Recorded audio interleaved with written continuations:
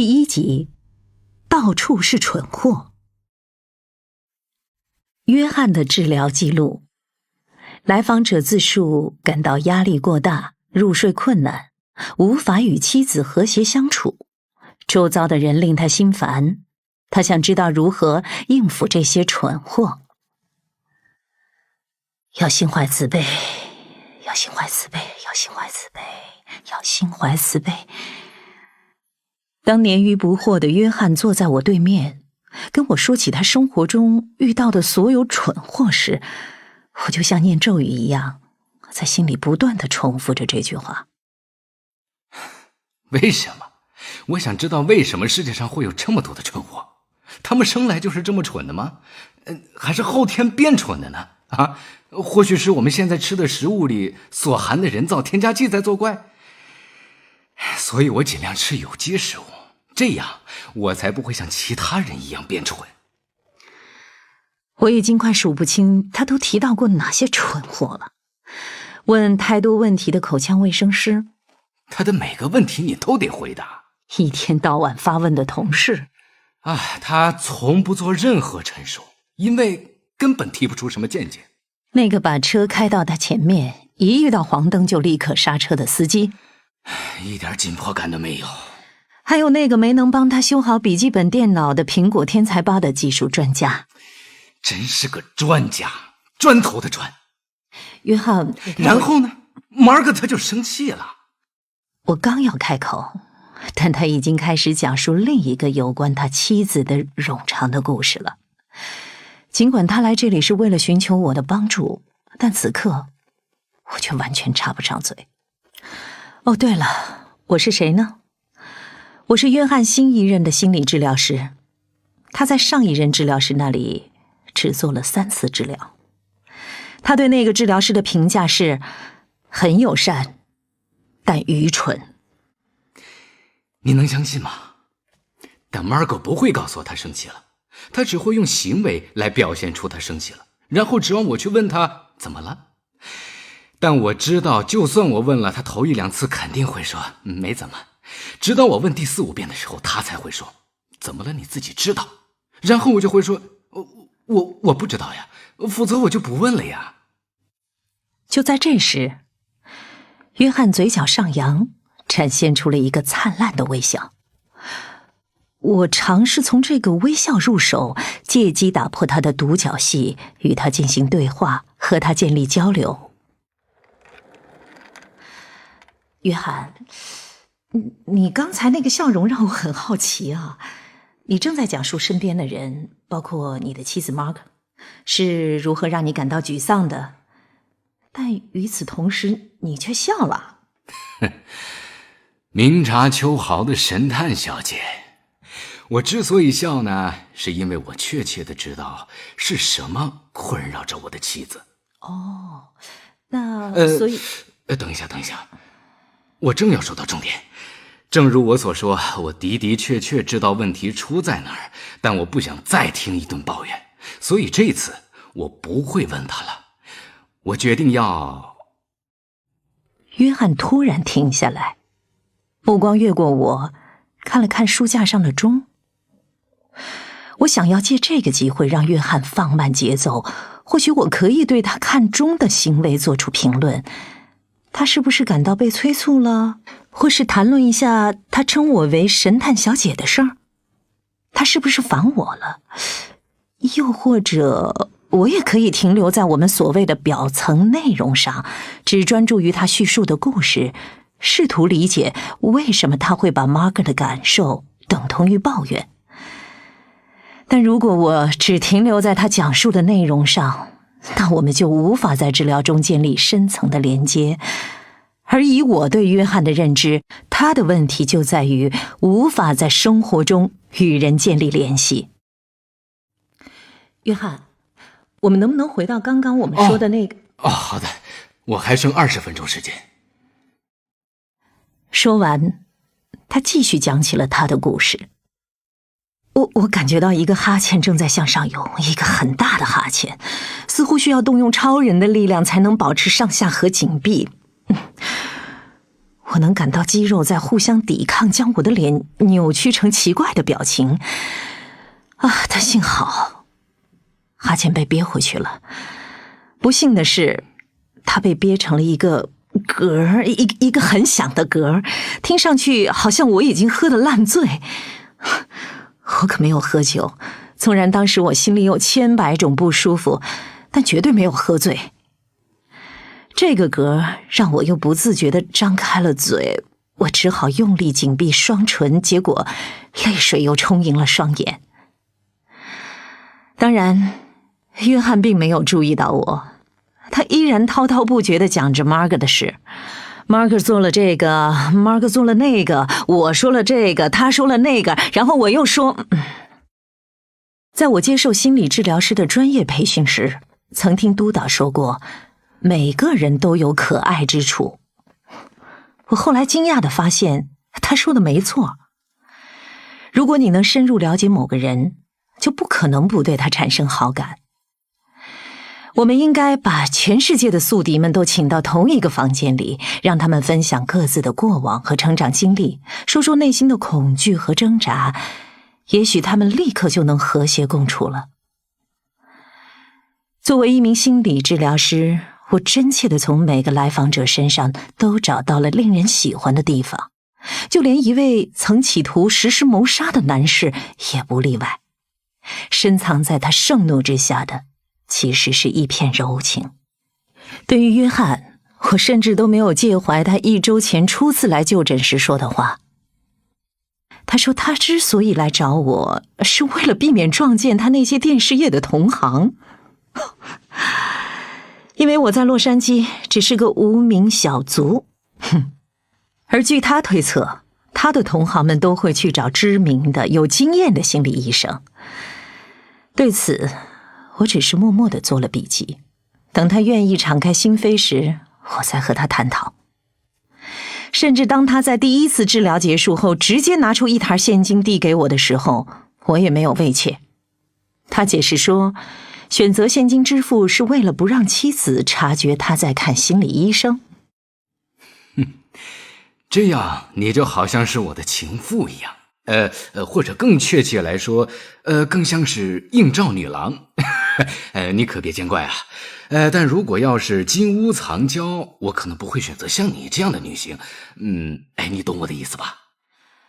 我确实没能懂他的意思。他嫌我不是金发碧眼的美女，不够年轻，牙齿不够白，不够亮。但以我的判断，约翰的此类言辞不过是他的防御机制，帮助他避免与任何人亲近，避免承认他也会需要别人。他站在门口向我告别。我的应召女郎啊，我呢以后每周都会到这里来，释放我压抑的挫败感，而且没有人会知道，是不是很有意思？我很想脱口而出，是啊，可有意思了。当我目送约翰大笑着走过走廊时，我仍坚信自己一定会慢慢发掘他的可爱之处。在他恼人的外表之下，一定会冒出一些可爱的，甚至是美好的特质，但那已经是上周的事儿了。今天他表现得完全像个混球，一个牙齿炫白的混球。要心怀慈悲，要心怀慈悲，要心怀慈悲。我继续默念着我的咒语，尝试把注意力重新集中到约翰身上。他正在讲述剧组里某个工作人员所犯的一个错误。在约翰的讲述中，那个人的名字就叫蠢货。就在这时，我突然意识到，约翰的咆哮听上去竟出奇的熟悉。这熟悉感并不来自他描述的情景，而是来自这些情景所触发的情绪。理所当然地将自己的不满迁怒于外界，在名为我无比重要的人生的现实情境剧中，拒绝承担自己的戏份。我了解这种感觉，沉浸在自以为是的愤慨中，坚信自己绝对正确，还觉得受尽了冤枉和委屈。事实上，这完全就是我今天的切实感受。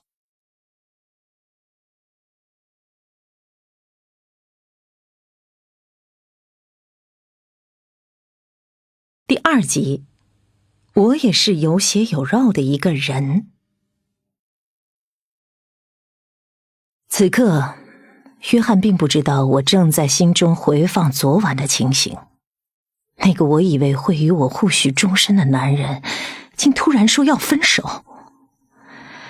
今天一天，我都在努力集中精神，把注意力集中在来访者身上。我只允许自己在治疗间隙的10分钟休息时间里哭了一会儿，然后在下一个来访者到来之前，小心翼翼地把哭花的眼妆擦干净。换句话说，如同我上次猜测约翰是在用遮掩和回避的方式处理他的痛苦，我也正在用同样的方法面对我内心的痛苦。作为心理治疗师，我十分了解痛苦。我知道痛苦总是和丧失紧密相连，但我还知道一些不太容易理解的事情，那就是变化也常常伴随着失去。无所失，则不得变。正因如此，人们常常说着要去改变，却依然驻足原地。要帮助约翰，我就得知道变化会令他失去什么。但首先，我必须厘清自己的问题，因为此时此刻，我满脑子都是男友昨晚的所作所为，他就是个蠢货。当我把目光再挪回约翰身上，不禁心生感慨，兄弟，我懂你。等等，作为读者，你或许在想，为什么作者要跟我说这些？心理治疗师不是应该把自己的私生活和工作撇清吗？他们不是应该像一块白板一样，把关于自己的一切都藏到背后吗？他们难道不应该是客观的观察者，甚至要避免直呼来访者的名字，就连在自己的思绪中也不行吗？除此之外，心理治疗师难道不该比任何人都更能保持健康的心态吗？一方面来说，确实是这样。在心理治疗室里，无论做什么都应该以来访者为中心。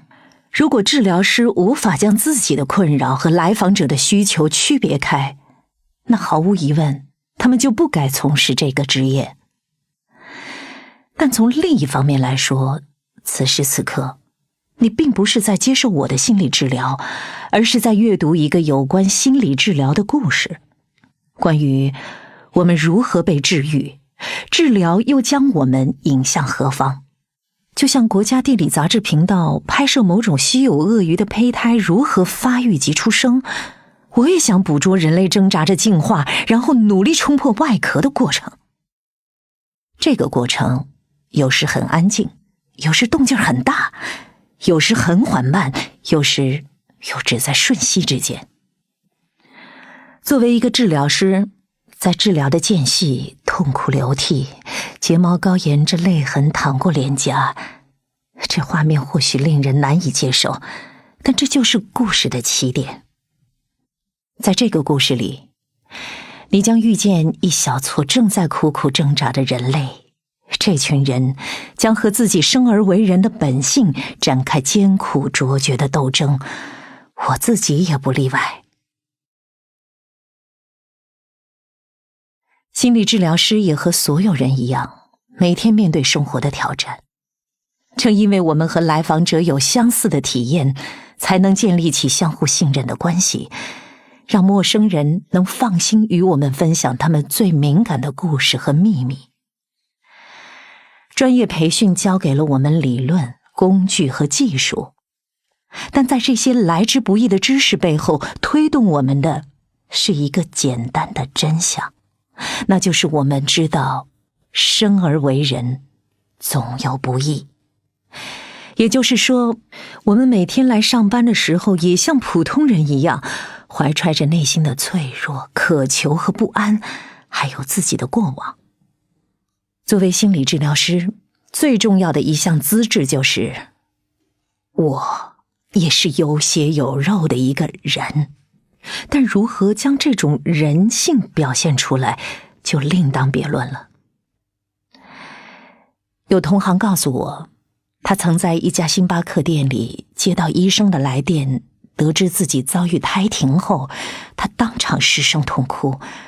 而这一幕刚好被他的一名来访者看到了，那名来访者当即取消了预约，而且再也没有回来找过他。我记得作家安德鲁·所罗门讲过一个故事，他在研讨会上遇到了一对夫妇，他们二人在同一天里分别跟安德鲁坦白自己瞒着对方在服用抗抑郁剂，也就是说，他俩在同一个屋檐下藏着同一种药。尽管我们的社会在不断开放，一些私密的话题也不再是禁忌，但关于精神层面的挣扎，人们却依然羞于启齿。谁能想象，一对夫妻都有胃病，却互相瞒着对方各自在服用胃药？我们几乎可以和任何人讨论我们的生理健康，甚至性生活，但只要一提及焦虑或抑郁，或是难以抑制的悲伤，对方看你的表情多半会是现在、立刻、马上，快跳过这个话题。但我们究竟在惧怕什么呢？这又不是你盯着某些黑暗的角落，只要一开灯就会出现一群蟑螂。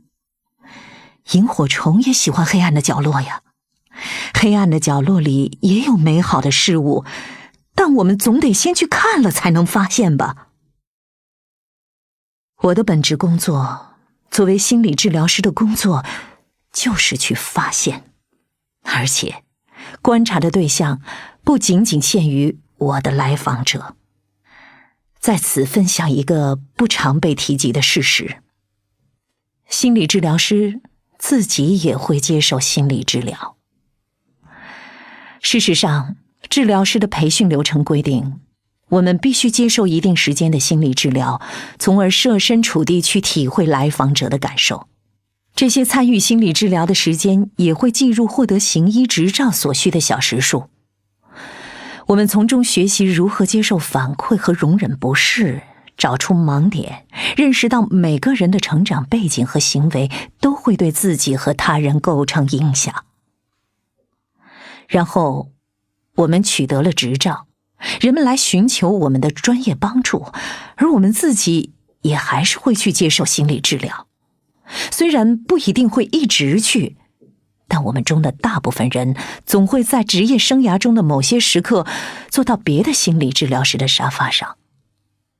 首先，我们也需要时不时找个地方倾吐工作对自己情绪的影响。另外，我们自己的人生也有波折，心理治疗能帮助我们与不时到访的心魔对峙。每个人都有自己的心魔，或大或小，或新或旧，或安静或吵闹，不管以什么形态出现，这些不速之客总会找上我们。既然连心理治疗师都有心魔，也就证明心理问题并不是少数人才有的问题。认识了这个事实，我们就可以尝试和自己的心魔建立一种新的关系，不再非要和内心那个引发困扰的声音争辩出个青红皂白，也不用再依赖酒精、暴饮暴食或是上网来麻痹我们的感受。虽然我的同事们也都把上网看作是最佳短效非处方类的止痛剂。心理治疗中一个很重要的步骤，就是帮助人们对自己当前的困境负责。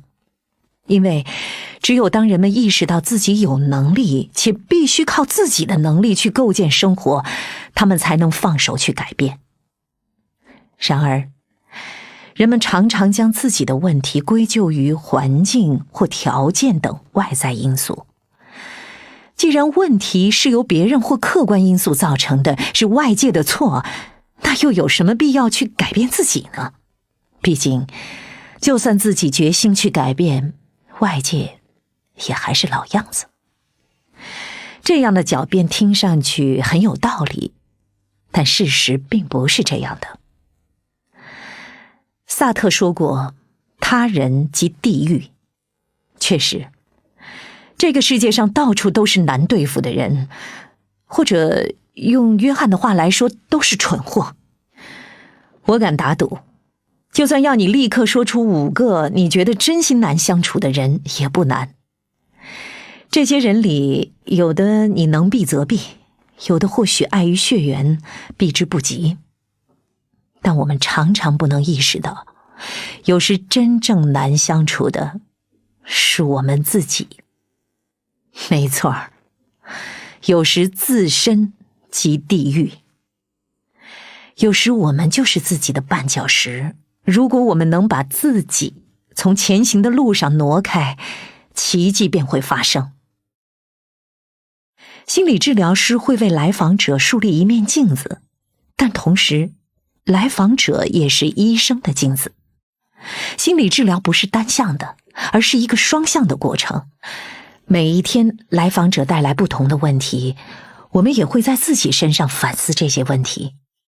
如果我们的反思能帮助来访者更透彻地看清自己，那我们也可以透过他们来更清楚地认识自己。这样的双向过程发生在我们为来访者提供心理治疗的时候，也发生在我们自己接受心理治疗的时候。我们是镜子，反射着对面正在反射我们的镜子，互相照见自己未曾发现过的自己。再说回约翰，今天我根本没顾上想什么镜子或反射，我只是觉得这真是棘手的一天，偏偏还遇上了一个棘手的来访者。在约翰之前，我刚刚接待了一个新婚燕尔却罹患癌症晚期的女士，这本来就够叫人难受了。更不巧的是，我的婚姻大计刚刚泡汤，头天夜里又几乎没睡。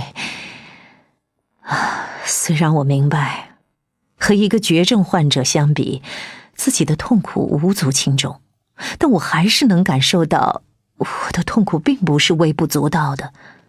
在我的内心，一场灾难正在酝酿成型。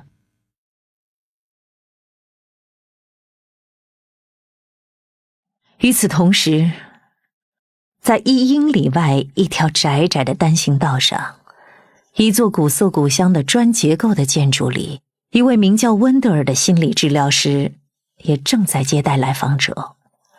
和我位于玻璃幕墙办公楼高层的办公室不同，温德尔医生的诊室紧邻着一个精致的花园式庭院，人们一个接一个地坐到他的沙发上，他们的遭遇或许和我的来访者大同小异。有些人已经在温德尔医生那里治疗了几个星期、几个月，甚至几年。我还没见过温德尔，事实上，我根本没听说过他，但这一切都即将改变。我即将成为温德尔医生的最新的来访者。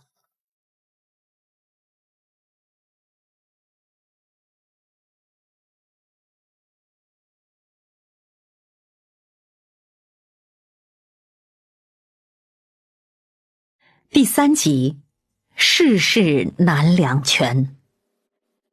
罗莉的治疗记录。来访者年过40，经历了一次意外的分手后，前来寻求治疗，自述希望通过几次治疗来度过眼前这个难关。一切都始于某个迫在眉睫的问题。从定义上来说，这个促使某人去寻求心理治疗的问题就是来访者的主诉问题。它可能是一次惊恐发作，一次失业，一个生命的离世或者诞生，可能是在一段关系中遇到了挫折，或是无法做出重大的人生抉择，也可能是一段时间的抑郁情绪。有时候，主诉问题也可以很笼统，只是一种被困住的感觉，或是虽然说不清楚，但总觉得哪儿不对劲。不管那个问题是什么，既然它迫在眉睫，那就意味着问题的主人已经走到了人生的转折点。是向左还是向右呢？是尽力维持现状，还是迈入未知领域呢？丑话说在前头，就算你选择保持现状，心理治疗师也总会把你带入未知的领域。但事实上，当人们开始第一次心理治疗时，他们并不在乎什么人生转折点，他们只是希望得到解脱。他们想从那个迫在眉睫的问题说起，向你讲述自己的故事。接下来，就让我告诉你男友事件是怎么回事儿。我要说的关于男友的第一点就是，他是一个极有风度的人。他友善、慷慨、幽默、睿智。他会在没事的时候逗你笑，也会在半夜2点开车去药店给你买你等不及就要用的抗生素。如果他刚好在逛超市，会发消息问你需不需要买些什么。如果你说只需要一些洗衣液，他还会顺手带回你最喜欢吃的肉丸，还有20罐枫糖浆，好搭配他亲手做的华夫饼。他会把这些糖浆从车库搬到厨房，把其中19罐整齐地码放在你够不着的高柜子里，然后留下1罐放在台面上，方便你早上取用。他还会在你的书桌上留下爱心纸条，外出时牵着你的手为你开门。他也从不抱怨被你拉去参加家庭聚会，因为他真心喜欢和你的家人相处，就连那些爱打听的或上了年纪的亲戚，他也不嫌弃。他会无缘无故从亚马逊网上订1整箱的书给你，因为他知道对你来说，收到书就像收到花一样开心。到晚上，你们会蜷成一团，给对方大声朗读书中的段落，中间要是暂停一会儿，也只是为了亲热一阵。有时你沉迷于追剧，他会给你按摩脊柱上轻微侧弯的那个部位，他要是停了下来，只要你推推他，他就会接着给你按摩。当然，这舒适的享受也就只能再维持个60秒，然后他就会趁你不注意悄悄溜走。当然，你也只是假装没注意。你可以把他的防晒霜用个精光，他说上半句你能接下半句，他会用心地听你说你一天中遇到的事，日子长了，他就像你的私人传记作者，比你自己还了解你的生活。这些描述是不是听上去一边倒？确实，一个故事有许多种不同的讲法。要说在行医之路上我学到了什么，那就是大多数人都是心理治疗师口中不可靠的故事叙述者。不是说他们有意要误导别人，只是每个故事都有许多条线索，人们总是避开那些与自己观点不吻合的线索。而来访者自述中所谓绝对真实的部分，也不过是基于他们在那个当下的观感。让一个热恋中的人描述他的另一半，在这一段爱侣离婚之后问他同样的问题，每次你都只能听到故事全貌的一半。而以上我对男友的描述就是好的那一半。以下请听坏的一半。某个工作日晚上10点钟，我俩躺在床上聊天。我们刚决定周末要去看哪部电影，好提前买票。就在这时，男友陷入了迷之沉默。哎，你累了吗？我们都是40多岁的单身职场父母，平时因疲惫而陷入沉默也不奇怪。即使不是在精疲力尽的时候，两人只是静静地坐着，也感觉很放松。但今晚不同，如果沉默能被人听见，那今晚的沉默肯定非同一般。如果你经历过爱情，你就会懂我说的这种沉默。这种沉默震动在只有你的另一半才能感知的频率上。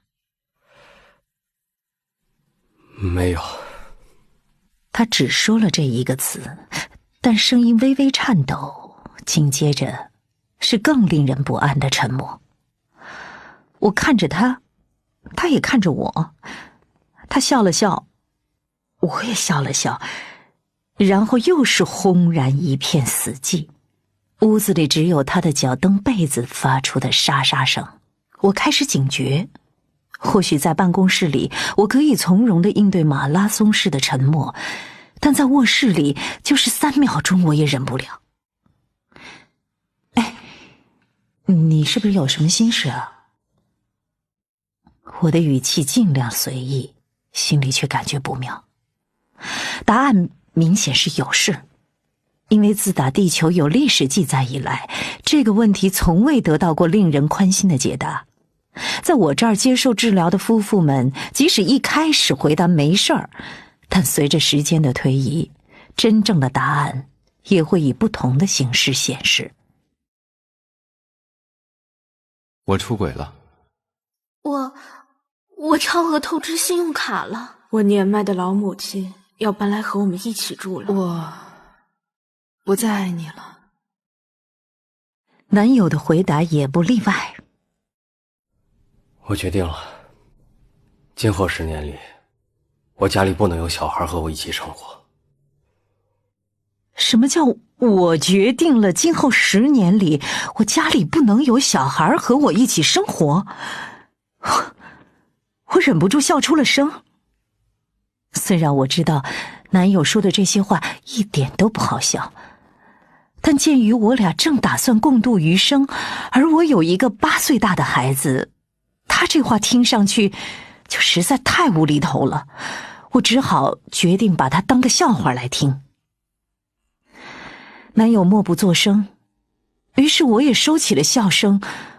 我看着他，他却望向别处。你到底在说什么？什么叫今后10年都不能跟小孩一起生活？我很抱歉。抱歉什么？你是认真的？你不想一起过了？他解释说，他其实很想和我一起，但现在他的孩子们马上就要离开他去读大学了，他这才意识到他不想再等10年才能重获自由。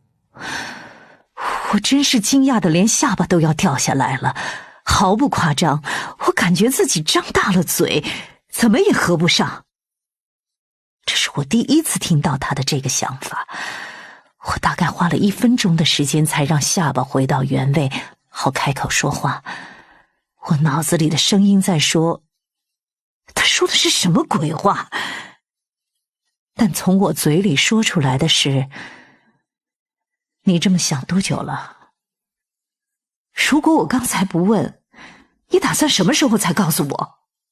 我也不知道，我只是一直没找到合适的时机来跟你谈这件事儿。当我的心理治疗师朋友们听到这里，会马上把它诊断为回避型人格，而当其他的朋友们听到这儿，会立刻把它归类为渣男。我又回想了一下整件事是多么荒谬，因为5分钟前我们才挑好了周末要去看的电影，我们本来周末要一起过的，要一起看电影的，紧接着是更多的沉默。我感觉自己是在从上帝视角俯视着这一切，目睹一个神志不清的自己以惊人的速度经历了哀伤的5个阶段：否认、愤怒、讨价还价、抑郁、接受。如果我把它看成笑话，是在否认；问男友你究竟打算几时跟我说，是愤怒，那我现在要进入讨价还价的阶段了。我要怎么解决这个问题呢？也许我可以多承担一些照看孩子的责任，或许我们可以每周多安排一晚过2人世界。男友摇了摇头，他说他那2个即将上大学的孩子不会在清早7点就起床玩乐高积木，他非常期待重获自由，他想要悠闲地享受周末的早晨。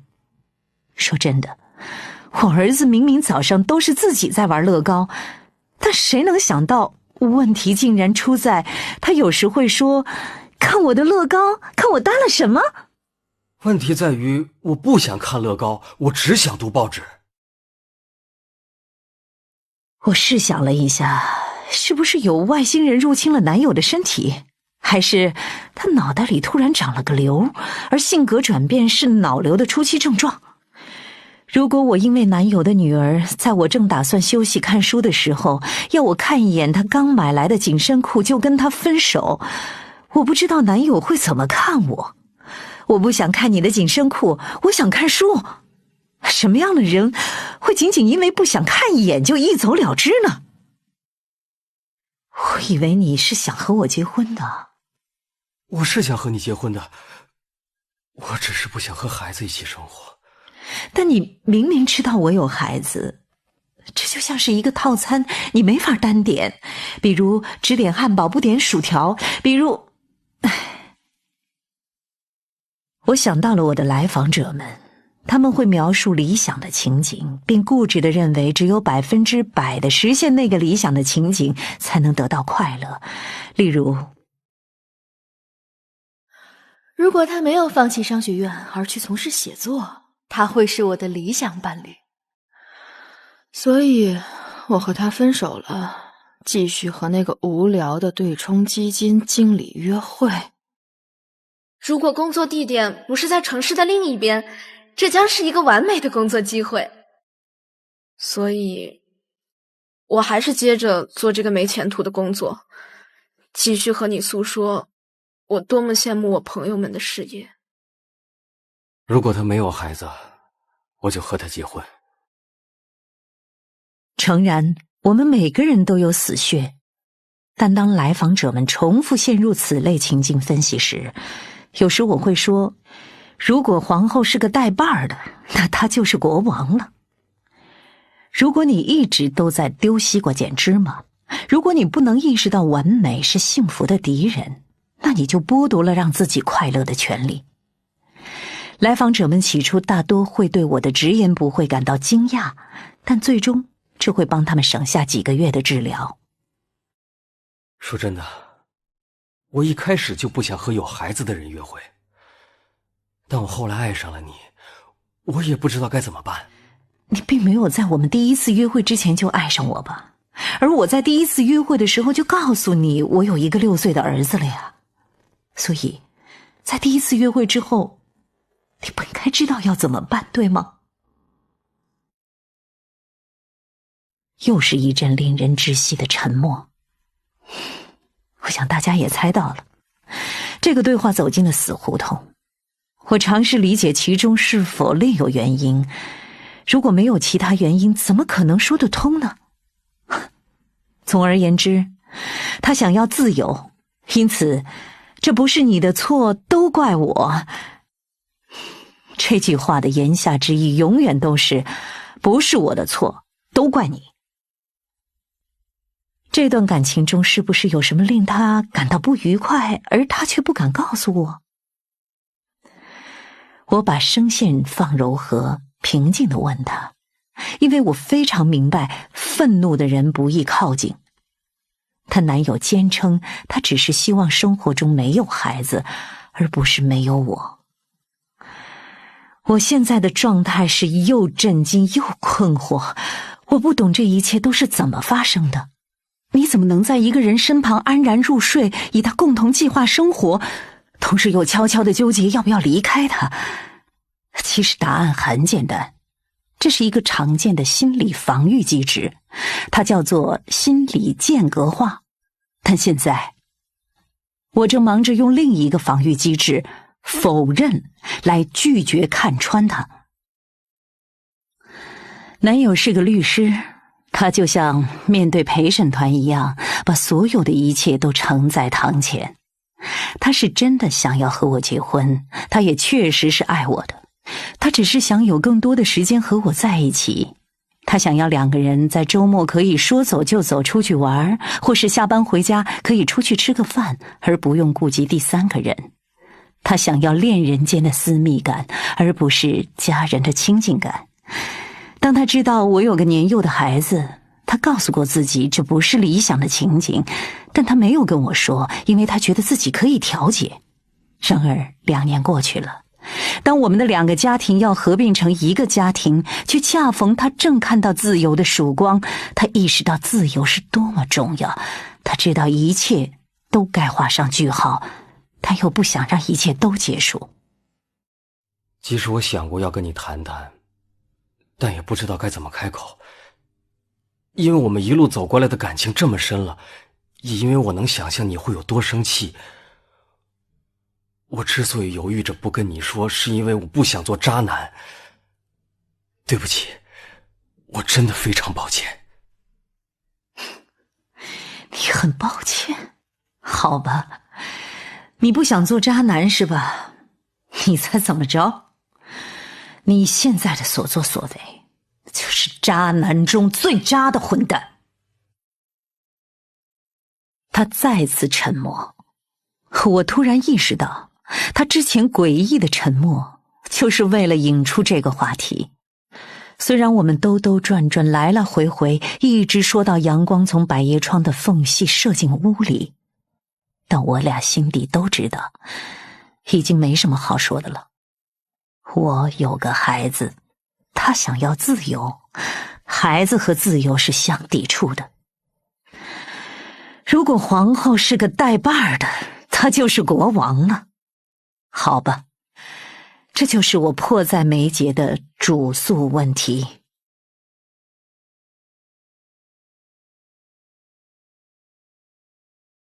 第4集，每次走一步。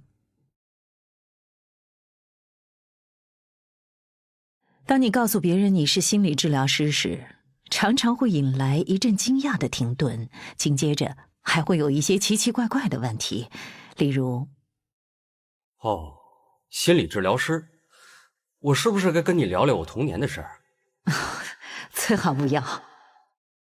你能不能帮助我处理婆媳关系？应该可以。你会对我进行心理分析吗？我为什么要在这儿做这些事呢？如果我说我是一个妇科医生，你会问我要不要当场给你内诊吗？但其实我能理解大家为什么会有这样的反应，归根结底还是因为害怕被剖析，害怕被识破。人们就像是在说，你会发现我精心掩饰起来的不安吗？你会看到我的脆弱吗？你会不会识破我的谎言，看到我羞于见人的一面？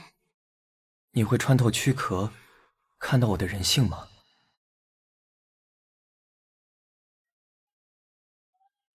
在烧烤聚餐或晚宴聚会上，我惊讶地发现和我交谈过的人们通常不会期待再见到我，同时我也惊讶于自己总能礼貌地回避众人。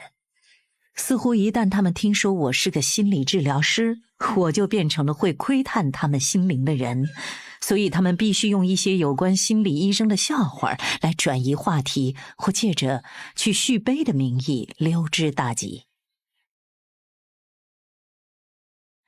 不过有时人们也会问更多的问题，比如你平时都接待什么样的人？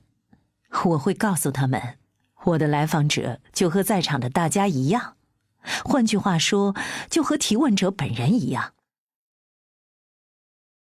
有一次在国庆节的聚会上，我告诉一对好奇的夫妇，有不少夫妇会来我这儿进行伴侣治疗。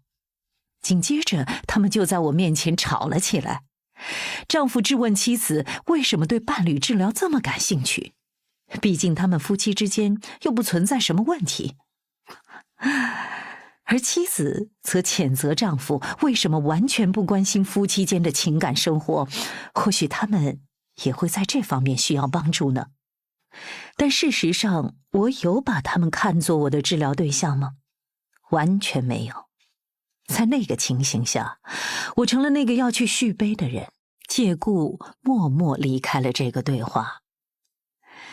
心理治疗之所以会引发各种奇奇怪怪的反应，是因为某种程度上它就像成人电影，两者都涉及某种层面上的赤裸，也都有可能令人感到紧张刺激，两者都有数以百万计的用户，并且大多数用户都在秘密使用。尽管各种统计都在尝试量化参与心理治疗的人数，但由于接受心理治疗的人很多都否认这个事实，所以数字应该不够准确。但就算这个数字被少报了，也依然很高。每年都有差不多3000万美国成年人坐到心理治疗师的沙发上，而美国还不是全球心理治疗最发达的国家。在此分享一个有趣的事实，全球心理治疗师人数占总人口比例最高的国家依次是阿根廷、奥地利、澳大利亚、法国、加拿大、瑞士、冰岛，然后才是美国。你可能会认为，既然身为心理治疗师，在经历了男友事件之后的那个早上，我或许也会去找个心理治疗师接受治疗。我工作的地方有10几个心理治疗师，我们那栋大厦里到处都是心理治疗师，而我自己也参加了好几个督导小组。治疗师们会定期聚会讨论自己的个案。我在心理治疗师这个圈子里已经混得很熟了，但鉴于现在我全程胎儿一般动弹不得，心理治疗并不是我当下的首选。趁我儿子还没醒来，我躺在床上给认识最久的朋友 Allison 打电话，讲述了男友的故事。他简直就是人渣，摆脱他也好，什么样的人才能做出来这种事儿啊？不止伤害了你，还伤害了你的小孩。就是啊，什么人会做得出这种事情呢？我们大概花了20分钟时间批判男友。在经历痛苦的最初阶段，人们总是倾向于抨击他人或自己，让怒火向外或向内转化。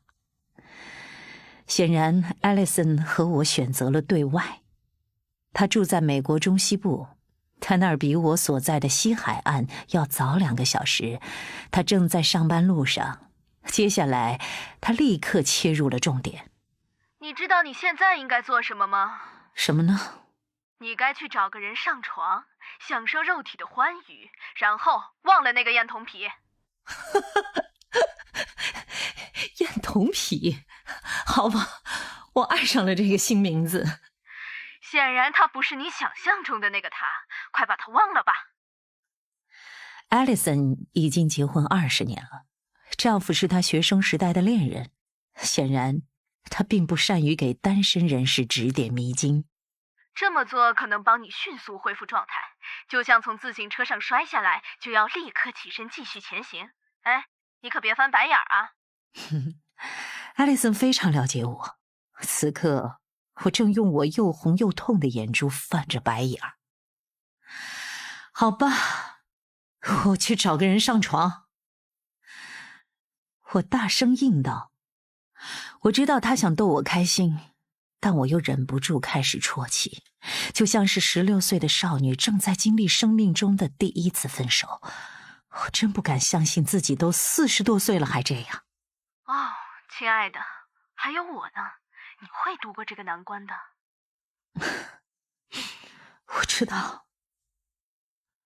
我这么说着，同时却在心中异样的否定自己。罗伯特·弗罗斯特的诗里有一句常常被人引用：唯一的出路就是向前，穿过它。要到达隧道的另一边，只能一往无前地穿过它，迂回绕道并不是出路。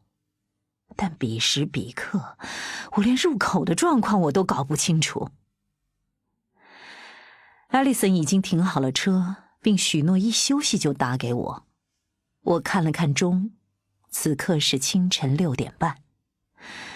我又接着打给另一个朋友简，他也是心理治疗师，他的诊所在城市的另一头。电话只响了1声，他就接了起来。我听见她的丈夫在电话那头问她是谁打来的。简轻声答道：“应该是 Lolly。”她一定是看到了来电显示，而我正在嚎啕大哭，都没顾得上出声打招呼。如果不是有来电显示，她可能会以为是个疯子在恶作剧。我调整了呼吸，告诉她事情的经过。她听得很仔细，并不断重申他认为这难以置信。我们也花了差不多20分钟时间来批判男友，然后我听到他女儿走进房间，说要早点去学校参加游泳训练。我午餐时再打给你。我觉得这事情不会这么简单就结束了，一定另有蹊跷。除非他是反社会人格，不然这完全不符合我在这2年里所看到的他。一点没错，所以他一定就是反社会人格。如果是这样的话，我有个不错的人选可以介绍给你，绝对不是恋童癖。过几个星期，等你缓过来了，我来介绍你们认识。这对话的荒谬差点令我破涕为笑。在刚分手没几个小时的这个当下，我最需要的是有人在痛苦中陪伴我，但我也知道看着朋友痛苦挣扎却又无能为力是多么令人难受的一件事。陪伴你经历痛苦是少数只有在心理治疗室这种受到保护的空间里才能经历的体验之一，很难在这一特定的情景之外重现。无论施与受都很难，即使对2个心理治疗师来说也是如此。当我们挂断电话，我思考了一下简所讲的过几个星期这个说法。我真的在几个星期后就能去和别人约会了吗？我想象了一下自己去和一位友善的男士约会，他正努力为初次约会制造话题，无意间却提到了某件事，让我想起了男友。我很肯定，几乎任何东西都可以让我回想起男友，然后我一定会忍不住流眼泪。初次约会就流眼泪肯定是件扫兴的事儿，而作为一个心理治疗师，在第1次约会时哭，不仅扫兴，更会引起恐慌。话说回来，我现在的精力只够应付眼前的事儿，当下只能先迈出第1步，再走下一步。当我面对那些正在经历严重的抑郁症的患者，我就会跟他们这样说：想象浴室就在前面，离你只有5步之遥，你看得到却过不去。这时就要先迈出第1步，再走下一步，不要一次去想5步，一次只迈好1步，迈好了这1步，再去走下一步，你终究会到达浴室的。同理，我也能成功地迈向明天，迈向明年，一步一个脚印。他们或许无法想象抑郁症状能在短期内缓解，但其实他们根本不需要去想。去做一件事儿，再让这件事儿驱使你去做另一件事，用一个良性循环来替代一个恶性循环。大多数巨大的转变都是靠我们用数百个微不足道甚至难以觉察的一小步累积而来的。1步之中蕴含着许多可能性。我打起精神叫醒儿子，为他准备早餐，打包他的午餐，和他交谈，把他送去学校，然后开车去诊所，全程都没有掉过一滴眼泪。我能做到的。坐电梯到办公室的途中，我心想，迈出第1步，再走下一步。我就像专注于每一次时长50分钟的心理治疗。我走进诊所，在走廊上跟同事们打招呼，拿钥匙打开诊室的门，完成每天要做的一系列事务，把随身物品放到一边，把电话调成静音，取出病历，然后把沙发上的靠枕拍拍松。接下来，不同往常的是，我坐在平时给来访者准备的位子上，看着空荡荡的医生椅，从这个角度打量着自己的诊室，有一种奇异的舒适感。我就坐在那儿，直到门边的绿灯闪烁，提示我今天的第1位来访者已经到了。我准备好了，我想先迈出第1步，再走下一步。我会没事的。只是我并不是真的没事。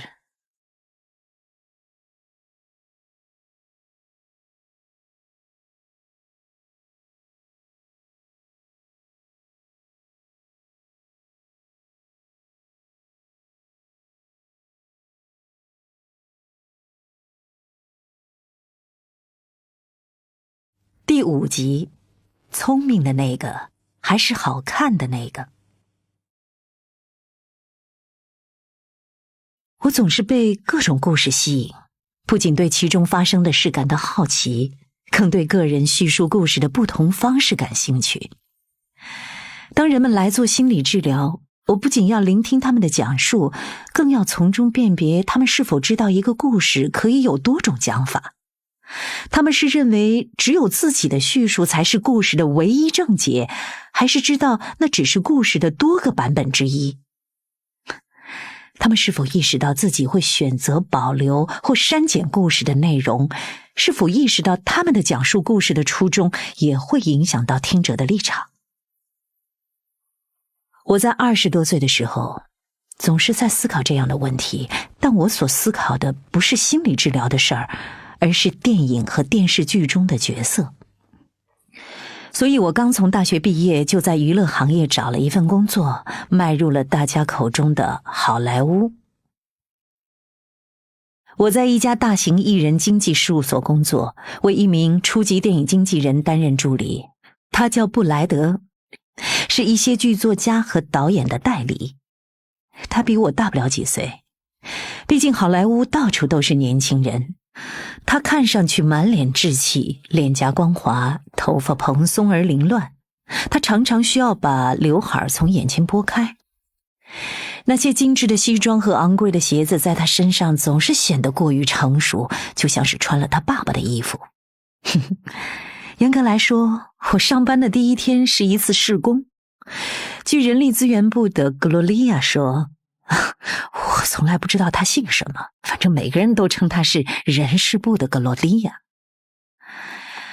布莱德在应聘助理的候选人中选定了2名最终入围者，我俩要各来工作1天，以考核实际表现。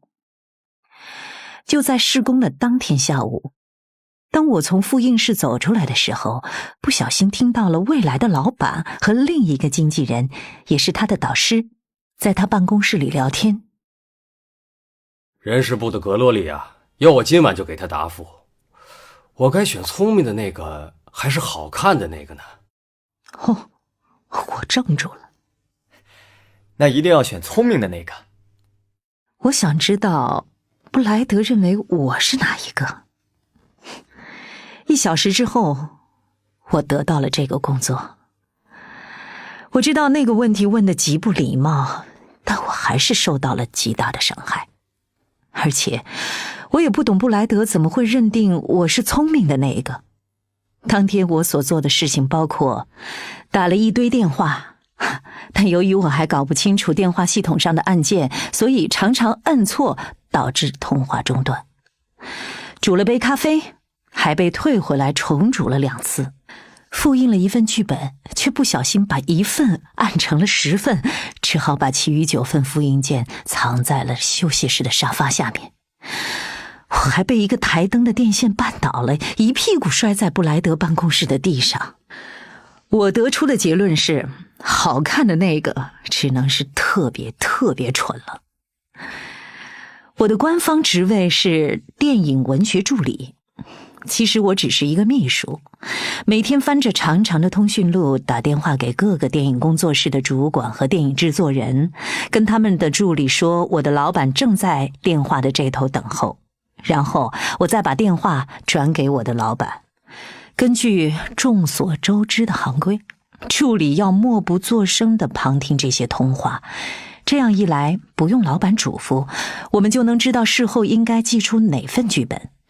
有时通话的各方也会忘记我们的存在，于是我们就会听到老板的知名友人们的各种劲爆八卦，例如谁和对象吵架了，或是哪个工作室高管马上就要秘密地拿到一份大制作的合约。如果我老板要找的人没空接电话，我就会给他留言，再接着打给通讯录上几百号人里的下一位。有时我会根据指示很有技巧的在不合时宜的时间回复一些电话。在好莱坞，如果你想故意联络不到谁，那就在早上9点半之前打电话，因为没有人会在10点钟之前上班。说白了，大家只有到午饭时间才会出现。虽说电影行业光鲜亮丽，布莱德的名片盒里装满了我仰慕已久的人的电话和住址，但一名助理所做的工作正是光鲜的反面。作为助理，你要端茶递水，为老板安排理发和美甲，取回干洗的衣物，屏蔽他们父母和前任的来电，复印和传送文件，把汽车开去送修，担任私人跑腿，还得确保每次开会都备好了冰镇的瓶装水。即使会上有你做梦都想见的编剧或导演，你也不能跟他们说一句话。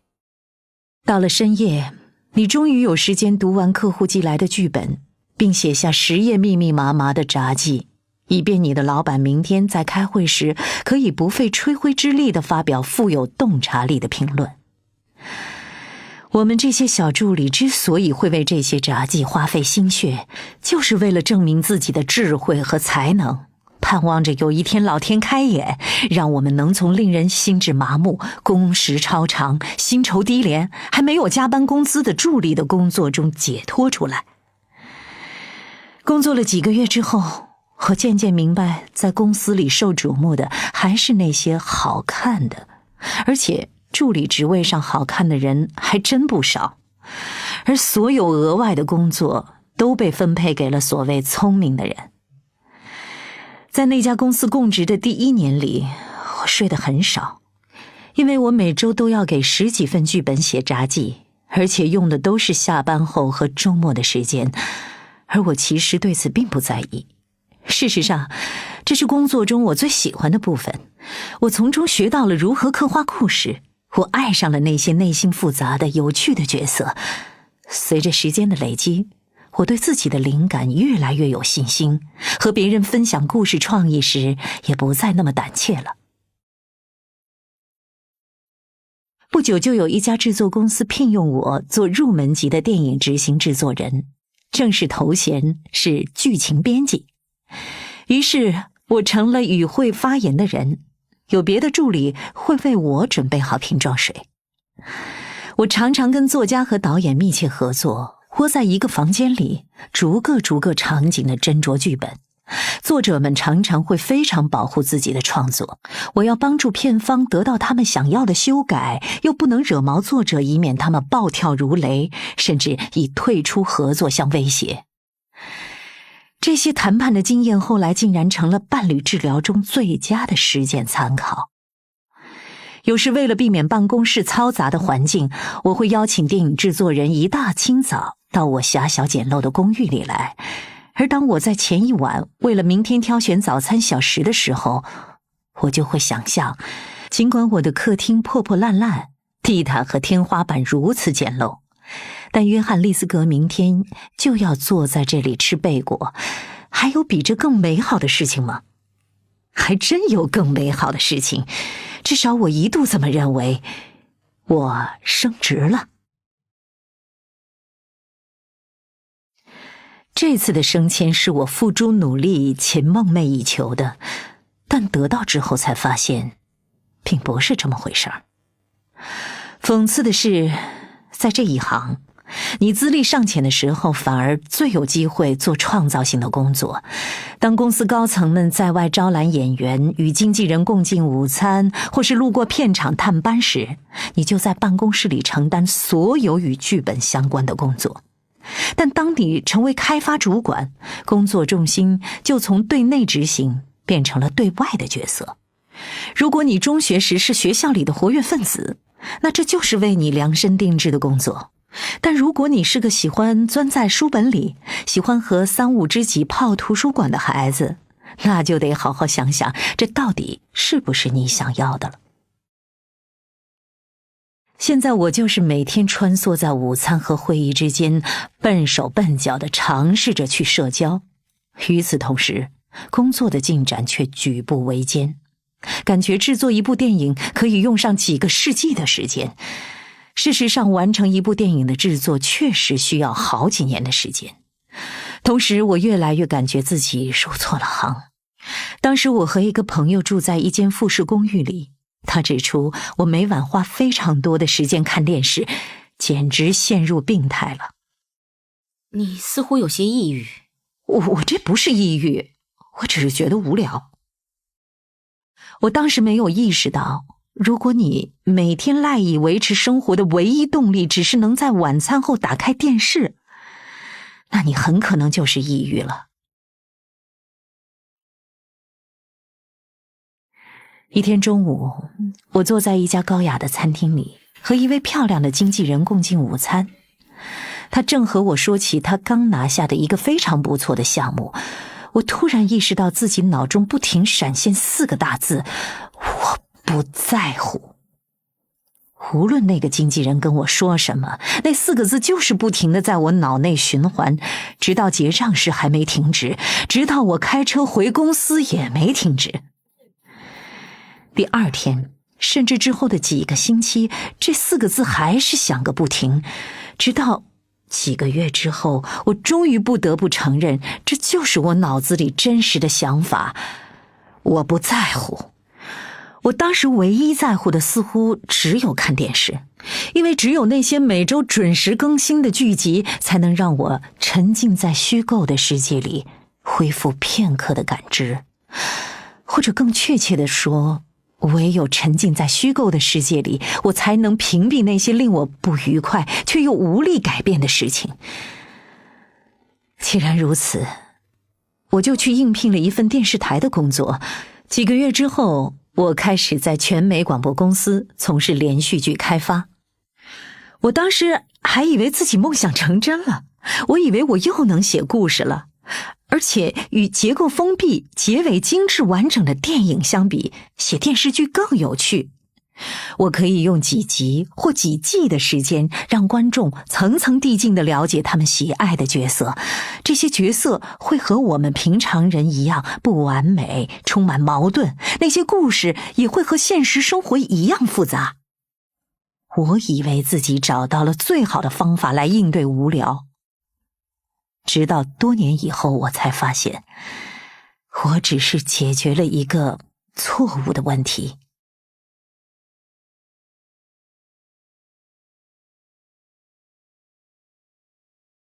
第6集，练瑜伽不如躺着。朱莉的治疗记录。33岁的大学教授，在蜜月旅行后查出罹患癌症，故前来寻求帮助。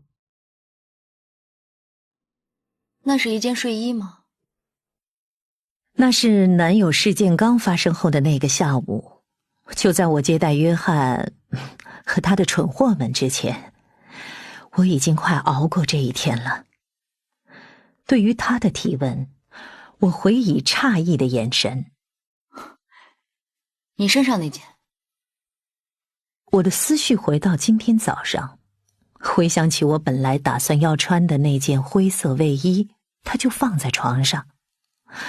我心头一沉，突然意识到卫衣旁边是我去洗澡前脱下来的灰色睡衣，而当时的我正经历分手后的恍惚。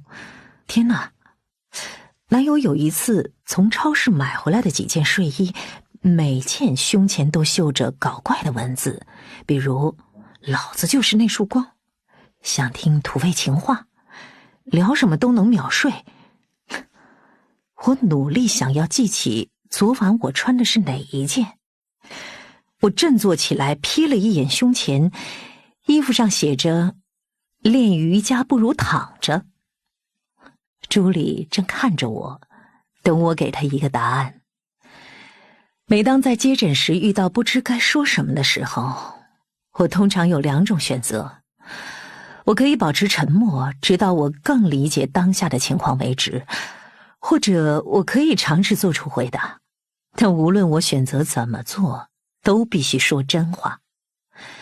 所以在面对朱莉的问题时，我想过回答我在练瑜伽，而这只是一件普通的 T 恤，不过，这样的话我就说了2个谎。朱莉参加的正念癌症康复项目中包括练习瑜伽，如果她跟我谈论起一些瑜伽体式，我就得继续说谎，以显得我很熟悉这些术语，或者我就得承认我撒了谎。我记得在培训期间，有一个实习医生曾经告诉来访者，他将有3个礼拜不在诊所。来访者问他要去哪儿。我要去夏威夷。是去度假吗？是的。这个假期可真长呀。他回答，但实际上他是去结婚，再加2周的海岛蜜月。但实习医生当时认为结婚是过于私人的话题，于是他避而不提，把关注点放在来访者的评论上。错过3周的治疗会对他来说有什么影响？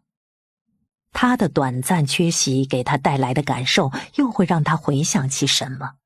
或许探索这2个问题都会让治疗有不少收获。但若是去探索来访者那个评论背后隐藏的间接问题，或许也会收获颇丰。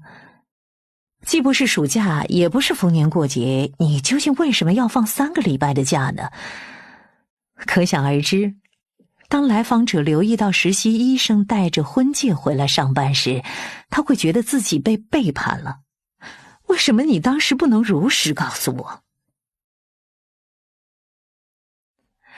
再回头想，实习医生宁愿自己当时说了实话，让来访者得知自己的婚讯又会怎么样呢？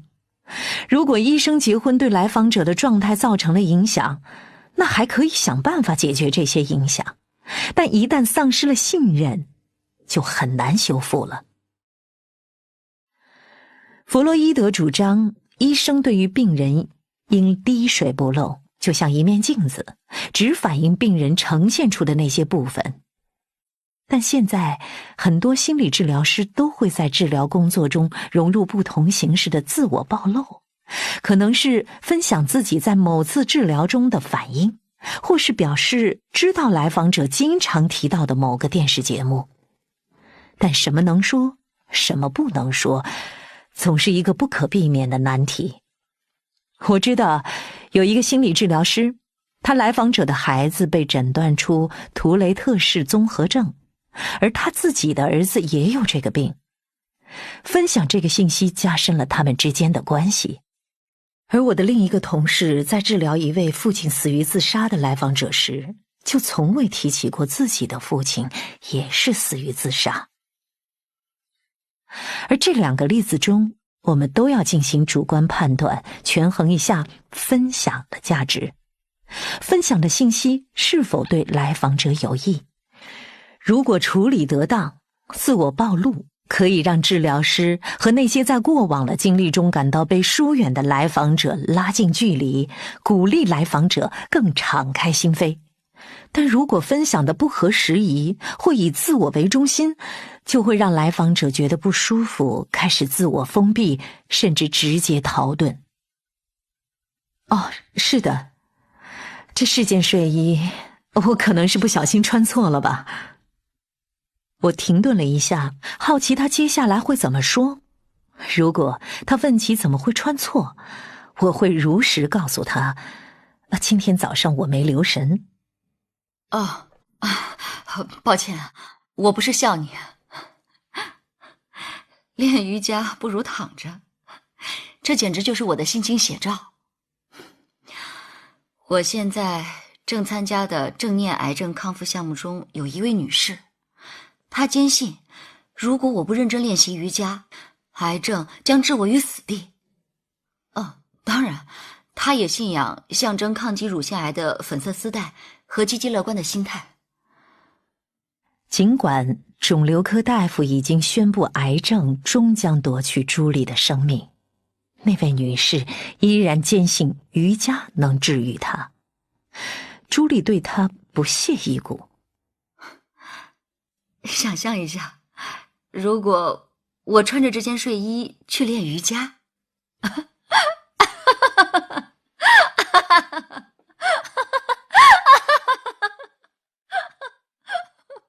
他笑到完全失控，刚收住一阵儿，又爆发出另一阵大笑。自从朱莉被宣判死刑之后，我就没见他笑过了。这应该就是他以前的样子。他把自己患癌症之前的日子戏称为癌症元年之前。那时的他快乐健康，和即将成为她丈夫的男友坠入爱河。他的笑声就像一首歌，富有感染力，让我不由得也笑了起来。我俩都坐在那儿笑着，他笑那位圣母女士，我笑我自己穿错衣服，笑两个悲情的女人表里不一的状态。朱莉发现自己癌症症状时，正在大溪地的海滩上和丈夫亲热，不过她当时并没有怀疑那是癌症。当时她的乳房有点疼痛，后来在淋浴的时候，那个疼痛的地方感觉有些异样，但她之前也有感觉异样的状况，而妇科医生经过检查之后，总会告诉她那只是腺体在生理期的正常变化，所以她当时以为自己或许是怀孕了。她和新郎麦特在一起3年了，俩人说起过一结婚就要生儿育女，而且婚礼之前的几周里，他们都没有采取避孕措施。此外，现在怀孕也正是时候。朱莉刚刚拿到大学的终生教职，这代表着在多年的艰苦努力工作之后，她终于有机会喘口气儿了。现在，她可以有更多的时间照顾自己的兴趣，跑跑马拉松，爬爬山，为她的小侄子烤蛋糕。她也终于有时间考虑结婚生子了。朱莉在蜜月回来之后，就用验孕棒验证了自己的怀疑。当她和麦特分享这个好消息时，麦特一把抱起她，在房间里转圈圈。当时电台里正在播放《走在阳光里》，他们当即决定这首就是属于他们小宝贝的歌。他们激动地去找产科医生做第1次产检，但当医生摸到朱莉在蜜月时注意到的腺体时，她的笑容渐渐消失。应该没什么事儿，但还是让我们查清楚吧。事实并不是没什么事儿。年轻、新婚、怀孕，没有家族遗传乳腺癌史的朱莉，无情地被宇宙中的小概率事件击中了。她挣扎着尝试，同时挨过癌症治疗和妊娠期，却发现自己流产了。朱莉就是在这个时候来到我的诊所的。鉴于我不是一个专攻癌症病人的心理治疗师，这是一次颇为不同寻常的转介。但我在这方面的经验不足，正是朱莉选择我的原因。她告诉她的医生，她不想要癌症组的心理治疗师，她想要感觉自己是正常人，还在正常的参与生活。而且医生似乎也坚信她在手术和化疗之后会好起来，所以他想要把心理治疗的重点放在如何熬过治疗期，同时过好新婚生活。试想一下，我的新婚回礼贺卡上该写些什么呢？非常感谢你送的可爱的大碗。化疗呕吐时，我会把它放在床头，以备不时之需。治疗非常残酷，但朱莉的病情有所好转。在医生宣布她肿瘤消失的那一天，她和麦特以及他们最亲密的朋友和亲人一起乘坐了一趟热气球。那是夏天开始的第1周，当俩人手挽手在1000英尺的高空欣赏日落的时候，朱莉不再像治疗时那样感到被世界抛弃了。现在的她感觉自己很幸运。是的，她经历了地狱，但一切都已经过去了，未来在向她招手。再过半年，她会再做一次最终检查，为治疗画上句号。这意味着她又可以备孕了。那天晚上，我梦见自己已经60多岁了，怀里抱着我的第1个孙子。朱莉的精神状态很好，我们的任务已经完成了。在热气球之旅和最终检查之间，我没再见过朱莉。不过倒是开始有其他癌症病人通过朱莉的肿瘤医生介绍打电话到我这儿。生活中我们能掌控的其实原本就不如自己想象的那么多，但面对病痛才是最叫人无能为力的事。无论是面对生活还是面对一次治疗，人们绝不愿意去想象的是，即使自己把所有该做的都做对了，还是有可能抽到一支下签。但如果最坏的情况真的发生了，你唯一能做的就是以自己的方式面对厄运，而不是听从别人的意见。我想让朱莉沿着自己选择的路去走，况且以我贫乏的经验，也不知道应该怎么办，但似乎这么做对她起到了帮助作用。不管你用的是什么方法，反正她看上去对结果很满意。朱莉的肿瘤医生说，我知道那不是我的功劳，我做的最有价值的事不过是努力让她保持本性。而这个原生态的朱莉之所以能坚持到现在，仅仅是因为我们在治疗中根本没有去考虑死后的事，而是在谈论化疗后要戴假发还是裹头巾，如何处理性生活，以及如何在术后管理体型。我帮助他想清楚要如何经营婚姻，处理和父母的关系，如何面对工作，就和我帮助其他来访者没有两样。然后有一天，我听到了朱莉的电话留言，她需要马上见我。她是第二天一早来到诊室的，面色铁青。那个本该证明她痊愈的最终检查，却发现了另一种罕见的癌症，是与原发癌无关的新的病灶。医生断言这次癌症终将夺走她的生命，可能是1年，可能是5年，如果奇迹出现，也可能是10年。当然，医生们会尝试实验性的治疗，但毕竟只是实验性的。你会陪着我，直到我死去吗？每当有人提及死亡，大家总是倾向于彻底否认这个问题。我的本能反应也一样。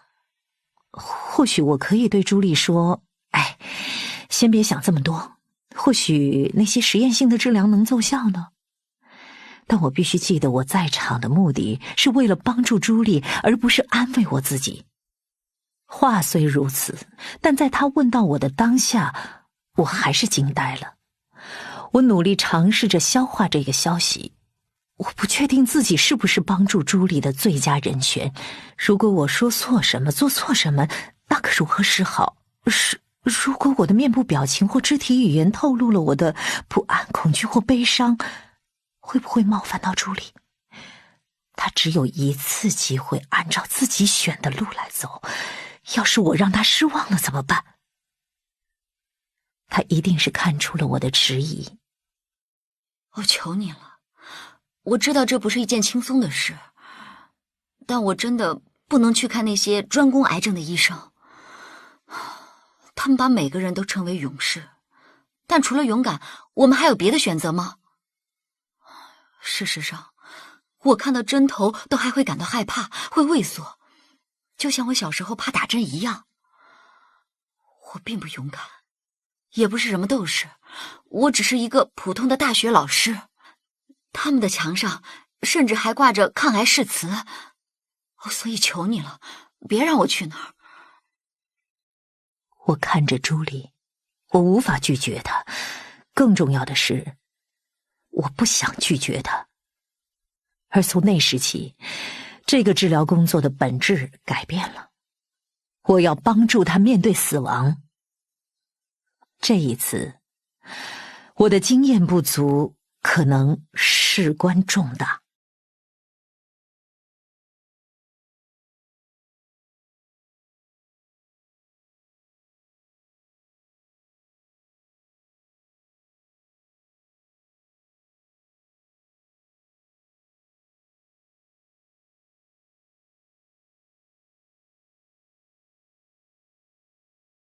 第7集，也许你该找个人聊聊。也许你该找个人聊聊，你要找一个你不必扮演心理治疗师的地方，你要找一个能让你完全释放的地方。在我和男友分手2个星期之后，简向我提出了这样的建议。他打电话到我的诊所，问我状况如何。我从办公室门旁边的镜子里观察我自己，我一直都用这面镜子来检查仪容。如果我在休息时吃了东西，我会在接待下一个来访者之前照一照镜子，检查一下牙齿上有没有沾着口红。镜子里的我看上去很正常，但实际上我感到又晕又迷茫。不过这并不影响我接待来访者，老实说，那对我来说倒是一种解脱，让我有整整50分钟逃离自己的生活。但在治疗之外的时间，我正渐渐地迷失自己。事实上，随着日子一天天过去，我的情况非但没有好转，反而变得更糟。我睡不着，也无法集中精神。自从分手以后，我有一次把自己的信用卡落在了超市里，还有一次加完油，油箱门都没有关，就从加油站开车走了。我还从车库的台阶上摔了下来，把膝盖都摔紫了。我感觉胸口阵阵绞痛，就像心被碾碎了，但同时我知道它并没有碎，它比任何时候跳得都快。而持续过速的心跳也是焦虑的症状之一。我一直纠结于男友的心态，我猜他过得平静而从容，而我却在深夜里躺在卧室的地板上对他念念不忘。然后我又开始纠结，我想念的是不是他，还是我根本都不曾真正的认识过他？我想念的是真正的他，还是我想象中的他？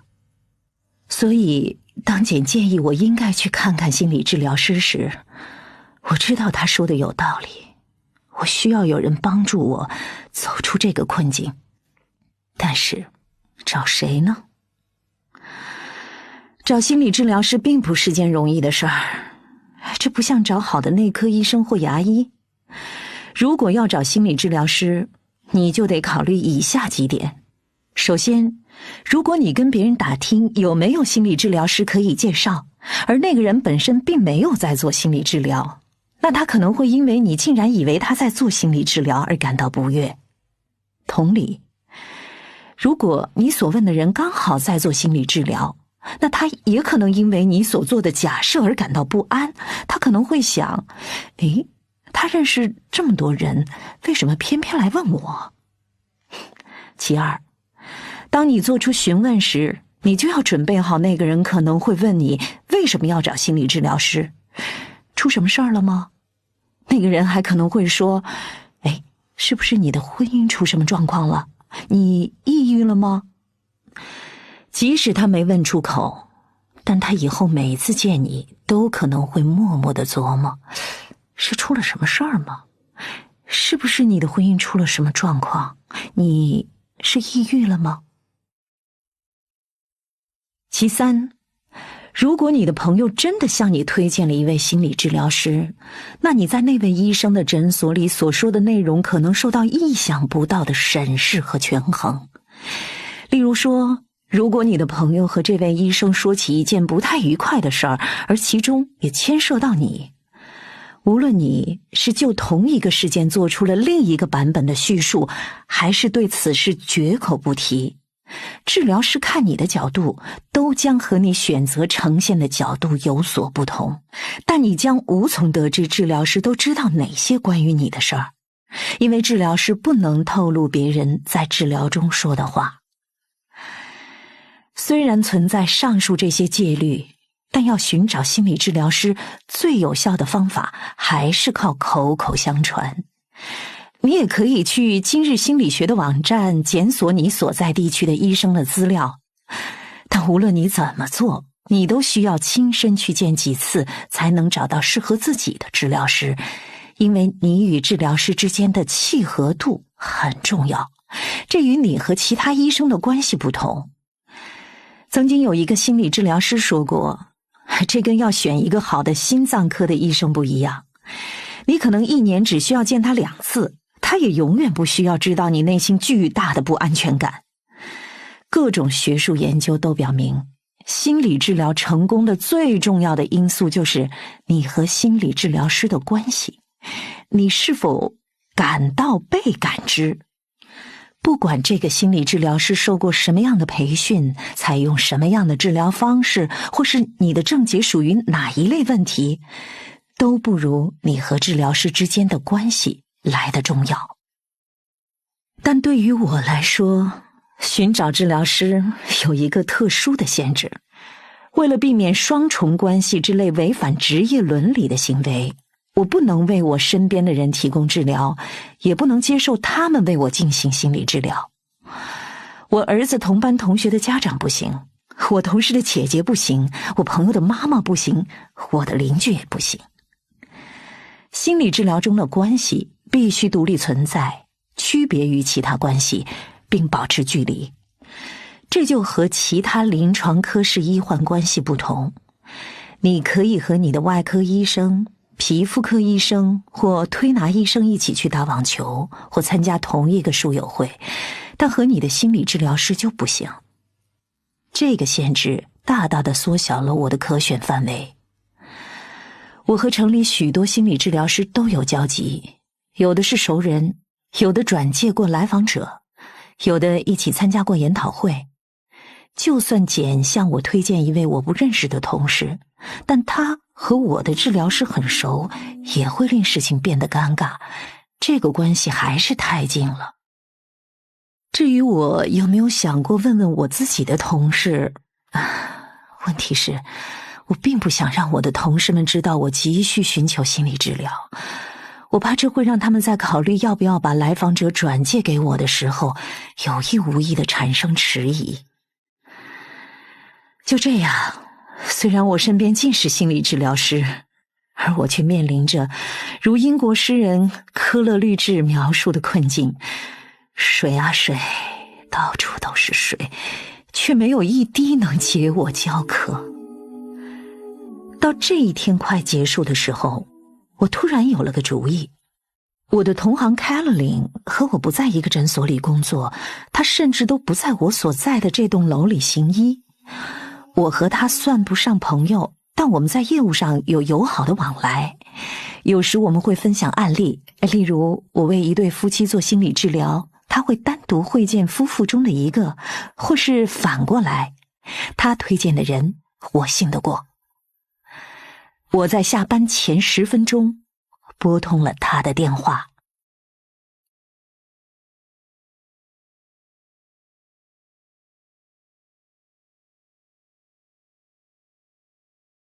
第8集，寻找温德尔。嗨，你好吗？非常非常好。我需要你推荐一位心理治疗师，我的一个朋友需要进行心理治疗，因为他想要一个男医生，所以……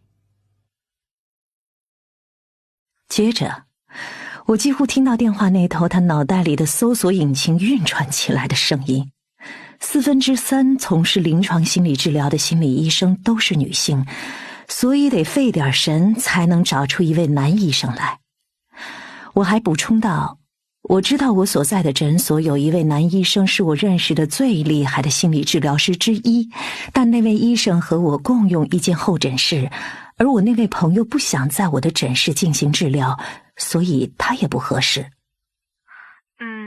让我想想，要找心理治疗师的是一位男性吗？是的，他40多岁，配合度很高。配合度很高是心理治疗师之间对好的来访者的代指。大多数心理治疗师都喜欢与这类来访者合作，可以穿插在那些需要帮助但配合度不那么高的来访者之间，起到调剂作用。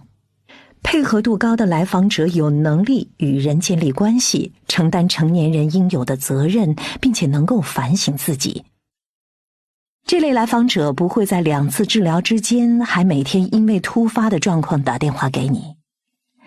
研究结果和常识都告诉我们，大多数心理治疗师都更愿意和善于表达的、有决心的、开放的、有责任感的来访者合作。这些来访者的情况改善的也会更快。我向 Caroline 提到配合度高这一点，是希望能扩大可选择医生的范围，而且我确实觉得自己配合度还挺高的，至少到男友事件发生之前都是这样。我觉得如果是一个已婚有小孩的男医生，他会觉得更自在一些。加上这一点也是有原因的。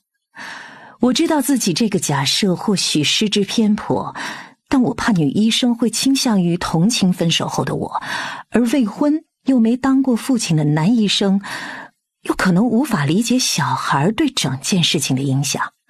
简而言之，我想要见一个对婚姻和育儿都有第一手经验，但又能保持客观的男性专业心理治疗师，一个和男友处境相似，但会像我一样对男友的行为表示震惊的男性，这样我才能知道自己的反应是正常的，知道自己没有疯。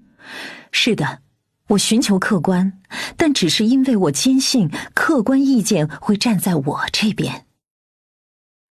我听到 Caroline 哒哒哒地敲击着键盘。这个怎么样？啊，不，这个不行，他自视过高。有个同事以前和我在同一个督导小组，但我也不确定。他确实很不错，技术成熟，而且说的话也总是很有见地，但只是什么？他总是一副很开心的样子，这让人感觉很不真实。我的意思是，他究竟开心个什么劲儿呢？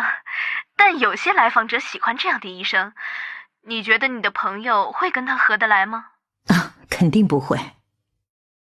我对常年兴高采烈的人总是抱持怀疑的态度。接着 Caroline 又给了一个好医生的名字，但我跟那个人也挺熟的，所以我对 Caroline 说他不行，因为有冲突。在心理治疗师的世界里，这代表着他俩的世界有交集，但我不方便透露更多了。他又四处点击了一阵儿，哒哒哒的，然后他停了下来。有了，有一位名叫温德尔·布朗森的医生，我已经好几年都没跟他说过话了，但我们曾经一起接受培训。他很聪明，已婚，有小孩，40多快50岁吧，干这一行也很多年了。你要他的联系方式吗？我说好的，我是说我的朋友会想要的。我们又寒暄了一阵儿，然后就挂了电话。到现在为止，我对温德尔医生的了解仅限于 Caroline 刚刚告诉我的那些，以及他办公室对面有停车场，可以免费停车2小时。我怎么会知道那个停车场呢？因为 Caroline 刚挂电话就把温德尔医生的电话和他的地址发给了我，我才发现之前去做比基尼蜜蜡脱毛的地方就在同一条街上。不过在可预见的未来，我都不需要用到四处脱毛服务了。想到这儿，我又不禁哭了起来。我花了很长时间重新收拾心情，然后拨通了温德尔医生的电话，并不意外地被转到了语音信箱。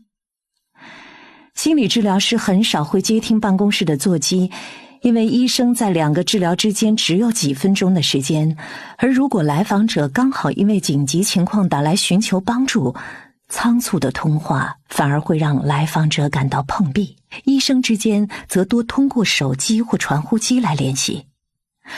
我听到一段格式化的预录信息。您好，这里是温德尔·布朗森医生的办公室，我会在周1到周5的工作时间内回复您的电话。如果您有紧急状况，我在提示音后留下了简短的留言，说明了一位治疗师需要了解的所有信息，我的姓名，一句话概括了我致电的原因，还有回电号码。我追加了一条信息，我自己也是心理治疗师。我原本希望这能让我在温德尔医生那儿更快排上号，但当我说出治疗师这个词时，我的声音哽咽了，我羞愧地用咳嗽掩饰了一下，赶紧挂断了电话。温德尔在1个小时之后给我回了电话，我尽量用镇静的语调向他说明，我只是需要一次小小的危机管理，用几周时间消化一次意料之外的分手，就这么简单。我之前也做过心理治疗，所以我说我已经经过预处理了。他并没有接我这个梗，这让我确信他没有什么幽默感。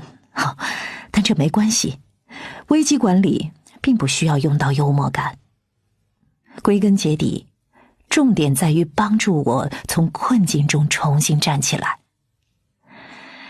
温德尔在电话里大概就说了5句话，这5句话还包括一系列哼哼哈哈组成的短句，以及向我提出可以第2天早上9点钟到他的诊所。我答应了，然后我们的通话就结束了。虽然温德尔医生说的不多，但我们的对话即刻让我感觉到轻松了很多。我知道这是常见的安慰剂效应。来访者在预约了第1次心理治疗后，在踏入诊室之前，通常会觉得充满了希望。我也不例外。我想着就在明天，我将会得到帮助。没错，虽然这个突如其来的打击令我现在一团糟，但我马上就会理出头绪。当我在未来的生活中回过头来看这件事，它只会像是雷达屏幕上一闪而过的暗礁。我会从这个错误中吸取经验教训。我儿子把这种错误称为一个漂亮的跟斗。那晚临睡前，我把属于男友的东西都收拾起来，包括他的衣服、洗漱用品、网球拍、书，还有各种电子产品。我把它们装进一个箱子里，打算改天还给他。我把男友从超市买回来的睡衣从抽屉里拿了出来，还发现了其中一件上贴了张便签纸，上面是男友柔情蜜意的留言。我很好奇，写下这些话的时候，他知不知道自己就要离我而去了呢？分手前1周，我参加了一次个案讨论会，期间有医生提到某位来访者发现自己的丈夫一直过着双重生活。这位丈夫不仅维持了多年的婚外情，而且情人还怀上了他的孩子，很快就要生了。当妻子发现了这一切，他不知道该拿自己的婚姻生活怎么办。他在这段婚姻中的记忆是真实的吗？譬如某个浪漫的假期，当时丈夫已经有外遇了，那么他在旅途中的感受与实情相符吗？还是只是自己的想象呢？他觉得自己不仅被抢走了婚姻，也失去了记忆。同理，当男友在我的睡衣上留下便签，或者当初他在给我买睡衣的时候，他是不是也在暗地里规划着远离孩子的生活？我紧锁着眉头看着那张便签纸，心里想，这个骗子。我把装满男友的物品的箱子搬到车上，放在前座上，这样我就会记得把他送走。或许明天一早我就去把东西还给他。在我去温德尔医生办公室的途中，我等不及想听到温德尔医生对我说，男友是一个十足的反社会人格者。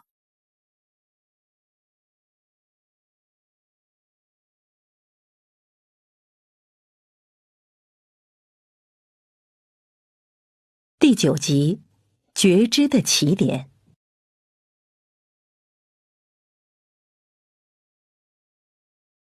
我站在温德尔医生诊室的门口，思考着该往哪儿坐。在我的职业生涯中，曾经见过许多心理治疗诊室，包括培训期间督导的诊室，还有我到过的其他医生的诊室，但从没见过像温德尔医生的诊室这样的。和一般诊室相同的是，墙上也挂着常规应有的证书，书架上也摆着心理治疗相关的书籍，房间里也没有任何透露医生私生活的物件，书桌上没有家人的合照，只有一台笔记本电脑。但是按照心理治疗师诊室的标准布局，通常在房间中央会背着墙放一张心理治疗师的椅子。在实习期间，我们还学到要靠近门座，因为万一形势升级，治疗师需要逃生通道。但温德尔的诊室只有2张长条形的沙发在远离门的墙角排成 L 型，2张沙发之间放着一个茶几，并没有单独的给心理治疗师准备的椅子。我感到无所适从。温德尔医生是个瘦高个儿，谢顶，还有心理治疗师标志性的驼背。他站在那儿等我先坐下。我考虑了各种可能性，我猜我俩不会在同一张沙发上并肩而坐，但他通常都坐哪张沙发呢？是靠窗户边上的那一张，还是倚着墙的那张呢？我决定坐在窗边。当我会见新的来访者的时候，通常都是我起个话头来打破沉默，例如来吧，跟我说说今天是什么事儿把您带到了我这里。然而温德尔医生却闷不吭声，他就这样看着我，用他的绿眼睛对我进行盘问。他穿着针织外套、卡其裤和乐福鞋，就和人们对心理治疗师的刻板印象一模一样。你好。你好。时间过去了1分钟，但感觉比1分钟要长得多。我努力动用自己的智商和情商，把关于男友的情况阐述清楚。真实的情况是，自从分手之后，我的状态一天比一天糟糕，我的生活出现了一片炫目的空虚。在之前的这几年，男友和我在白天都会保持频繁的联络，晚上他也会在睡觉前跟我说晚安。但现在呢？他在干什么？他是如何度过这一天的？他的工作进行得顺不顺利？他有没有想我？还是他庆幸自己终于吐露了心声，可以去寻找一个不带孩子的伴侣了？我身体的每一个细胞都感受到男友不在我身边了。今天早上来到温德尔医生诊所的时候，我简直就像是一个废人。但我不希望这是自己留给他的第一印象。老实说，即使是以后，我也不想留给他这样的印象。心理治疗的过程有一个有趣的悖论。心理治疗师为了治疗来访者，需要尽量看透来访者的真实状况，这就意味着要看到他们的脆弱，他们根深蒂固的行为模式和内心挣扎。来访者当然想要寻求帮助，但他们也想让别人喜欢和欣赏自己。换句话说，他们会隐藏自己的弱点。这并不意味着心理治疗师不会去发现来访者的长处，并尝试在此基础上发展其长处。我们确实会这么做，但医生在尝试找出哪里出了问题，来访者却在尽力维持表象，表现得比真实情况要振作，避免丢脸。双方都是为了同一个目的，但行动上却背道而驰。我尽量平静地向温德尔医生讲述男友的故事，但刚一开口，我的体面就瓦解了。我开始啜泣。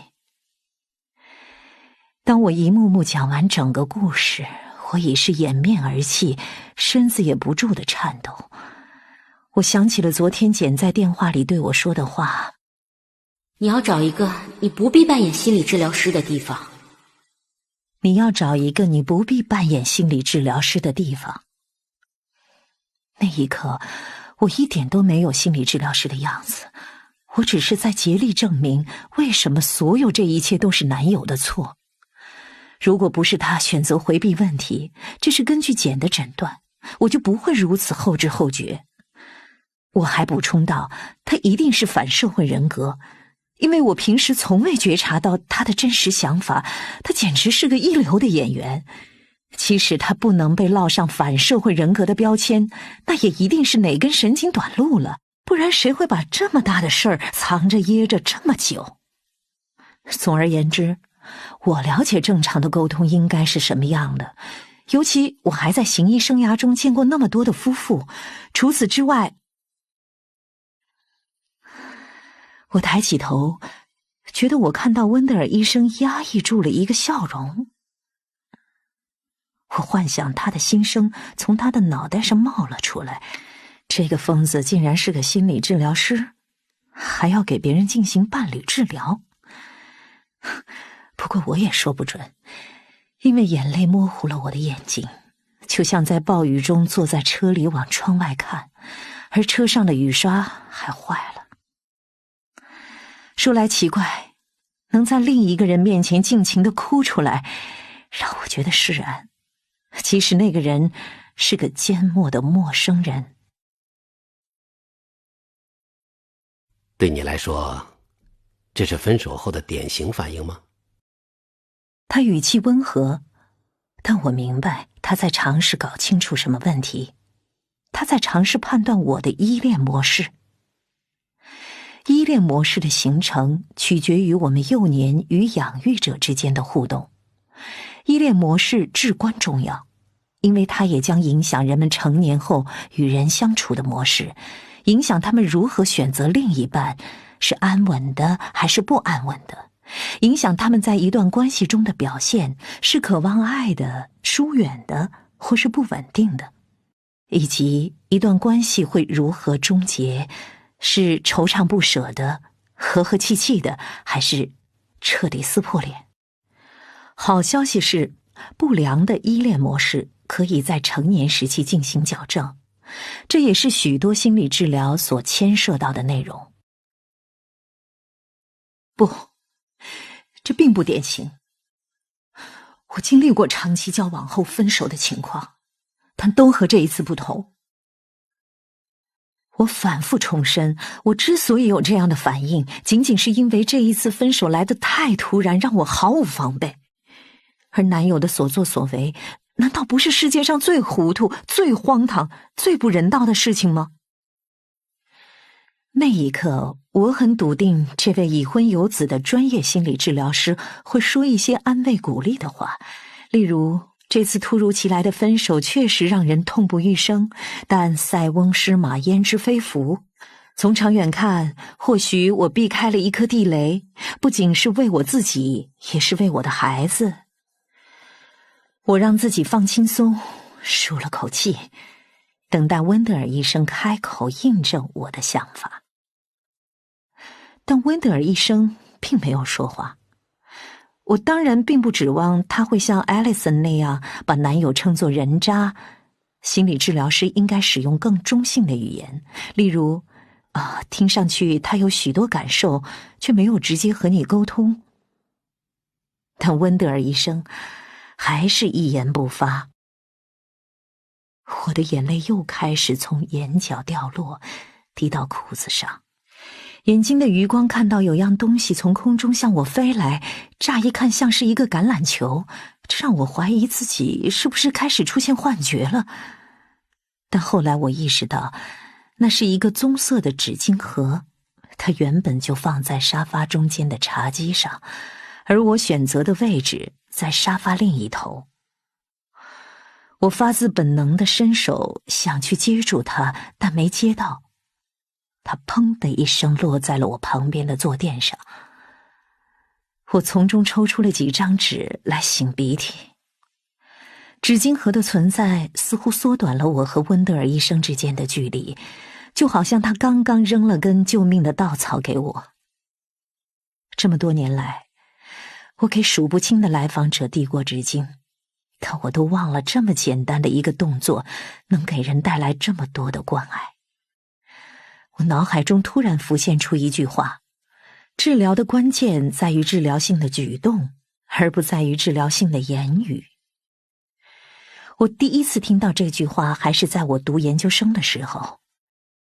我拿了更多的纸巾来擦眼泪，温德尔医生只是看着我，静静等待着。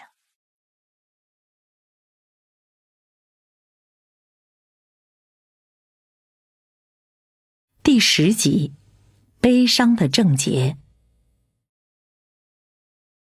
我继续聊男友的事，关于他如何一再选择回避问题。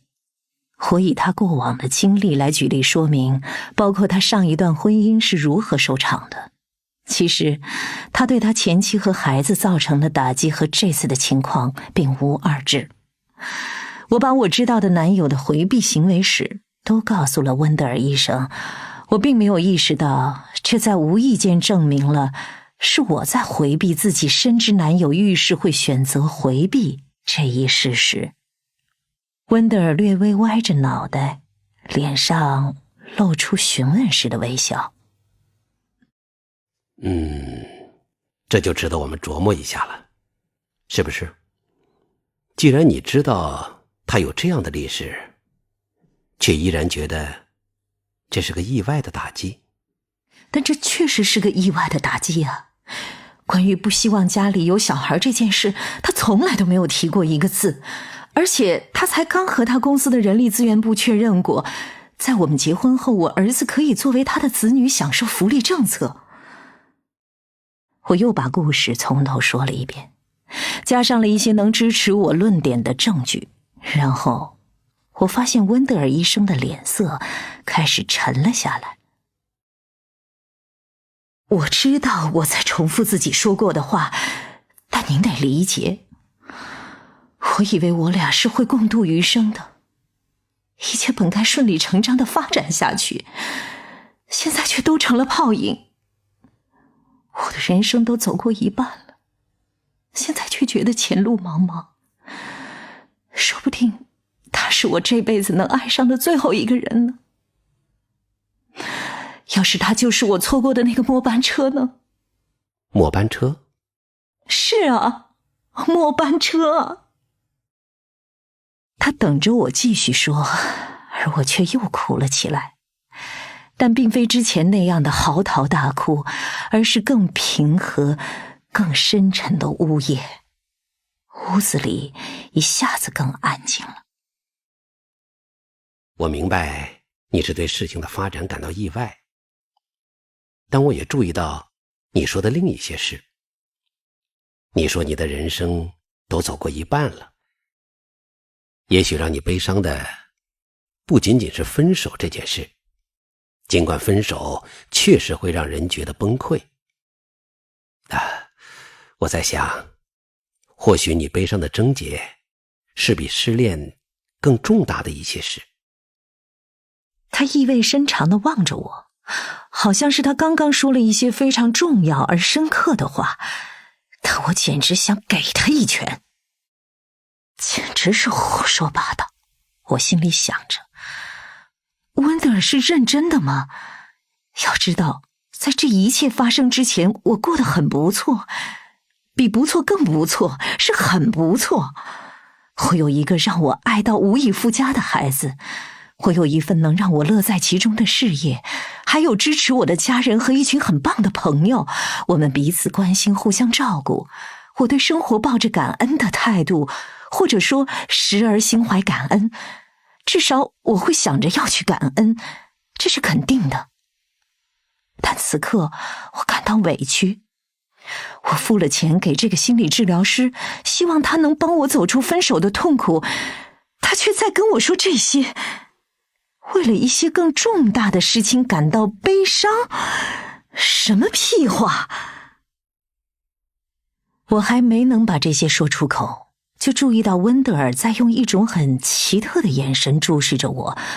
我很少体验过这样的眼神，他的眼睛就像磁铁一样，每次我的眼神游离开，他的目光似乎总能找到我。他的表情严肃但温和，像是一个智慧的长者和一个毛绒玩具的结合体。他传达着这样的信息：在这个房间里，我会看到你，你会尝试躲藏，但我还是会看到你。到那个时候，一切都会好起来的。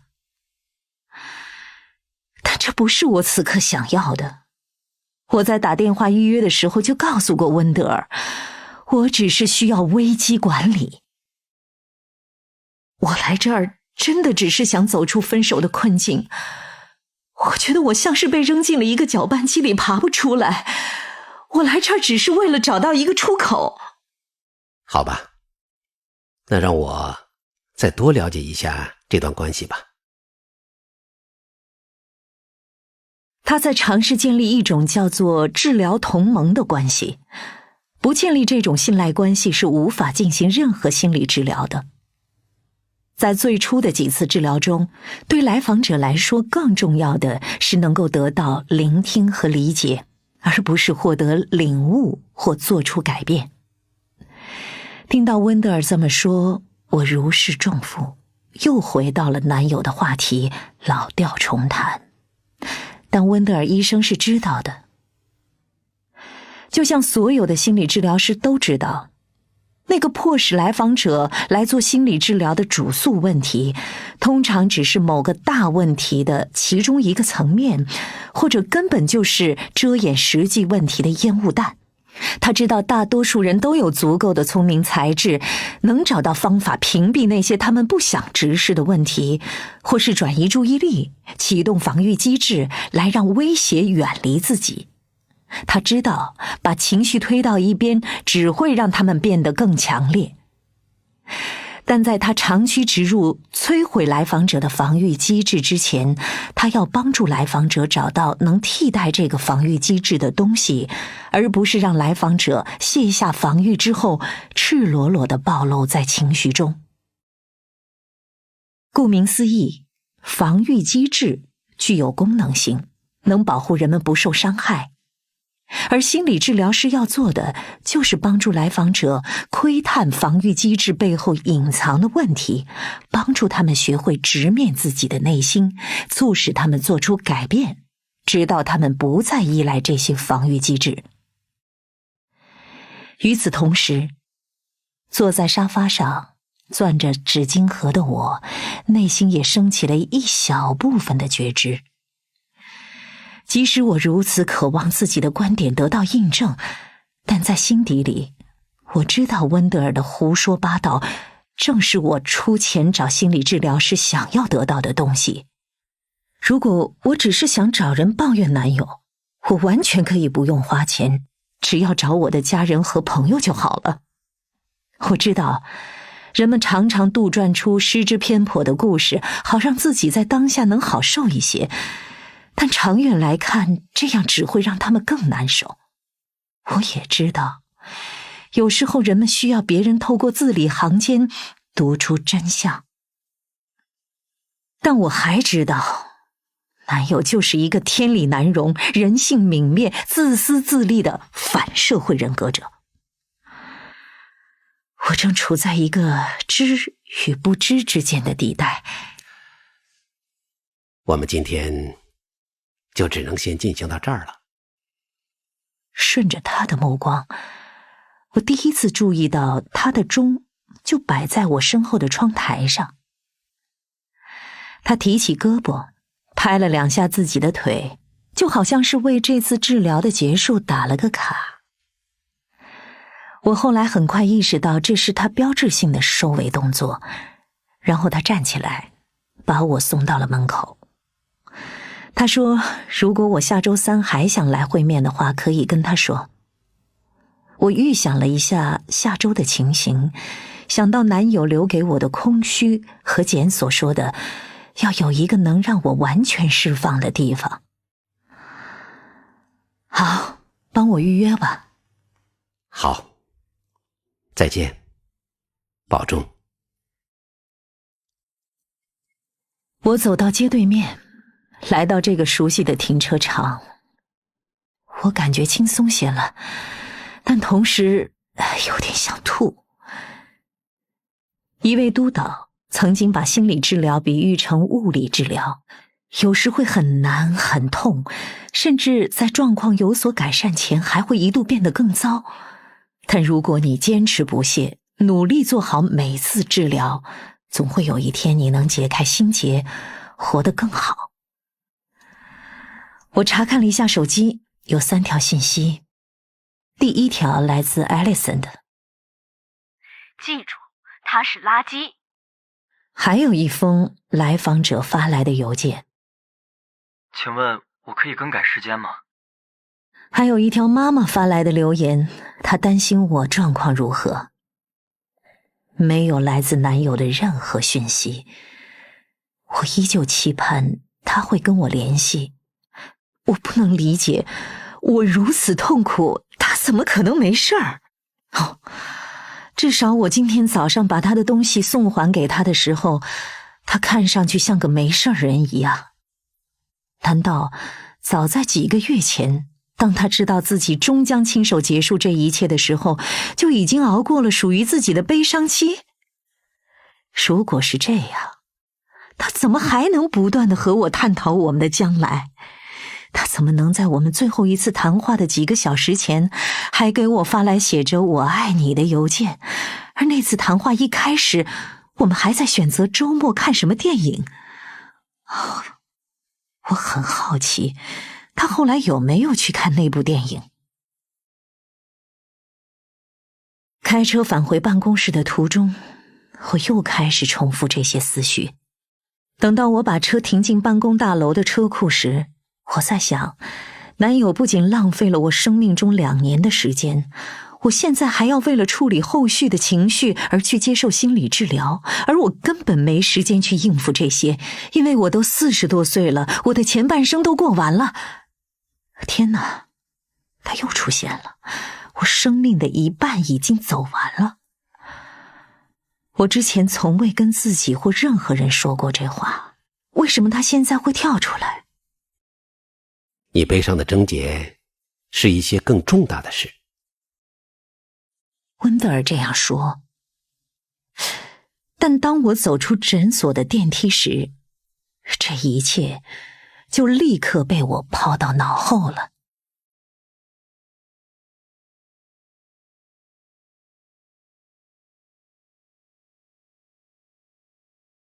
第11集，手机也是防御机制。我跟你说，真的一点都不假，我身边都是蠢货。他的手机响了，当他伸手去拿手机的时候，我挑了挑眉，他回以一个特别夸张的白眼。这是我们的第4次治疗，对约翰的情况，我已经有了初步的概念。我察觉到，尽管约翰身边围绕着很多人，但他依然是极度孤立的，而这背后是有原因的。他生活中经历过的一些事，令他认为亲近别人是危险的，所以他极尽所能地避免与别人亲近。他有一套有效的防御机制，他用言语冒犯我，绕着弯说话，改换话题，还在我要讲话的时候打断我。但我必须设法攻破他的防线，否则我们无法取得进展。他的手机也是他的防御机制之一。约翰在上周的治疗时段里竟然拿起手机来发短信。我向他指出，当他发短信时，我感觉自己被晾在了一边。我这么做是利用当下的情形来推进治疗。所谓当下，就是要关注此时此刻发生在这个房间里的事，而不是来访者所叙述的在别处的经历。来访者在心理治疗师面前的所作所为，势必会反映出他在其他人面前的行为。我希望约翰能开始意识到自己的行为会对别人产生什么样的影响。我也知道这么做有可能太早也太激进了，但我从约翰的上一段心理治疗中留意到一个细节，他只去了3次就放弃了，而我们这次恰恰是临界点。我不知道他下次还会不会再来。我猜想，约翰之所以放弃上一个心理治疗师，无非是因为他没能适时地制止约翰的胡说八道，就像纵容孩子犯错的家长会让来访者感到不可靠，或是因为他的确指出了约翰的胡扯，但他推进得太快了，就像我可能正在犯的错误一样。但我依然愿意去冒这个险。我希望约翰在治疗中感到放松，而不是被纵容。归根结底，我不想掉入被愚蠢的慈悲心支配的陷阱。佛教里说要心怀慈悲，但根据约翰的世界观，一种愚蠢的慈悲心是指，即使你知道人们需要重新审视现状，也知道此刻的仁慈终将带来比诚实更严重的伤害，但你还是不会把事情挑明，只因为你不想伤害别人的感情。人们常常这样对待自己的孩子和配偶，对待瘾君子，甚至对待他们自己。与之相对的是智慧的慈悲心，是即使知道忠言逆耳，也会在别人需要的时候给出充满关爱的当头一棒。前1周他发短信的时候，我打断了他。约翰，我想知道你对我在你发短信的时候感到被冷落这件事儿有什么反应？他竖起食指，示意我等一下，然后继续编辑短信。等发完了短信，他抬起头看着我。不好意思，我刚说到哪儿了？妙极了，正中下怀。不是你说到哪儿了，而是我说到哪儿了。我是说，你看，我就说吧，把事情委派给别人就什么都干不成。你等我一下啊。根据他手机铃响的频率，我猜他应该在和好几个人发短信。我不知道我们是不是在重演他和他妻子之间的那一幕。把注意力放在我身上。谁？你？这情形让我觉得不耐烦。但我能做些什么呢？我可以坐等，或者我也可以试试别的方法。于是我站起身，走到书桌前，从一堆文件中找到我的手机，走回我的座位，开始发短信。是我，你的心理治疗师，我在这儿。我的天哪，你在给我发短信？我想要引起你的注意。我的注意力就在你这儿啊。约翰边说边继续打字，我也继续打字。我没觉得你的注意力在我这儿，我感觉被无视了，我觉得自己有些不被尊重。约翰夸张地叹了口气，然后接着发短信。我觉得如果我们不能100%地把注意力放在对方身上，我就无法帮到你。所以，如果你想尝试和我一起努力，我就必须请你在这儿把手机收起来。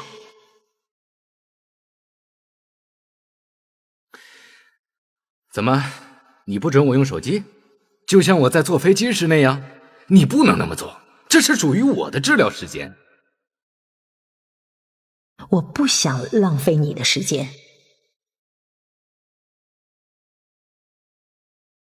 我并没有告诉约翰，这治疗时间其实不只属于他一个人。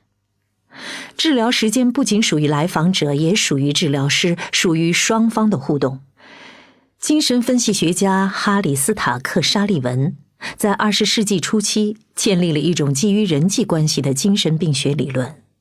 他打破了弗洛伊德所提出的精神失常是源于内在的一个人内心的精神运作这一论断，沙利文相信我们的挣扎是互动的，是人际关系中的精神运作。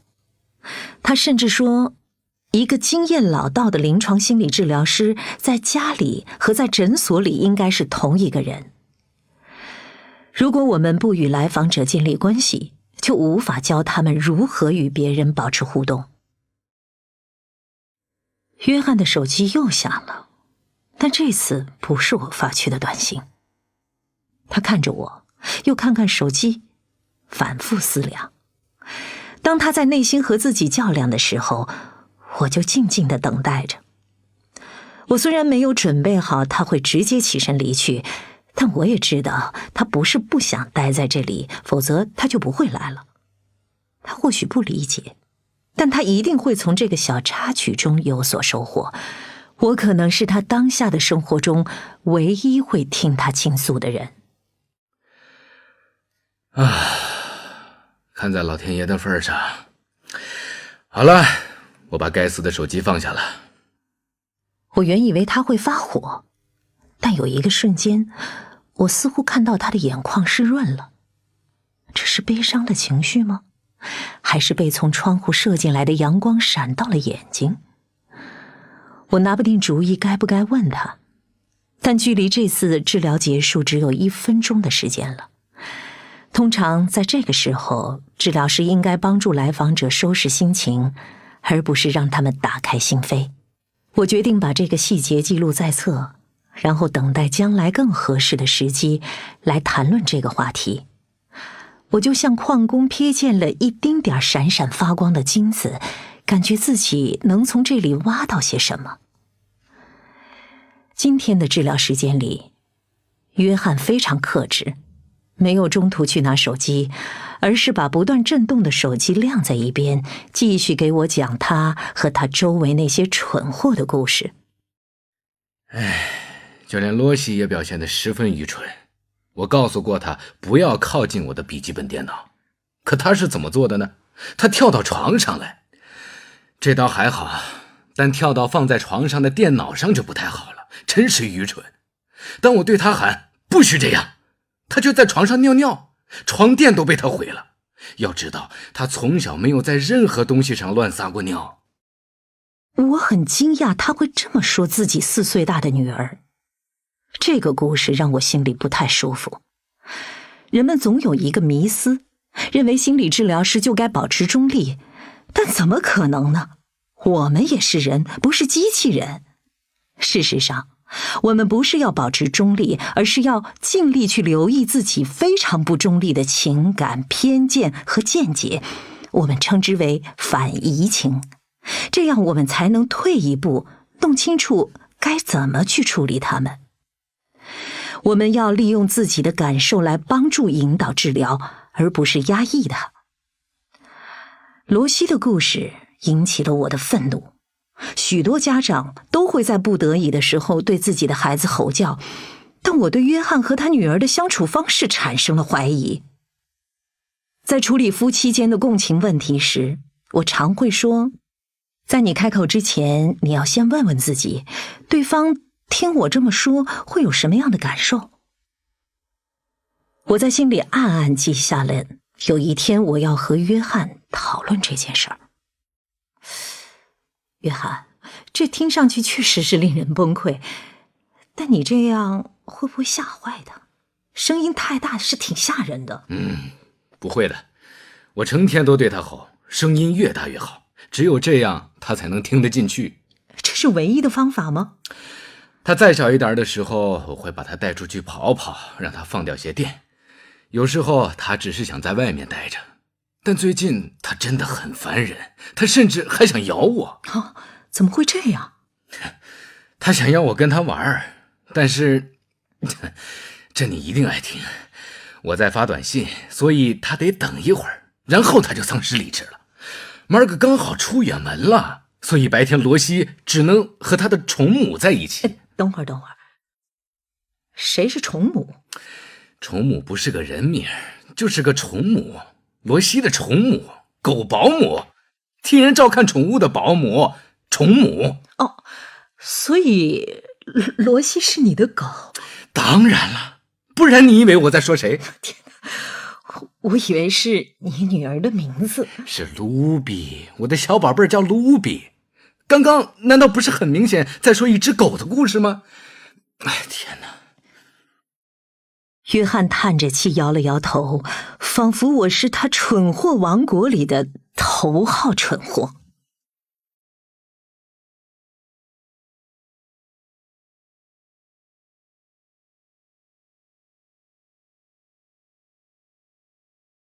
第12集，罗西。约翰从来都没提到过他养狗的事。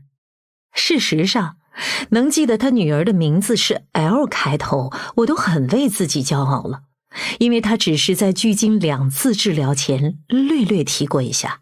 不过相较约翰觉得我理所当然该记得他女儿的名字，并知道他是在谈论狗的事，更令我吃惊的是他在向我展示自己柔软的一面，这是我从未见过的他。你真的很爱她？我当然爱她，她是我的女儿。哦，不，我说的是罗西，你非常在乎她。我在尝试触动她的内心，让她更接近自己的情绪。我知道她有自己的情绪，但就像一块不常被用到的肌肉那样萎缩了。它只是条狗。它是什么品种的狗？它是一只串串，是我领养来的。我们领养它的时候，它的情况糟透了，都怪那些本该照顾它的蠢货。不过现在它我可以给你看看它的照片。如果你允许我去拿那个该死的手机的话。好啊，好，来。我看看，让我找一张拍得好一点的，这样你才能知道它有多可爱。每翻过一张照片，他的笑容就更灿烂，我又能看到他完美的牙齿了。这就是罗西。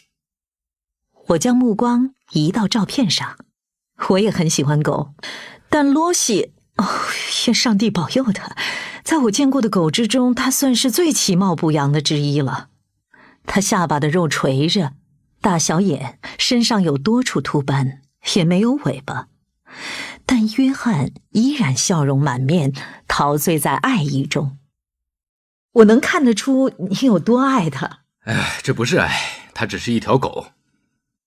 他听上去就像一个5年级的小学生在否认自己喜欢上了班里的女同学。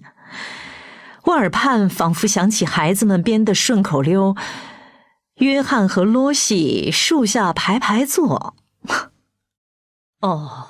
但从你谈论起他的方式，我听得出其中充满了爱。你可以别再说这些了吗？他的语气显出不耐烦，但我在他的眼睛里看到了悲痛。我回想起上一次治疗，一定是一些关于爱和关怀的事情让他感到悲痛。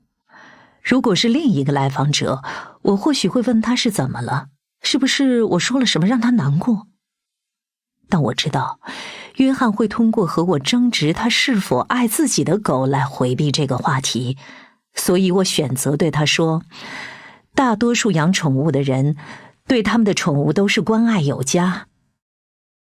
我故意把声音压低，这样他几乎要靠过来才能听到我讲话。神经科学家发现，人类有一种叫做镜像神经元的脑细胞，它能使人们模仿别人。当人们的情绪处在一个高亢的状态时，一个舒缓的声音能让他们的神经系统平静下来，并保持这个状态。多数养宠物的人都对他们的宠物是关爱有加的，约翰。至于这是被称为爱还是别的什么，其实并不重要。这个对话太无厘头了。你今天提起罗西是有理由的，他对你很重要，而他现在的表现有点让你担心，因为你在乎他。我在乎的是人，我的妻子，我的孩子，人。他的手机又在响了，他瞥了一眼，但我没有理会他的目光。我专注在他身上，尝试保持这个状态，防止在不好的感受出现时，他被那个感觉带走，遁入麻木。人们常常把麻木误认为是放空，但麻木不是感受的缺失，而是人在被太多感受吞噬的情况下做出的反应。约翰的目光又从手机回到了我身上。你知道我为什么爱罗西吗？只有他不会想从我这儿索取任何东西，而且从某种意义上说，只有他不曾对我失望。至少在他咬我之前是这样，这怎么能叫人不爱他呢？他的大笑就好像我们是在一个酒吧里，他刚抛出一句轻松的笑话。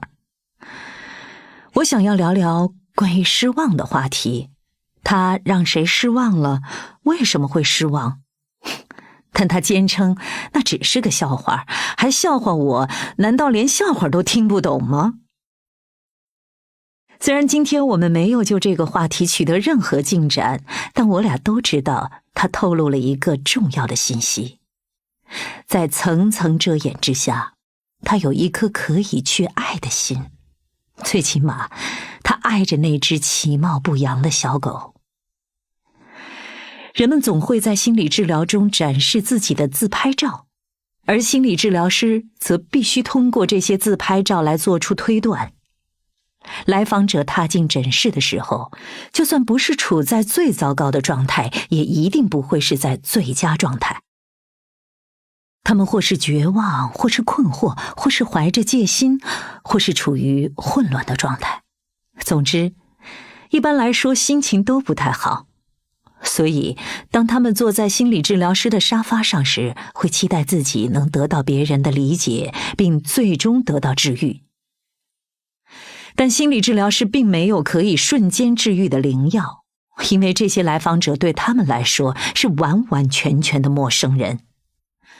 我们需要时间去了解他们的愿望和期许，他们的感受和行为模式，有时还要去深挖表象背后的东西。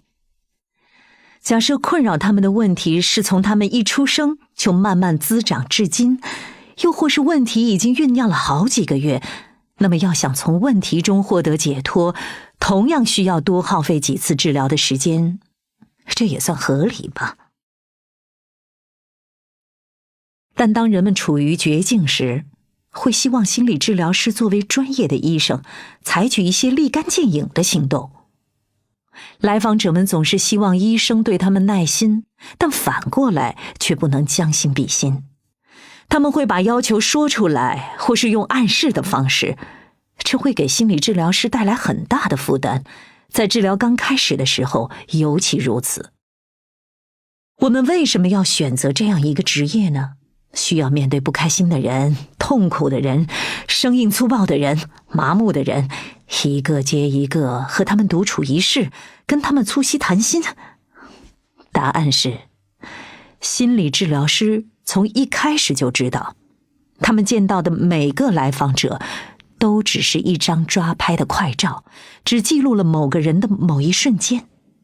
或许这张快照的拍摄角度不怎么令人满意，刚好捕捉到了你尴尬的表情，但一定也会有把你拍得容光焕发的照片，捕捉到你正在打开礼物时的表情，或是和爱人一起面带春风的样子。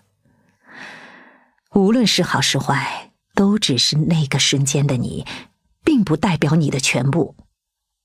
所以，心理治疗师会聆听、建议、劝说、指引，有时还要哄着来访者去看见更多不一样的快照，以此改变他们对内在和对外界的体验。我们会帮来访者将这些快照分类，很快的会发现，看似各不相干的画面都围绕着同一个主题，而这个主题可能在来访者最初决定来进行治疗时还未进入他们的视野。有些照片令人不安，瞥见它们会提醒我，大家都有阴暗的一面。也有些照片会很模糊，我们未必能清楚地记得事件和对话的内容，但一定会准确地记着这些内容带来的体验。心理治疗师要去读懂那些模糊的照片，还要理解一定程度的模糊，可能正是来访者所需要的。治疗刚开始时，他们呈现的样子多是为了粉饰痛苦正扰乱他们内心的平静。但随着时间的推移，他们会发现自己并不是要去打一场保卫战，通向和平的道路正是与自己和解。正因如此，当人们第一次来做心理治疗，我们就会想象他们之后的样子。我们不仅在遇到他们的第一天这么做，在后来的每一次治疗中也是如此。想象中的形象让我们对他们未来的状态保持着期盼，也指引着我们治疗该如何展开。我曾听过有人将创造力形容为一种特殊的能力，它能抓住一些完全不相干的事物的本质，再将它们打碎了揉在一起，创造出一些全新的事物。心理治疗师的工作同样如此。我们提取来访者最初提供的快照中的精髓，再加上理想中的那张快照所需要的元素，把这两者碾碎了揉在一起，来创造一个全新的形象。每次接待新的来访者的时候，我都会将此牢记在心。我希望温德尔医生也会这么做，因为在最初的几次治疗中，我的快照并不怎么亮丽动人。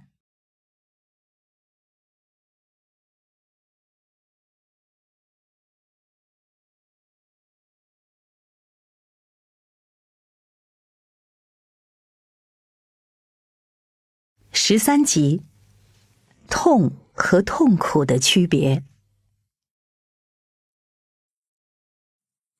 今天我比约定的时间到得早，于是我坐在温德尔医生的候诊室里四下张望。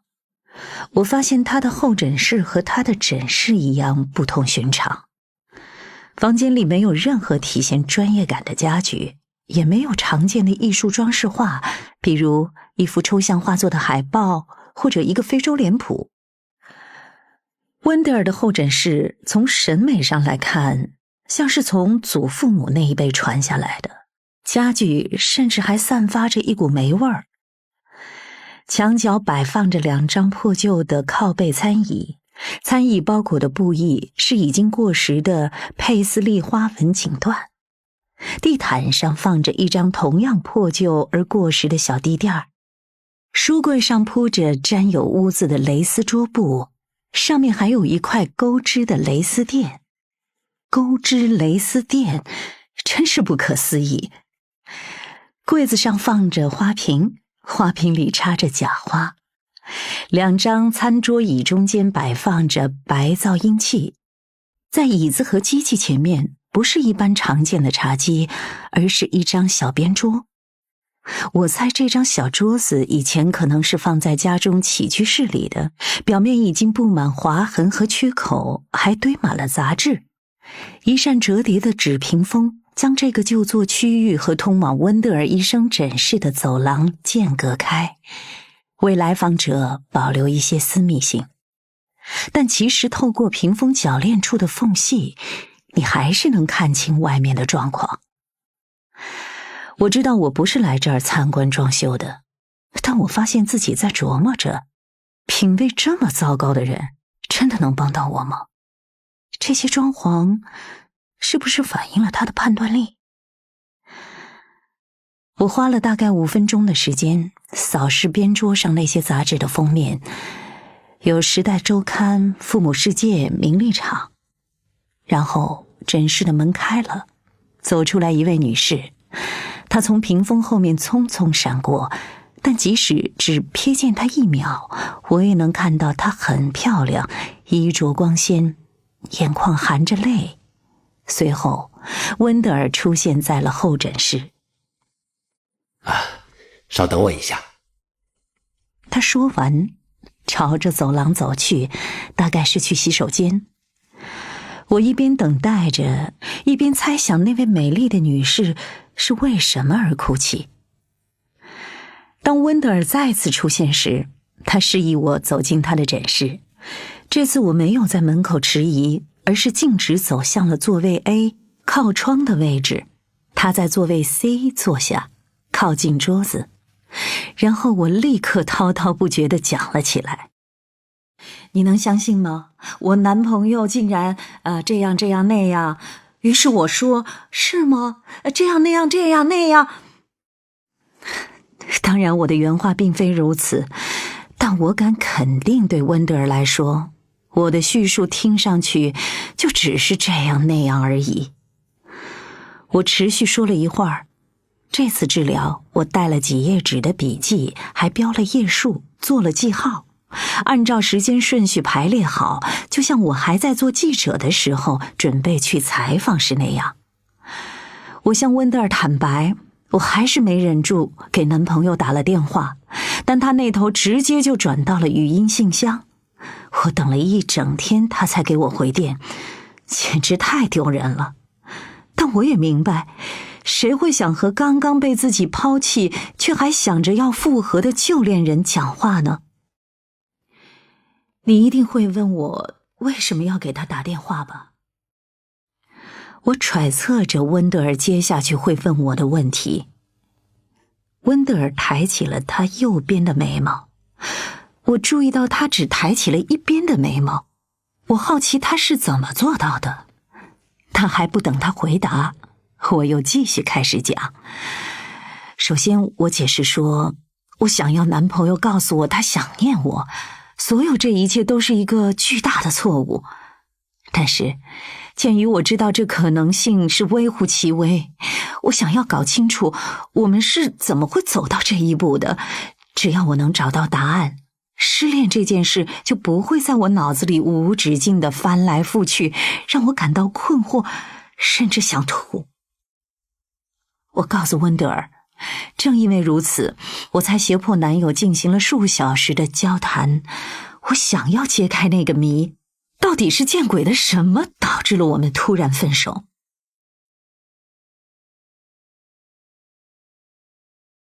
有个孩子在身边，让我觉得受到限制和打扰。我永远都不会有足够的时间和你独处。而且我意识到，无论那个孩子有多好，只要不是我自己的孩子，我就绝不会想要和他一起生活。那你为什么要对我隐藏这些想法呢？因为在开口之前，我得先想清楚。但你不认为这是一个需要一起讨论的事吗？讨论什么呢？这就是个2选1的题目，要么可以和孩子一起生活，要么我做不到，只有我自己能想清楚。我真的很爱你，但爱不能克服所有一切。温德尔医生，2选1，2选1，如果真是2选1，那他一开始干嘛让自己走入这2选1的境地呢？我知道自己这样让人受不了，但是我就是停不下来。接下去的几周里，我来到温德尔的诊室，向他报告我和男友循环性的谈话。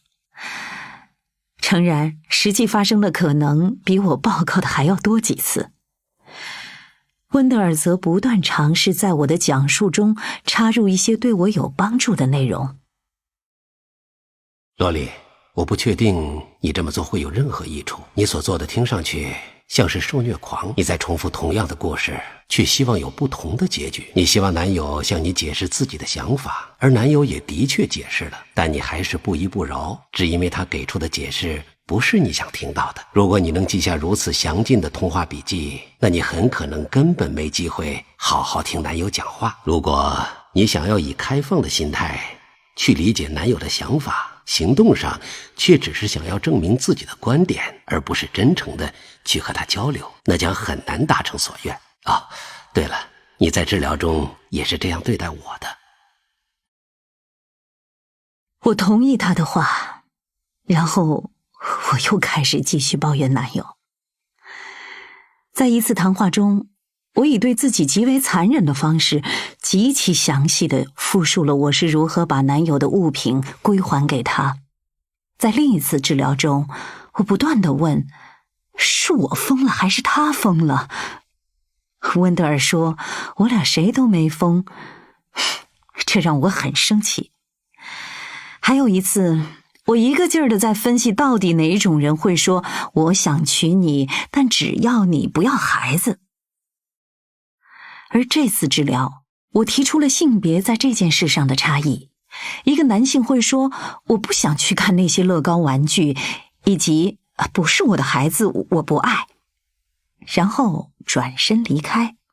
但如果是一个女性这么说，她就会被钉在道德的十字架上。我还给我们的治疗加了点料，我把每天在网上偷窥男友社交行踪的内容整理成了一份报告，比如那个肯定在跟男友约会的女性根据我从社交平台点赞记录上揣测出来的故事，比如他甩掉我之后过得有多滋润，这个就是根据他出差时发的 Twitter， 还有他是如何对这次的分手丝毫不感到难过，因为他在餐厅里给桌上的沙拉拍了张照片，他怎么还吃得下东西？我非常确定男友已经迅速切换到了没有我的生活中，而且毫发无损。这个现象我经常在接受治疗的离婚夫妇身上看到，一个人还在拼命挣扎，另一个却似乎不受影响，甚至很快活，就这么翻篇了。我跟温德尔说，我就像我那些来访者一样，想要看到伤疤的印记，想知道自己曾经被在乎过。我有被在乎过吗？我不断地问。我就持续着这样的状态，放飞自我，直到温德尔一脚把我踢醒。有一天早上，当我还绕在男友这个话题上时，温德尔挪到沙发的边缘，站起来走到我这边，然后用他那条大长腿轻轻地踢了一下我的脚。哎呦，刚刚发生了什么？他笑了笑，然后又坐回了他的位子。我看你似乎挺享受让自己痛苦的感觉，所以我想我可以帮你一把。你说什么？痛和痛苦是有区别的。你会感觉到痛，每个人都会有感觉到痛的时候，但你不必让自己那么痛苦。感到痛不是出于你的选择，但你选择了让自己痛苦。你所有这些无法释怀的执拗，所有这些关于男友现在生活无休止的反刍和揣测，都在增加自己的痛楚，使自己更加痛苦。所以我认为，既然你如此紧抓着痛苦不放，那你一定是从中得到了些什么。痛苦对你来说，一定是有其意义所在的。是吗？我思索着为什么在网上偷窥男友的生活让我如此难受，却还是欲罢不能。是不是这样能让我觉得跟男友的日常生活还有一丝联系，哪怕这种联系只是单向的？也许吧。又或许这样能让我麻木，不用去思考现实中发生什么？也可能吧。还是因为这样我可以逃避生活中我本来该关注却不想去关注的事情。在分手以前，我认为你是在故意和你的男友保持距离，无视那些可能会透露他分手宣言的线索。你之所以无视那些线索，是因为如果你问了，男友可能会说出些你不想听到的话。面对种种蛛丝马迹，你总是告诉自己，这些都不能代表什么。是的，例如在公共场所似乎总会有孩子让他心烦，例如他宁愿为我们去跑腿办事儿，也都不愿意出席我儿子的篮球比赛。他说过，当初他和前妻遭遇生育问题的时候，是他前妻比较想要小孩。还有他弟弟和弟媳来的时候也是住在酒店里，因为男友不喜欢他们的3个小孩子在家里吵吵闹闹的。还有就是，无论是他还是我，都从来没有正面讨论过对孩子的想法。我只是推测，他是个父亲，他应该会喜欢孩子。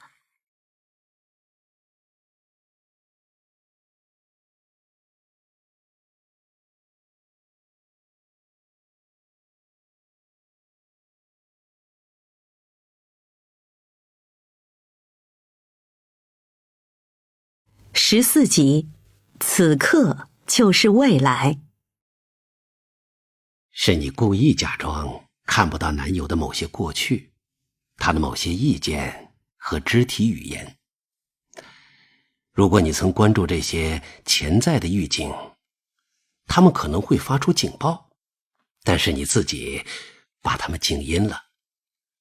同时，我怀疑你是否在故意和我保持距离，一味沉迷在自己的笔记中，坐得离我很远，以此来保护自己。我看了一眼 L 型沙发的摆放方式，不是大多数人都会坐在这儿吗？我很肯定没有人会和你坐在同一张沙发上，谁会和心理治疗师坐得这么近呢？也是不会有的吧？还是有人会的。真的吗？坐在哪儿啊？就这个区域。温德尔从我坐的地方一路指到了位置 B， 这让我突然觉得我们之间的距离好远，但我还是无法相信会有人跟温德尔坐得那么近。所以有人第一次走进你的办公室，扫视一下房间，然后就一屁股坐在那儿了，哪怕知道你一会儿就坐在咫尺之外。是的。我想到了温德尔之前扔给我的那个纸巾盒，而它就被温德尔放在位置 B 旁边的茶几上。我现在意识到了，大多数人是因此而需要坐在那个位置。哦，我应该要挪个位置吗？这取决于你。我站起来，去和温德尔坐成一个直角。我得把腿放到一边，才不会碰到温德尔的腿。我留意到他深色的头发发根有些发白，还有他手上戴着婚戒。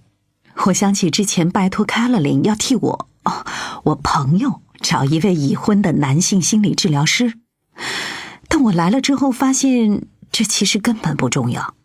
他并没有站在我这边，也没有断言男友是反社会人格。我调整了一下靠垫，想让自己坐得舒服一些。坐在这儿感觉有点异样。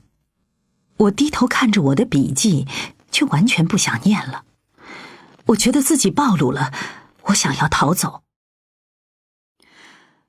我不能坐在这儿。为什么？我也不知道。不知道是一个好的开始。这听上去就像是一个智慧的启示。我花了这么多时间想要厘清思路，追寻答案，但是不知道好像也没关系。我俩都沉默了一会儿，然后我站起来，挪远了一点，挪到 A 和 B 中间的位置。我感觉又能正常呼吸了。我想到美国作家弗兰纳里·奥康纳的一句名言：真相不会因为我们的承受能力而改变。我到底在防备些什么？什么又是我不想让温德尔看到的？一直以来，我都在告诉温德尔，我从未诅咒男友，比如希望他下一任女友也背地里给他一刀。我只是想要挽回我们的关系。我绷着脸说，我不想报复，我不恨男友，我不愤怒，我只是很困惑。温德尔听完说他不信。很明显，我想要复仇，我恨我男友，我已怒不可遏。你的感受不需要服从你对他们的预判，感受是无论如何都会存在的，所以你还不如张开双臂欢迎他们，因为这些感受里可能藏着重要的线索。我曾经多少次对来访者说过类似的话，但现在我却感觉像是第一次听到它。不要评判你的感受，留意它们，把它们当作你的地图，不要害怕真相。我的朋友们和家人都像我一样，很难把男友想成是一个既困惑又矛盾的好男人，他就只能是自私的，或者是个骗子。他们也从来没考虑过另一个可能性，那就是虽然男友说他无法忍受和孩子一起生活，但或许他同样无法和我一起生活。也许他自己也没有意识到，我会让他想起他的父母和前妻，或是那个他曾经提到过在他读研究生的时候伤他很深的女人。他在我们刚在一起的时候说过，我已经决定了，再也不会让自己重蹈覆辙。但当我想让他说明更多详情时，他拒绝谈论这个话题，于是我便顺从了他的回避，没有去逼他。温德尔没有饶过我，他一直要求我去看清我俩是如何躲在浪漫的爱情、戏谑和对将来的计划背后，以此来回避面对对方。而我现在不仅在经历心痛，还在为自己制造痛苦，而我的心理治疗师真的是在用脚踹醒我。他把原本翘在左腿上的右腿放下，又把左腿搭在右腿上。心理治疗师的腿快发麻的时候通常会这么做。他的条纹袜子和他今天穿的条纹外套很搭，就像是一套的。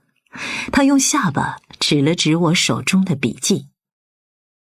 我觉得你不会从这些笔记中找到你要的答案，你在为一些更重要的事情感到悲伤。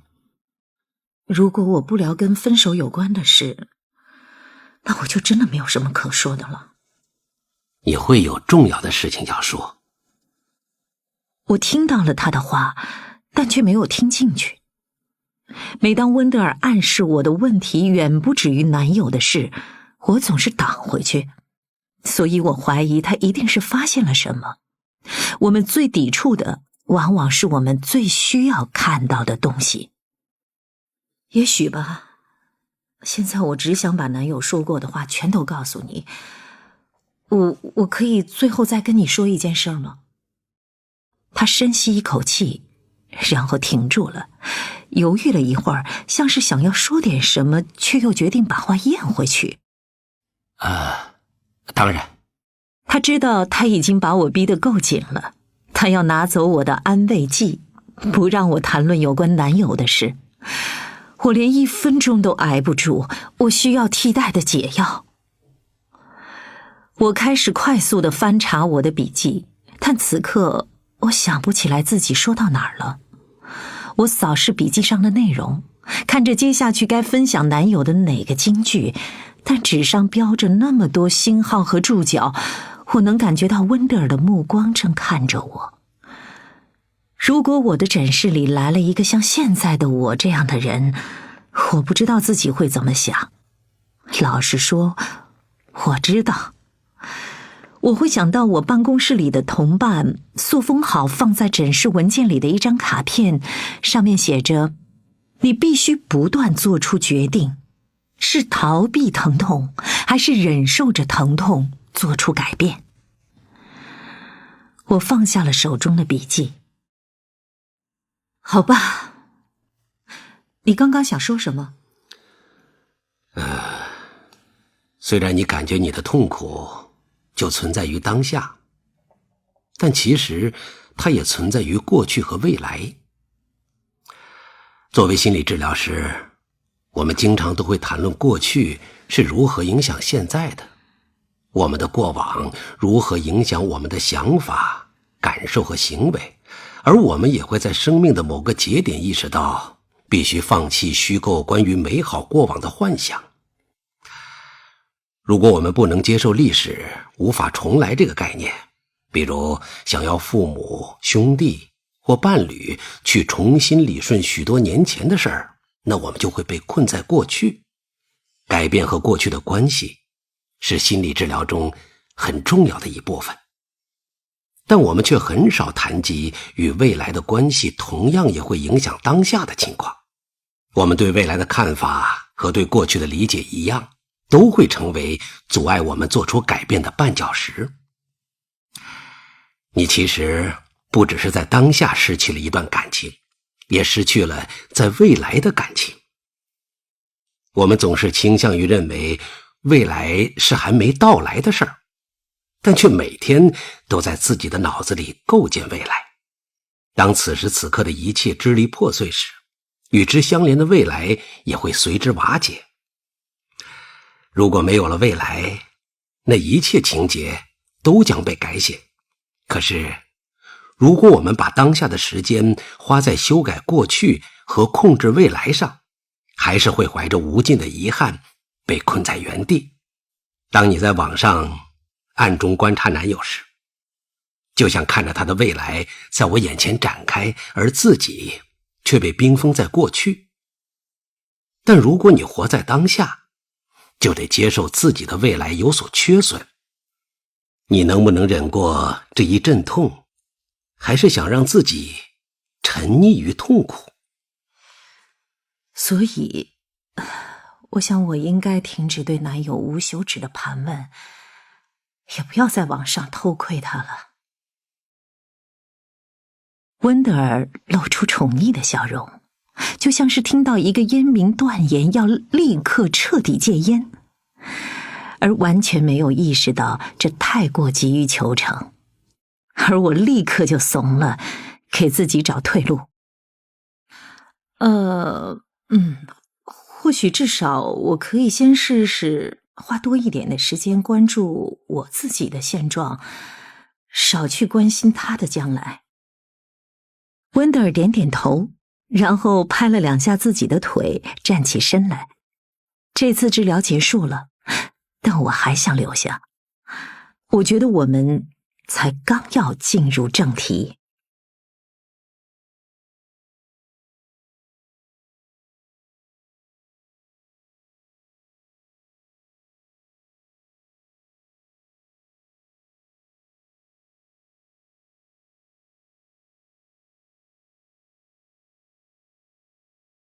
第15集，告别好莱坞。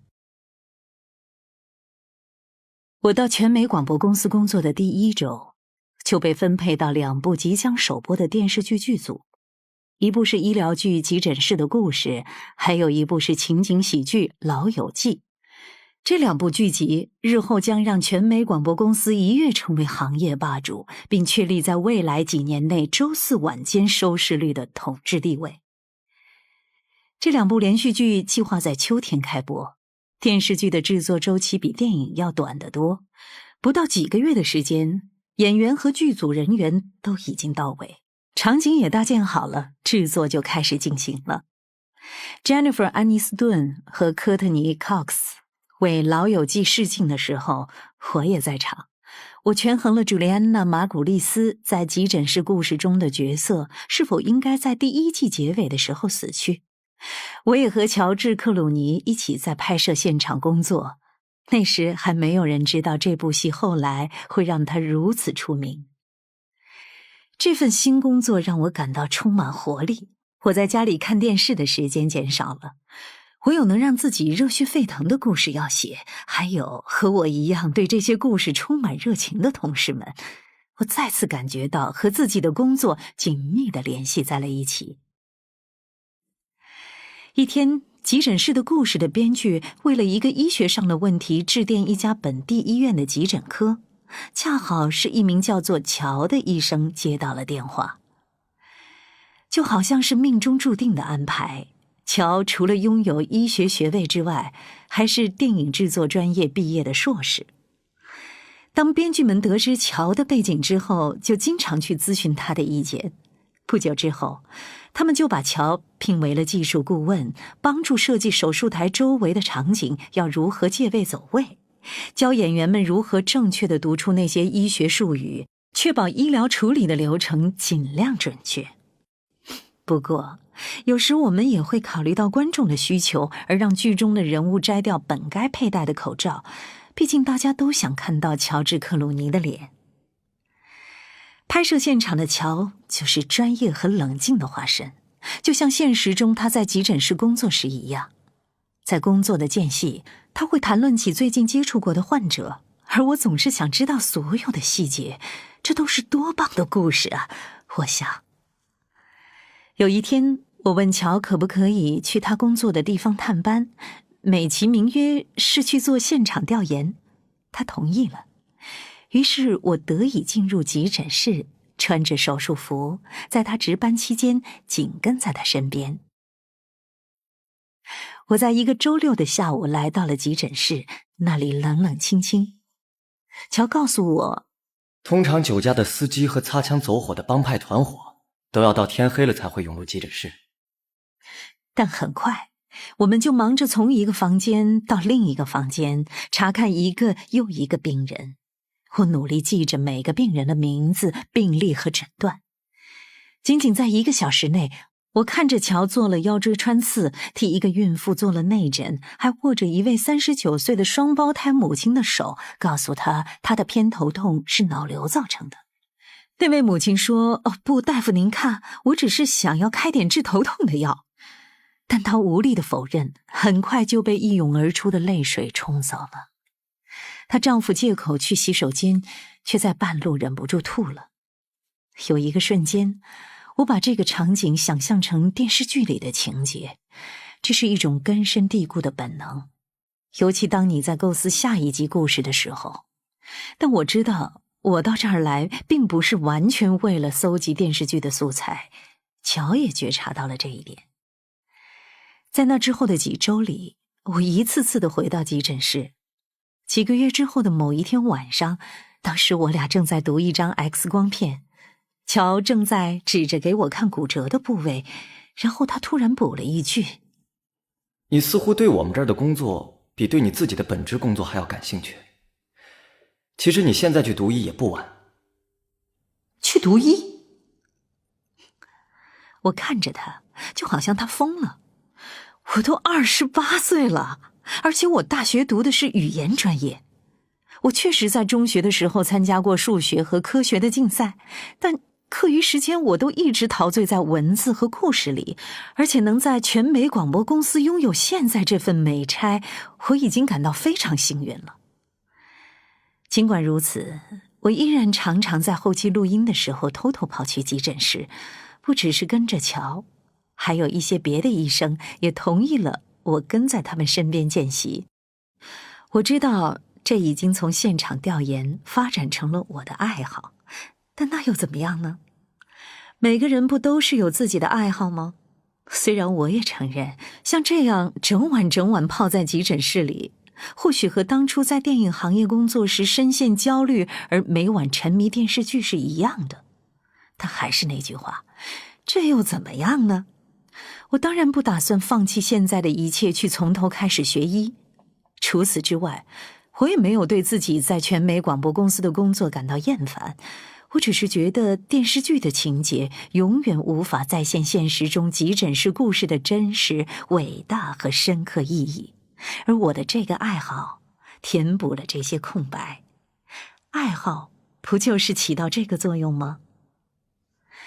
但有时候，当我站在急诊室里小歇片刻的时候，心里会突然觉得很踏实，这让我越来越怀疑乔是不是说中了一些事情。不久之后，我的爱好把我从急诊室带到了神经外科。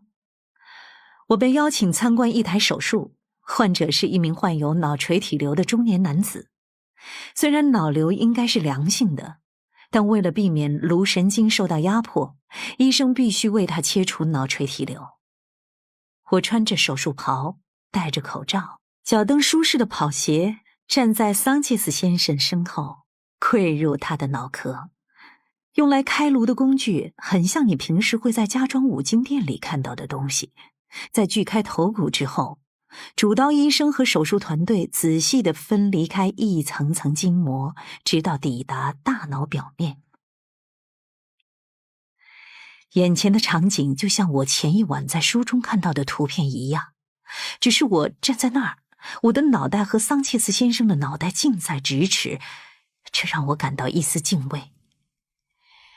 一个人之所以能够成为一个独立的个体，是因为他有自己的个性、记忆、经历、喜恶、所爱与所失、知识和能力，而这一切的载体就是这个只有3磅重的器官。如果你失去一条腿或一个肾，那你还是原本的你，但如果你失去了一部分脑子，就真的丧失了一部分心智，那你还是你吗？当时我有一个很不合时宜的想法，我进入了一个人的脑子里。好莱坞总是想通过市场调研和广告进入到人们的脑子里，但此刻我是真的进入了深藏在头骨下的脑子里。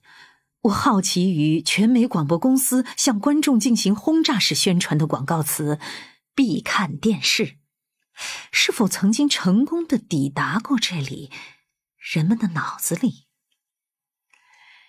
2位神经外科医生在轻柔的古典乐伴奏中取出了脑瘤，小心翼翼地把切除的部分放在一个金属托盘里。此刻我想到了好莱坞疯狂的拍摄现场，总是充斥着喧闹和命令。快点，伙计们，这边走！见鬼！天哪，伙计们，下一条能不能一次过？导演怒吼过后，魁梧的摄影师和灯光师会急忙移动，重新就位待命，然后制作人会吞下一颗泰诺，或是赞安诺，又或是百忧解，配以气泡水送服。如果今天不能拍完这场戏，我就要犯心脏病了。我是说真的，我真的快不行了。此刻在手术室里，我和桑切斯先生在一起，没有叫喊，也没有人觉得马上就要心脏病发作了，甚至连头颅大开的桑切斯先生看上去也比片场的那些人要放松。手术团队给出每个指示都还不忘加上请和谢谢，要不是血从我旁边这位男士的脑袋里源源不断地流出来，流到我脚边的一个袋子里，我简直以为自己是在幻境中。不过从某种意义上来说，它确实很梦幻，比我见过的任何事物都要真实，却又好像和我在好莱坞的现实生活隔着几个银河系那么远，而我从未想过要离开好莱坞。但几个月之后，一切都改变了。某个周日，我跟着一个急诊室的医生来到一家郡立医院。当我们靠近隔帘的时候，医生开口说，45岁，有糖尿病并发症。他掀起帘子，我看见一位女士躺在就诊台上，身上盖着条医用床单，一股臭味钻进我的鼻孔，难闻极了，我真怕自己会昏过去。我无法辨识这是什么气味，因为我有生以来从未闻到过如此令人恶心的气味。它是失禁了吗？还是呕吐了？我没有看到排泄物的痕迹，但气味变得更加浓烈。我感到1小时前吃的午餐已经顶到了嗓子眼里。我用力地咽下口水，不让自己吐出来。我希望他没有看到我苍白的脸色，希望他没有觉察出我正翻江倒海般的犯恶心。我暗暗想着，或许那是隔壁床上传来的气味，也许我挪到房间的另一边就不会闻到这么重的臭味了。我努力把注意力集中在这位女士的脸上，水汪汪的眼睛，红红的脸颊，刘海紧贴在她流汗的前额上。医生在向她询问病情，我不知道她是如何保持呼吸的，我全程都在憋气，但我还是得透口气。好的，我对自己说，我准备好了。于是我吸了一口气，并靠着墙让自己站稳，看着医生掀起了盖在他腿上的那条床单。他的小腿及以下都不在了。糖尿病造成了严重的血管炎，他的腿只剩下了膝盖以上的2段残肢。其中一条大腿还感染了坏疽而发黑发霉，就像一只腐烂的水果。这外观和这气味儿，我分不清哪个更糟糕。诊室的空间有限，我挪到靠近病人头部的位置，尽量远离受感染的下肢。正在这时，不可思议的事情发生了。这位女士握住了我的手，对我微笑，像是在对我说：“我知道这惨不忍睹，但没事的。”此刻，不应该是我握着她的手才对吗？她才是那个失去下肢又严重感染的人，可她却在安慰我。虽然这可以成为急诊室的故事里一个精彩的故事，但在那1/1000秒内，我知道我不会再为那个剧组工作了，我要去读医。仅仅因为这件事就决定改变职业规划，或许太冲动了。但当一位残肢坏死的陌生人在我强忍着呕吐的时候，从容地握住我的手，我内心所经历的震撼，是在好莱坞的任何一项工作中都未曾体验过的。我仍然热爱电视，但我亲身经历的这些真实的故事中，有一些东西在深深地吸引着我，使那些杜撰出来的故事显得那么单薄。老友记讲的是一群朋友间的故事，但这个是一个虚构的群体。急诊室的故事说的是生与死的故事，但也是虚构的故事。与其把我目睹的这些故事塞回电视剧里，我更希望自己的世界里充满着真实的生活和真实的人。那天当我开车从医院回家的时候，我还不知道一切将如何展开，也不知道一切将在何时展开，不知道自己可以申请哪类医学院的助学贷款，或者是不是够资格拿到贷款。我不知道要上多少理科的课程才够资格去准备美国医学院的入学考试，也不知道要去哪里读这些课，毕竟我离开大学已经6年了。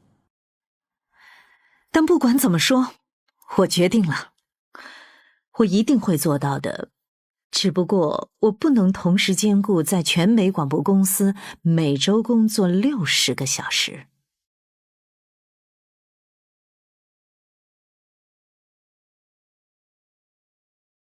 第16集，欢迎来到荷兰。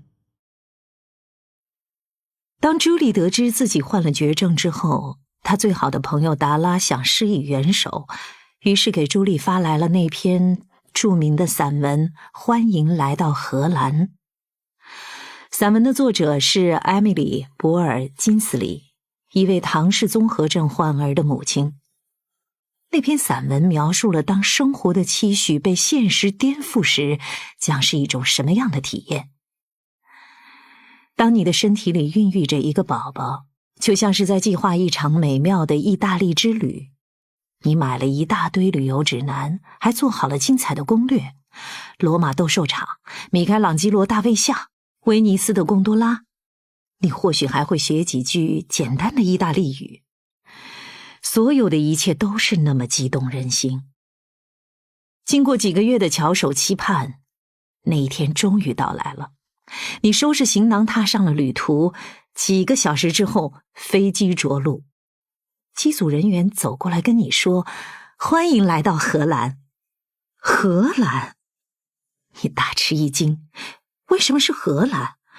我要去的是意大利，我应该已经到达了意大利才对啊！我一辈子都梦想着能去意大利呢。但飞行计划临时有变，他们决定停在荷兰，而你只能既来之则安之。但重点是，他们也没把你带去一个可怕的、令人厌恶的、肮脏不堪的、充满瘟疫、饥荒和疾病的地方，仅仅是一个和预想中不一样的地方罢了。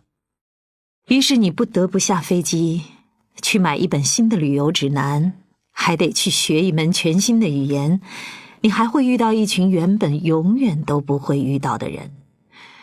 这里只不过是另一个国度，这里比意大利的节奏更慢，没那么多浮华。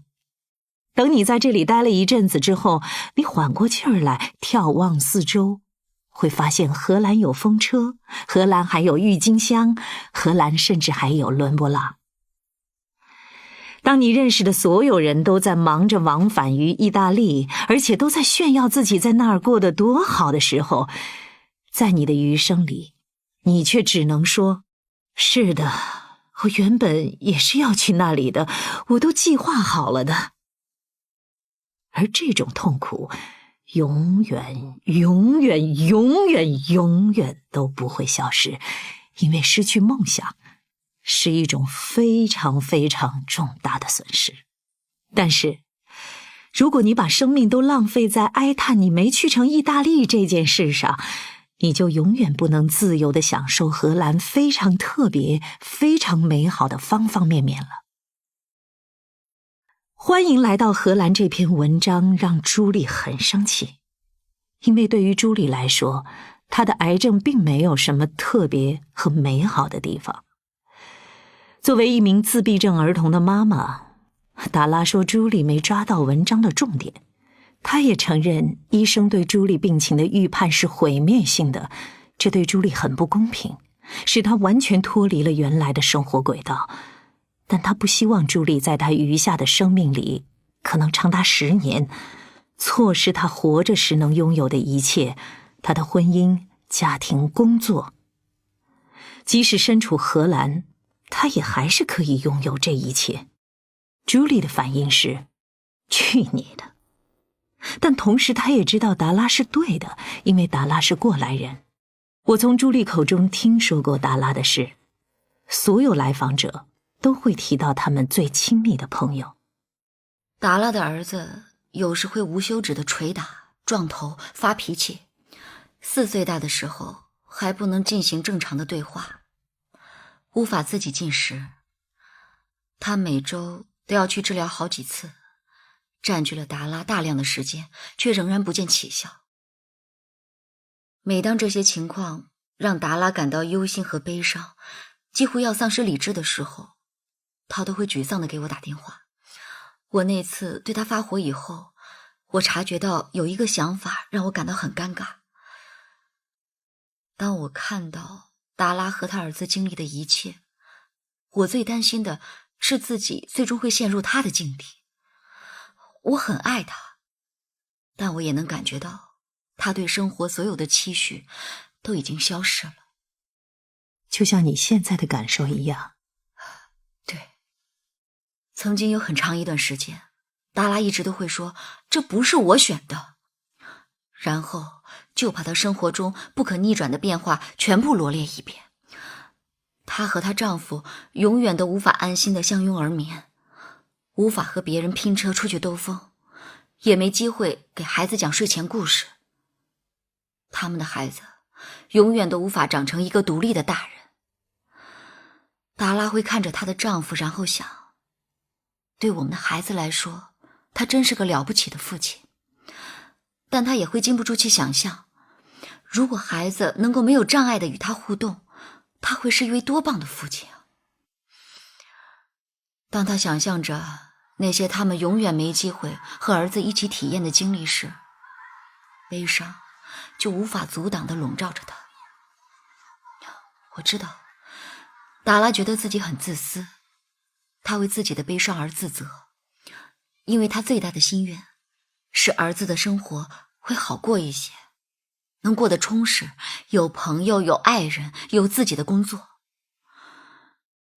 但当他看到其他妈妈和4岁大的孩子在公园里玩耍时，达拉会既痛苦又嫉妒，因为他知道，如果他儿子在场的话，他很可能会失控，被要求离开。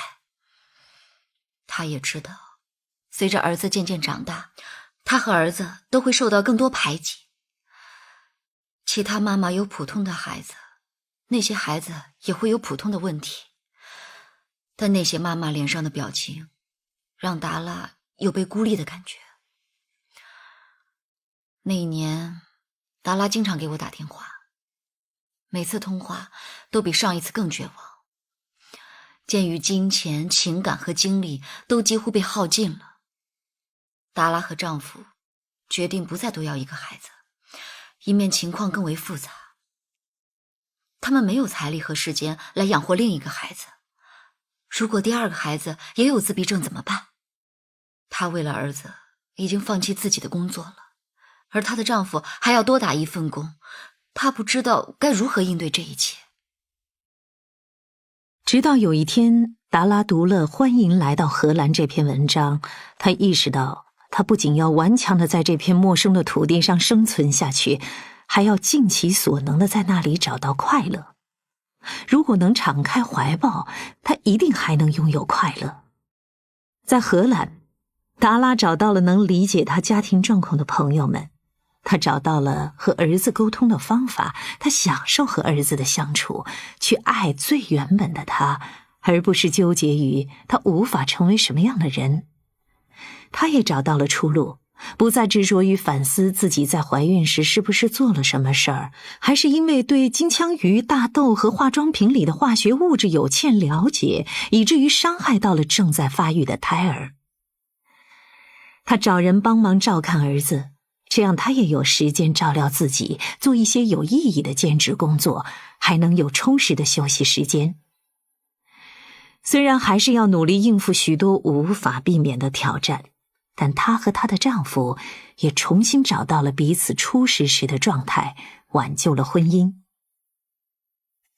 在这个旅程中，他们不再是全程呆坐在酒店里，他们决定要去外面冒险，去看看这个国家的样子。现在，达拉邀请朱莉也这么做，看看郁金香，看看伦勃朗。在朱莉对欢迎来到荷兰的怒气消退之后，她突然意识到一些事儿。世上总有让你羡慕的好命之人，也总有比你运气更糟的人。如果可以，我会和达拉互换生活吗？我的第一反应是不假思索地换，但再想一想，或许不会。我设想了各种情景，如果我可以和一个健康的孩子过上美好的10年，我会宁愿让自己折寿几年吗？是我自己生病比较艰难，还是照顾一个生病的孩子更苦？这些念头让我觉得很可怕，但我也不能否认自己这些想法。洛丽，你会觉得我是一个很糟糕的人吗？几乎每个来接受心理治疗的人都会担心自己的想法和感受是不是不正常或者很糟糕。然而正是我们对自己的这一份诚实，帮助我们了解了生活所有的细微差别和复杂性。如果压抑这些想法，才真的可能会表现得糟糕。正视他们，你就能成长。从这个角度来看，朱莉开始认识到每个人都在荷兰，因为大多数人的生活都不会完全按计划来展开。即使你足够幸运能去到意大利，你也可能会遇到航班取消或是恶劣天气，也有可能你和你的爱人正在享受周年纪念之旅，俩人刚刚在罗马的豪华酒店客房里缠绵，10分钟后你的爱人就在沐浴时突发致命的心脏病。我的一个熟人就遇上了这样的事儿。所以朱莉决定要去荷兰了。她不知道自己会在那儿待多久，但我们准备先为她计划一个10年的旅程，具体行程可以按需修改。与此同时，我们要一起来想想她在那儿可以做些什么。朱莉只有一个要求：如果我做了一些疯狂的事情，你能保证会如实跟我说吗？我的意思是，既然我会死得比我想象中要早得多，那我不必太理智，对吧？如果我越界了，或是事情变得有点过火了，你会提醒我的，对吧？我会的。朱莉一直都是一丝不苟、认真负责的人，做什么事都是中规中矩。我无法想象她所谓的过火会是什么样的情形。我想充其量不过是像一个好学生在某次聚会上有点小疯狂的多喝了一杯啤酒而已吧。但我忘了，要是脑袋上顶着一支无形的枪，人们往往会展现出最有趣的一面。遗愿清单，这真是个有趣的词，你说是不是？我承认确实如此。究竟完成什么愿望才能让我们不留遗憾呢？人们常常是在亲近的人过世时会想到思考自己的遗愿清单，就像艺术家坎迪张，2009年他把新奥尔良的一处公共外墙改造成了黑板，并留下了一道填空题：在我离世之前，我想。几天之内，整堵墙就被写满了，人们写下了各种答案。在我离世之前，我想跨过国际日期变更线，我想为数百万人歌唱，我想做100%的自己。很快，这个创意传遍了全球，各地延伸出上千处相似的墙壁。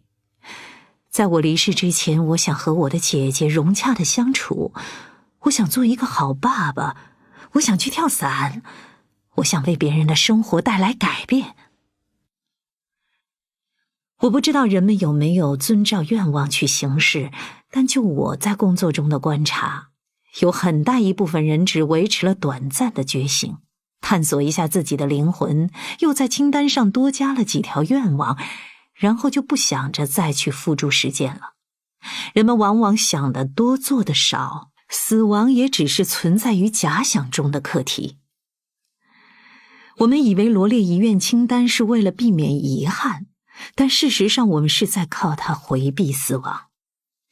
遗愿清单越长，越是代表我们想象中自己还有很长时间可以去完成。然而，如果要减掉清单上的愿望，就会让我们的否认机制受到微妙的损害，因为这代表着我们不得不认清一个严峻的现实：生命的死亡率是100%。每个人都会死去，而且大部分人不知道死亡将会在何时以什么样的方式发生。事实上，每过1秒，我们都向死亡这个终点又靠近了一点。俗话说得好，没有人会活着离开这里。我打赌，你现在一定在庆幸你的心理治疗师不是我。谁会愿意思考这些呢？在死亡这件事上，就做一个拖延症患者多好。我们大多数人都把我们所爱的人，我们觉得有意义的事情看作是理所当然的，直到我们被宣判死期的时候，才知道一切的先决条件是我们还活着。不过现在，朱莉需要的是为那些她必须从清单上剔除的愿望难过一会儿。这不像是老年人在为自己将要失去的带不走的东西而难过。朱莉难过的是，她没有机会拥有的东西，那些人们在30岁时预想着将会发生的所有里程碑式的事件和人生的新体验。我有一个具体的死线，一个无情的死线，因为我绝大多数的期待都会被拦在大限之外。你知道吗？我突然开始留意到，人们常常会在闲聊中提到未来的事。我要去减肥了，我要开始锻炼身体了，今年我要去度个假，3年内我要升职，我要存钱买房子，我们几年内考虑要生2胎，我们5年后要再聚一次。他们总是在计划，但我很难做计划，因为我不知道自己还有多少时间。如果1年和10年有那么大的差异，你会怎么做？后来奇迹发生了，实验性的治疗似乎让朱莉的肿瘤萎缩，短短几周之后，肿瘤几乎已经消失了。她的医生也很乐观，或许她能活得比他们之前预计的要更久。或许这些药物不只是现在有效，或许药效能维持几年甚至更久，出现了许多的或许。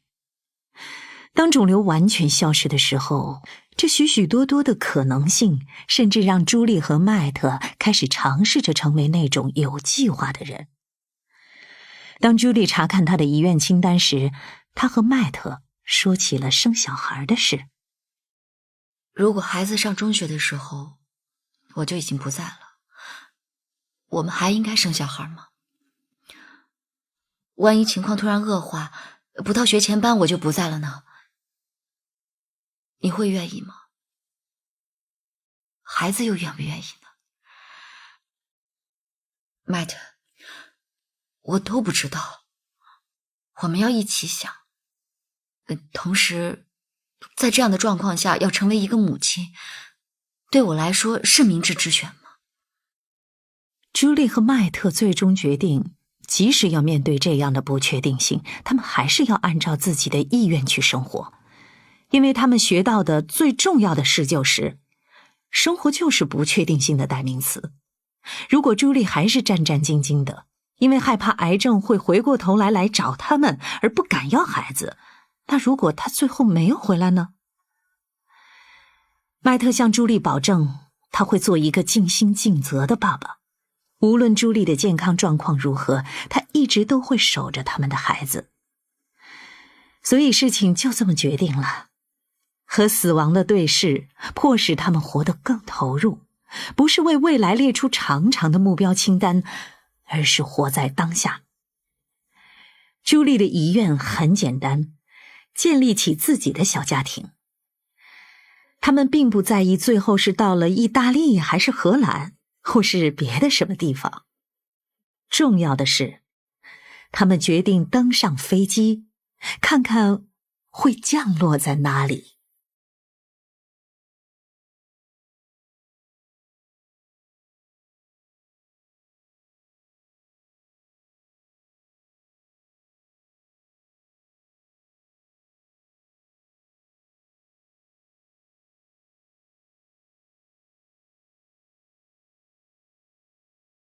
第17集，孩子应对悲伤的方式。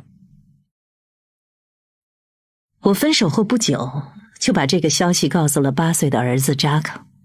当时我们正在吃晚饭，我尽量简单地向他说明，男友和我共同决定，我们还是不在一起过了。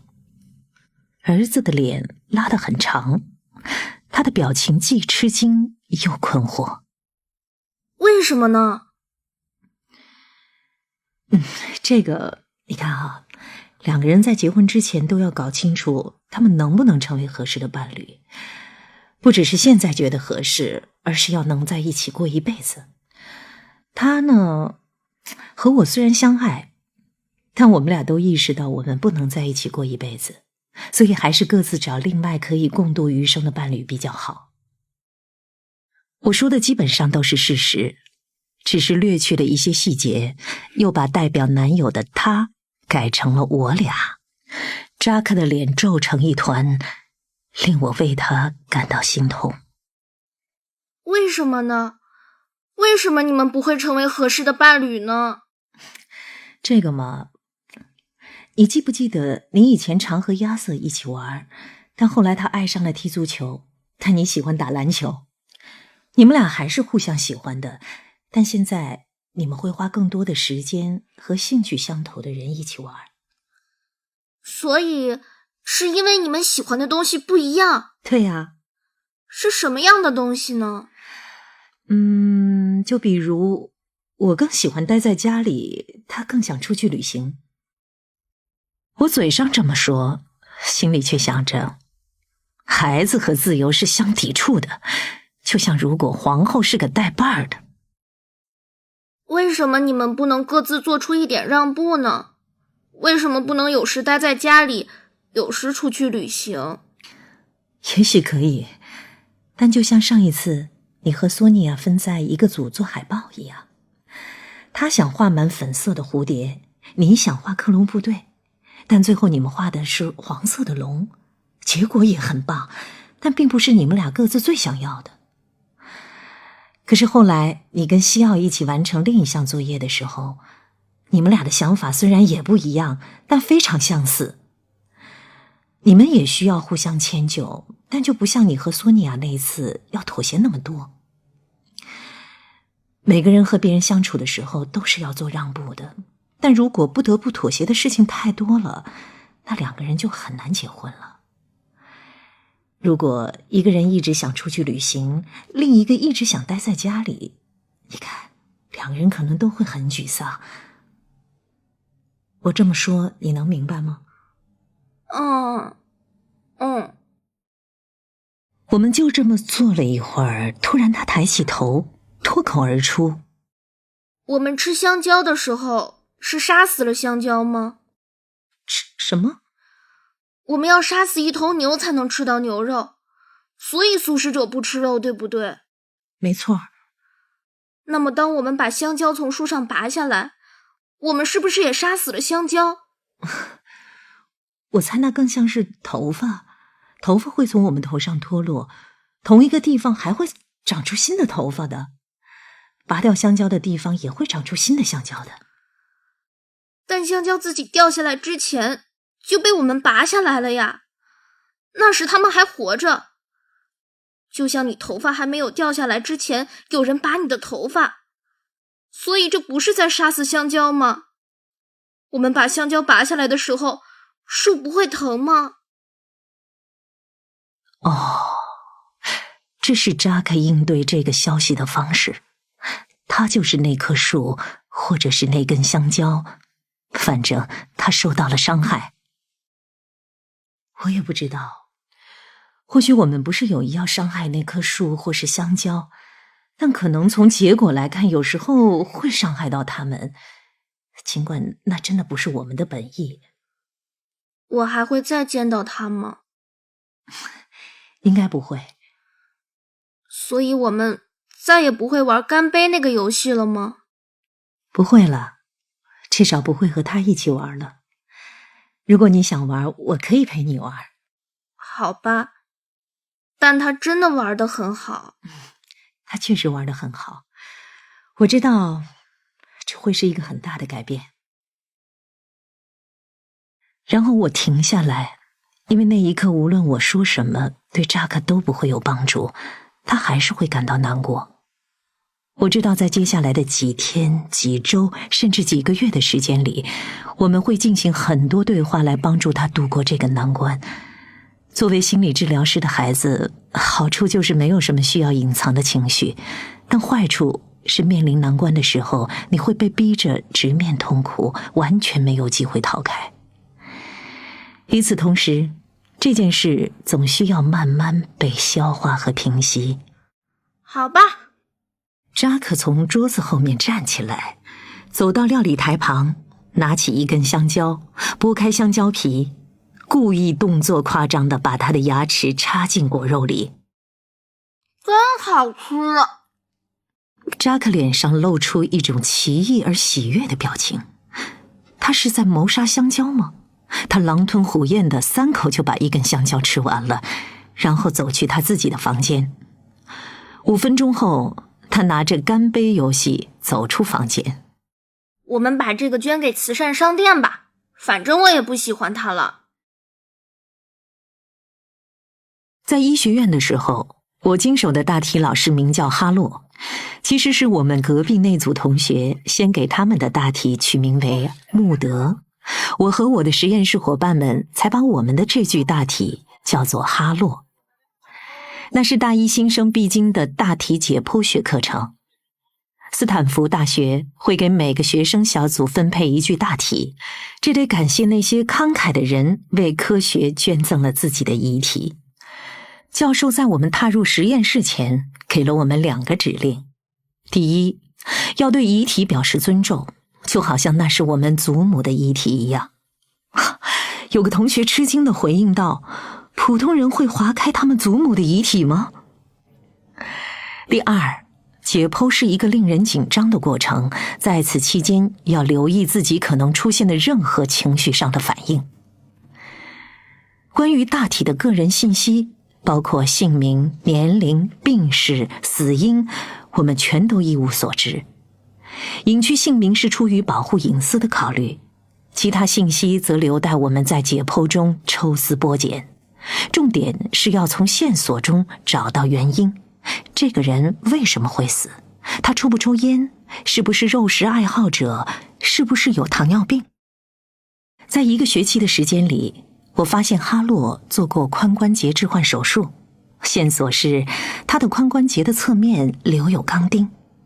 他有2尖半关闭不全，线索是左侧心脏增大。他在生命的最后阶段，可能由于长期住院卧床造成了便秘，线索是他的结肠里还积聚着宿便。他有一双淡蓝色的眼睛，整齐但泛黄的牙齿，一圈白发。他手指的肌肉很发达，像是建筑工人、钢琴家或是外科医生的手指。后来我得知他92岁时死于肺炎，这让我们所有的人都很惊讶，包括我们的教授，因为教授曾判断说，从器官来看，他像是一个60多岁的人。隔壁那组，穆德的肺里却布满了肿瘤，精心涂抹的粉色甲油遮盖了他常年抽烟在指甲上留下的尼古丁的污渍。他和哈洛的情况刚好相反，他的身体过早衰老了，使得他的器官看上去属于年纪更大的人。有一天，穆德小分队取出了他的心脏，组里的一个同学小心翼翼地举起了那颗心脏，捧在手里，好让其他人细细研究。但那颗心脏从他的手套上滑了下来，摔在地上，砰的一声裂开了。我们都惊讶地倒抽了一口气，一颗破碎的心。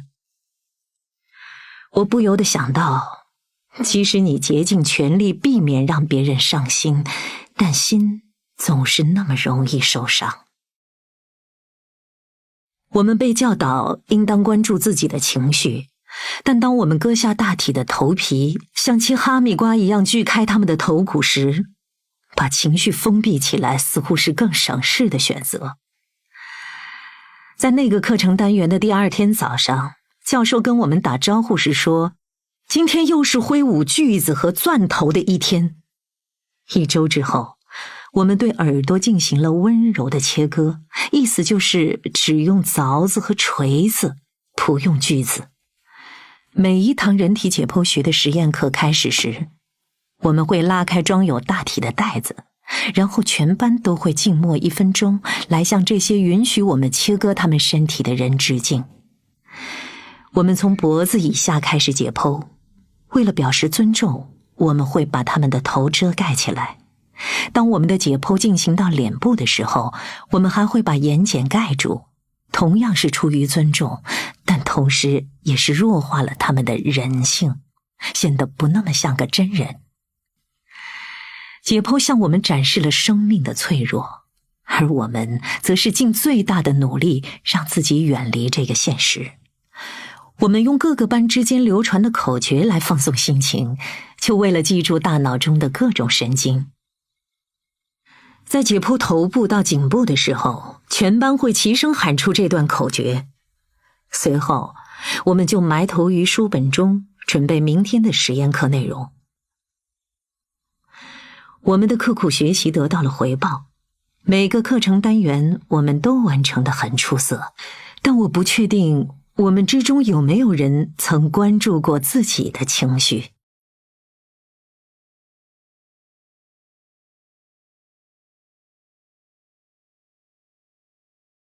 第18集，医学院的故事。当考试临近，我们进行了第1次巡房。巡房就是在满屋子的皮肤、骨骼和内脏之间巡视一番，就像是在检查一次空难留下的残骸。不同的是，你需要检视的不是遇难者，而是分散的身体部件。你不需要确认这个人是不是约翰·史密斯，但要试图分清楚台子上摆放的肢体碎片是手还是脚，然后判断说我觉得这是桡侧腕长伸肌。不过即便如此，这也不能算是我们经历过的最血淋淋的场面。那天我们解剖了哈洛的阴茎，冰冷的像皮革似的，毫无生气。穆德那桌的同学因为拿的是女性大体，所以加入了我们的解剖观察。凯特是我的实验室搭档，他在进行解剖时总是一丝不苟。他的教授形容他的专注就像刀锋一样锐利，但此时他被围观他操作的穆德小分队发出的叫声分散了注意力。他每切身一点，喊叫声就变得更大。我觉得我要吐了。越来越多的同学聚过来围观，一群男同学开始手舞足蹈地围成个圈，并拿着塑封过的课本护住自己的裆部。凯特对这种神经质的表现完全无心理会，他是要成为外科医生的人。凯特重新集中精神，他用一根探针来确定精索的位置，然后再次拿起手术刀，沿着阴茎的整个根部垂直切开，切口两边整齐地被分开了，就像切热狗一样。好了，够了，我得离开这儿。有一个男生宣告说，随后他和几个朋友逃离了现场。在课程的最后一天，我们举行了一个仪式，向那些贡献了自己的身体来让我们学习的人致敬。我们朗读了感谢词，为他们演奏音乐，送上祝福。即使他们的身体已经被肢解，但我们期望他们的灵魂仍然是完好无损的，能接收到来自我们的感激之情。我们多次提到他们是多么脆弱，赤条条地暴露着，任由我们切开，并取出组织样本放在显微镜下1毫米1毫米地端详。其实真正脆弱的是我们这些大活人，我们却不愿意承认，而这恰恰更体现了我们的脆弱。我们只是一群不知道自己能不能应付这一切的大一新生，一群近距离观察死亡的年轻人，一群对于有时不经意间垂泪的自己不知该如何是好的学生。我们被告知要关注自己的情绪，但并不确定自己的情绪是什么，也不知道该拿它怎么办。有些人参加了医学院的冥想课程，有些人靠做运动来使自己振作，还有些人则选择埋头学习。穆德小分队中有一个成员染上了吸烟的习惯，他总是偷偷地溜出去抽支烟，偷个闲，并拒绝相信抽烟会让他像穆德一样身体里长满肿瘤。我选择为一个读写项目来做志愿者，为幼儿园的小朋友朗读故事。幼儿园的小朋友们是多么健康，多么有活力，他们的身体是如此完整无缺。除此以外，我就是埋头写作，我写下自己的经历和体验，也对别人的经历和体验产生了兴趣，后来便开始为杂志和报纸撰写相关的文章。有一次，我写了一篇关于医患关系课的文章，那门课教我们如何与今后的病人相处。在期末考试的时候，每个学生都要演示如何向病人询问病史，而且整个过程都会被拍摄下来。事后，教授告诉全班同学，只有罗莉一个人问了病人的感觉如何，而这应该是你们要问的第一个问题。斯坦福注重人性化地对待每一个病人，而不是只把他们当作一个个病例。但与此同时，教授告诉我们，由于医学实践的方式正在改变，这正变得越来越艰难。医生和病人的长期私人来往和重要的诊疗接触已几乎不复存在，取而代之的是一些新出现的被称为管控型医疗的机制，规定看诊时间为15分钟，设定流水线般的治疗流程，以及限制医生为病人做治疗的范围。在我结束大体解剖课之后，我认真地思考了一下自己要选择哪个专科，有没有哪个专业可以延续以前家庭医生的模式呢？还是我愿意连大多数病人的名字都不知道，更不用去了解他们的生活呢？我见习了许多不同专科医生的工作，排除了一些与病人互动最少的科室，包括急诊科，非常惊心动魄，但你和你的病人几乎只有一面之缘；放射科，你面对的只是医学影像，而不是活生生的人；麻醉科呢，你的病人都睡着了；手术外科，同上。我喜欢内科和儿科，但带我见习的那位医生提醒我说，这些科室正变得越来越缺乏对个体的关怀。为了维持业务的正常运转，他们每天都要看30个病人，甚至有医生说，如果能从头来过，他们或许会选择别的科室。曾有一个教授在读过我为某本杂志撰写的文章之后这样问我，如果你能靠写作为生，为什么还要成为医生呢？当我在全美广播公司时，我的工作是写故事，但我却向往生活中最真实的故事。现在我得到了真实的生活，我却又开始思考，在现代医学的行医日常中，就没有一点空间能留给人们讲述自己的故事吗？我发现将自己沉浸在别人的故事里令我感到满足，而越投入记者的工作，我就越发现这个工作的本质就是投入别人的故事里。有一天，我和一个教授说起我的困境，他建议我2样都做，既从事写作，同时也行医。他说，如果我能靠写作多赚些钱，那我就可以选择少看一些病人，并用以前家庭医生的方式来行医。但是他同时补充道，这样的话，我还是要花大量的时间来应付保险公司和各种文件和手续，这也会减少我能在病人身上投入的时间和精力。听了他的话，我反思，事情真的到了这个地步了吗？我真的要靠写作来维持行医生活吗？不应该是反过来吗？但我还是考虑了他的提议。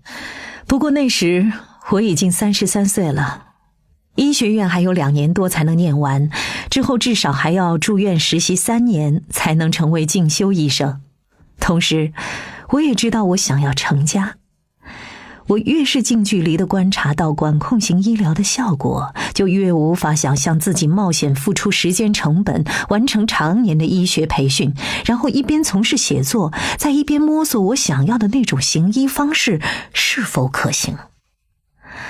而且我也不知道能不能2者兼顾，至少不确定我自己2边都能做得好，同时还得留出时间兼顾个人生活。到学期末时，我觉得我必须在2者之间做出选择了，是从医还是从文。我选择了从文。在接下去的几年时间里，我出版了书籍，为杂志和报纸写了不下几百篇的文章。我觉得自己终于找到了天职所在。至于事业之外的部分，成家的事，我相信一定也会水到渠成的。至少在离开医学院的时候，我对此非常肯定。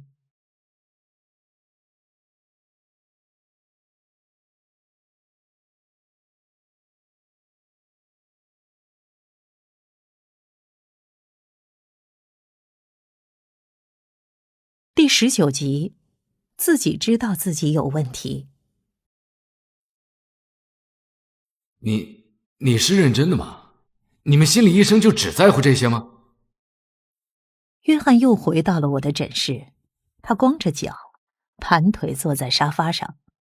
他是穿着夹脚拖鞋来的，因为今天美甲师到片场去了。我留意到他的脚趾甲和他的牙齿一样完美。我刚问了他一些关于童年的事，他为此不高兴了。天哪，我到底要告诉你多少遍？我的童年很美好，我的父母都是圣人，圣人。每当我听到别人把父母形容为圣人，我就会心生狐疑。不是我故意要找茬，只是本来就没有一对父母会是圣人，大多数父母顶多也就能做到还不错。根据颇具影响力的英国儿科和儿童精神科医生唐纳德·温尼科特的说法，还不错的父母就足以培养出能自如适应环境的孩子了。尽管如此，诗人菲利普·拉金还是用最犀利的句子写道：就是你的父母把你搞得一团糟，或许并非本意，但他们也难辞其咎。我是在有了孩子之后，才真正理解了对心理治疗至关重要的2件事。第一，询问关于别人父母的事，目的不是为了和他们一起埋怨、评判或指责他们的父母。事实上，关键完全不在他们的父母身上。这类询问只是为了理解幼年经历是如何影响他们长大成人的，这样他们才能够把过去从现在的生活中剥离开来，同时也脱下与年龄不再相符的心理外衣。第二，无论最后的结果是 A 减还是 B 加，大多数父母在抚养子女上都已经尽了全力，只有极少数家长，他心底里不希望孩子能过上好日子。尽管如此，大多数人还是会对自己的父母做得不够的地方心怀芥蒂。对此，人们需要搞清楚如何处理这种介怀。以下是我至此对约翰的了解。他40岁，结婚12年，有2个女儿，一个10岁，一个4岁，还养了1条狗。他的工作是电视剧编剧和制片。当我得知他都有哪些作品时，我并不惊讶。为他赢得艾美奖的，正是他笔下那些睿智却不近人情的角色。他抱怨妻子有抑郁症。然而，俗话说得好，在断言别人抑郁之前，你得先确定他们是不是每天都要面对一群混蛋。他抱怨孩子们对他不够尊重，他抱怨同事们在浪费他的时间，所有人都对他太苛求。约翰的父亲和2个哥哥住在中西部，那是他长大的地方。一家人里只有他搬离了家乡。母亲过世的时候，他才6岁。他2个哥哥，一个12岁，一个14岁。他母亲曾经是一名戏剧老师。出事那天，他刚结束排练，离开学校的时候，他看到一辆汽车正在加速驶向他的一个学生。他跑过去把学生推到一旁，自己却被汽车撞到了，当场身亡。约翰跟我说这些的时候，不带任何情绪，就好像是在如实叙述着他写的电视剧里的一个场景。约翰的父亲是一位立志要成为作家的英语文学教授。在妻子意外身故之后，他独自照顾3个儿子，直到3年后才和住在附近的一个没有子女的寡妇再婚。约翰形容这位后母平平淡淡，中规中矩，不过我对他并没有任何不满。约翰对我讲了他生活中的各种蠢货，却很少谈及他的父母。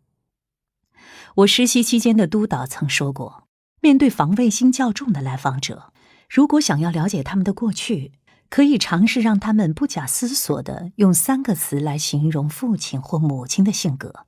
这些未经雕琢的答案总是能帮助我和我的来访者洞察他们与父母的关系。但是这招对约翰不管用。圣人，圣人，圣人，就这一个词儿，对我父亲和母亲都适用。这就是约翰的回答。尽管他本身就是个文字工作者，但却没有用任何形容词作答，而是用了名词。稍后我才会了解到，约翰的父亲在丧偶之后，或许有过酗酒问题，可能现在也一样。约翰的大哥曾经跟约翰说过，他们的母亲可能患有轻微的双向情感障碍，但约翰说那只是他哥哥夸大其词罢了。我对约翰的童年十分好奇，因为他表现出了强烈的自恋。他以自我为中心，过分防御，贬低他人，总想主导谈话，以及相信自己享有特权。简而言之，就是他的种种混蛋行为完全符合自恋型人格障碍的诊断标准。我在第一次治疗中就注意到了他的这些性格特征。有些治疗师或许会因此将约翰转介给其他医生，因为自恋型人格难以清晰地看清自己和他人，所以被认为不适合进行内省性、洞察性的治疗。但我却不以为意，我不想因为一个诊断就放弃一个人。诚然，约翰将我比作应招女郎，治疗时把我当作空气，自己感觉比任何人都优秀。但在所有这些表象的背后，他和我们其他人又有什么不同呢？人格障碍一词会引发人们的各种联想，不仅对治疗师而言，这些患者是少数，大众更是对他们知之甚少。维基百科中甚至有一个词条，分类罗列了一些电影角色和他们所代表的人格障碍。最新版的《精神疾病诊断与统计手册》中罗列了10种人格障碍。这本临床心理诊断的圣经将这10种人格障碍分为3大类群。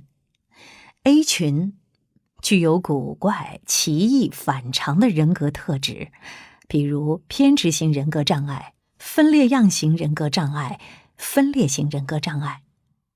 B 群具有戏剧化、不稳定的人格特质，比如反社会型人格障碍、边缘型人格障碍、表演型人格障碍以及自恋型人格障碍。C 群则是具有焦虑、恐惧的人格特质，比如回避型人格障碍、依赖型人格障碍，还有强迫型人格障碍。门诊最多见的是 B 群患者，有信任危机的属偏执型，孤独的属分裂样型，或是性格古怪的属分裂型。这几类通常不会来寻求心理治疗，所以诊室里很少见到 A 群患者。而那些不愿与人产生关联的属回避型，以及行为无法像成年人一样的属依赖型，还有严重的工作狂属强迫型的，也不太会想到要来寻求帮助，所以诊所里也不常见到 C 群患者。B 群中的反社会型兄弟们通常也不会来找我们。但当人们在感情中遭遇困境，像是陷入了极度的情绪化，就是属表演型或边缘型，或是嫁给了像约翰这样的自恋型人格，那倒是会找上门来求助。顺便一提，边缘型人格通常都与自恋型人格为伴，这种搭配在伴侣治疗中很常见。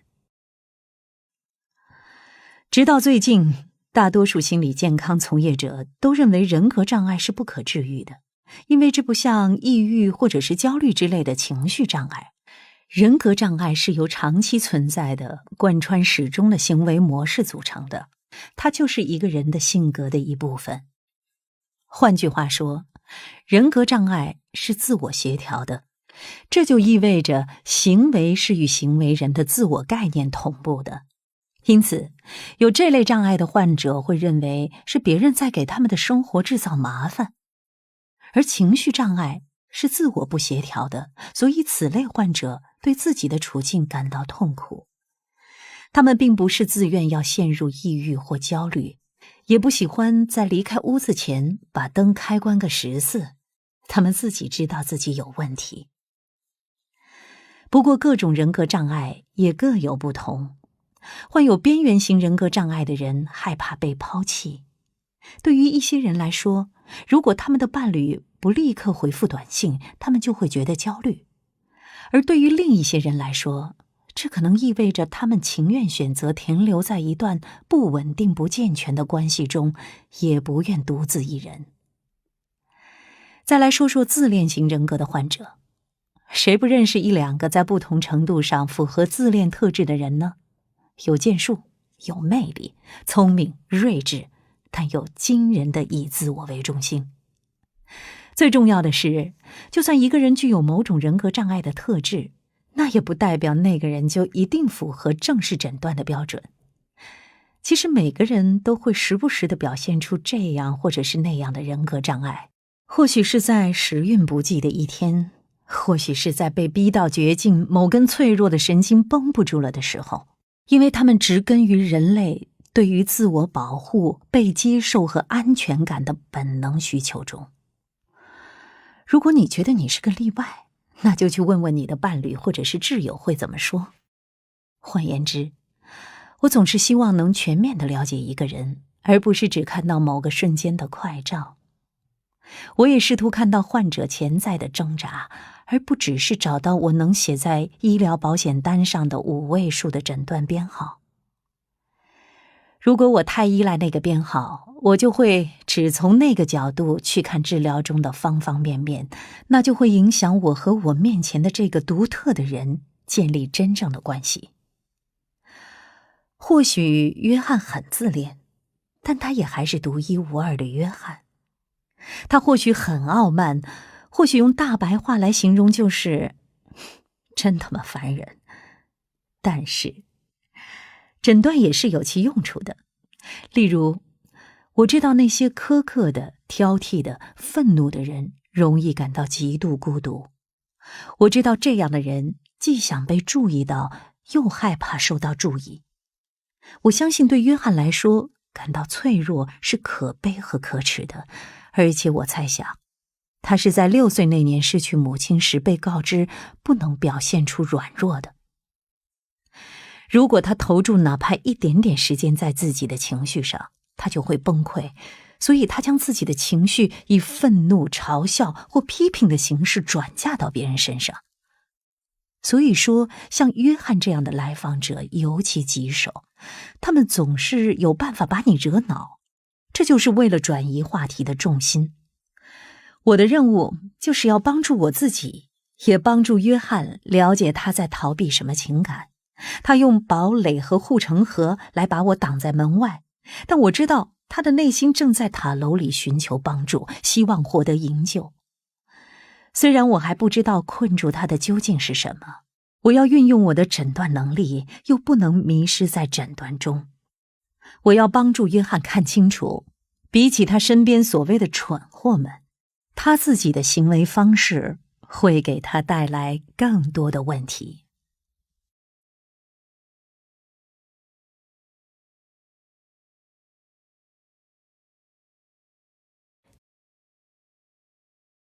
第20集，不要蛋黄酱。你的灯亮了。约翰和我正在讨论他为何会抵触我过问他的童年，他却突然告诉我门边墙上那盏和候诊室按钮相连的绿灯亮了。我看了一眼那盏灯，又看了看钟，整点才过了5分钟。我猜可能是后一位来访者今天来得异常的早。哦，是的，灯是亮了。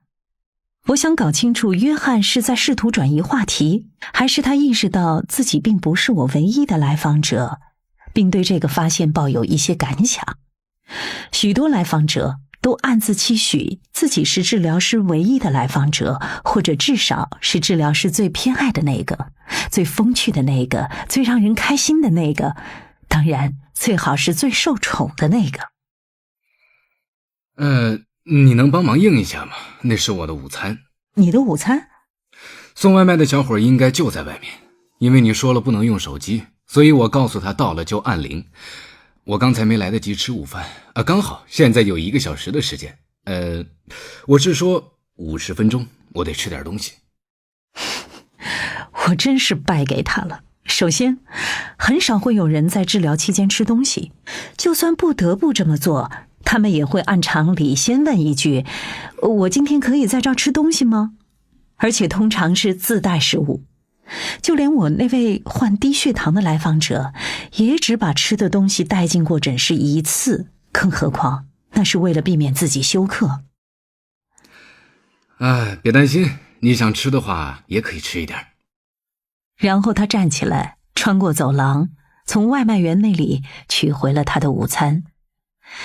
约翰回来之后，从袋子里取出食物，在自己大腿上铺了张餐巾纸，打开三明治的包装，咬了一口，他又立刻吐了出来。我的天哪，我都说了不要蛋黄酱，你看看这个。他掀开三明治给我看里面的蛋黄酱，另一只手正要伸向他的手机。我想他是在想要打电话去投诉这个订单，但我给了他一个眼神，提醒他不能用手机这条规定。他的脸涨得通红，我不知道他是不是也会冲着我吼叫，不过他只是蹦出了一个词：蠢货。我吗？你什么？你说过你的上一任治疗师很友善但愚蠢，我也是友善的蠢货吗？不，完全不是。我很欣慰，他终于能认可一个人不是蠢货了。谢谢你。谢我什么？谢谢你说我不是个蠢货。我不是这个意思，我是说你并不友善。你都不让我用手机打给那个往我三明治里放蛋黄酱的蠢货。所以我是个刻薄的蠢货咯。他咧嘴一笑，笑起来的时候眼睛里闪着光，还露出了酒窝，这让我在一瞬间看到了他潜在的魅力。这么说吧，刻薄那是毋庸置疑的了。至于是不是蠢货，那还不好说。好吧，至少你还愿意花功夫先了解我，对此我表示感激。我尝试和他套近乎，这让他坐立不安。他拼了命地想要逃离这个与人产生交流的时刻，为此他甚至开始大口大口地嚼起了那个放了蛋黄酱的三明治，同时将目光瞥向别处。但他并不是在和我较劲，我能理解。我感觉顽石上出现了一个细小的豁口。让你觉得我很刻薄，这我得道歉。是不是因为这样，你才会对我们50分钟的治疗做出了那样的评价？我指的是约翰把我比作是他映照女郎的事。我知道金屋藏娇这个不太妥当的比喻背后有着更复杂的原因，但我猜想约翰之所以会这么挖苦我和这50分钟的治疗，其原因和大多数人一样，他们其实希望能多待一会儿，但不知道该如何表达。而如果承认自己心存依赖，又会让他们觉得自己太脆弱了。不，我很高兴治疗时间规定是50分钟。如果我要在这儿待足1小时，天晓得你会怎么不停地逼问我的童年。我其实只是想更了解你。了解些什么？我很焦虑，我无法入睡，我一个人要应付3部电视剧，我老婆总是不停地抱怨，我10岁的大女儿就像是提早进入叛逆期一样，照顾我的小女儿的保姆去读研究生了，但我4岁大的小女儿还成天挂念着她。我家那只可恶的狗也越来越坏，我周围充满了蠢货，他们给我的生活增加了不必要的麻烦。坦白说，我现在非常生气。确实，你要面对的事情还真的是不少。你说的太对了，不要蛋黄酱有那么难懂吗？不就3个字吗？不要酱，还不够简单吗？要说那些蠢货呢，我有一个想法啊。虽说那些人是惹你生气了，但会不会其实他们也不是有意要让你生气的呢？会不会那些人其实也不是真的蠢，只是智力正常的普通人，而且他们已经尽力了？还有就是，或许你自己也是一样的。约翰想要开口说些什么，却又停下了。他的目光又回到了他的拖鞋上。他拿起一张纸巾，假装要擦掉嘴边的面包屑，但实际情况我都看见了。他迅速而巧妙地把纸巾往上挪了挪，擦了擦眼角。唉，这三明治太难吃了。他把纸巾连同剩下的三明治都塞回袋子里，然后一记远投，扔进了我书桌下的垃圾桶，唰的一记，还真准。这太愚蠢了，我饿得要命，而且只有这个时段有空吃东西，但我甚至都不能用我的手机来好好叫一个外卖，这算什么心理治疗？我很想说，是的，这就是心理治疗。我们面对面，不受手机和三明治的干扰，两个人促膝谈心，建立交流。但我知道，如果我这么说，只会引来约翰的嘲讽和反驳。我想到了他的妻子 Mark， 他究竟经历了些什么？他的心理成长史是什么样的，才会令他选择了约翰呢？我来跟你做笔交易吧。如果你让我从这附近叫个外卖，我就告诉你一些我童年的事儿，而且我可以叫够2人份的午餐。我们可以斯斯文文的一边吃着沙拉一边聊天，你看怎么样？一般情况下我不会这么做，但心理治疗不能照本宣科，我们需要设定一个专业的度。如果太开放，就像置身大海里；如果太拘谨，那就像是在鱼缸里。这么比喻的话，水族馆这个度听上去就刚合适。我们需要一些即兴发挥的空间，就像是温德尔医生走过来踢我的时候就很有效。如果食物能够充当约翰和我之间缓冲的距离，以方便他向我吐露心声，那何乐而不为呢？我告诉他，他可以打电话订餐，但不必作为交换条件来聊有关他童年的事。他并没有理会我，而是立刻打电话去餐馆订了餐。不出所料，订餐过程也很令他抓狂。不要饮料，不要调料，不是饮料，是调料。他妈的，特一熬调，乐一熬料。多放调料。靠，真是啊！算了，听到了吗？快点给我送来，15分钟。不好意思，先生，我们要20分钟。怎么可能20分钟？你们不是说尽快送到的吗？那家店又不远。我在一旁看着，感到恐惧又困惑，觉得约翰真的是活得太不容易了。最后，约翰用汉语说了些什么，但餐馆的人没有听懂。约翰不懂为什么那个人连他们自己的语言也听不懂。那个人解释说，他只会说粤语。挂断电话后，约翰满脸不解地望着我。天哪，他们怎么不会说汉语呢？如果你会说汉语，为什么你一开始不用汉语点菜呢？因为我讲英语。直到午餐送达之前，约翰一直都嘟嘟囔囔的。不过一旦吃的都就位了，他也渐渐放下了通往他内心堡垒的吊桥。虽然我已经吃过午饭了，但我还是陪他一起吃了一点，因为我知道分享食物能让人自然地产生亲近感。我听他说了一些关于他父亲和哥哥们的故事，他还说关于母亲的他记得不太多，对此他觉得很奇怪。从几年前开始，他会梦见母亲，他总是反复做同一个梦，他也无法控制自己不断做着这样的梦。他不想再这样重复做梦了，即使睡着了也不得安宁。他想要的只是内心的宁静而已。我问了关于梦的内容。哎呀，聊这些会让我不开心，我可不是付钱给你来让我不开心的。难道刚刚不是他自己说想要得到内心的宁静吗？不都叫治疗师要学会倾听吗？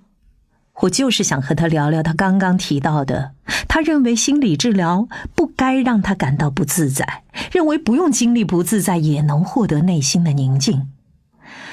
我知道改变他的观点需要时间，可是这次治疗只剩下几分钟了。约翰，那你在什么情况下会感到内心的宁静呢？遛狗的时候，至少在罗西的行为变得古怪之前，那是我内心最宁静的时候。我思考了一下，为什么他不想在这里谈论梦境的话题？会不会是他把诊室当作避难所，可以暂时逃离他的工作、他的妻子、孩子、他的狗，还有全世界的蠢货们，以及出现在他睡梦中的母亲的亡灵？约翰，此时此刻你的内心感到宁静吗？当然不。收拾完这些吃的扔哪儿呢？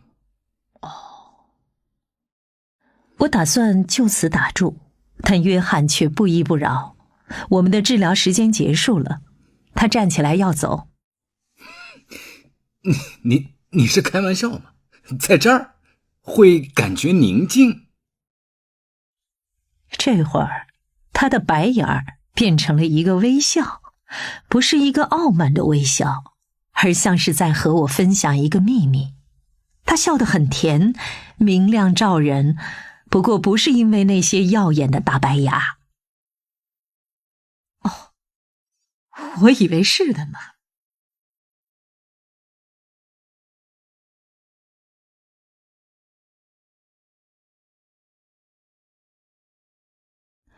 第21集，完美之选。剧透一下吧，离开医学院后，我的人生也并未如预想一般顺利的展开。3年之后，在我将近37岁时，一段维系了2年的感情走到了终点。那次分手虽然令人难过，但也算心平气和，不像后来那个艳童痞的闪电式突袭分手。但对于一个想要生儿育女的人来说，在人生的这个节点面临分手，算是糟糕透顶了。我一直都非常肯定地知道自己想要成为一个母亲。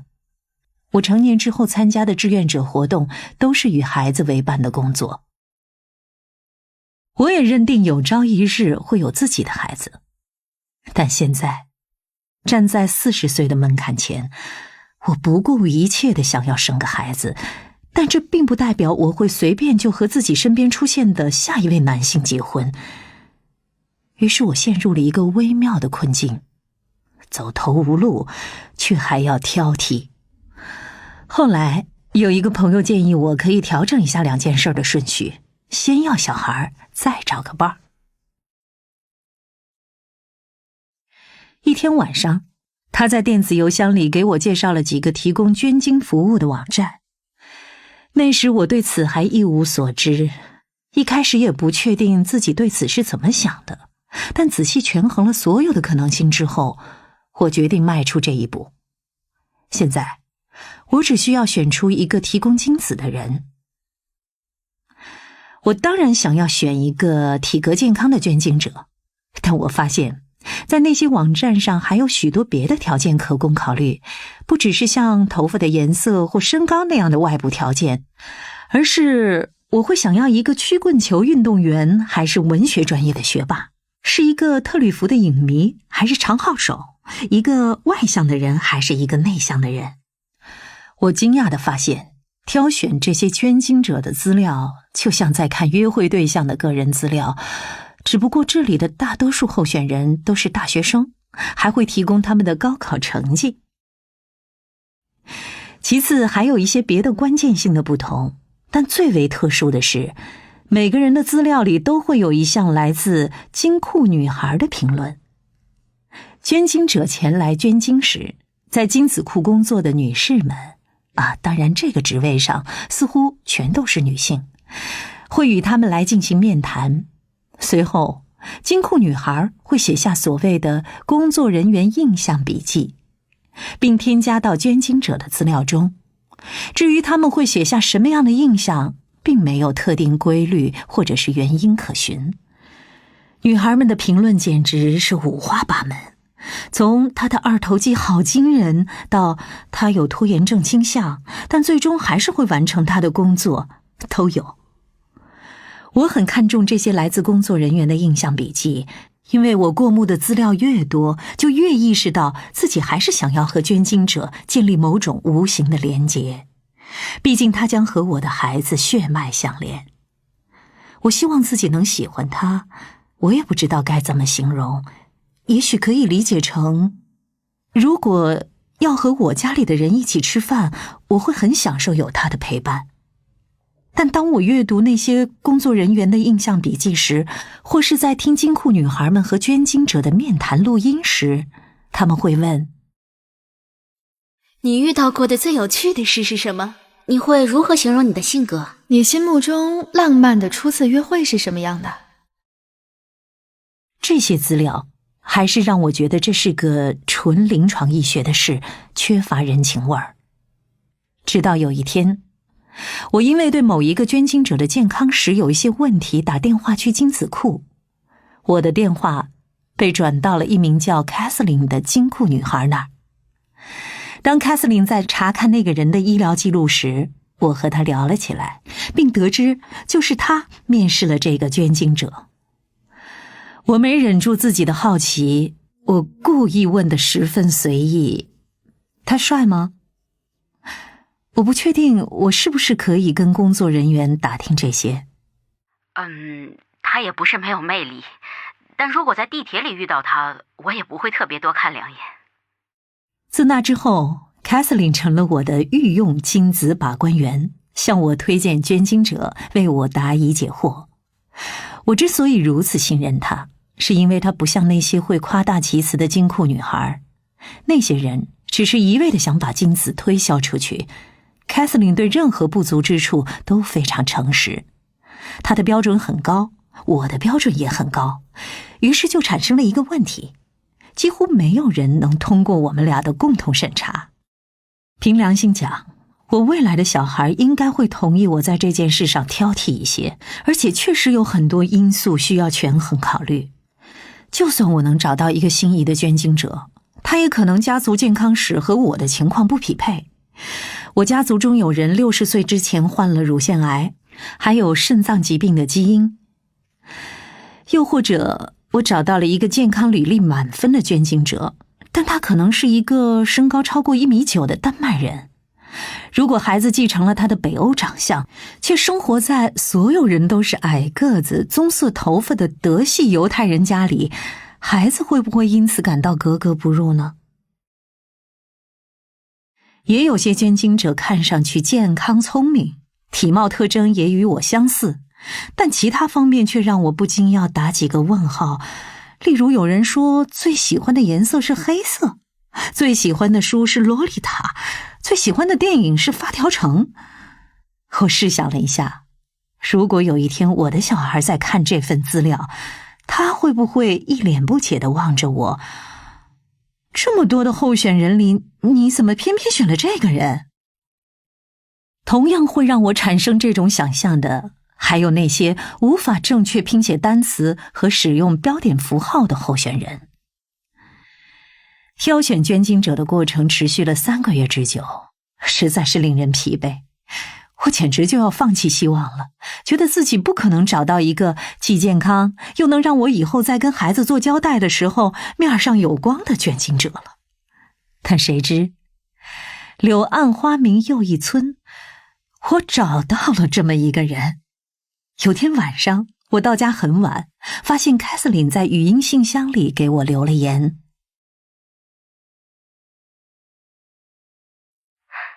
嘿，罗莉，我给你发了邮件，我希望你去看看那个候选人的资料。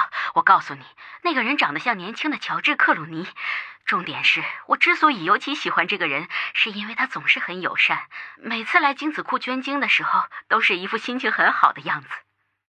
我翻了个白眼儿，说到底，如果你是一个20出头的小伙，你要做的只是看着成人电影让自己达到高潮，还能为此拿到报酬，心情怎么会不好？但凯瑟琳滔滔不绝地说着这个人，他是何等身健体康，相貌堂堂，才智无双，性格开朗。他就是完美之选。凯瑟琳从未如此热情高涨过，于是我登录到网站上去看了一眼。我点击了那个人的资料，仔细研究了他的健康履历，阅读了他写的短文，听了他的面谈录音。我即刻意识到，他就是我要找的那个人，这就像大家所说的一见钟情一样。有关他的一切看上去都是那么有亲切感，无论是他对事物的喜好，他的幽默感，他的兴趣爱好和价值取向。我高兴坏了，但同时身体已经精疲力竭。于是我决定第二天一觉醒来再处理具体操作上的事宜。第二天刚好是我的生日，那一晚我觉得自己美美的睡足了8个小时，全程都清晰地梦见自己的小孩。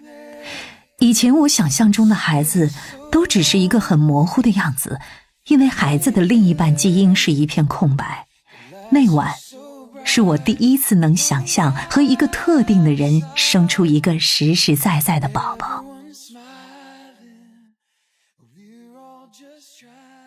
第二天一早，我兴奋地从床上跳起来，脑袋里萦绕着《我的孩子》这首歌。生小孩已经是我多年的梦想了，能在今天找到一个合适的捐精者，简直是有史以来最好的生日礼物。我在心中默默地祝福自己，祝我生日快乐。天赐的运气让我不由得嘴角上扬。我走向电脑，心想着我真的要去实现这个梦想了。我输入了精子库的网址，找到那位捐精者的档案资料，又再从头到尾地读了一遍，确认自己和前一晚一样肯定，他就是我要找的那个人。就算以后当我的孩子问起，我也能跟他交代为什么我在所有的候选人里选择了他。我把这个捐精者加入我的购物车，就像在亚马逊网站上买书一样。我再次检查了订单，然后点击购买精子。我心里想，我要有孩子了。那一刻充满了仪式感。当订单在等待处理的时候，我迅速地在脑子里计划着接下来要做些什么。要预约受孕，购买孕期的维生素和婴儿用品，还要准备婴儿房。就在思考的间隙，我注意到订单还没有处理完毕，屏幕上那个死机之轮一直在转圈圈，感觉比平时运转的时间要长好多。我等了又等，终于忍不住按了回退键，看看是不是我的电脑死机了。但并不是。终于死机之轮消失了，跳出了一个提示框：库存不足。库存不足？我想这一定是电脑故障，或许是我按了回退键的时候出了问题。我按下快播键，接通了精子库。我想找凯瑟琳，但她不在，于是我的电话被转接到一个叫芭比的客服代表那里。芭比查看了一下详情，他确定那不是电脑故障。他说我选的是一个很抢手的捐精者。他补充解释道，抢手的捐精者很容易售罄，即使公司设法让他们频繁地补充货源，但补充来的货源也要先暂存6个月，进行隔离和检疫。他还说，就算库存上架了，也还是有可能要等很久，因为可能要先满足之前排队预约的订单。听着芭比的话，我回想凯瑟琳昨晚给我打电话的情形，我突然意识到，或许她向好几位女士都推荐了这名捐精者，而那些女士也和我一样，因为凯瑟琳对捐精者们的诚实评价而和她变得很亲近。芭比把我放在候补名单上，但她非常丧气地告诉我，千万别犯傻，别把时间浪费在等待候补上。然后我挂断了电话，感觉整个人都呆滞了。本以为在几个月徒劳无功的搜索之后，终于找到了捐精者，我未来的宝贝终于不再只是一个脑袋里的幻想，而是几乎要变作现实了。然而，就在生日的这一天，我却不得不放弃这个孩子，我又重新回到了原点。我重重地合上电脑，望着空气发呆。我瘫坐了好一阵子，才留意到书桌角落上有一张名片。那是上周我在一个行业联谊活动上拿到的。名片的主人名叫 Alex， 是一个27岁的电影人。我和 Alex 只聊了5分钟，但他友善又聪明，看上去也很健康。走投无路的境地会让人做出冲动的决定。我突然想到，或许我可以跳过那些网上的精子库，在现实中找到我的捐精者。Alex 就符合我的条件啊，为什么不问问他愿不愿意呢？反正最坏的结果也不过是被他拒绝而已。我小心翼翼地写下邮件的标题，一个不同寻常的问题。在邮件的正文里，我又只是含糊其辞，嗨，还记得我吗？我们在上次的联谊会上见过。然后我邀请他见面喝个咖啡，想着这样我就能当面问出那个不同寻常的问题了。Alex 回信问我能不能把问题写在邮件里。我回信说我觉得最好能当面聊，他爽快地答应了。于是我们约定某个周日的中午一起喝咖啡。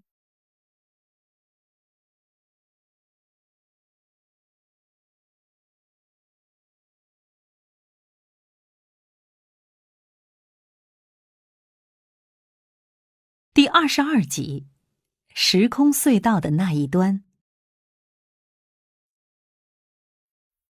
去咖啡店见 Alex 的时候，我的心情不只是紧张可以形容的。在冲动的寄出电邮之后，我几乎肯定 Alex 会拒绝这件事儿。转头他再跟几个朋友说起我干的这个荒唐事儿，我就会名誉扫地，以后再也没脸参加任何联谊活动了。我几乎都要临阵脱逃了，但我想要孩子的执念是如此之强烈，促使我觉得一定要亲口问出这个问题。万一的万一他会答应呢？我不断说服自己，你得先提出问题，不然永远都没有机会得到肯定的答案。我和 Alex 亲切的寒暄之后，就自然的闲聊起来。不知不觉，我俩已经沉浸在相谈甚欢的氛围中了。大约1小时之后，我几乎都要忘了这次会面的初衷。就在这时， Alex 俯过身来，看着我的眼睛。所以，你那不同寻常的问题是什么？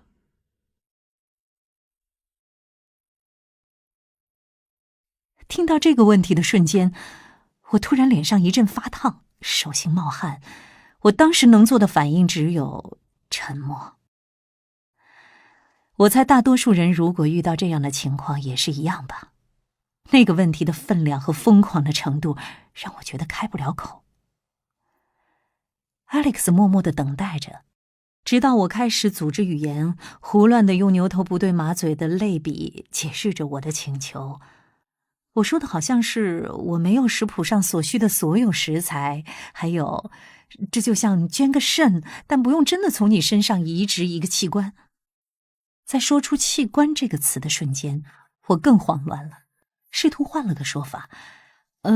这更像是献血，不过完全不需要动用针头，徒手就能做到。说完这句，我决定让自己闭嘴。Alex 带着奇怪的表情望着我，我想我这辈子也不会有比这更丢脸的时刻了吧。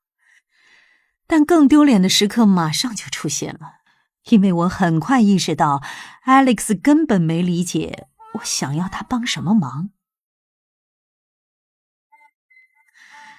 你看哦，我现在37岁了，我想生个孩子，精子库我也去试过了，但是没有遇上合适的，所以我想问问啊，就是你会不会考虑。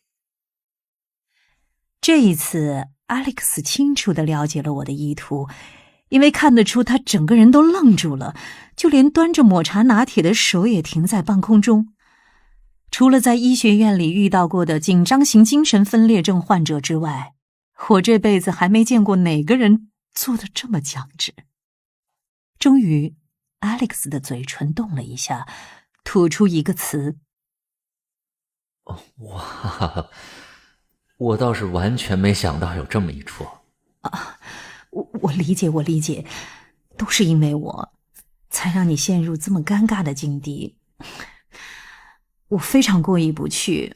但我很愿意详细聊聊这件事儿。这回换我愣住了，许久之后，我也挤出一句哇。后来，我和 Alex 从自己的童年聊到未来的梦想，几个小时倏地就过去了。关于精子的话题似乎打破了所有情感壁垒，就像你第一次和某个人有过肌肤之亲之后，就打开了阻挡情感洪流的闸门。当我们终于要起身离开的时候， Alex 说他还是需要再考虑考虑。我说没问题，他说会和我保持联系，而我确信他一旦想通了就不会再找我了。但就在当天晚上， Alex 的名字出现在了我的收件箱里。我点击打开他的邮件，心中已经准备好接受一个婉转的拒绝。然而他在邮件中写道：到目前为止，我还是倾向于同意的，但我还有几个问题。在之后的几个月里，我们频繁地在那家咖啡馆里见面聊天，以至于我都开始把那里称作蝌蚪办公室了。我的朋友们索性把它简称作斗室。在斗室里，我们事无巨细地探讨着相关话题，从精液样本到个人病史，再到合同细则，甚至谈到以后和小孩的接触。最终，我们终于探讨到如何受精的问题。我们是应该找医生进行人工受精呢，还是亲自上阵以增加受孕的概率？他选择亲自上阵。坦白说，我并不反对。更坦白地说，我对事情的发展态势感到非常兴奋。毕竟，想象一下我当上妈妈之后的日子，应该鲜有机会再能遇上像 Alex 这样27岁、长相英俊、体格健壮的帅小伙了吧？于是，我开始密切关注自己的生理周期。一天，我在斗室跟 Alex 说，快要到排卵期了，如果我们想在这个月尝试造人的话，我们必须在这周内做出决定。在一般的情侣之间这么说，可能会让男性倍感压力，但对我来说，这已经是板上钉钉的事儿了，所以宜早不宜迟。我们已经从各个层面做了规划，包括法律上、情感上、道德标准上，以及实际行动上。走到这一刻，我们也默契到拥有了彼此才懂的笑话，以及彼此才有的昵称。这个即将到来的幸运的小生命，让我俩紧紧相连。1个礼拜之前，他还问我有没有问过其他人，还是只对他提议过这件事儿，就像是在审视商机中有没有其他竞争对手。我当时闪过一个念头，想跟他说，有个叫 Peter 的一直在游说我，Gary 也表示有兴趣，所以你最好在周5之前答复我。我想营造一个竞争激烈的假象，来敦促他快点签字画押。但我转念一想，我还是希望跟他的关系能建立在完全信任的基础上，况且我很确定 Alex 会答应这件事。就在我提出把造人提上日程的那一天，我们决定去海边散散步，最后讨论一下合同拟定中的一些细节。我们沿着海岸漫步，突然下起了毛毛细雨。我们相互看了一眼，要不要回去呢？接着，毛毛雨变成了不折不扣的暴风雨。我们都穿着短袖 Alex 解下他绑在腰上的外衣，披到了我的肩上。就在我们四目相视着在沙滩上被大雨浇透的时候，他正式答应了这件事。经历了各式各样的磋商，在过程中不断了解对方，不断深究这件事对我俩和孩子意味着什么。现在，我们终于准备好了。让我们来给你造个孩子吧，他说。我们就这样站在暴雨中，拥抱着，微笑着。小小的我被包裹在他大大的、长度到我膝盖的外衣里。我拥抱着这个将要把自己的精子奉献给我的男人，我迫不及待地盼望着有一天能跟我的孩子说起这个故事。当我们回到 Alex 的车里，他给了我一份签好的合同，然后他就消失了。之后的3天里，他都杳无音信。这听上去可能并不算长，但如果你就快奔4了，你的下一个排卵期就近在眼前，而你受孕的另一个机会还在精子库里遥遥无期的等待候补，那3天感觉就像是一辈子那么久。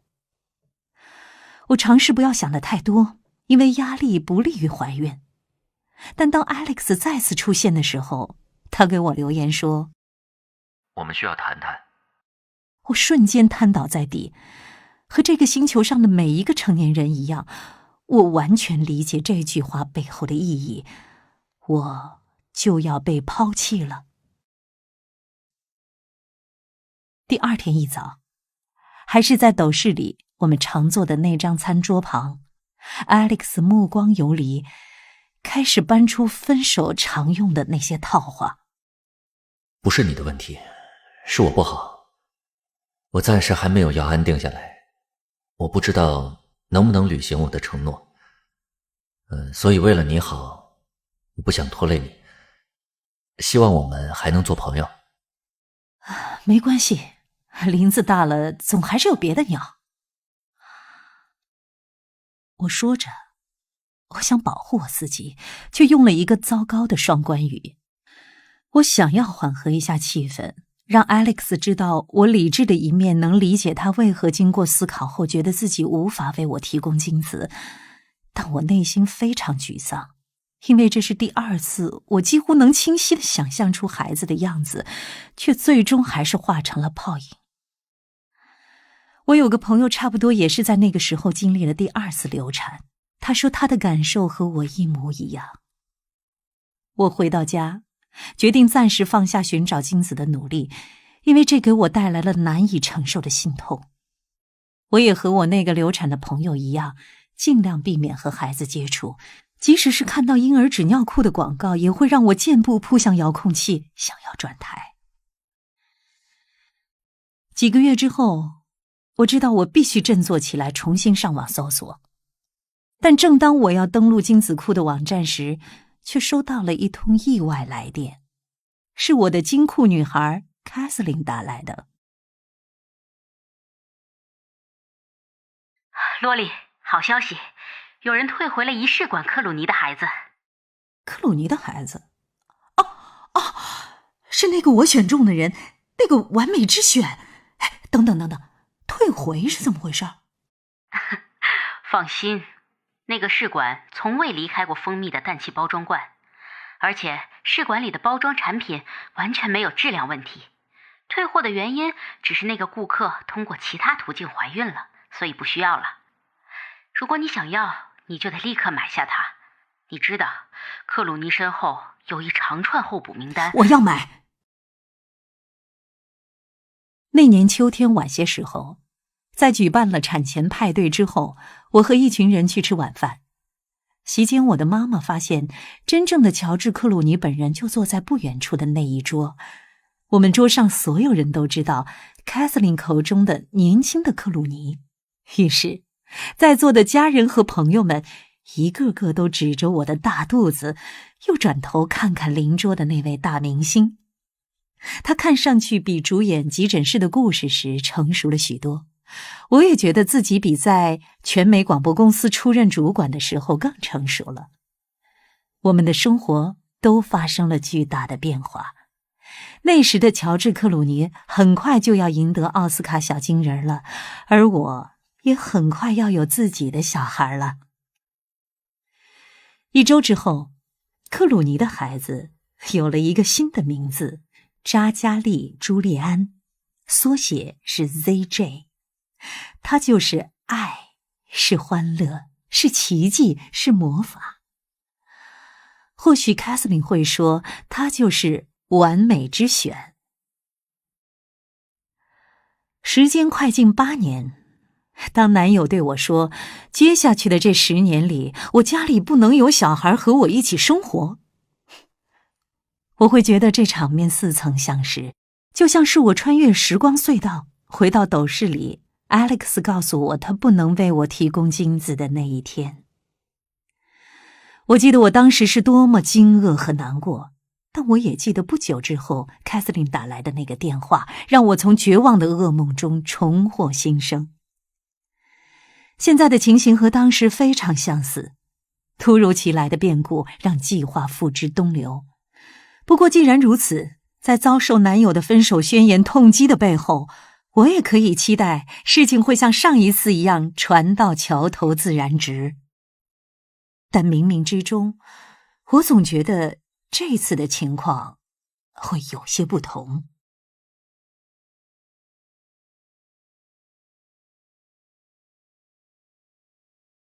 第23集，没有记忆，也没有期望。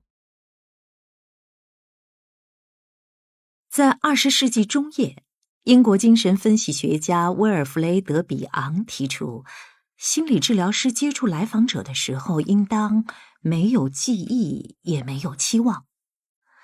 在他看来，治疗师的记忆更像是个人主观的演绎，会随着时间的推移而扭曲，而治疗师期望的也可能与来访者想要的背道而驰。在记忆和期望的共同作用下，会造成治疗师对治疗抱有偏见及先入为主的看法。比昂希望临床心理医生进入每一个治疗时，都专注于倾听来访者当下的情况，而不是被记忆所影响，并对各种可能出现的结果保持开放的态度，而不是被期望所影响。我实习时的督导非常认同比昂的观点，于是我要求自己每次治疗前都要撇清记忆和期望。我很欣赏这种避免被先入为主的想法或议程带偏的理念，似乎颇有禅意，就像是佛家所说的放下我执。但在实际操作中，我感觉这更像是在模仿神经学家奥利弗·萨克斯的那位著名的病人 H.M。 这位终身失忆人由于脑部受创，只能活在此刻，而记不住刚刚发生的事，对未来也没有概念。但我的大脑前额叶完好无损，我无法让自己陷入失忆的状态。我当然知道比昂的理念是更为细致入微的观点，同时我也知道在治疗前肃清不必要的记忆和期望是有实践价值的。但我在此提到比昂，是因为在开车去见温德尔医生的途中，我思考着，作为来访者的我，如果能够做到对男友撇清记忆和期望，那我就离功德圆满不远了。那是一个周3的上午，我坐在温德尔医生的沙发上，在 A 和 B 中间的位置上，我把我背后的靠垫调整到了最舒服的位置。我打算先跟温德尔说一说前一天在工作时发生的事。我在公共厨房看到，在一堆该被放去候诊室的读物里，有一本离婚杂志。我想象了一下订阅这本杂志的人，在结束一天的工作后回到家，从一堆账单和商店宣传单中看到这本杂志上亮黄色的2个大字“离婚”。然后我又想象了一下这些人如何走进空荡荡的屋子里，打开灯，加热一份速冻食品，或是点个外卖，坐下来吃饭，一边翻看这本杂志，一边思考着自己的生活怎么会变成这样。我想，那些已经从离婚中走出来的人应该不会看这本杂志了，而大多数订阅者应该是像我一样的刚开始经历分手的阵痛，并尝试要理出个头绪的人们。当然，我并没有嫁给男友，所以算不上是离婚，但我们本该是要结婚的，所以我觉得和离婚也差不多了，甚至比离婚更糟糕。如果是离婚，那一定是情况已经很糟糕才会走到这一步。如果你要哀悼一次丧失，难道有一堆不愉快的回忆不是更好吗？无情的沉默，声嘶力竭的争吵，不忠，巨大的失望，让不愉快的记忆盖过愉快的回忆，不是更好吗？要释怀一段充满幸福回忆的感情，不是更难吗？对我来说，答案似乎是肯定的。我坐在餐桌旁，一边吃着酸奶，一边翻看着杂志的标题，从拒绝中走出来，管理消极的想法，创造全新的自己。突然，我的手机响了，显示有一封新邮件，不是男友发来的，虽然我还对此抱有妄想。邮件的主题是准备好迎接有史以来最棒的夜晚。我认定这一定是垃圾邮件，但转念一想，我现在的心情这么糟糕，有什么理由拒绝这样的邀约呢？我点开邮件，发现是一封确认函，是确认我几个月前为了给男友即将到来的生日准备惊喜而预定的演唱会门票。这是我俩都很喜欢的一个乐队，他们的音乐一直萦绕在我们的亲密关系中。我们在第一次约会时发现，我和他最爱的歌是同一首。我无法想象和其他人一起去听这支乐队的演唱会，尤其是在男友生日那天。我应该去吗？和谁一起去呢？我会不会在他生日的那天挂念他呢？这又引出了另一些问题。他会想我吗？如果不会，我对他来说算什么呢？那一刻，我的目光又回到杂志的标题上，管理消极的想法。我发觉很难管理好消极的想法，因为除了在温德尔医生的诊室里，我并没有什么渠道可以宣泄负面情绪。分手更像是一种安静的丧失，对其他人来说看不见摸不着，就像是你经历了一次流产，但并没有真的失去一个孩子；当你经历了一次分手，你并没有失去一个配偶。朋友们会自然地认为你用不了多久就能回到正轨，所以一旦出现像演唱会门票这样有形的东西，你甚至会乐于把它当作是一种证据，证明你的丧失。不仅仅是你失去的那个人，也包括你失去的那些时间、陪伴和生活日常，那些属于两个人的笑话和隐喻，还有本属于你们俩的回忆，现在就只有你独自回味了。当我把自己舒服地安顿在温德尔医生的沙发上，我完全准备好了要把这些话说给温德尔医生听，但一股脑涌出来的竟然都是泪水。一只呼啸着飞来的纸巾盒出现在我模糊的视野中，这一次我还是没有接住。对于这突如其来的痛哭，我既惊讶又惭愧。我甚至都还没跟温德尔医生寒暄问好，就直接哭上了。我努力让自己收住，对温德尔医生说我很抱歉，但话音刚落，我又控制不住大哭起来。大概有5分钟的时间，我就不断重复着哭泣，企图停止哭泣，说我很抱歉，哭泣，企图停止哭泣，说我很抱歉。哭泣，企图停止哭泣，说：“哦天哪，我真的很抱歉。”为什么要抱歉？你看我这副样子。温德尔耸了耸肩，仿佛在说：“好吧，但那又怎么样呢？”随后，我就把停下来说我很抱歉这个环节给省了，直接进入哭泣和尝试停止哭泣的死循环。这个死循环又持续了几分钟。悲泣的时候，我想到了分手之后的那个早晨，在熬过了一个不眠之夜之后，我是如何起床继续我的日常生活。我想起那天送扎克去上学时的情形，当他蹦跶着下车的时候，我对他说：“爱你哦。”他环顾四周，在确保没人能听见的情况下对我说：“我也爱你啊。”然后便跑去和他的朋友们会合了。我又回想起自己是如何开车去上班，一路上脑子里都在重复简说的话。我觉得事情不会那么简单就结束了。我还回想起搭电梯去办公室的时候，我想到了掩耳盗铃的故事，那个自欺欺人的人真是好笑。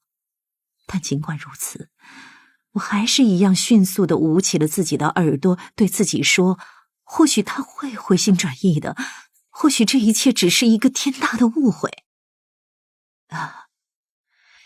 这一切当然不是一个误会，因为我正在温德尔面前哭个不停，再一次向他承认如此控制不住自己有多傻，但同时却还是把自己搞得一团糟。我们来达成一项协议吧。只要你在我的诊室里，你就得答应我对自己好一点，怎么样？一旦你离开这里，你想把自己怎么着都可以，哪怕是你想把自己打到鼻青脸肿，行吗？什么？他这不过是一次分手啊。或者我就直接在门口放一副拳击手套，你每次来治疗的时候可以全程戴着手套痛击自己，这样是不是更省事儿？温德尔一声笑笑，我觉察到自己吸了一口气又呼了出来，在他的善意中得到了放松。我的脑海中突然闪过自己在治疗自我鞭挞型患者时经常出现的一个想法：你现在不是讨论你自己的最佳人选，我会向他们指出自责和对自己负责之间是有区别的。我们可以从杰克·康菲尔德说过的一段话来推导出这种区别的本质。他说，心智成熟的第二种特质就是善良，这种善良是建立在自我接受这个基本概念之上的。在心理治疗中，我们注重的是自我关怀，而不是自我肯定。或许不需要拳击手套吧，只是之前我已经好多了，但现在我又忍不住想要哭个不停。我觉得我退步了，就像回到了刚分手那周的状态。那我来问问你，作为心理治疗师，你面对过正在经历悲伤的来访者吗？他问得我一愣。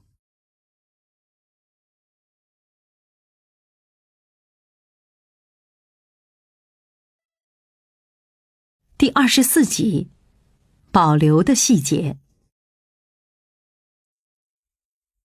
我面对过正在经历各种悲伤的来访者，丧子的、丧亲的、丧偶的、失去兄弟姐妹的、失去婚姻的、失去宠物的、失业的、失去身份地位的、失去理想的、肢体残缺的，还有失去青春的。他们有的痛苦到五官都凝到了一起，有的眼睛都凹陷成了2条裂缝，有的张大着嘴巴，就像蒙克画的《呐喊》里呈现的那样。有的人把悲伤描述成怪物般可怕，千斤压顶般难以忍受。还有人曾说，悲伤让他感到时而麻木，极度痛苦。我也远远地观察过悲伤，比如我还在读医时，曾经运送血样到急诊室时，听到一声惊人的惨叫，吓得我差点把试管都摔了。那是一声嚎叫，更像是动物发出的，而不是人声。那声音是如此尖锐，如此原始，我花了1分钟才找到了声音的源头。走廊里有一位母亲，她3岁大的孩子在她上楼给小宝宝换尿布的2分钟里，从后门跑出去，掉进游泳池里淹死了。当我听到那声哀嚎时，我看到她的丈夫也赶来了，他同样爆发出了尖叫，就像是在和妻子一唱一和。这是我第一次听到悲伤和痛苦的乐章，但至今我已经听过了无数遍。悲伤可以和抑郁很相似，这一点不难想象。正因如此，直到几年之前，在我们的职业诊断手册中都有一项叫做排除居丧反应的标准。居是居住的居，丧是丧失的丧。如果一个人在丧亲的头2个月里经历抑郁的症状，则会被诊断为居丧。如果症状在2个月之后仍持续存在，那诊断就会改为抑郁。如今这种诊断标准已经不复存在了，部分原因在于人们真的应该在2个月之后走出悲伤吗？难道悲伤就不能持续6个月或是1年，或者甚至以某种形式持续一辈子吗？另一个事实就是，丧失往往是有多个层面的。有现实层面的丧失，以我自身的例子来说，就是丧失了男友；还有潜在的丧失，即失去男友对我来说意味着什么。因此对于许多人来说，离婚带来的痛苦仅有一部分是因为丧失了伴侣，更多的痛苦通常是来自离婚所代表的意义、失败、被拒绝、背叛、未知，以及与自己的预想背道而驰的生活轨迹。如果离婚发生在中年时期，那么丧失还意味着要面对更多局限性，还能不能去结识别的人，互相了解并达到亲密的程度。我曾经读过一篇文章，是一位结婚几十年后离异的女士描写她在结识新伴侣时的体验。我和戴维永远不会有机会在产房里凝视对方，我也没有机会见到他的母亲。这也就是为什么温德尔的问题如此至关重要的原因。他的提问让我回想起自己在面对正在经历丧失的来访者时是什么样的情形，并以此来启发我，此刻他能为我做些什么。他无法修复我和男友破损的感情，他无法改变事实，但他还是可以帮助我，因为他知道我们都有一种深层的渴望，渴望理解自己，也渴望被理解。我在治疗中遇到的夫妇和情侣们，常常抱怨的不是你不爱我，而是你不理解我。有一位女士对她的丈夫说，你知道有哪3个字对我来说比我爱你更浪漫吗？是你好美吗？她的丈夫尝试猜测答案，妻子回答说，不对，是我懂你。我又开始流泪，同时想象坐在旁边的温德尔此刻作何感想。治疗师在面对来访者时所做所说所感受的一切都会受到我们自身经历的影响。我所经历的一切都会影响自己在任何一次治疗任何1小时里的状态。我收到的简讯，我和朋友的对话，我为了处理账单上的一个错误和客服之间产生的互动，天气好不好，我睡得够不够，我在1天的治疗开始之前做的梦，被来访者的经历勾起的一段回忆，所有的一切都会影响我对待来访者的行为。在男友事件之前的我和经历男友事件之后的我是不同的。当儿子还在婴孩时期的我，和为别人做治疗时的我，以及此刻正在接受温德尔治疗的我是不同的。而此刻在治疗我的他也是不同的。这些不同都基于此刻之前他生活中发生的一切。或许我的眼泪唤起了他曾经经历过的悲伤，或许这也令他很痛苦，很煎熬。他对我来说就像我对他一样陌生，但此时此刻，我们齐心协力地想要解开那个把我带到这里的心结。温德尔的任务是要帮我编辑我的故事，所有心理治疗师也都是这么做的。哪些素材是与剧情无关的？配角人物重要吗？还是只是一种干扰？故事是否向前推进，还是主角一直在原地打转？剧情是否揭示了故事的主题？心理治疗师运用的技术有点类似那种病人全程保持清醒的脑科手术。神经外科医生会在手术中不断确认病人的状况。你能感觉到这个吗？你能说出这些词吗？你能重复这句话吗？他们不断地校准与大脑敏感区域的距离，如果碰到某个神经，他们就会停下来，避免它受到损伤。治疗师研究的是心灵，而不是大脑。而我们也可以通过来访者细微的手势或表情来判断自己是否碰触到了某些神经。但与神经外科医生不同的是，我们就是奔着敏感区域去的，小心翼翼地施以压力，哪怕这样会让来访者感到不适。只有这样，我们才能发现故事更深层的意义，而藏在核心深处的往往都是某种形式的悲伤。当然，在到达核心之前，总要经过许多情节的起伏。曾经有一位名叫萨曼莎的来访者，在他20多岁的时候来接受治疗，想要理解他父亲的死因。小时候，他被告知父亲是在船难中去世的，但长大之后，他开始怀疑父亲是死于自杀。自杀的人常常会给活下来的人留下一个未解的谜团：为什么要自杀呢？当初有没有什么办法能阻止自杀的发生？萨曼莎还总是在自己的情感关系中寻找各种问题，寻找那些必然会让她离开那段关系的问题。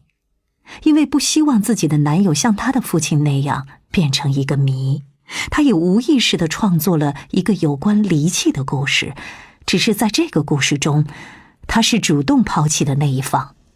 她得到了主动权，却落得个孤家寡人。在心理治疗中，她明白了自己想要解开的谜团并不仅限于父亲是否死于自杀，更重要的谜题是，他父亲活着的时候是什么样的人，而这又是如何影响他成为了什么样的人。人们渴望被理解，也渴望理解别人，但对于大多数人来说，我们最大的问题在于不知道自己有什么问题，我们总是踏进同一个坑里。为什么我不断重复地做着那件一定会让自己不开心的事呢？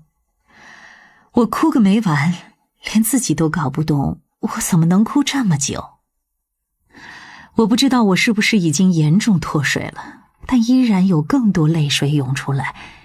不知不觉中，温德尔已经在轻拍大腿，示意本次治疗结束了。我深吸一口气，发现此刻的自己竟感到异常平静。在温德尔的诊室里哭泣，就像是被裹在一条毯子里，感觉温暖又安全，外界的一切都被隔绝了。我又想到了杰克·康菲尔德说过的接受自己，但我还是批判自己，我付钱给别人就是为了要他看我哭45分钟吗？是，也不是。虽然我和温德尔医生全程也没有说几句话，但这仍然是一场对话。他目睹了我的悲伤，他并没有打断我，帮我分析问题，来尝试让我好受一些。他允许我用当下最需要的方式来讲述自己的故事。当我擦干眼泪站起身准备离开时，我想到，每当温德尔医生问起关于我生活其他方面的事，例如我和男友在约会时，我的生活中是否还会发生着其他什么事，我认识男友之前的生活是怎么样的，我总会搪塞过去。无论是关于家庭、工作还是朋友，我都会此地无银300两地表示，兄弟，这儿没什么可看的，然后把话题又转回到男友身上。但现在，我一边将擦过眼泪的纸巾扔进垃圾桶，一边意识到我向温德尔医生诉说的内容是不完整的。准确地说，我并没有撒谎，但我也从未和盘托出。这么说吧，我保留了一些细节。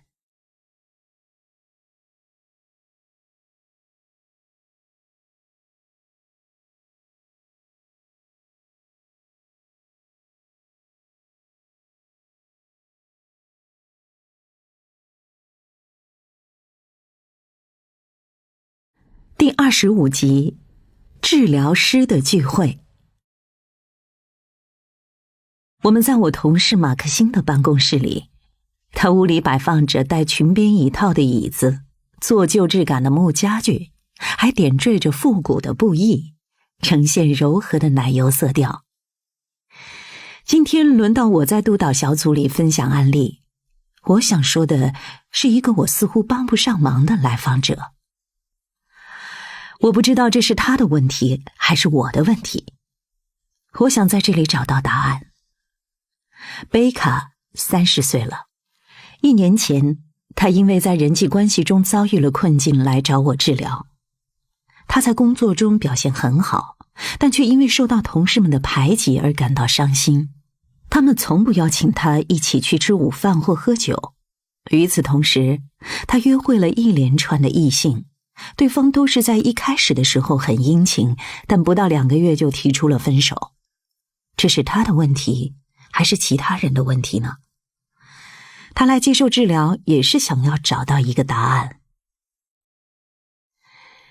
这已经不是我第一次在周五下午4点的督导小组聚会上提起贝卡了。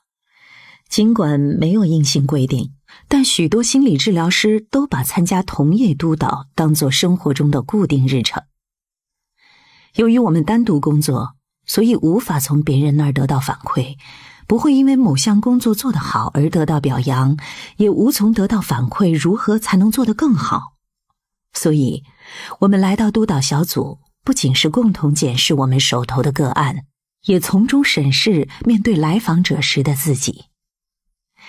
例如在我们的小组里，安德烈亚会对我说，那个来访者听上去很像你哥哥，所以你才会那样回应他。我有时也会帮助伊恩处理他面对来访者时候的情绪。他有一个来访者，每次治疗一开场总是先汇报他的星座运程。伊恩说，哎呦，我真是受不了那些神神叨叨的玩意儿。这种以小组形式进行的咨商和讨论虽然并不完美，但极有价值。它帮助我们检查和权衡自己的工作，提醒自己保持客观，专注在重要的问题上，避免在治疗中错过一些重要的细节。当然，这些周五下午的时光还有它更可爱的地方。我们的聚会常常佐以小食和美酒。还是同样的困境，我对组员们说道，我们组里有马克辛、安德烈亚、克莱尔和伊恩。伊恩是组里唯一的男性成员。我们每个人都有盲点，我补充道。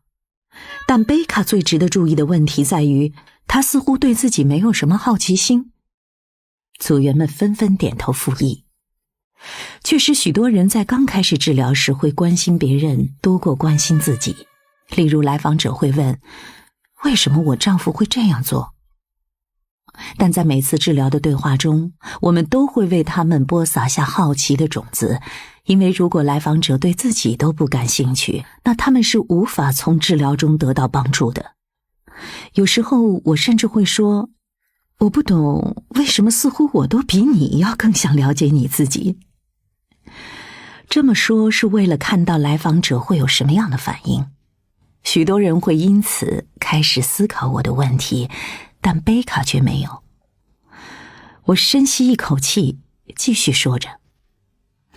他不满意我现在的治疗方式，他没有进展，也没有去找别的治疗师，而是继续每周来我这儿，几乎就为了来向我证明他是对的，我是错的。马克辛已经在这行干了30年了，他也是我们组里的大姐大。他晃动着手里的酒杯。那你为什么还要继续为他治疗呢？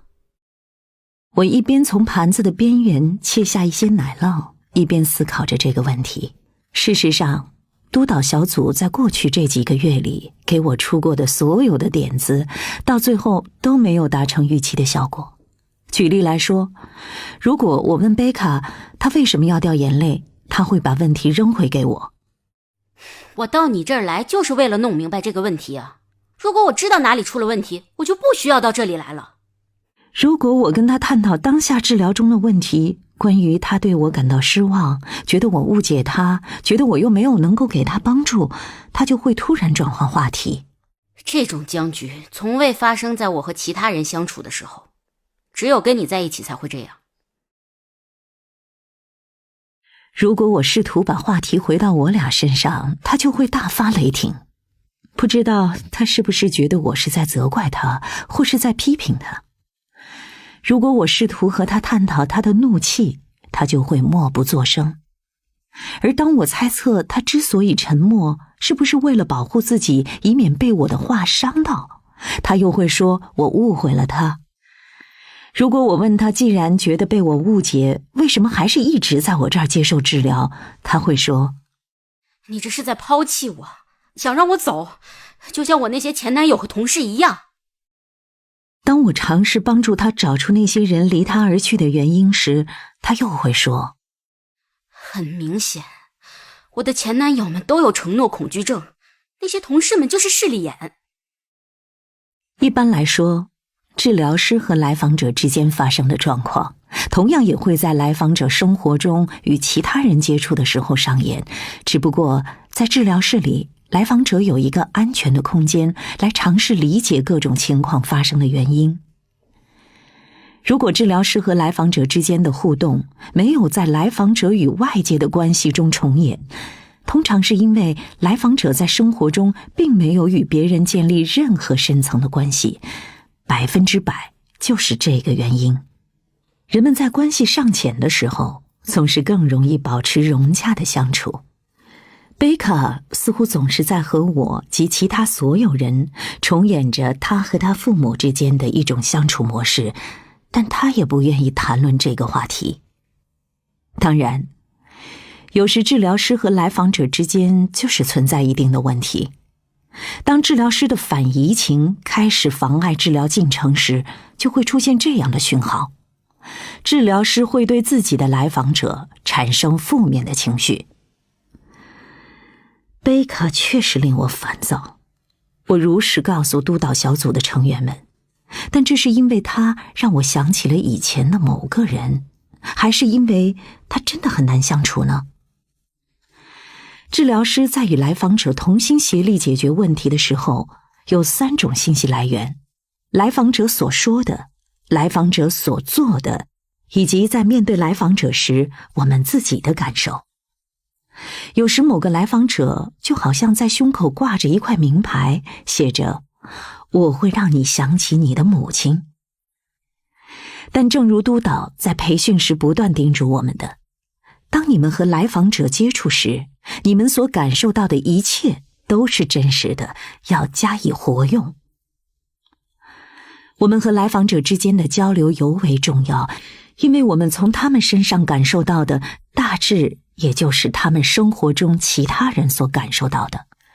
认识到这一点，帮助了我去体会贝卡的感受，从而看到他的挣扎有多深。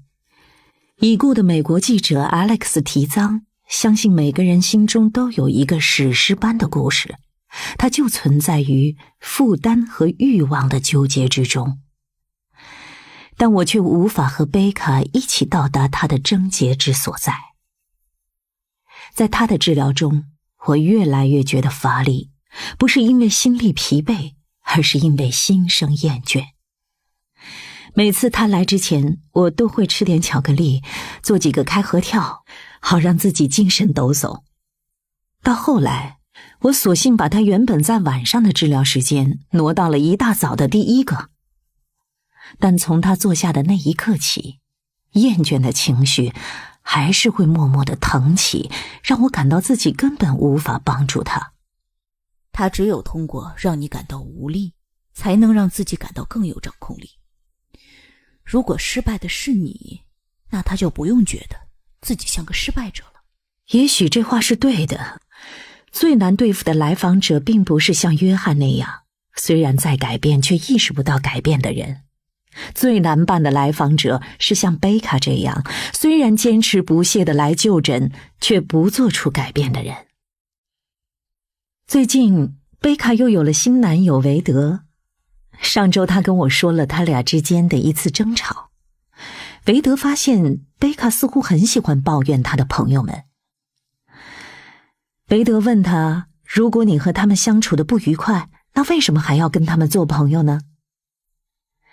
对于维德这样的反应，贝卡表示难以置信。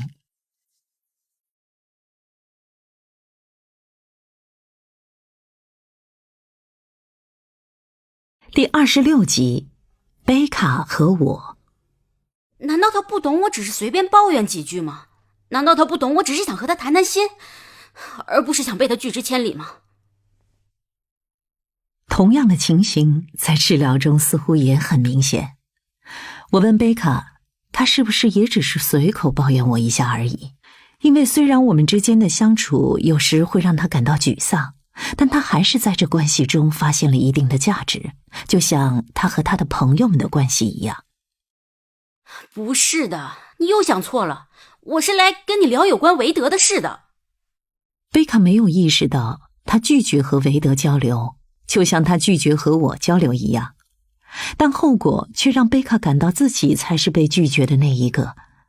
他不愿意去正视自己究竟做了什么，才使得别人难以如他所愿地回馈于他。虽然贝卡来见我是想要改变他的生活，但他似乎并不是真的愿意去改变。他陷入了一个历史性的争论，这个争论早在他开始心理治疗前就存在了。而同时，正如贝卡有他的不足，我也有我的不足。我所知道的每一个治疗师也都要面对他们自身能力的局限性。罗莉，你为什么还要继续见贝卡？我的意思是，你已经动用了所有的知识和多年的经验来帮助他。我们督导小组的治疗师们也为他集思广益，但贝卡的情况还是毫无进展呢。我不想让他在情感上陷入困境。他情感上已经受困了，拜他生活中的每一个人所赐，也包括你。是的，但我担心，如果我不再治疗他，会更让他坚信没有人能够帮助他。怎么了？你不用向贝卡证明你的能力。我知道，我只是担心贝卡。伊恩大声地咳嗽了几声，然后假装作呕，整组人都大笑起来。好吧，也许吧。就像我的另一个来访者，他在一段感情中，对方对他并不好，但是他又不会选择离开对方，因为在某种程度上，他想要向这个人证明他值得这个人对他更好一点。他永远都无法向对方证明这一点，但他也不会放弃尝试。你必须得认输。我从未试过和来访者中断治疗关系。一段关系的终结确实很糟糕，但如果我们不做一个了断，那也是我们的失职。房间里传来一阵的复一声，伊恩看着我们，摇了摇头。我这么说你们可能会跟我急，但问题在于，女性比男性更能容忍糟糕的情况。如果一个男人的女朋友对他不好，那他很容易就能从这段感情中抽身。如果我的来访者无法从我给予的帮助中受益，而我也知道我已经尽了全力了，还是没有用，那我肯定会当断则断。我们照例给了他一个鄙夷的眼神。女性在放手这件事上可以和男性一样洒脱，但我们也知道，他说的也不是完全没有道理。竟当断则断。说道，顺势举起了他手中的酒杯，我们相互碰杯，虽然并不是怀着愉悦的心情。当一个来访者在你身上投注了希望，但最后你知道自己让他失望了，这是一件令人心碎的事情。在这些情况下，有一个问题会一直萦绕着你：如果我采取了不一样的方法，如果我及时找到了解开问题的那把钥匙，我是不是就能帮上忙？而你给自己的答案会是也许吧。但无论督导小组的组员们怎么说，我还是没能以正确的方式触及贝卡的内心。从这个角度来说，我辜负了他。心理治疗是一项辛苦的工作，辛苦的不只是治疗师，因为改变的责任完全在来访者自己身上。如果你对于治疗的期待是1个小时充满同情的点头，那你就来错地方了。治疗师确实会对你表示鼓励，但我们只会鼓励你的成长，而不是鼓励你瞧不起你的另一半。我们的职责是要理解你的看法，但不一定要赞同你的观点。心理治疗既要求你对自己负责，又要求你袒露自己脆弱的一面。我们不会直接把来访者引导至问题的核心，而是推动他们自己走向目的地。因为只有靠一己之力，一点一点发现的真理，才是最有力的真理，是人们会认真地去面对的真理。在治疗关系中的隐含条件，就是来访者愿意接受治疗中可能出现的不适，因为想要治疗过程有效，就免不了会有不适。或者让我们引用马克辛在某一个周五下午所说的话，那就是我不做塑料姐妹花式假惺惺的鼓励治疗。这或许听上去有悖常理，但心理治疗最有效的时候是在人们开始好转的时候，就是在人们开始觉得不那么抑郁或不那么焦虑的时候，或者是在危机已经过去的时候。这时他们反应不再过激，更专注于当下，更容易参与到治疗工作中。但不幸的是，人们常常在症状出现好转时就选择了结束治疗。他们没有意识到真正的重头戏此刻才刚要开始，留下来继续治疗将需要他们付出更多的辛劳。有一次，在温德尔医生那儿结束了治疗之后，我告诉他，我有时候会憎恨心理治疗，因为有时我离开的时候比我去治疗前更难过，感觉有许多话还没说，还有许多痛苦的感受没有处理，就被扔回到了现实的世界中。大多数值得做的事情都不简单。虽然每个人都希望每次离开治疗室的时候都感觉更轻松一点，但你应该比别人更清楚，心理治疗并不总是这样的。如果你想在短期内感觉好一些，那我完全可以去吃一块蛋糕，或者体验一次高潮。但在我这儿，我不负责提供短期快感。而且罗莉，我相信你也不是只图眼前的轻松。但事实是，我就是想图眼前的轻松。作为一个来访者，我就这么点出息。心理治疗之所以具有挑战性，是因为它逼着人们从平时尽量回避的角度来观察自己。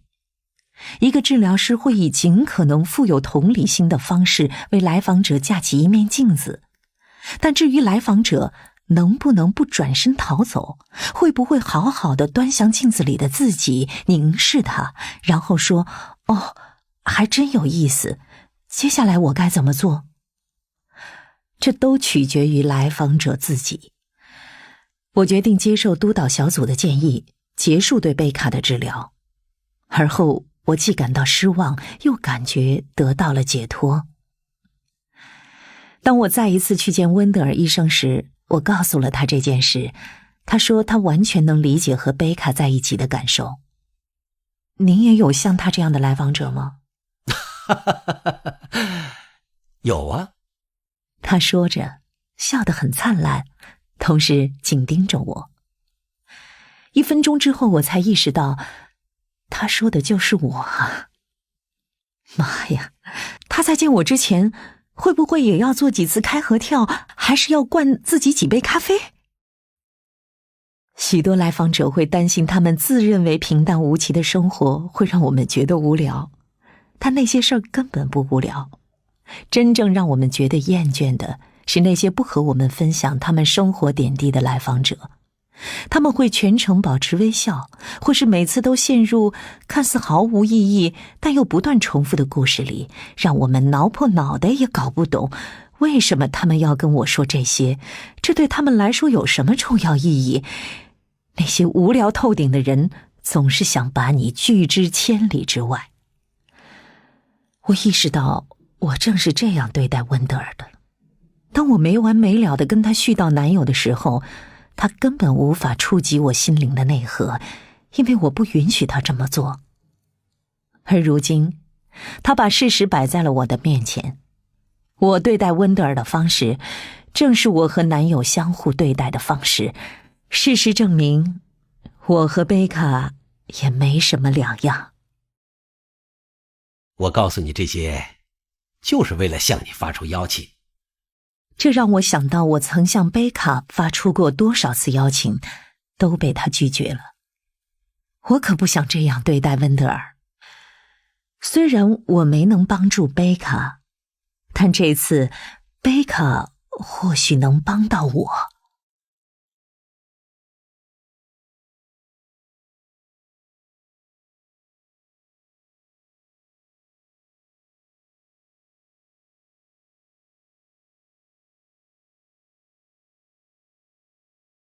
第27集，当我们做梦。有一天，24岁的女孩霍利给我讲了她前一晚做的梦。她来我这儿接受治疗已经有几个月了。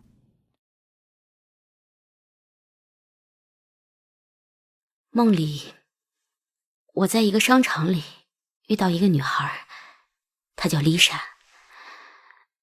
她在高中的时候对我很不友好，但她并不像其他姑娘那样当面取笑我，只是完全无视我。如果光是这样也就算了，但如果我在学校之外的地方遇到她，她就会装作完全不知道我是谁。这也太夸张了吧！毕竟我们在同一个学校上学已经3年了，而且还有好几节课我们都是在同一个班上的。他家和我家就隔着一个街区，所以我经常会遇到他，你懂吗？因为真的就在附近。但我遇到他的时候，只好装作看不到，因为要是我跟他打招呼、招招手，或是以任何形式表示我认识他，他就会皱起眉头，摆出一副很努力的想要辨认出我是谁，却还是想不出来的样子。然后他就会用假惺惺的甜美嗓音说道：“真抱歉，我认识你吗？”或是我们以前见过吗？或者充其量他可能会说：“这真是太令人尴尬了。不过你能再告诉我一次你叫什么名字吗？”我梦见我在商场里，丽莎也在那儿。我已经不再是高中生了，我的外貌也不一样了，我很瘦，衣着完美得体，头发还吹了造型。我正漫不经心地浏览着货架上挂着的衣服。丽莎刚好走过来翻看同一个架子上的衣服，然后他便开始和我闲聊起这些衣服来，就像你平时逛街遇到陌生人也会搭讪2句那样。一开始我很生气，以为这就是往日的重演，他还是在装作不认识我。但后来我发现他不是装的，他是真的认不出我了，因为我已经丑小鸭变天鹅了。霍利在沙发上调整了一下坐姿，用毯子盖住身体。我们曾经讨论过，他盖毯子是为了隐藏他的体型。于是我就装作毫不知情，我们从衣服聊到工作。当我在说话的时候，我发现他的脸上突然浮现出一种似乎认出我的神情。他可能是在试图比对现在的我和他印象中读高3的我，长满青春痘的，胖胖的，满头卷发的我。我看到他脑袋里的2个我重合了。然后他说道：哦，我的天哪，霍利，我们是高中同学呀。说到这儿，霍利笑了起来。他身材高挑，颇有几分姿色，一头栗色的长发，碧绿的眼睛就像热带的海水。只是他还超重40多磅。于是我皱起眉头，用他以前对我说话时用的那种假甜假甜的声音说道：哎，等等，不好意思，我认识你吗？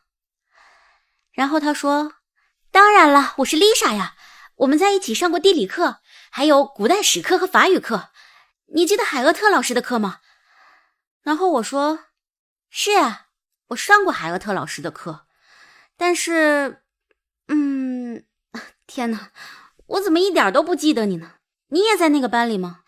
然后他说：霍利，我们俩的家只隔了1个街区哎，我以前常常在电影院和酸奶店遇到你啊，我们还在维密的试衣间遇到过一次呢。他完全暴露了自己一直都认识我这个事实。但我却说：天哪，真是太奇怪了，我竟然不记得你，但是真的很高兴见到你。然后我的电话响了，是丽莎高中时代的男友打来的，他催我快一点，不然我们就赶不上电影开场了。于是我给了他一个充满优越感的微笑，就像他以前对我那样。然后我就走了，留他在那里体会我高中时的感受。然后我意识到，那个电话铃声其实是我的闹钟，而一切都只是一场梦。后来霍利把这个梦称作是充满诗意的正义之梦。但对我来说，这不仅是一个梦境中常见的主题，而且在心理治疗中也是再常见不过的主题了，那就是排斥。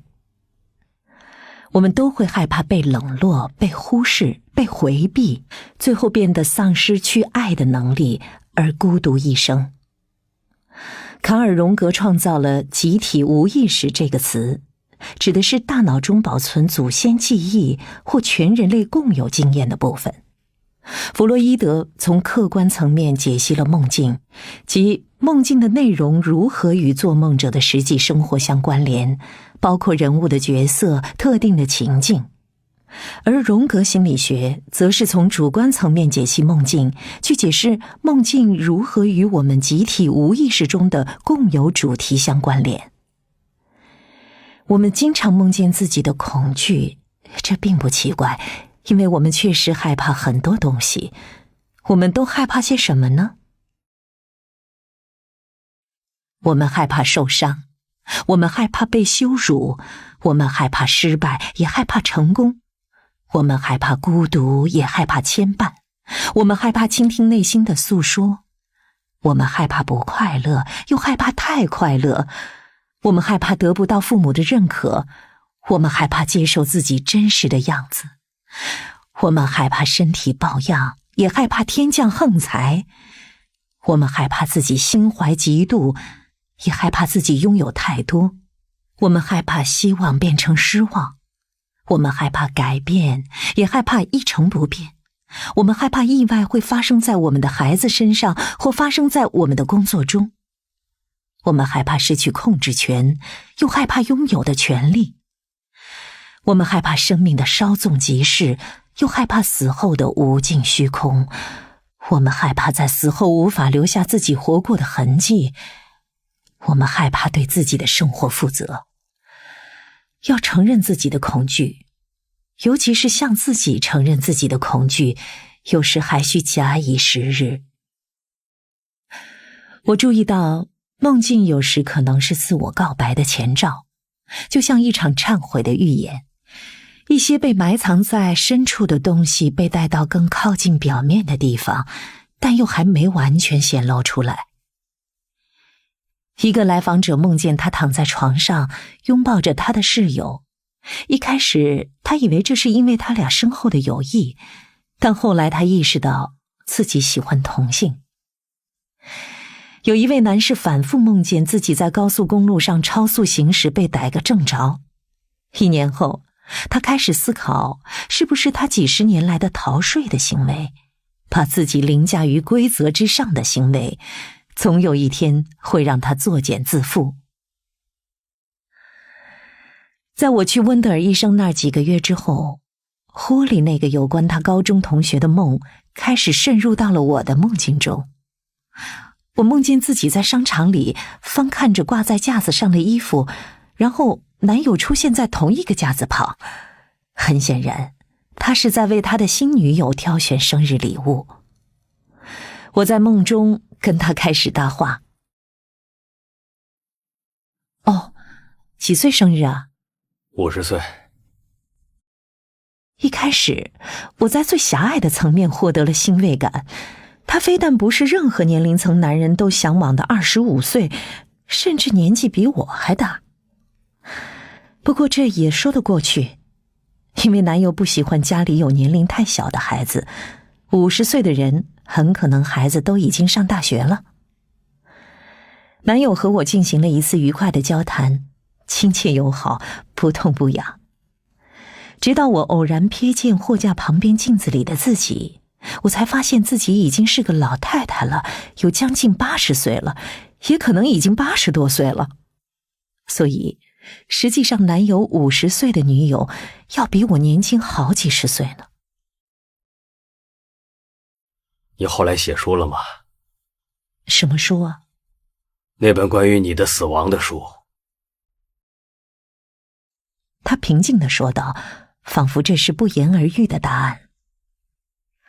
后来我的闹钟就响了，但那一整天，每当我听到来访者说到他们的梦境，我就忍不住想起自己的梦。这个梦一直追着我不放，它一直追着我不放，因为这就是我忏悔的预言。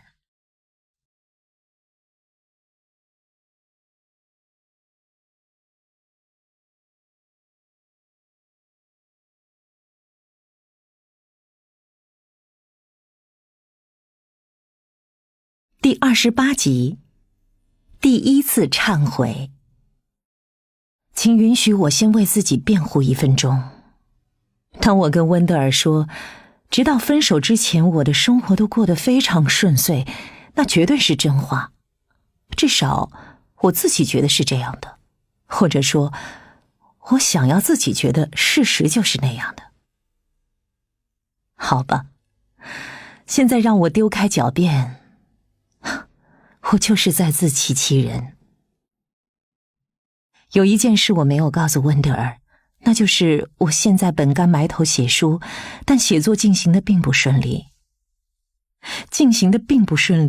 具体来说就是我根本还没动笔。问题的严重性在于，我不仅签了合同，还收了预付款，而且预付款已经被我花光了。所以我要是憋不出一本书来交差，那就得给人赔钱。但就算我拿得出赔款，还是存在另一个问题，因为我是一个作家，这不仅是我的工作，也是我的一个身份。所以如果我不能从事写作，就会丧失很重要的一部分自我。我的经纪人说，如果这本书不能如期交付，很可能以后也不会再有人来找我写书了。我也不是真的什么都没写，事实上，在我本该埋头写书的时间里，我非常用心的遣词造句，给男友写了许多妙趣横生、你侬我侬的电子邮件。但一转身，我就跟家人和朋友们，甚至跟男友本人，谎称我一直都在忙于写作。我就像一个深藏不露的赌徒，每天西装革履的去洋庄去工作，早上出门前还跟妻子和家人吻别，但一出家门便开车直奔赌场。我其实一直都很想跟温德尔聊聊这个情况，但碍于我先要集中精力挨过分手的困境，就一直没有找到机会。不过显然，这也是一个托词。我之所以从未跟温德尔提起那本我该写还没写的书，是因为每当我想起这件事，内心就充满了恐慌、担忧、自责和羞愧。每当这件事出现在我脑海里，它总是会准时出现，就像菲茨杰拉德说的，在灵魂的暗夜，日复一日，时间永远停留在凌晨3点。我的胃就会收紧，感觉人无法动弹。然后我就会质疑自己一路走来，在不同的人生岔路口做过的每一个错误的决定，因为我确信自己如今的处境都是因为我做了人生中最错误的决定才造成的。也许你会想，你是开玩笑吧？就拿到一份出版合同已经够幸运了，你还不专心写书，还好意思无病呻吟？你怎么不想想那些在工厂里每天工作12小时的工人们？这道理我也懂。我以为我是谁啊？难道我是美食、祈祷与恋爱中因为内心挣扎想要离开爱她的丈夫而躲在浴室里啜泣的伊丽莎白·吉尔伯特吗？还是幸福计划中的格雷琴·鲁宾？即使拥有爱她的帅气老公、2个健康的女儿，还有比大多数人都富有的生活，还是隐隐地觉得生活中少了点什么。这倒是提醒我了，关于这本我该写还没写的书，有一个重点忘了跟大家介绍。书的主题是幸福。是的，只有嘲讽从未缺席我的生活，就是这本幸福之书让我一直陷于痛苦。我从一开始就不应该写关于幸福的书，因为首先，如果温德尔说的对，我悲伤的症结是一些更重大的事情，那我就已经处于抑郁的状态了。当我决定要写这本书的时候，我刚刚开始独立行医，还刚为《大西洋月刊》撰写了一篇封面文章，叫做如何培养出需要心理治疗的孩子？为什么执着于给孩子一个快乐的童年，可能会导致他们成年后的不快乐？当时《大西洋月刊》收到了创刊100余年来最多的读者来信。我在国家级的电台和电视台上谈论着这个话题，各大媒体都来邀约采访，一夜之间我成了育儿专家。紧接着，就有出版商想要将如何培养出需要心理治疗的孩子出版成书，出版商也就是想借势大赚一笔吧。我也找不出任何委婉的说法了。不过这样一大笔钱，对于像我这样的单身妈妈来说，是做梦也想要的。对于只靠我一个人赚钱的这个家来说，这笔钱足以让我们手头宽裕好一阵子了。出这么一本书还会为我带来许多去全国各个学校做演讲的机会，而我恰好很喜欢做演讲，同时又能为我带来源源不断的来访者。作为一个刚开业的心理治疗师，这也将给予我帮助。甚至还有人提出要以这篇文章为题材拍摄电视剧。当然，如果有一本配套的畅销书，这事就更十拿九稳了。但是，当这个很有可能改变我个人职业和财务前景的机会摆在我面前时，我竟然回绝了出版商。非常感谢这份美意我心领了，但还是算了吧。我确定我当时脑子没有抽风，但我就是断然拒绝了。因为我觉得这件事总有哪里不对劲。最主要的原因是，我认为这个世界上不需要再多出一本关于育儿的书了。市面上已经有许多充满睿智和思考的书籍，涵盖了过度育儿的方方面面。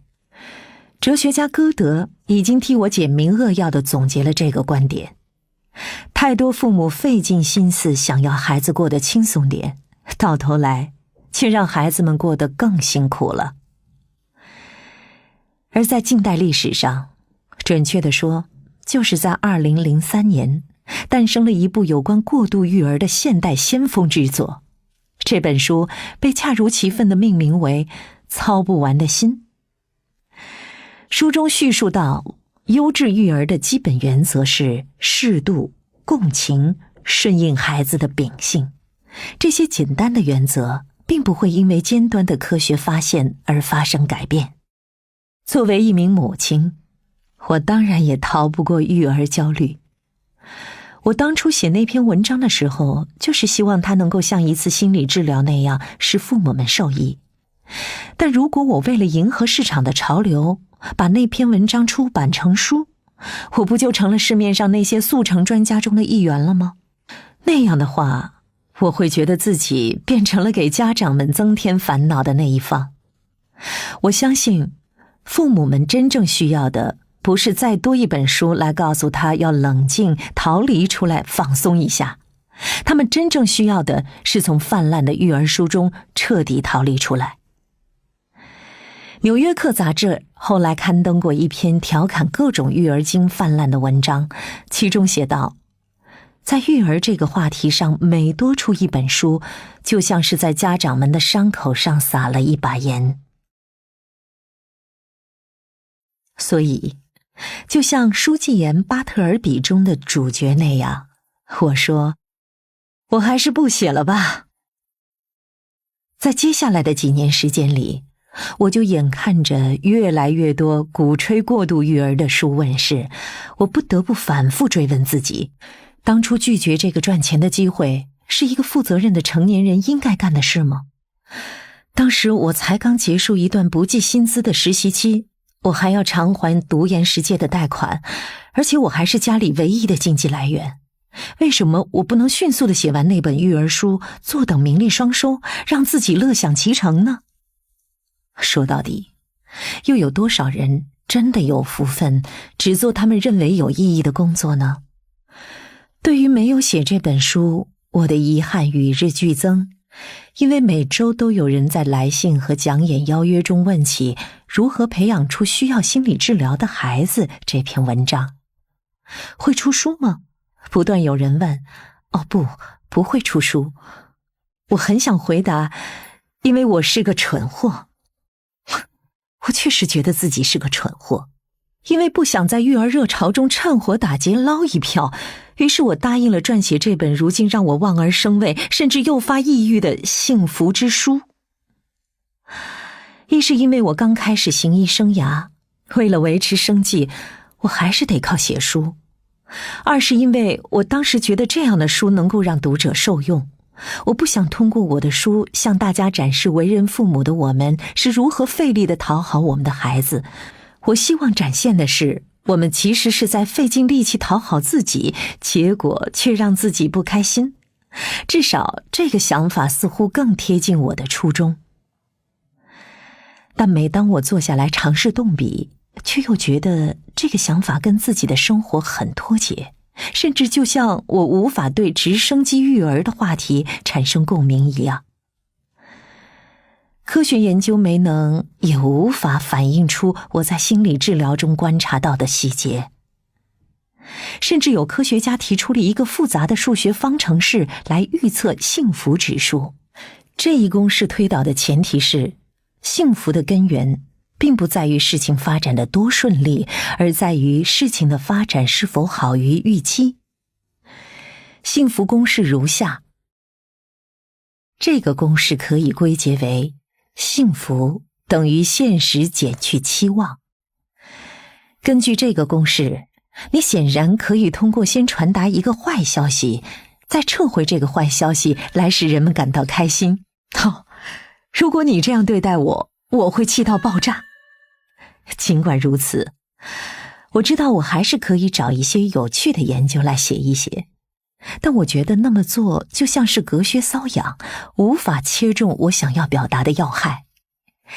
但对于我崭新的事业来说，对于我所处的人生阶段来说，这些流于表面的东西已经无法满足我了。可能是因为经历了心理治疗的专业培训，人生免不了会发生一些改变。即使你不曾觉察，但一定会变得更注重自己的内核。我告诉自己不要有太多顾虑，赶紧把书写完了交差。我已经把育儿书的事搞砸了，不能再把这本幸福之书也搞砸。但日复一日，我仍然无法动笔，就像我没法让自己去写那本育儿书一样。为什么我会重蹈覆辙呢？读研究生的时候，我们总是透过单向镜观察心理治疗的现场。每当我坐下来想写幸福之书时，就会想到自己曾观察过一名35岁的来访者。他来接受心理治疗，是因为虽然他非常爱自己的妻子，也被他所吸引，但他还是无法控制自己背着妻子去偷情。他的妻子和他本人都无法理解这件事。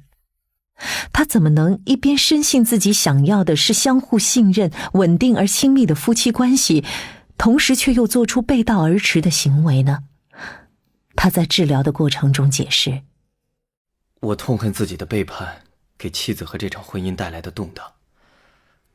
我也知道我没有成为理想中的丈夫和父亲，我真的很拼命的想要停止对妻子的背叛，但我也搞不懂自己为什么还是不断的去偷情。治疗师对他说，我们身上有不同的部分，常会渴望不同的东西。如果其中有一些渴望是我们认为无法接受的，就会被调到静音模式，但他们还是会另辟蹊径让我们听见。治疗师让这位男士走到房间的另一端，坐在另一把椅子上，尝试聆听那个平时在内心被排挤的、选择出轨的自己有什么想要说的。一开始，这位男士显得不知所措，但渐渐的，他开始表达他隐藏的自我。这一半的他总是会挑衅那个负责任、重感情的、作为称职丈夫的自己，让他做出违反自己意愿的行为。他被两边的自我拉扯着，就像我一样。这一半的我想要供养家人，另一半的我想要做自己觉得有意义的事，一些触动我灵魂的事，也希望能借此触及更多人的灵魂。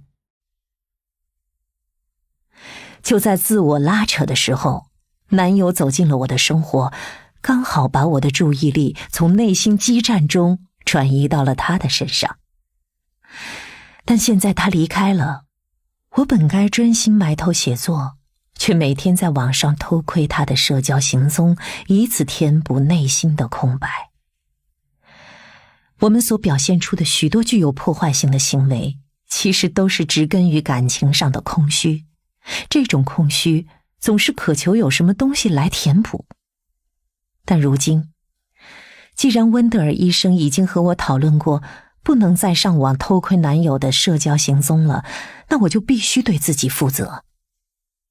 我已经没有借口不坐下来奋力写作这本令人痛苦的幸福之书了。或者说，至少我也得向温德尔坦白这个令我痛苦的真相。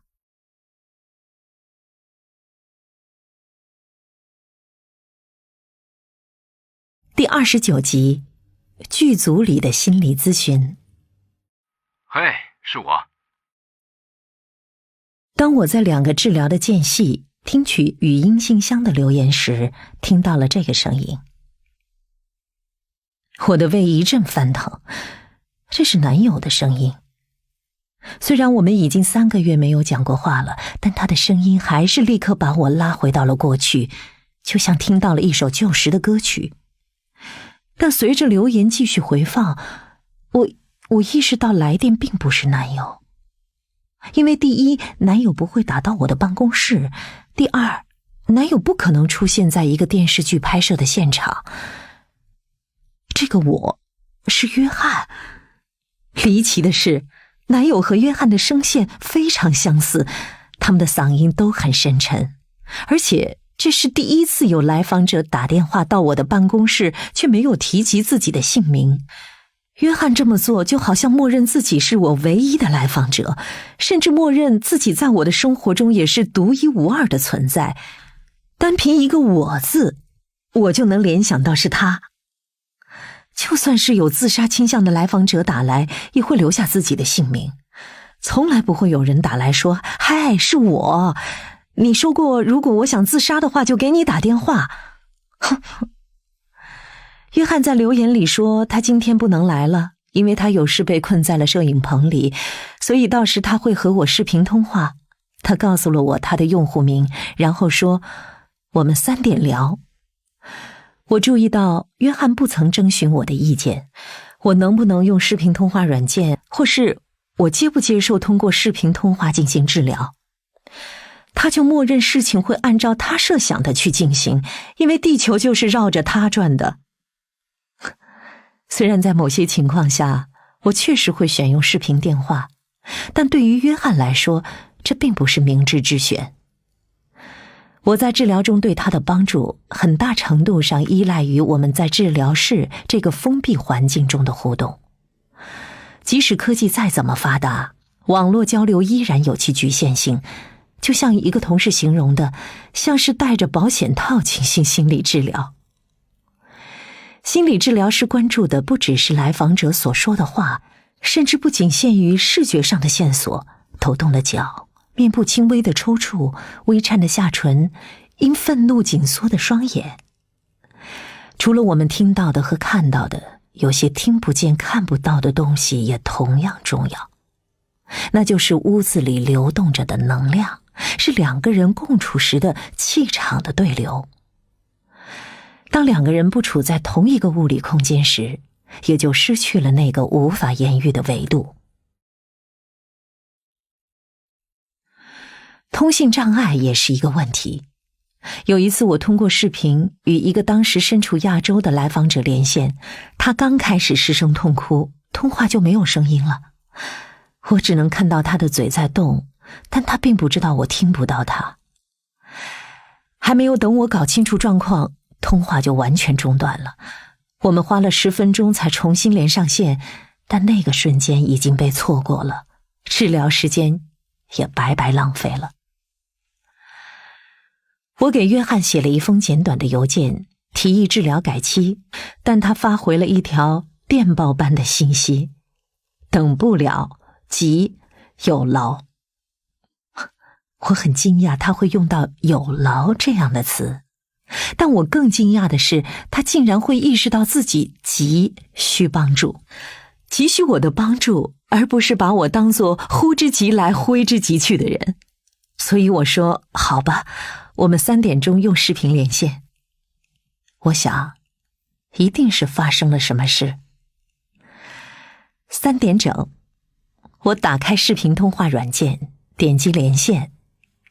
我以为我会看到约翰坐在办公室里，但没想到我看到了一个熟悉的室内场景。这是某个电视剧中的主要场景。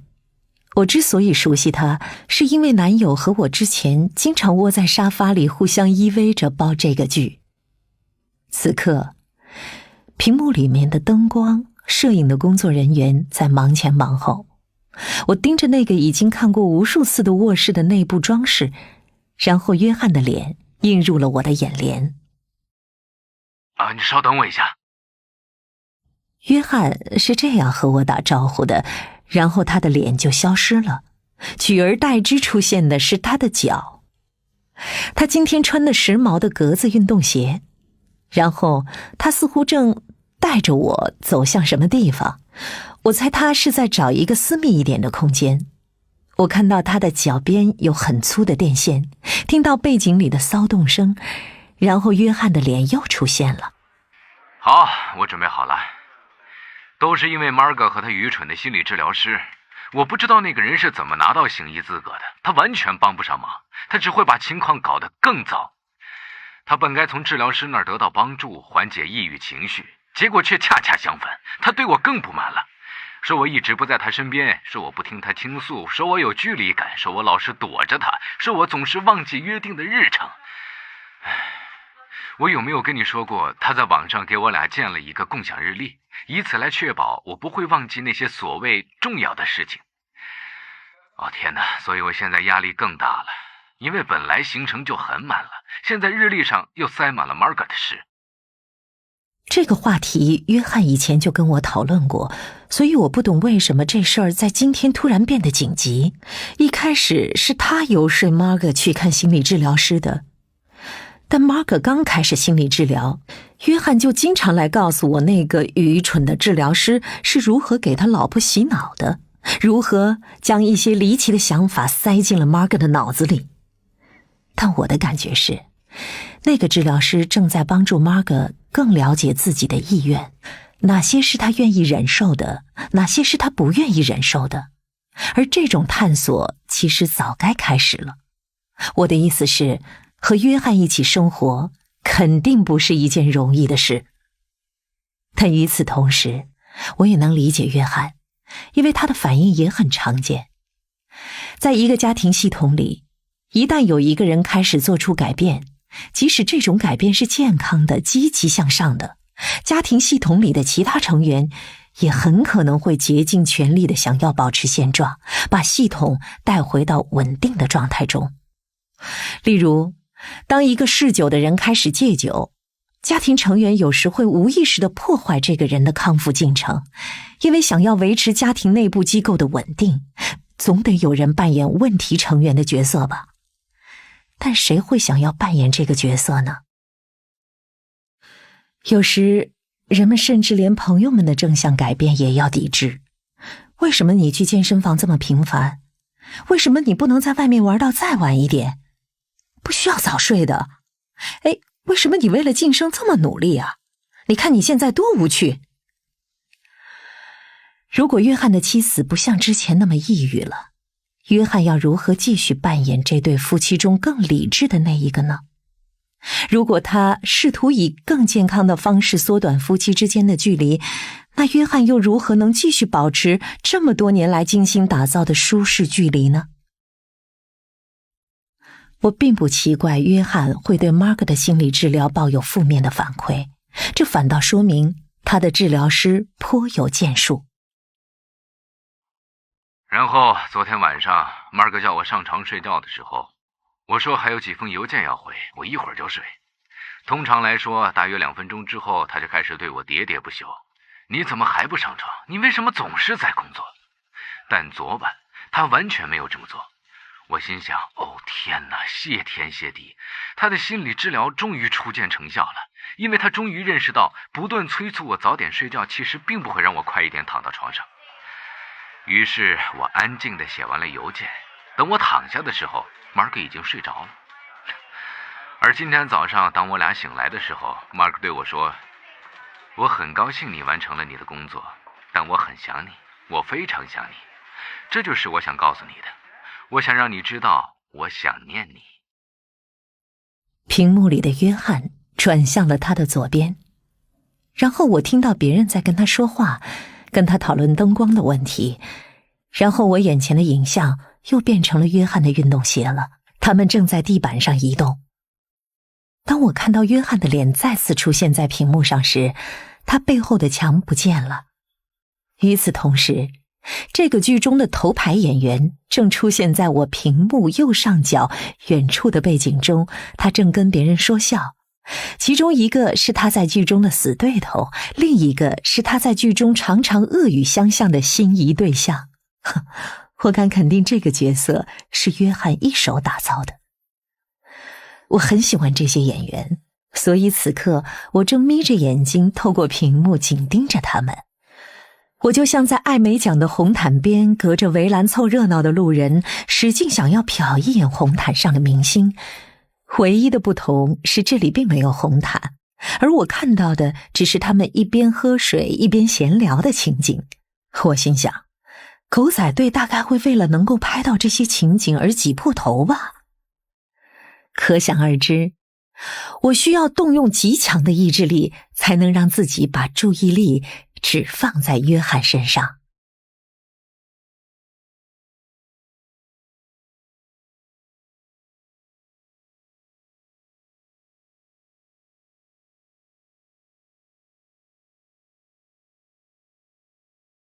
第30集，带着保险套做心理治疗。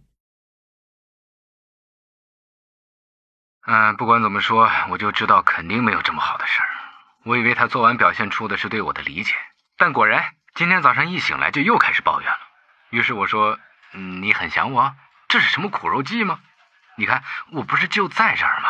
我每晚都在呀，而且我对婚姻100%忠诚，不曾出轨，以后也绝对不会。我挣钱养家，让家人过得舒舒服服。我也是个会照顾孩子的父亲，我甚至还要负责照顾我们家的狗，因为Mark说他讨厌提着一塑料袋狗屎到处走。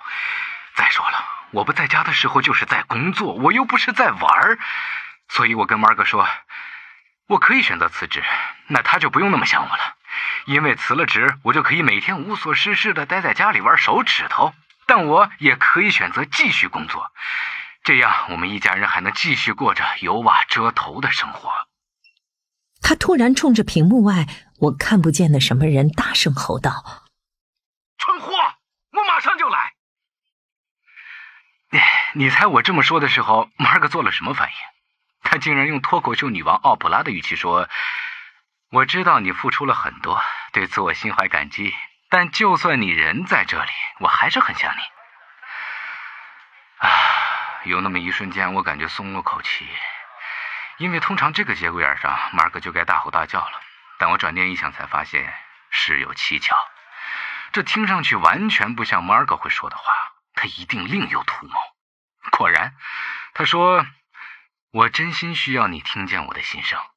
然后我说，我听到了呀。行了吧，我又不聋，我会尽量早点上床休息，但我总得先把工作做完吧。但这时Mark脸上却露出了悲伤的神情，仿佛他马上就要哭了。每当看到他这样的表情，我都觉得很痛心，因为我不想让他伤心。我最不希望发生的事情就是让Mark失望。当我还没来得及开口，Mark就说，我需要你听到我有多想你，因为如果你听不到，我不知道我还能坚持多久，像这样向你倾诉我的想念。于是我说，我们现在是在威胁对方吗？然后他说，这不是威胁，这是事实。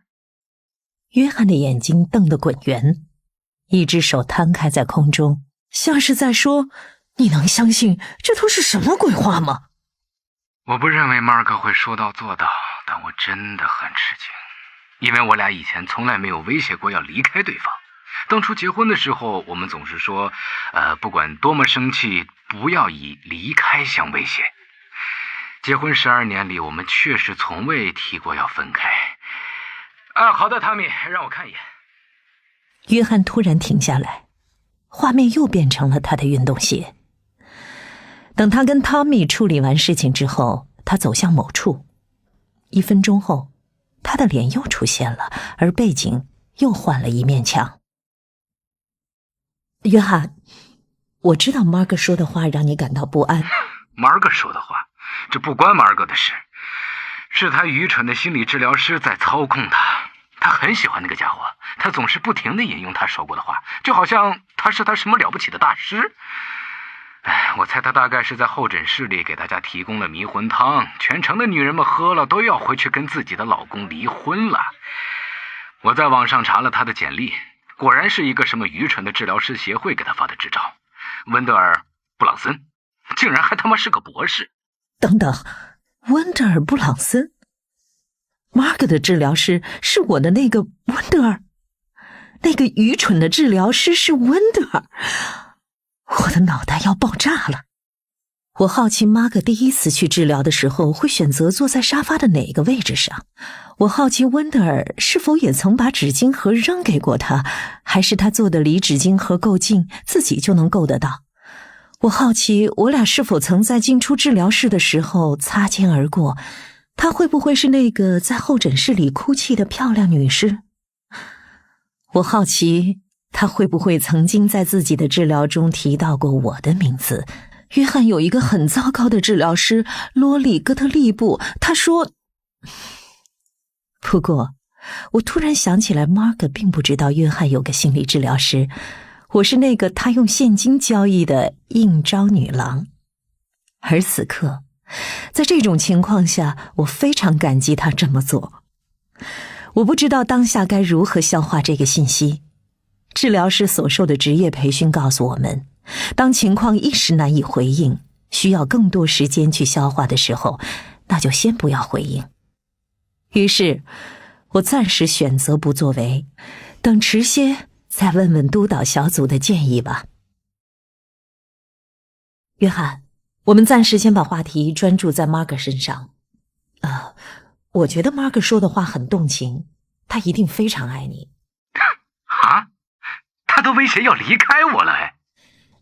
如果你换个角度看问题，你看，我们曾经探讨过，批评和抱怨之间是有区别的，前者带有评判的成分，而后者包含了请求。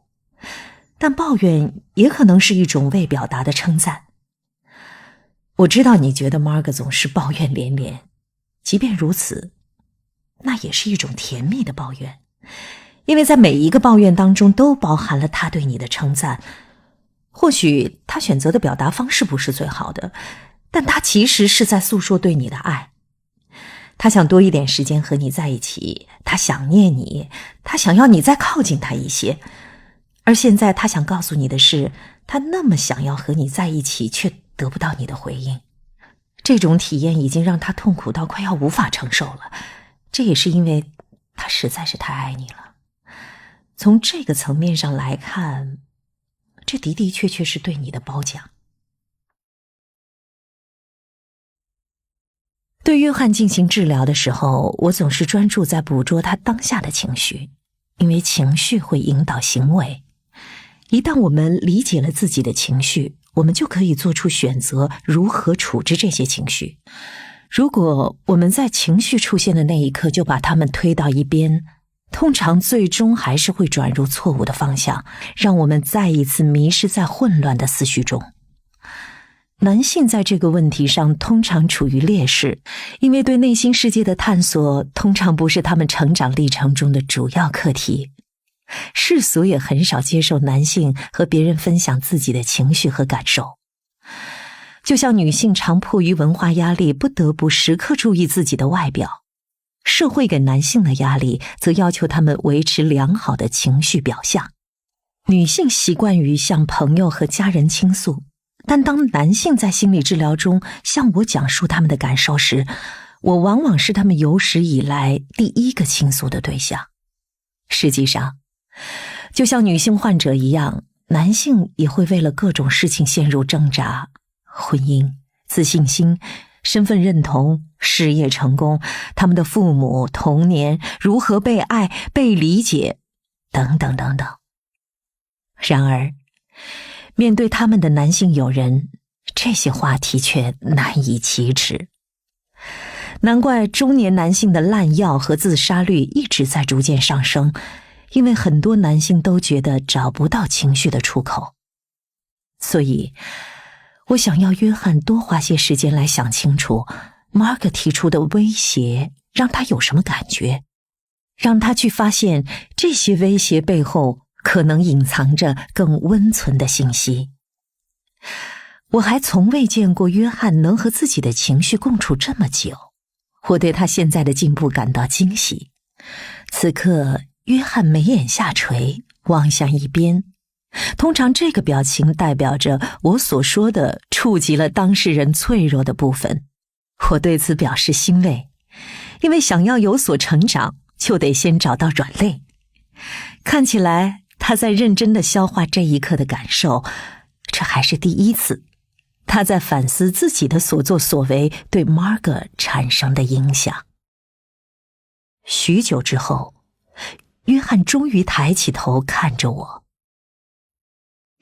嗨，抱歉，我刚刚不得不把你静音了，这边在录音，我刚刚都没听到。你说到哪儿了？真他妈不可思议，我刚刚完全都是在自言自语。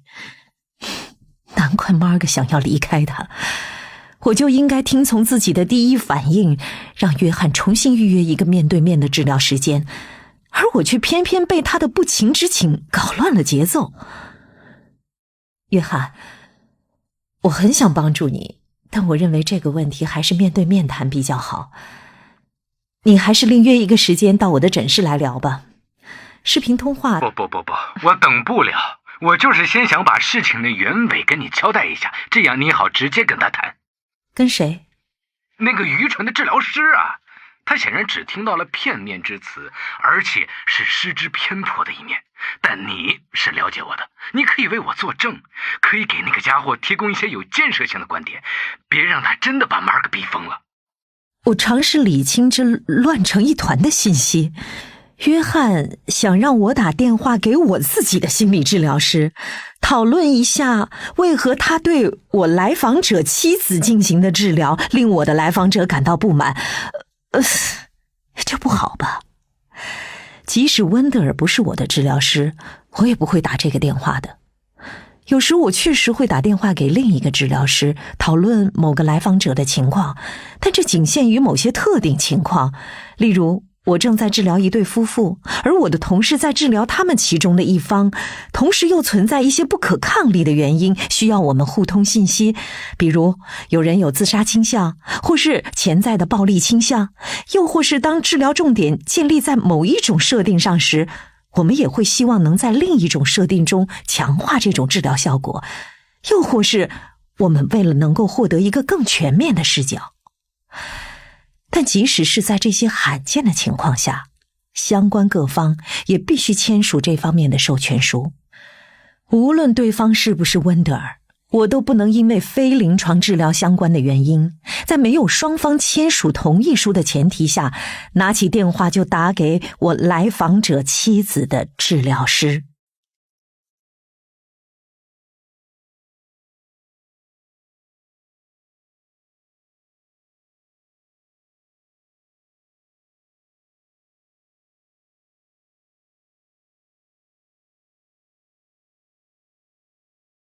第31集，我与温德尔的处境。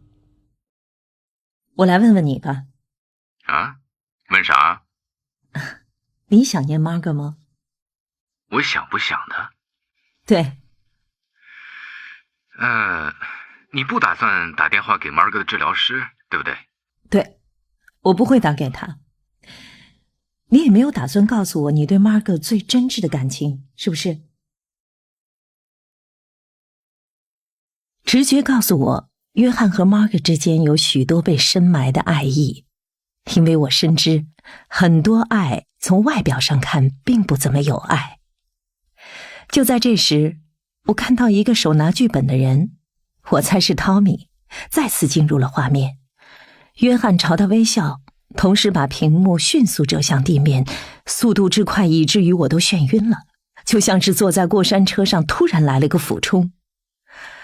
当我再次看到约翰的跑鞋时，我听到一些关于某个角色的对话，那是我最喜欢的角色。他们在探讨那个角色是应该彻底混蛋下去，还是可以稍微有一点觉醒，能意识到自己是个混蛋。有趣的是，约翰选择了觉醒。汤米感谢约翰给出了建议，然后离开了。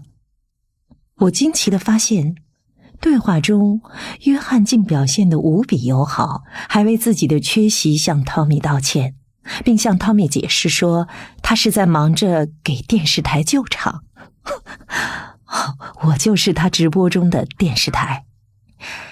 这让我猜想，会不会他平时对同事就是这么彬彬有礼的呢？或许并不是，因为汤米一走开，约翰一把手机拿到眼前，我就从他的嘴型看出来他在说这个蠢货，同时他还朝汤米走远的方向翻了个白眼儿。我就不明白了，Mark的治疗师还是个男的，怎么就不懂这件事的两面性呢？这甚至连你都能看明白的事情。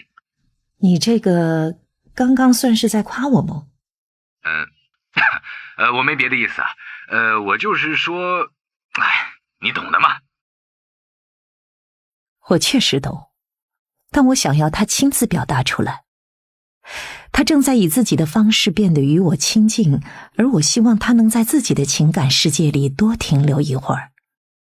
然而约翰已经重新开始他的长篇大论了，说 Mark 蒙蔽了他治疗师的双眼，又说温德尔肯定是个江湖郎中，因为一般治疗都是50分钟，而他的治疗只有45分钟。说实话，这一点我也不大能想通。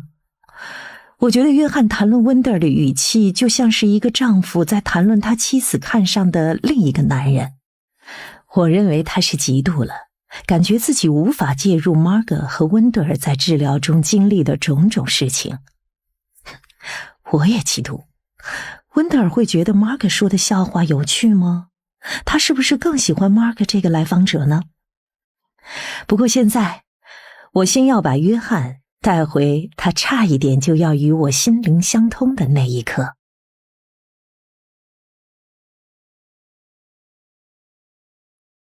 我很高兴你觉得我能理解你。约翰闪过吃惊的眼神，就像一只刚好被车灯照到的小鹿，随即他又把目光移开了。我只想知道我该拿 Mark 怎么办。他不是已经告诉过你了吗？他想念你。我从我们俩谈话的经验中也能了解到，其实你很善于将关心你的人拒之千里。虽然无论你怎么对我，我还是你的心理医生，但既然 Mark 说他有可能会坚持不下去了，那也许你可以试试换个方式来对待他。或许你可以让他知道你也会很想念他。当然或许是我猜错了，但我觉得你确实也是想念他的。约翰又耸了耸肩，眼眉再次低垂，但这次他并没有把我静音。我怀念我俩以前的相处模式。约翰此刻的语气里并没有愤怒，而是带着悲伤。愤怒是大多数人最容易进入的情绪，因为它是指向外在的。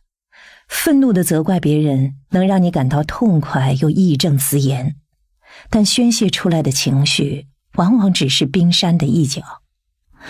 如果你透过表层去看，就能瞥见表象下积聚着更多的情绪，那些你没有意识到的或是不想表达出来的情绪，恐惧、无助、嫉妒、孤独、不安。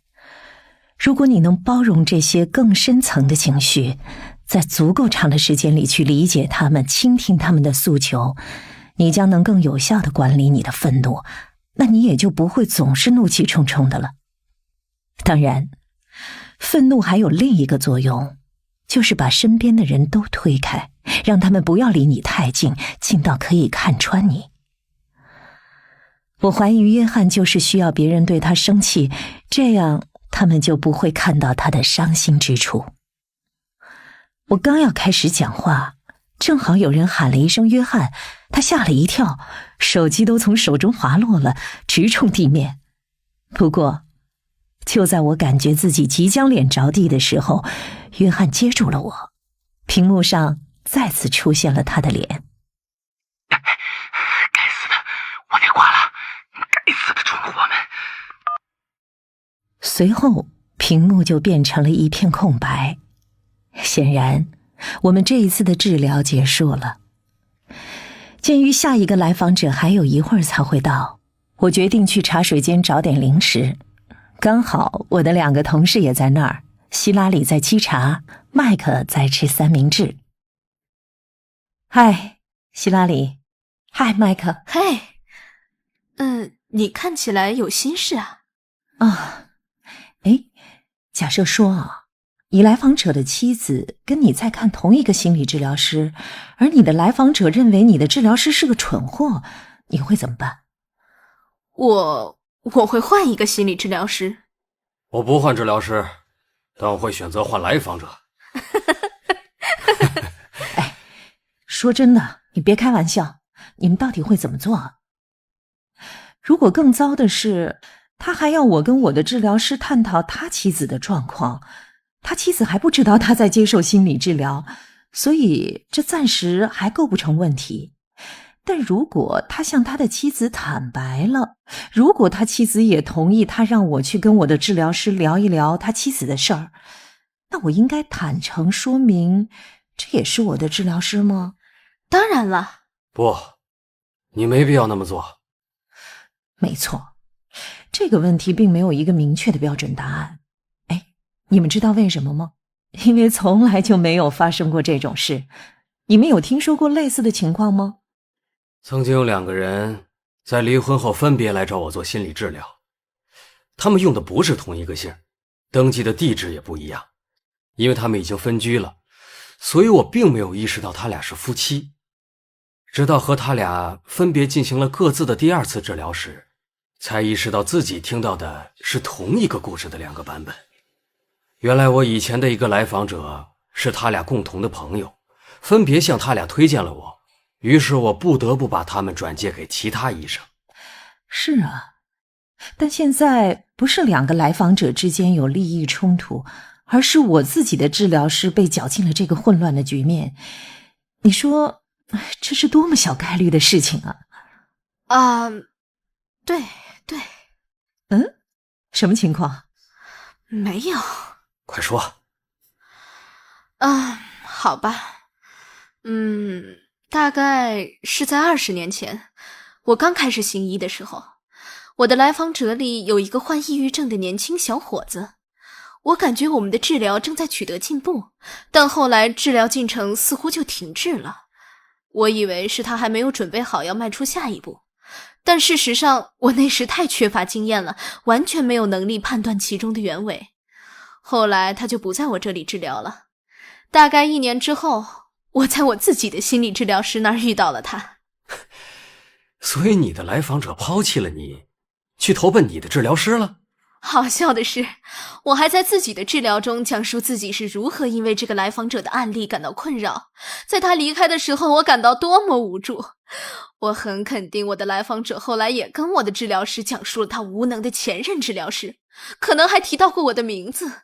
我的治疗师只能权衡2边的信息，做出综合的判断。但你的治疗师一直对此保持沉默吗？对，守口如瓶。所以有一天我主动提起了这件事，当然他不能告诉我他在治疗这个我以前的来访者，所以我们的对话重点集中在作为新手治疗师我该如何应对内心的不安。我的不安，我根本不关心我内心的情绪，我只想知道他俩的治疗进行的如何，他采取了哪些不同的方法让治疗更有效了。这些事儿你永远都不会知道的。是的，我永远也不会知道。我们就像金库一样牢固，简直固若金汤，坚不可摧。罗莉，那你会跟你的治疗师坦白吗？我应该要跟他坦白吗？他俩都耸了耸肩，不置可否。麦克瞟了一眼钟，把手里的垃圾扔进了垃圾箱。希拉里和我也把各自杯子里的最后一口茶喝完，该去准备下一个治疗了。茶水间控制面板上的绿灯一个接一个的亮了，我们也一个接一个的走出茶水间，去候诊室接待自己的来访者。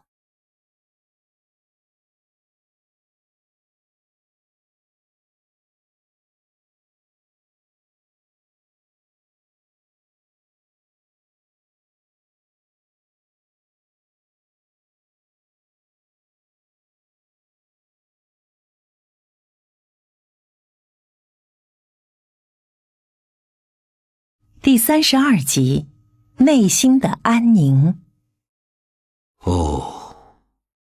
这就是温德尔在听完我有关写书的忏悔后做出的反应。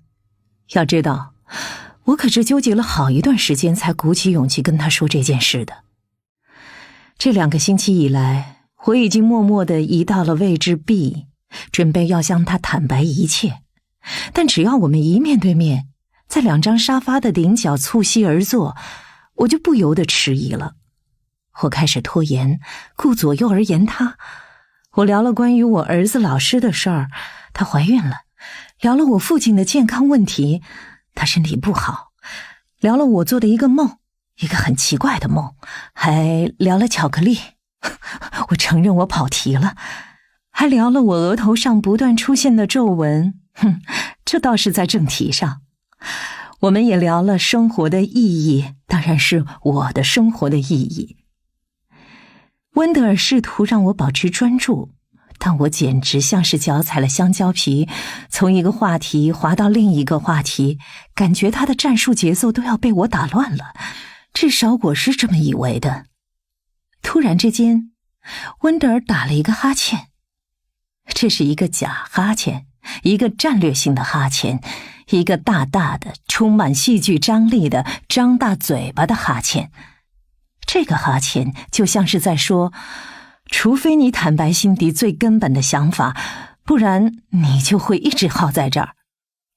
然后他就坐在沙发上端详着我。我要跟你说个事儿。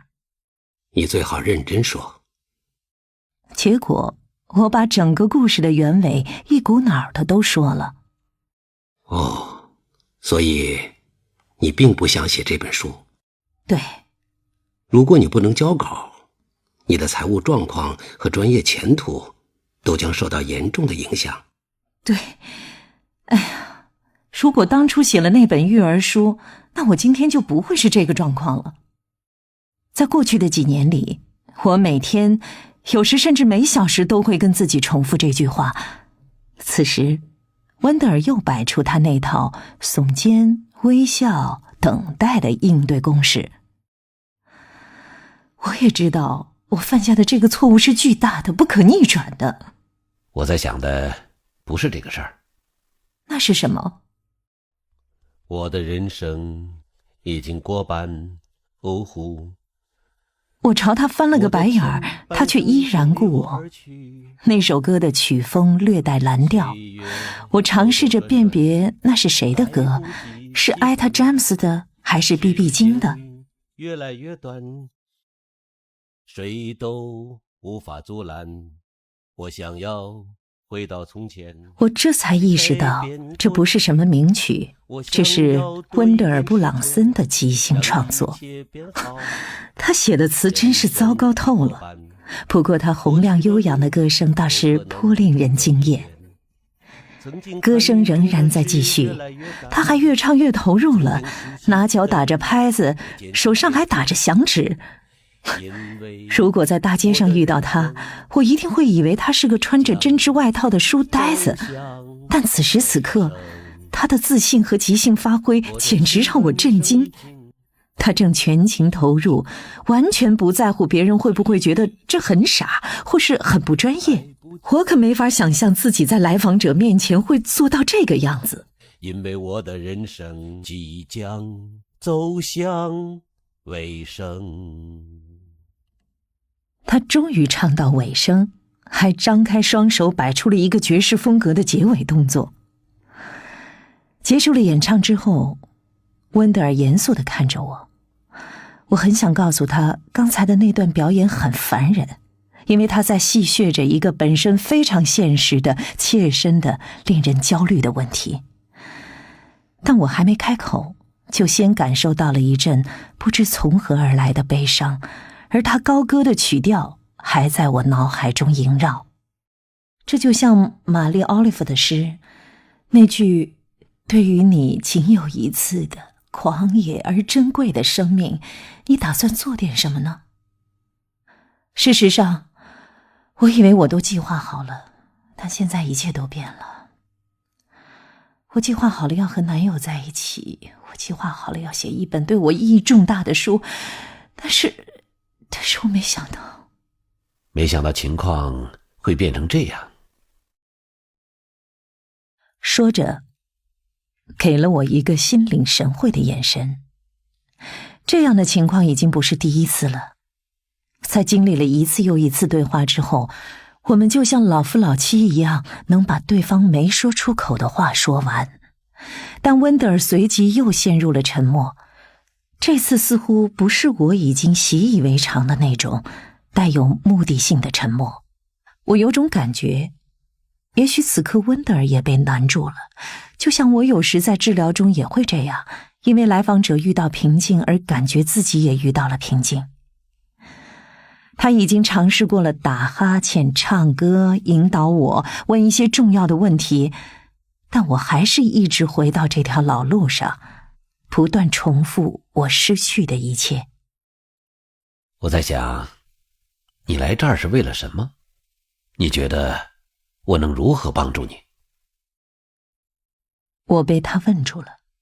我不知道他是把我当成了一个心理治疗师同行来征询我的建议，还是把我当成了他的来访者在提问。但无论哪一种，我都不确定答案。我究竟期待从心理治疗中得到什么呢？我也不知道。但这句话一说出口，就让我自己感到害怕。也许温德尔确实帮不了我，也许没有什么能帮到我，也许我只能学会接受自己所做的选择。我觉得我可以帮助你，但或许不是以你想象的形式。我无法把你的男友带回你身边，我没法让你从头来过。还有，你现在面临的写书的困境，你想要我把你从这困境中解救出来，这我也做不到。我没有指望你解救我，我是我们家的一家之主，我可不是什么危难中的少女。记住，没有人会来救你。但我也没有想要被拯救啊。我再次重申，但这一次心底却有一部分自己提出的质疑。等等，我真的不想有人来救我吗？某种程度上，我们不是都希望被拯救吗？人们来做心理治疗，都是期望能让自己好过一点，但好过一点又意味着什么呢？在我们办公室茶水间的冰箱上，有人贴了这样一个冰箱贴，上面写着安宁，不是要身处一个没有嘈杂、烦恼和辛劳的地方，而是即使身处繁杂之中，依然保持内心的平静。我们可以帮助来访者找到安宁，但或许这和他们刚来接受治疗时想象的不一样。正如已故的心理学家约翰·威克兰德所说，在经历成功的心理治疗之前，来访者总是反复为同一件事费神，而在经历了成功的心理治疗之后，各种叫人费神的事会一个接一个的出现。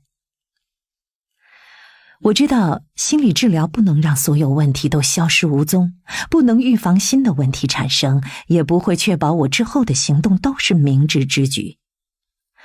治疗师无法为来访者移植一个不一样的性格，他们只能帮助来访者去磨去棱角，让来访者变得不那么容易反应过激，不那么苛责，变得更开放，能让别人走进他们的心灵。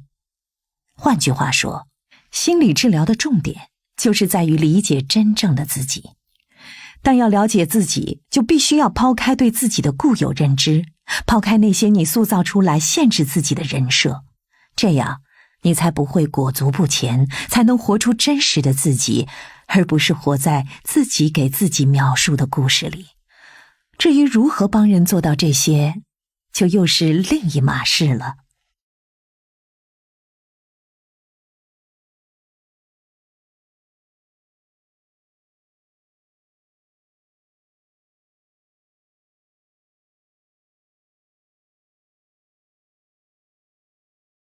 第33集，牢笼。我又在脑海中整理了一遍我的问题。我必须要写书才能养家糊口，拒绝了写那本可能够养活我和我儿子好多年的书，写不出那本倒霉的、有关愚蠢的、幸福的、让我痛不欲生的书，但还是得逼着自己写完那本愚蠢的幸福之书。虽然试着逼自己写那本愚蠢又令人痛苦的幸福之书，却又分心去浏览社交媒体，看到别人都过得很不错，只能羡慕嫉妒。我记得爱因斯坦说过，在某一个意识层面上产生的问题，无法在同一个意识层面上得到解决。我一直都觉得这句话很有道理，但我也像大多数人一样，相信只要一遍遍回想自己是怎么绕进问题里的，就一定能从中找到问题的出路。我现在就是看不到出路。而且我指的不只是写书这一件事儿，我是说所有的事儿，所有发生的这一切。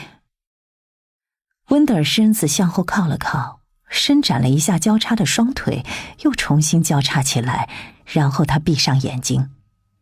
似乎他在整理思绪的时候就会保持这样的姿态。等他再次睁开双眼，我们又保持原样坐了一会儿，什么也没说。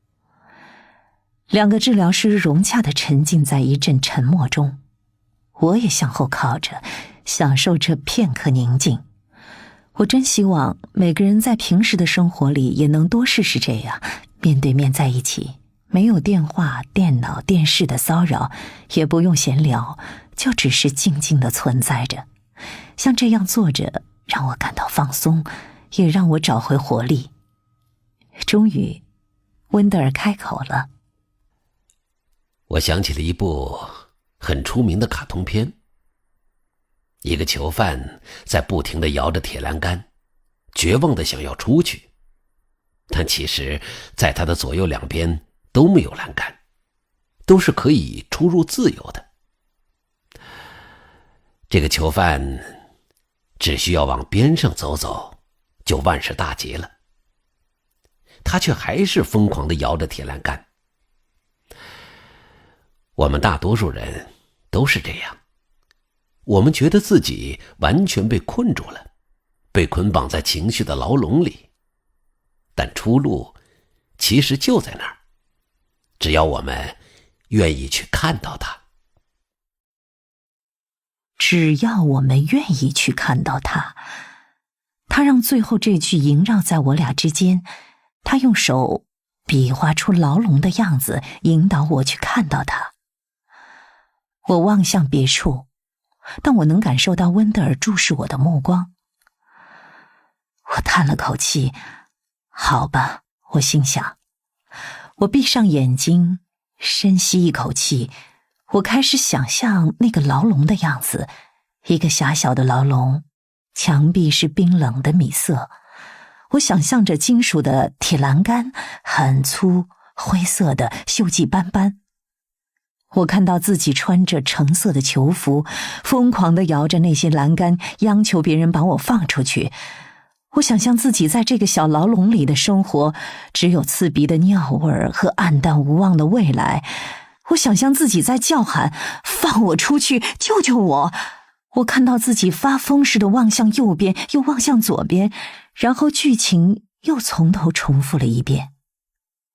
我注意到自己整个身体的反应，我感觉身子变轻了，就像抬走了千斤大石。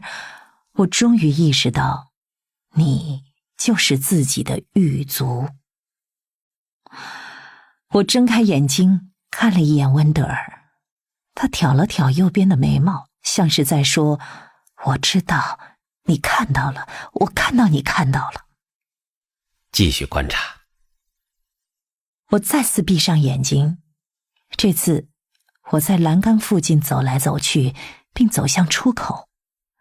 一开始我还只是试探着前行，但靠近出口的时候，我就奔跑起来。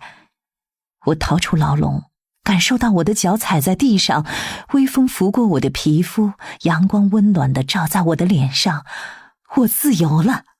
我以最快的速度奔跑着。过了一阵子之后，我放慢速度，查看我的身后，没有狱警来追我。我突然意识到，原本就没有狱警，可不是吗？大大多数人在接受心理治疗时都会感到自己被困住了，被自己的思想、行为、婚姻、工作、恐惧或是过往所囚禁。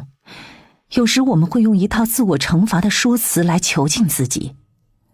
如果有2个选项，要我们选择相信其中一项，例如我不讨人喜欢和我讨人喜欢，即使2边都能找出证据，我们通常还是会选择令自己不好受的那一项。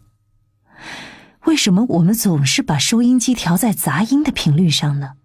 总是在收听别人的生活都比我好的电台，或是我无法信任他人的调频，还有我啥也干不成 FM。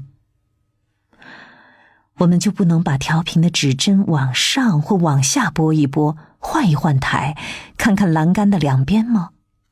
阻挡我们这么做的，除了我们自己，还能有谁呢？出路总是有的，只要我们愿意去看到它。万万没想到，竟然是一部卡通片教会了我这个生活的真谛。我再次睁开眼睛，脸上浮现出微笑，温德尔也对我报以微笑。这是一个暗藏玄机的微笑，他是在说，别高兴得太早，或许你觉得你已经取得了惊天动地的突破，但这仅仅是个开始。我很清楚前面还有什么样的挑战，而温德尔也知道我很清楚这一点，因为我们还有一个共识，要得到自由还会涉及责任，但我们大多数人都觉得承担责任很可怕。如此说来，会不会待在牢笼里更安全呢？我又一次想象栏杆和出口的样子，一边的我在游说自己留下来，另一边的我说要离开这里。我选择了离开，但要想在现实生活中绕开阻碍，还是不同于在想象中绕开那些栏杆。所有洞察都只是心理治疗给你的安慰奖。这是我最喜欢的一句格言，意思是，即使你拥有世上所有的真知灼见，但如果你在治疗之外的现实生活中不去做出改变，那再多的洞察，甚至治疗本身，都将毫无价值。那些洞察让你反问自己，这些事是别人对我作用的结果，还是我自己一手造成的呢？问题的答案会为你提供选项，但如何做出抉择是你的自由。你准备好要探讨你斗争的泥潭了吗？你是说我和男友的斗争，还是我和自己的斗争？不，是你和死亡的搏斗。一时间我感到很困惑，但脑海中随即闪现了那个在商场里偶遇男友的梦境。他在梦里问我，你后来写书了吗？我说什么书？他说那本关于你的死亡的书。我的天哪！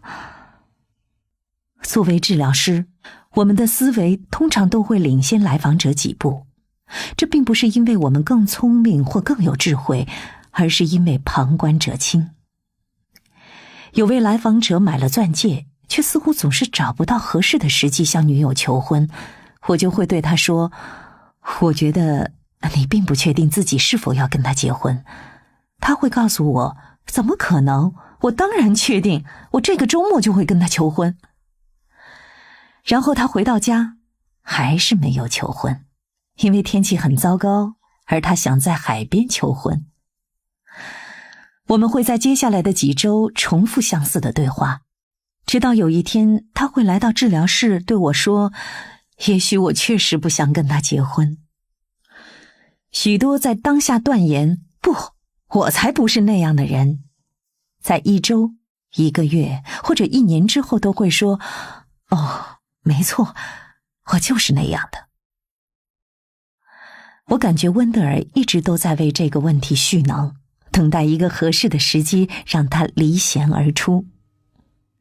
治疗师永远都在天平的两端寻找平衡，一方面要营造相互信任的同盟关系，另一方面也要直击要害，让来访者不再继续受煎熬。从治疗一开始，我们的行动就既慢又快的慢慢让内容沉淀，快速稳定关系，同时在一路上战略性的播撒下治疗所需的种子。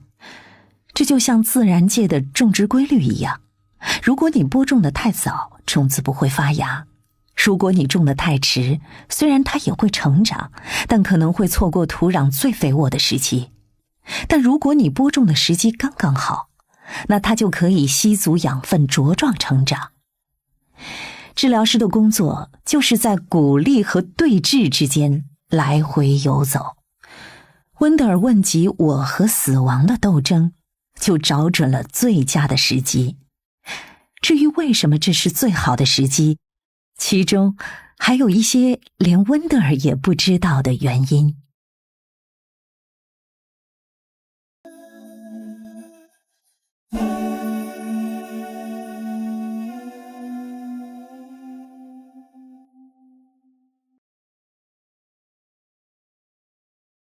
34集，乔氏超市。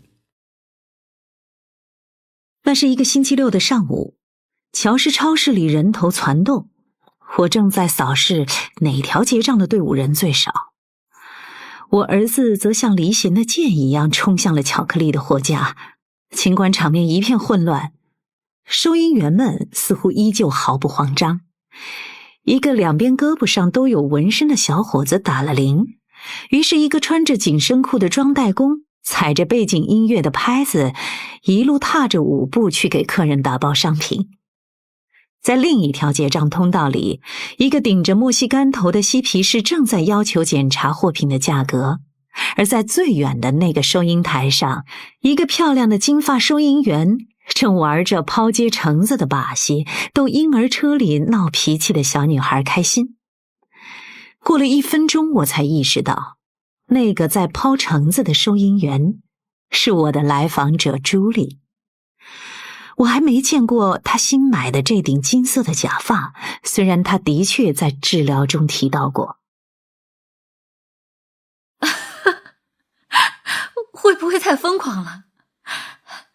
乐丽，你要向我保证，如果我哪里太出格了，你一定要提醒我。朱莉在遇到别的事情时也会这样问我，例如要不要去某个地方的乐队应征当个歌手，要不要去参加某个电视游戏节目，要不要去尝试某个整整1星期都不讲话的佛教进修会。不过那都是在神奇的药物对他的肿瘤产生奇效之前的事儿了。我很欣慰他能尝试改变，要不然他很可能会保守地过完这一辈子。他从前一直坚信，只要取得了大学的终身任期，就能使他获得自由。但现在，他正在体会一种完全出乎意料的自由。这会不会太离谱了？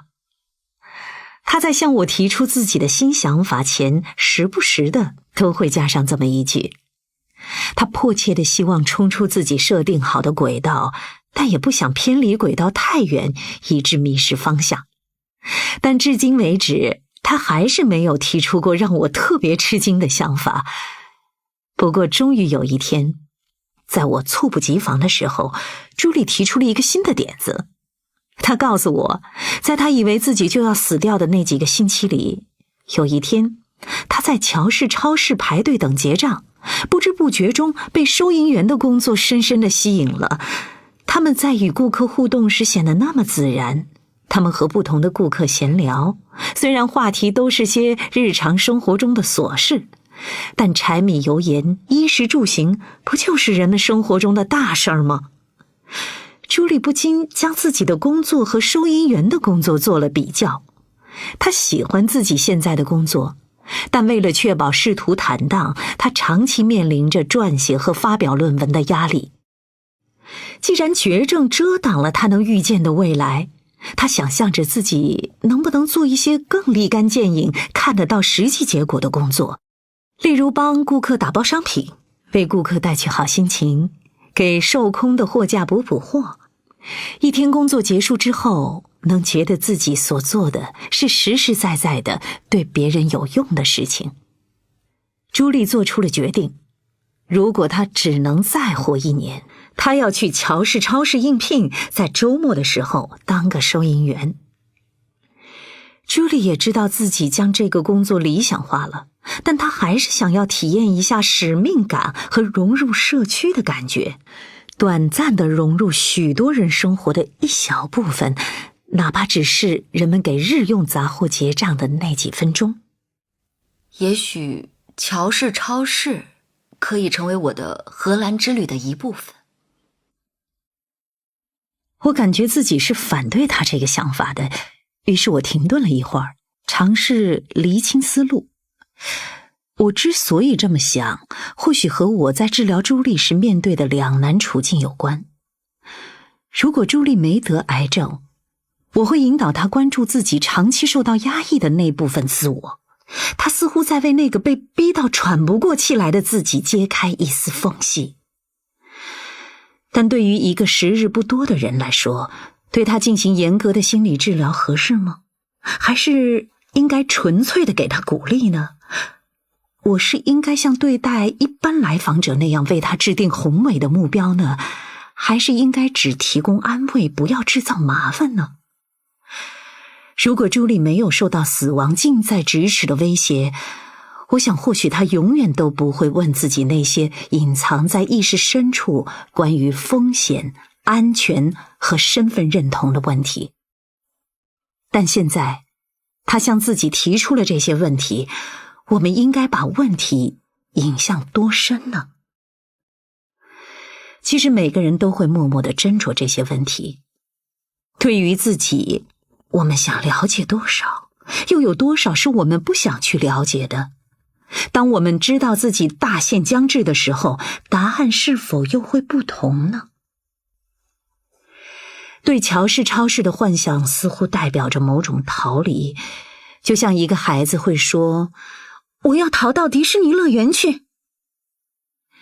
我想知道对乔氏超市的幻想是如何与罹患癌症之前的朱莉产生连接的，但我最想知道的是他体力上能否胜任这个工作。实验性治疗已经增加了他的疲惫，他需要的是休息。对，我丈夫 Matt 说他觉得我疯了，他质问我，你生命的时间已经那么有限了，而你的梦想却是要去乔氏超市工作。我又反问他，为什么不行呢？如果你只有1年时间了，你会去干什么呢？然后麦特特别轻易地说，我会减少工作，而不是去干更多的活。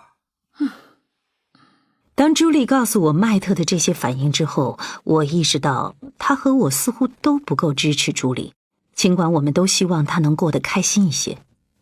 我们之所以犹豫该不该支持朱莉，一部分原因应当是考虑到可行性，但会不会某种程度上，我俩也是在莫名的嫉妒朱莉，嫉妒她有决心去做自己想做的事，不管那件事听上去有多么无厘头。治疗师总是告诉来访者们，追随你的嫉妒心，他会告诉你你想要什么。当我们看着朱莉变得自信又坚定，也许会更清楚地意识到自己有多么害怕去追求自己心中的那个收银员的工作。于是我们希望朱莉停留在原地，跟我们一样，只有空想没有实干，被不存在的栏杆束缚在自己的牢笼里。是这样吗？还是只有我这么想？麦特还继续阻止我，非要问，再说了，周末的时间你不想和我一起度过吗？怎么说呢，我当然想，但我也同样想去乔氏超市工作，而且这种想法就快要变成一种执念了。所以最后我还是去申请了那份工作。而就在我得知自己的肿瘤消失的那一天，我也获得了周6早班的工作。给你听听吧，他们的电话留言。好啊，我找找啊，等等啊，在这儿呢。嘿，朱莉，今天过得好吗？有一个好消息，我今天拿到了病理实验室发来的结果，你的肿瘤已经基本消失了。具体情况等你方便时给我回电。Hello， 朱莉，我是乔氏超市的经理，恭喜你通过了我们的面试，我给你安排在周六早班，你 OK 吧？我已经答应他们了，周六早班。朱莉简直笑得合不拢嘴，就像是中了彩票，中的还是特等奖中的特等奖。没有人知道肿瘤会不会复发，所以我不想给自己的愿望清单上增添什么新愿望，只想把已有的愿望完成就好。我知道，人必须采取行动，愿望才能一项项被划掉，不然的话，那只是一连串你原本有机会实现的空想。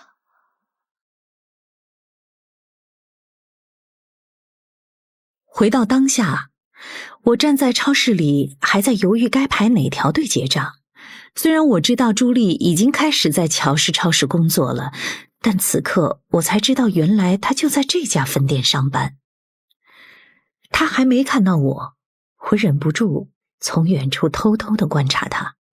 她打了铃，呼叫装袋工，又送了一些贴纸给一个小孩。我听不到她在和顾客聊什么，但看到他们笑了起来。他就像收银员之星，受到每个人的追捧。大家似乎都认识他，而且他果然非常高效，他的那条队伍前进得特别快。看着这一切，我的眼眶都要湿润了。但我突然听到儿子向我喊道：“妈妈，妈妈，到这边来！”然后我就看见他正奋力地穿过人群，向朱莉的收银台移动。我迟疑了。我不知道为自己的心理治疗师结账会不会让朱莉感到尴尬，而且说实话，或许我也会觉得尴尬，因为她对我一无所知，要她逐样扫描我购物车里的商品，都会让我觉得是暴露了自己的生活。但更重要的是，我想到朱莉和我聊过，每当她看到朋友们的小孩，就会感到难受，因为她和她丈夫也在想方设法要小孩。如果见到我的儿子，他会有什么反应呢？妈妈，过来了！还是到这边来？但这条队伍更快呀！确实，那条队伍当然快了，因为朱莉真是太高效了。就在这时，朱莉看到了我的儿子，又顺着他的目光看到了我，暴露了。我朝他笑笑，他也朝我笑笑。嘿，这位女士，你该听这位小伙子的话，这条队伍比较短哦。等候结账的时候，我尽量让自己不要盯着朱莉，但我忍不住。我注视着她将自己在治疗中描绘过的场景展现在现实生活中，这是真真正正的梦想成真。当扎克和我排到收银台的时候，朱莉也像对待其他顾客一样和我们聊天打趣。甜甜圈啊，早餐好选择。这是我妈妈的，我更喜欢咸圈。告诉你个秘密，其实我也是。那你喜欢那种有点咸的巧克力吗？就是那种里面还会裹着麦片的。哦，我知道你说的那个。好巧啊！那我推荐你一种小熊的巧克力棒。接下来，他俩就一直在讨论我儿子挑选的各种巧克力棒各有哪些优点。当我们结完账、打完包、推着车准备离开时，扎克在认真查看朱莉给他的贴纸。妈妈，我很喜欢那位女士。我也是。大约半小时后，我们回到家。我在厨房里归置买回来的食物，我这才发现我的信用卡收据上潦草地写着一行字：我怀孕了。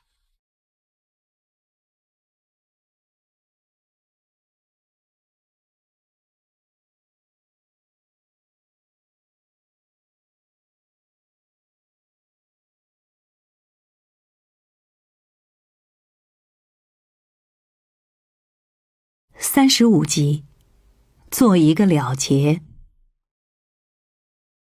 瑞塔的治疗记录。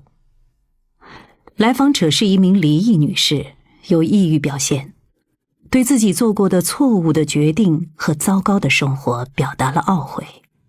她表示，如果自己的生活在1年内还没有改善，她就打算做一个了结。我要给你看些东西。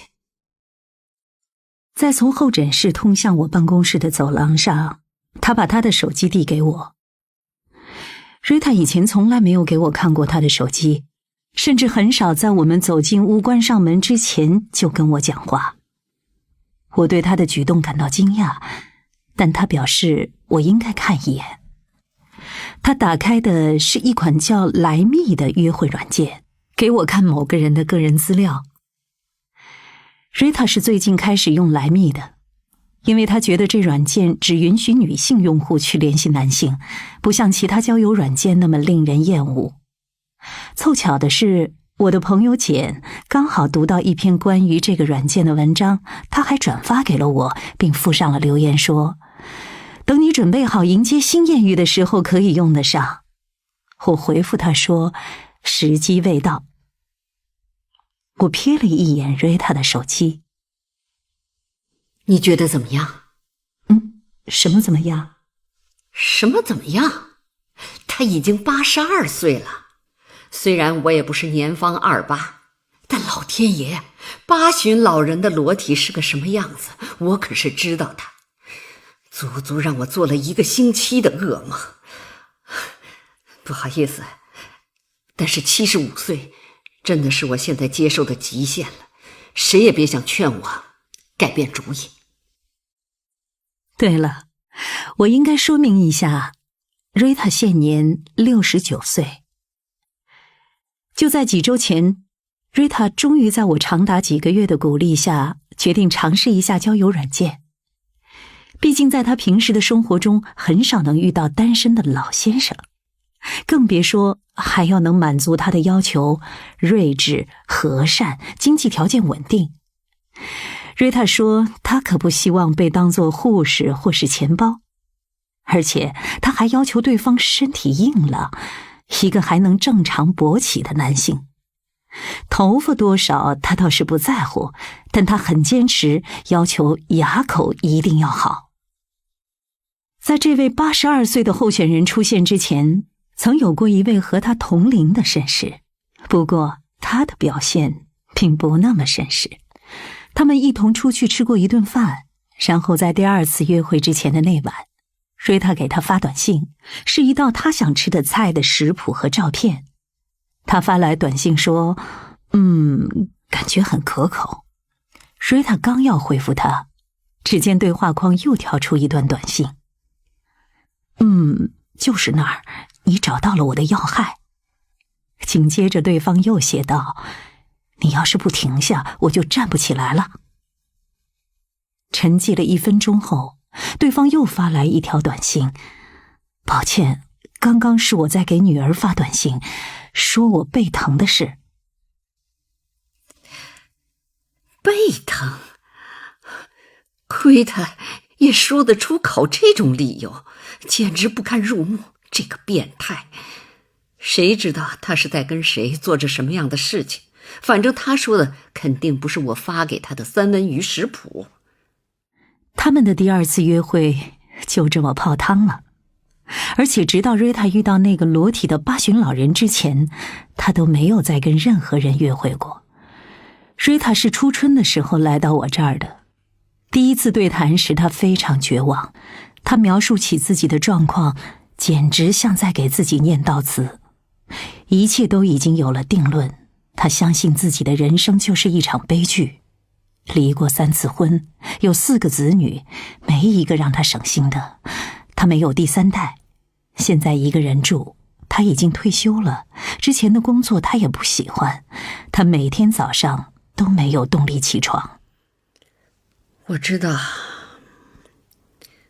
我的一生犯过太多错误，一而再再而三地嫁错人，没能照顾好孩子们，当然也包括没能保护他们远离酗酒的父亲，也没能在专业上发挥一技之长，更没在年轻时努力经营自己的社交圈。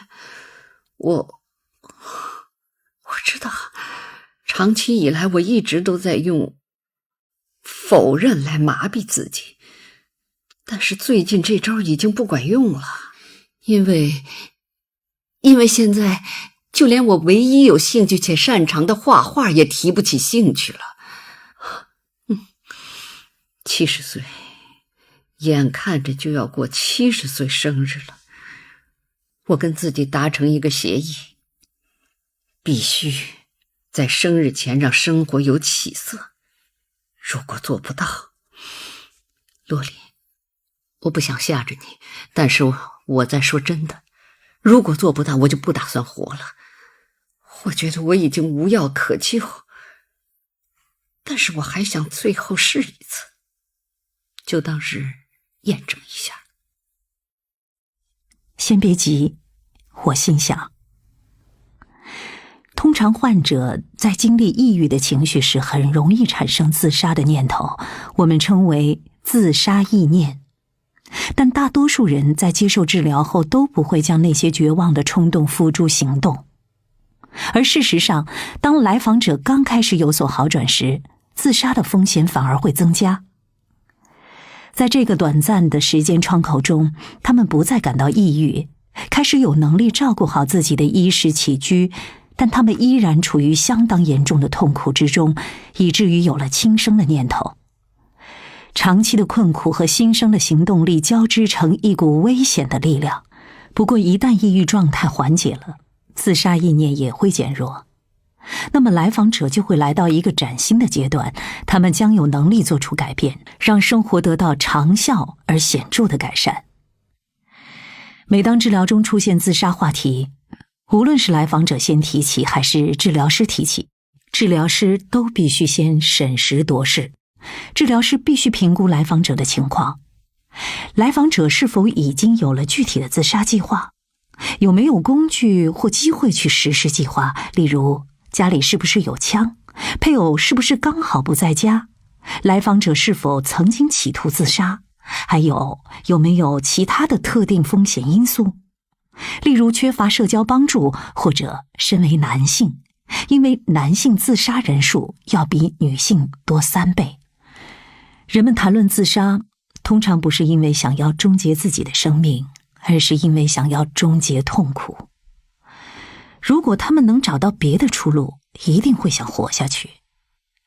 治疗师会尽自己所能评估来访者的情况，如果评估显示没有迫在眉睫的危险，那我们会密切关注情况的变化，同时专注治疗抑郁。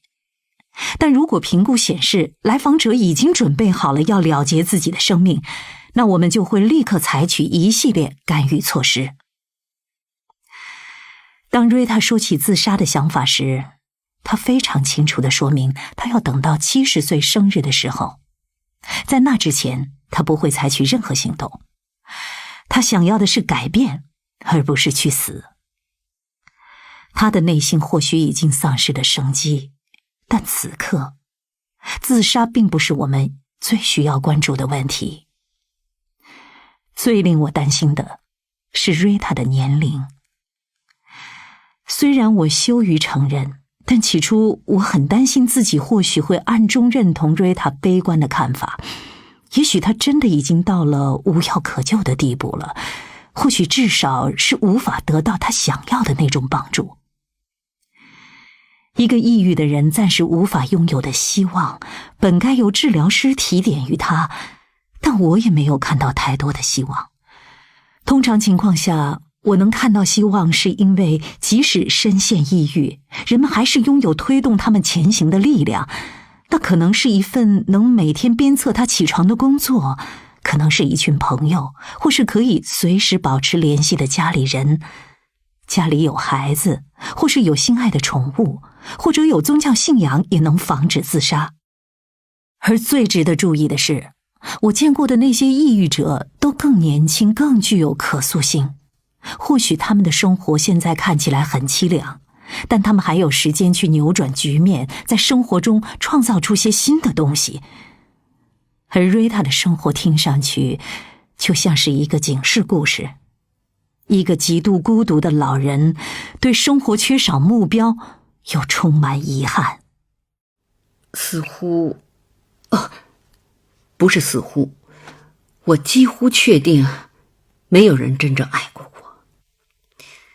我父母生我的时候年纪太大了，虽然我是家里的独生女，但父母却对我不太亲近，因为我年轻的时候做的一些事，所以后来我父母都不跟我说话，直到他们去世。我父亲已经过世几十年了，母亲晚年得了阿尔茨海默症，90岁时也过世了。现在我也没有朋友和亲人，也没有社交生活，我不知道。从现实来讲，到了我这个岁数，我又还能改变些什么呢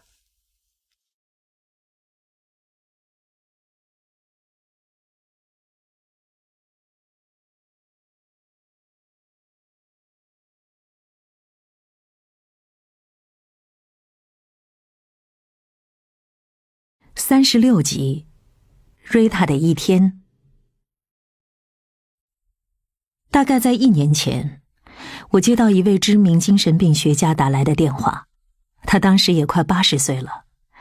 他问我愿不愿意接手他的一个病人，那是个30多岁的女性，她当时正在考虑冻卵，同时也在寻找自己的另一半。她觉得接受我的咨询会对这位女士更有益，因为她并不熟悉当下30多岁的人是如何面对约会和生小孩这些事的。现在我完全能够体会她当时的感受。我不确定自己是否真的了解当下老年人是如何面对衰老这件事的。在心理治疗师的专业培训中，我确实学习过老年人所要面对的一些特有的挑战，但事实上，在精神健康服务的领域，高龄人群并没有受到重视。对一些老年人来说，心理治疗还是一个全新的概念，就像网络电视一样。除此之外，他们这代人在成长的过程中大都相信靠自力更生就能够度过难关，不管那难关是什么。也有一些老人靠退休金生活，只会去廉价的诊所寻求帮助。他们不喜欢让20出头的实习治疗师来给自己看病，但多数情况下，诊所都会安排这些年轻的实习生接待这些老人。所以过不了多久，老人们就不去了。当然，还有一些老人认为他们所经历的感受只是衰老过程中的必经之路，也不理解治疗能起什么帮助作用。于是，最终的结果就是，许多心理治疗师在行医生涯中很少遇到老年来访者。同时，随着人类寿命的延长，老年时光在一生中所占的比例也相应增加了。与上一代人相比，现在的人往往到了60岁左右才正值人生巅峰，无论是职业技术、知识储备，还是人生阅历，都达到峰值。但是在职场上，他们还是不得不让位给年轻人。美国人现在的平均寿命在80岁左右，活到90多岁也大有人在。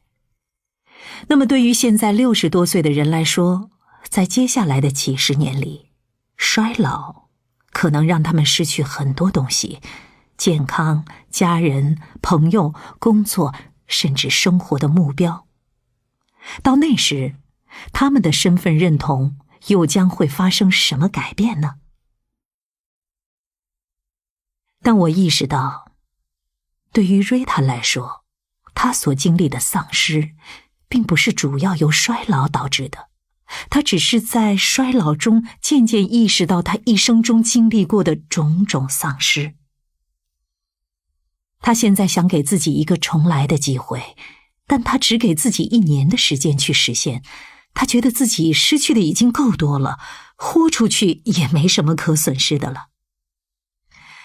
对此我也表示认同，基本认同。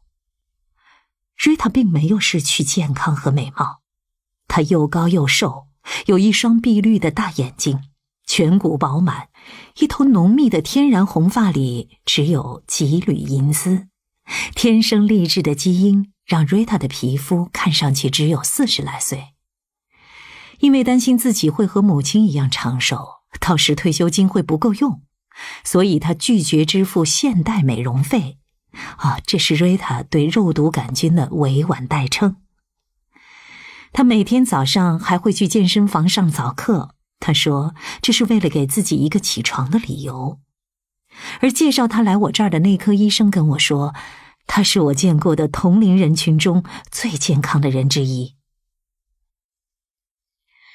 但从其他各个方面来看，瑞塔似乎真的是死气沉沉，毫无生机。就连她的动作也是无精打采的，就像她慢吞吞地坐进沙发里的样子。这种被称为精神性运动迟缓的表现是抑郁症的征兆之一。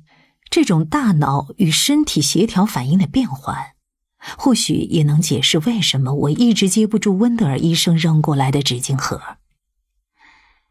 通常在治疗刚开始的时候，我会让来访者尽可能详细地叙述他在过去24小时中的经历，这样我就能掌握来访者当前的情况，他们与别人的关联性如何，是否有归属感，他们生活中的人际关系构成是什么样的，他们要负担什么样的责任，什么事会让他感觉到有压力，他们的感情关系是平静的还是激烈的，以及他们会如何安排自己的时间。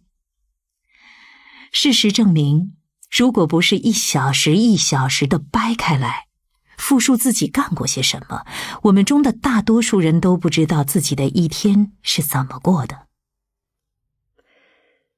一天，我的一天，早起，主要是因为更年期，可能6点多，开车去健身房，回到家，一边看早安美国节目，一边吃早餐，画画，或是打个盹儿，一边读报纸，一边吃午饭，画画，或是再打个盹儿，加热速冻晚餐。你可能知道，一个人做饭太麻烦了。然后，大概是坐在门前的阶梯上待一会儿。黄昏的时候，我喜欢在这个时间看人们遛狗或遛小孩。等他们回家了，我也就转身回去，看一些没营养的电视节目，睡觉。瑞塔似乎和其他人完全没有接触，她可以许多天都不跟任何人讲话。但最令我吃惊的不是她过得多么像个独行侠，而是她说的或做的每件事都能让我联想到死亡。安德鲁·所罗门在《走出忧郁》中写道，抑郁的对立面不是快乐，而是活力。活力，没错。瑞塔一辈子都与抑郁为伴，而且经历坎坷，但我不确定是否该把治疗初期的重点放在他过往的经历上。即便他没有给自己设置1年的最后期限，死亡本身也是一个既定存在的无法改变的期限。就像在面对朱莉时一样，我会思考治疗他的目的究竟应该是什么？他是仅仅需要有个人和他聊聊，减轻他的痛苦和孤独感，还是他想要理解自己可以如何塑造自己这个角色？我在温德尔的办公室里也会思考，在我自己的生活里，有什么应该被接受，又有什么应该要改变？但我比瑞塔要年轻20岁。对他来说，想要改变自己，是不是太晚了？还是永远都不会太晚呢？如果真要放手一搏，那他愿意承受多少情绪上可能经历的不适呢？我想，后悔大概会带来2种结果，要么把你禁锢在过去，要么成为你改变未来的动力。瑞塔说，她希望在70岁生日到来之前，自己的生活能有所改善。我想，与其深究过去70年的旧事，或许我们应该尝试为她现在的生活注入一些活力。今天我跟瑞塔说，我不会劝她放弃找75岁以下的男性作伴。找个伴儿？亲爱的，你可别天真了。我想要的可不只是找个伴儿，我还没入土，我还知道怎么从网上给自己买到闺房用品呢。过了一会儿，我才反应过来，他买的是震动按摩器，真有他的。你知道吗？我有多久没被爱抚过了？然后瑞塔顺势讲述了一下约会是多么令他失望。这倒不是他一个人的问题，我听到各个年龄层次的女性最常说的就是约会的体验真的很糟糕。婚姻也没有给她带来太多快乐。她20岁的时候就遇到了第1任丈夫。那时我急于逃离自己沉闷的家庭，总感觉每天从家里到学校，就像是从死寂和沉闷走向充满奇人趣事的新世界。但我还不得不去打工，每天下课后要去一家地产中介公司帮忙处理信件文书。就在这单调乏味的工作中，我错过了内心向往的社交生活。然后就遇到了他，理查德。当时看来，他是一位成熟迷人的学长。我们相识在英语研讨会上，深入的交谈以后，我被他迷倒了，以为终于过上了自己想要的生活。但只是我以为，好景不长。几年后，当我们的第1个孩子出生时，理查德开始频繁加班，并且酗酒。不久以后，我就变得无聊而孤独，就像小时候在家里时一样。在我们生了4个孩子之后，家里争吵不断，理查德还常常酗酒闹事。一次，理查德酒醉后对我和孩子们大打出手，这让我想要离开他。但我怎么才能离开他呢？我又能做些什么呢？我早就从大学退了学，怎么养得起自己和孩子？我当时想，有理查德在，至少孩子们吃得饱穿得暖，有好学校可以读书，还能交上朋友。如果是我一个人，我能给孩子们些什么呢？在很多方面，我觉得自己还像个孩子一样无助。我当时怎么会那么做呢？我不能再说下去了。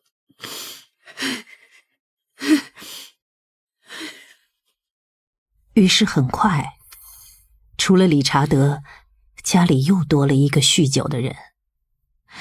直到发生了一件特别可怕的事之后，瑞塔才终于鼓足勇气离开那个家，但那时他的孩子们都已经10几岁了，而这个家也已经一片狼藉。5年后，她嫁给了第2任丈夫。爱德华和理查德恰恰相反，他善良体贴，妻子不久前才离世。瑞塔离婚的时候39岁，他不得不重拾枯燥的文秘工作，尽管他敏锐聪慧又有艺术天赋，但却只有这一门谋生的技能。爱德华是瑞塔供职的保险公司的客户，他们在相识6个月之后结了婚，但爱德华还沉浸在丧妻的悲痛中，瑞塔对这份爱感到嫉妒，于是他们不停地争吵。这段婚姻只维持了2年，爱德华提出了离婚。瑞塔的第3任丈夫是为了瑞塔才跟前妻分手的，但5年之后，他又为另一个人离开了瑞塔。每次离异，瑞塔总是惊诧地发现自己又成了孤家寡人，但她的经历并不让我吃惊。我们总是嫁给自己未尽的理想。在那之后的10年里，瑞塔彻底避免与人约会，当然，她也没什么机会接触男性，因为她总是躲在家里，要不就是在健身房。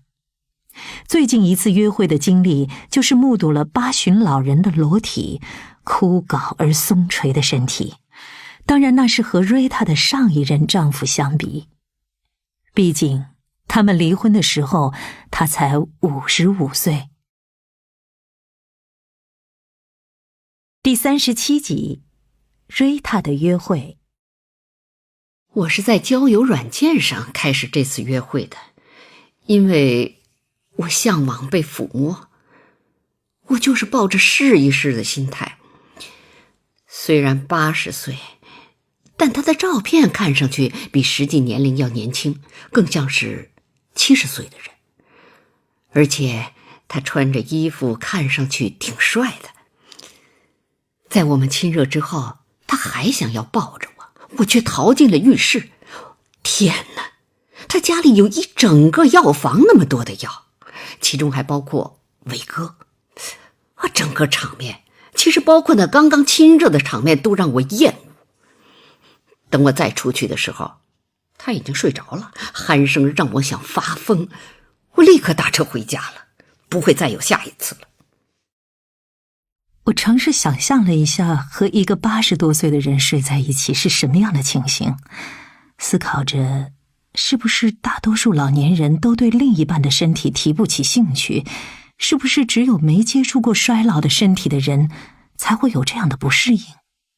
那些在一起生活了50年的人，会不会因为随着时间的推移适应了渐变的过程，就注意不到这些变化了？我记得在新闻里读过一个故事，采访一对结婚超过60年的夫妻，问他们婚姻幸福的秘诀是什么。除了一些常见的关于沟通和让步的建议之外，丈夫补充说，用嘴给对方带来云雨之欢，仍是他们的保留节目之一。这则故事自然在网络上引起了轩然大波，大多的评论都表达了反感。从大众对年迈肉体的自然反应不难想象，老年人的确没有什么机会得到爱抚，但这是人类内心深处的渴望。有证据表明，从出生到死亡，抚摸对我们的身心健康都至关重要。抚摸能降低血压和心理压力水平，提高情绪和免疫系统功能。缺少爱抚可能导致婴儿夭折，对成年人来说也一样。经常受到爱抚的成年人会比较长寿。还有一个术语叫做皮肤饥饿，特指渴望爱抚的状态。洛丽，你知道吗？我平时花钱很节俭，除了做足部护理不是因为我多在意脚指甲上涂不涂指甲油，毕竟涂了又给谁看呢？而是因为唯一会抚摸我的就是我的美甲师康妮。康妮一句英语不会说，但她已经帮我修脚好几年了。天哪，康妮的足底按摩技术简直是天堂般的享受。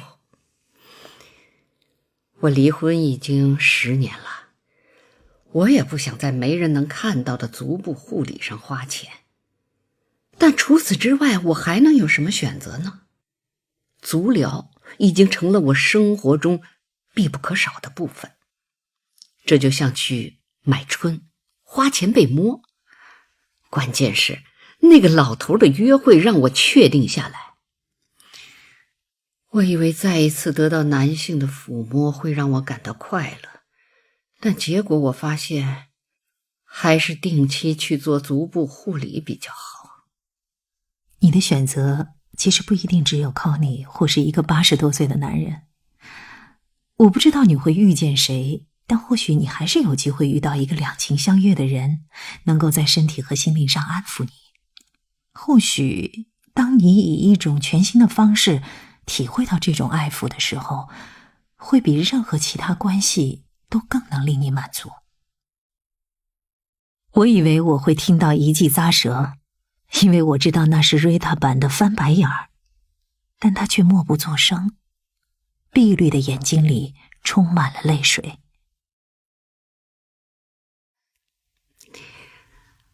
我来给你讲个故事吧。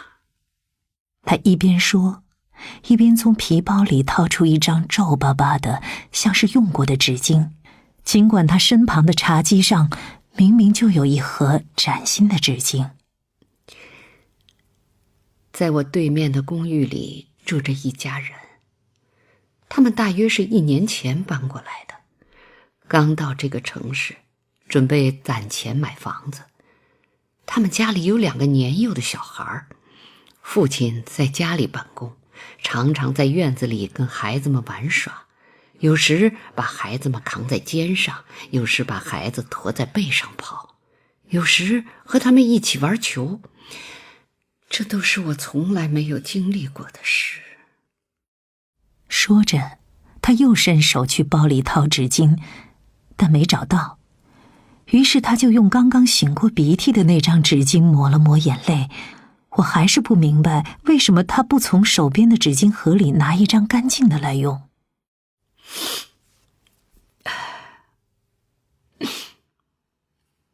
每天下午大概5点钟的时候，孩子们的母亲下班回来，然后每天都会重复同样的情景。说到这里，瑞塔哽咽了，他停下来，他又擤了一阵鼻涕，抹了一阵眼泪。我在心中狂吼，求求你拿一张新的纸巾吧。这个满心痛苦的女人，这个没人说话没人爱抚的女人，连一张干净的纸巾都不给自己。瑞塔捏了捏手里已经揉成一团的鼻涕球，擦了擦眼睛，然后深吸一口气。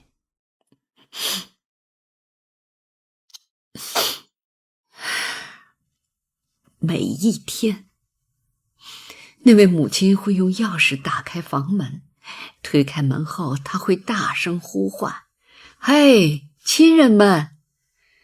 她就是这样呼唤他们的：“嗨，亲人们！”然后孩子们会跑过来，兴奋地尖叫。那位父亲会给妻子一个深情而热烈的吻。我每天透过门上的猫眼观察这一切，我甚至还为了偷窥悄悄地扩大猫眼。别批评我，你知道我内心是怎么想的吗？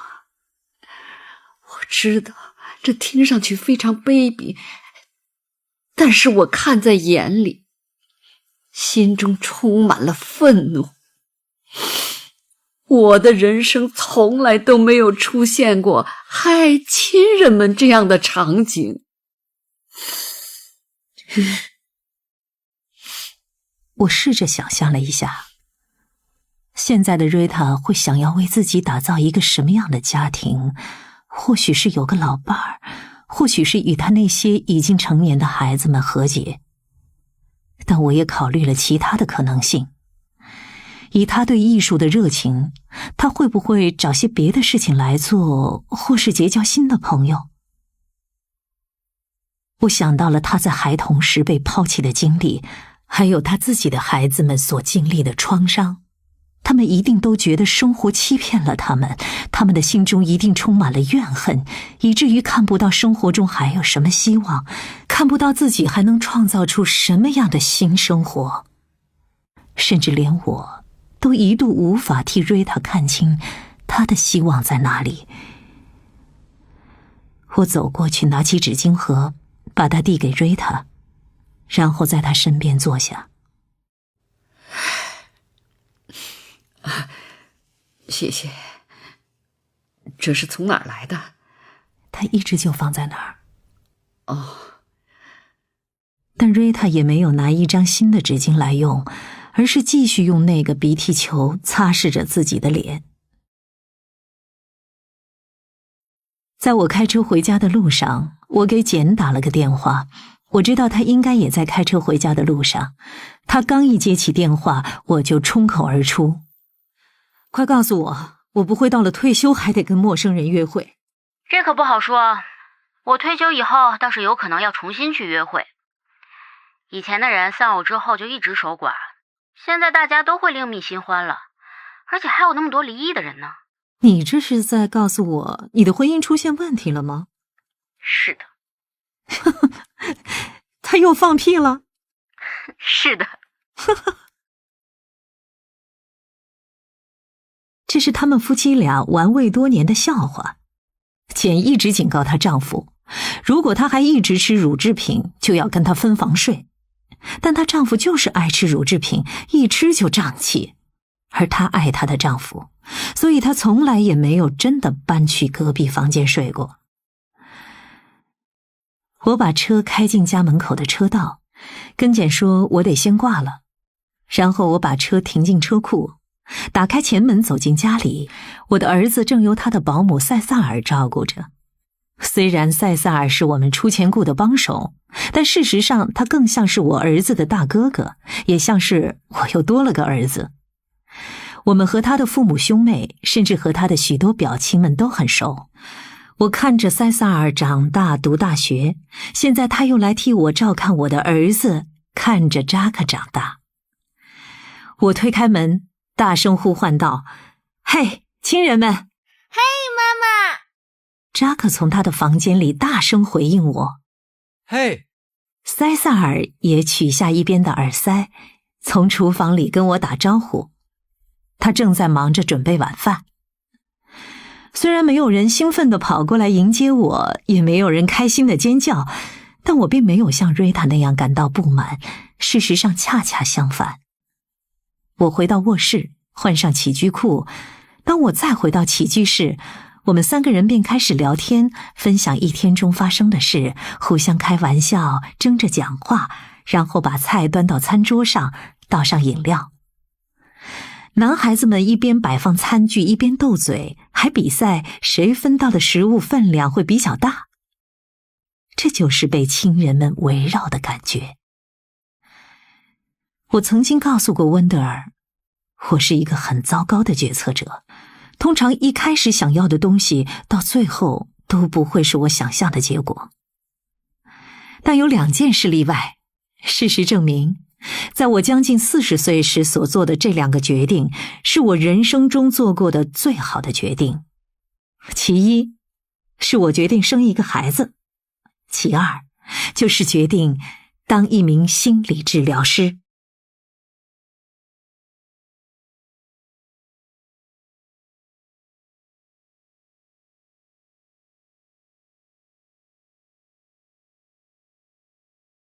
第38集，快递小哥。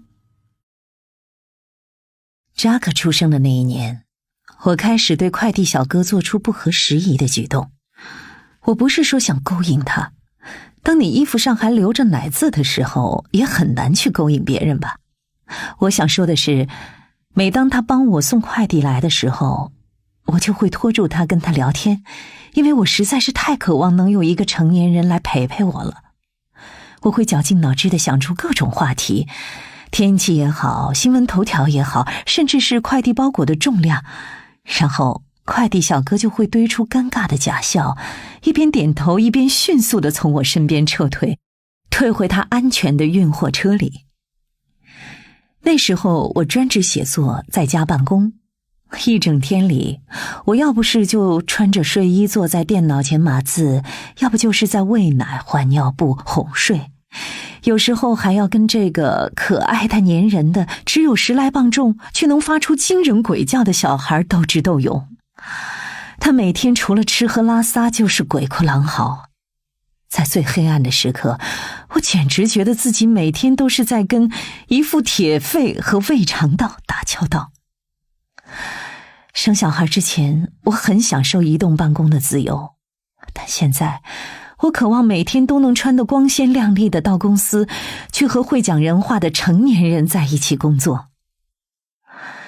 身处孤立无援的境地，再加上雌性荷尔蒙暴跌，可谓屋漏偏逢连夜雨。我开始怀疑离开医学院是不是一个错误的决定。虽然文字工作我做得如鱼得水，我为几十份刊物撰写上百篇专题文章，而且这些专题都围绕着一个令我着迷的话题——人类的心理。我不想停止写作，但当我半夜起来闻到孩子呕吐物的气味，我开始重新考虑双重职业的可能性。我想，如果我成为一名精神科医生，我既能和病人进行有意义的互动，帮助他们变得快乐，也能有时间从事写作以及陪伴家人。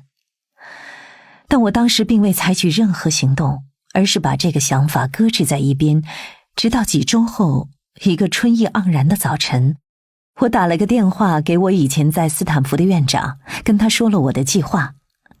他是一名知名的学者，以前也是医学院的大家长，热心、睿智、感性。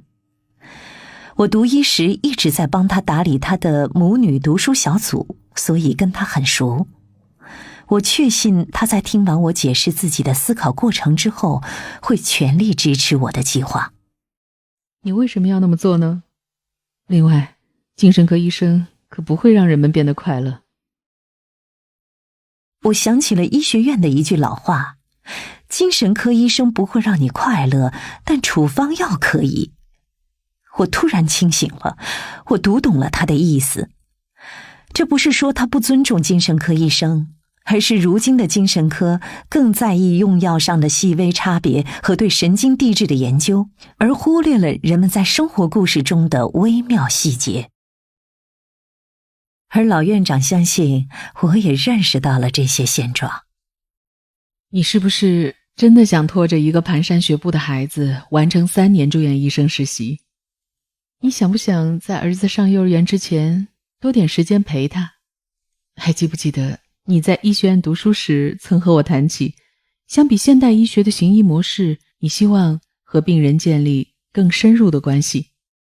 然后正当我想象我的前院长一定正在电话那头摇头时，正当我希望自己不曾给他打这个电话时，他说出了一句即将改变我人生的话：你应该去研究生院读一个临床心理学的硕士学位，这样可以让你以理想的方式和病人交流。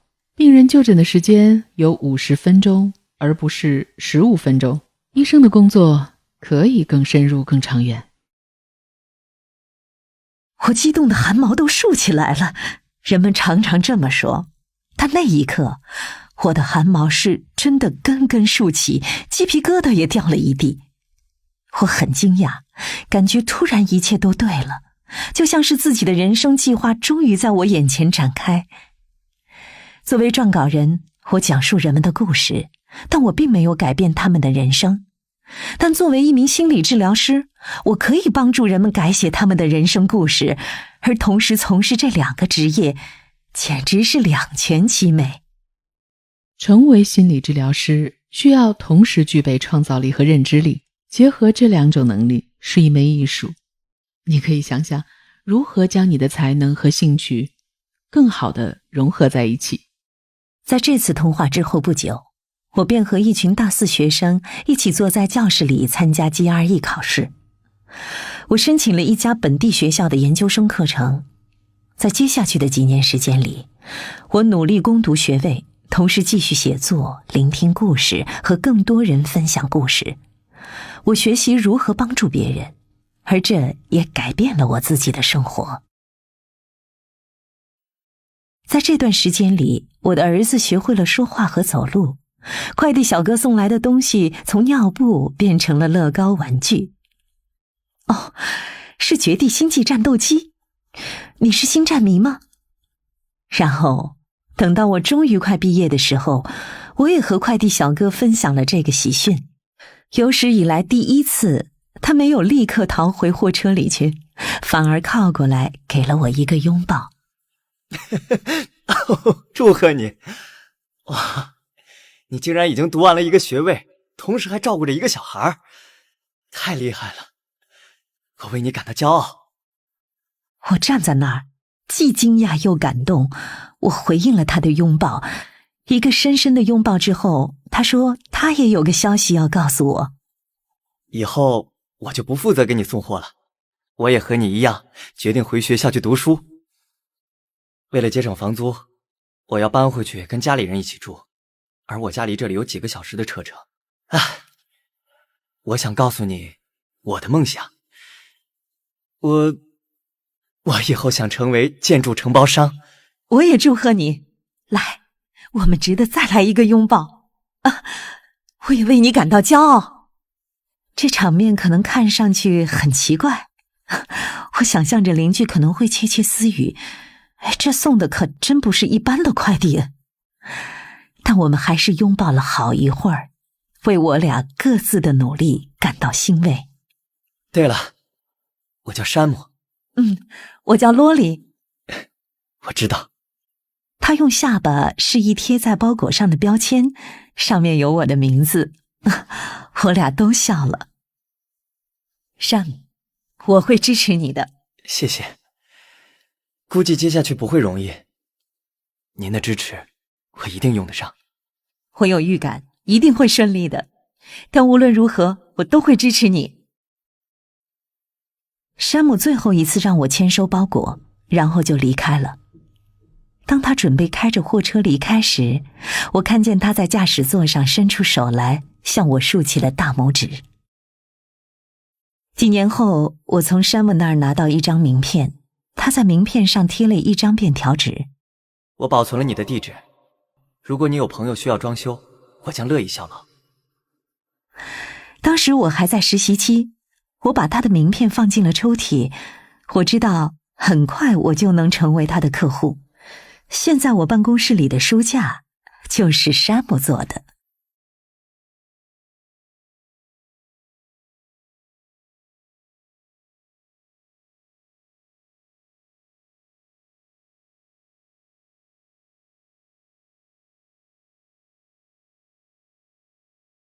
第39集，不期而遇。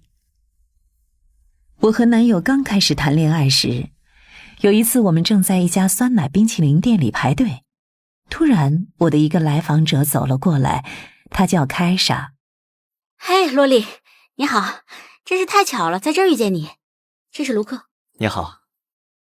卢克看上去30多岁，和凯莎一样是很有魅力的人。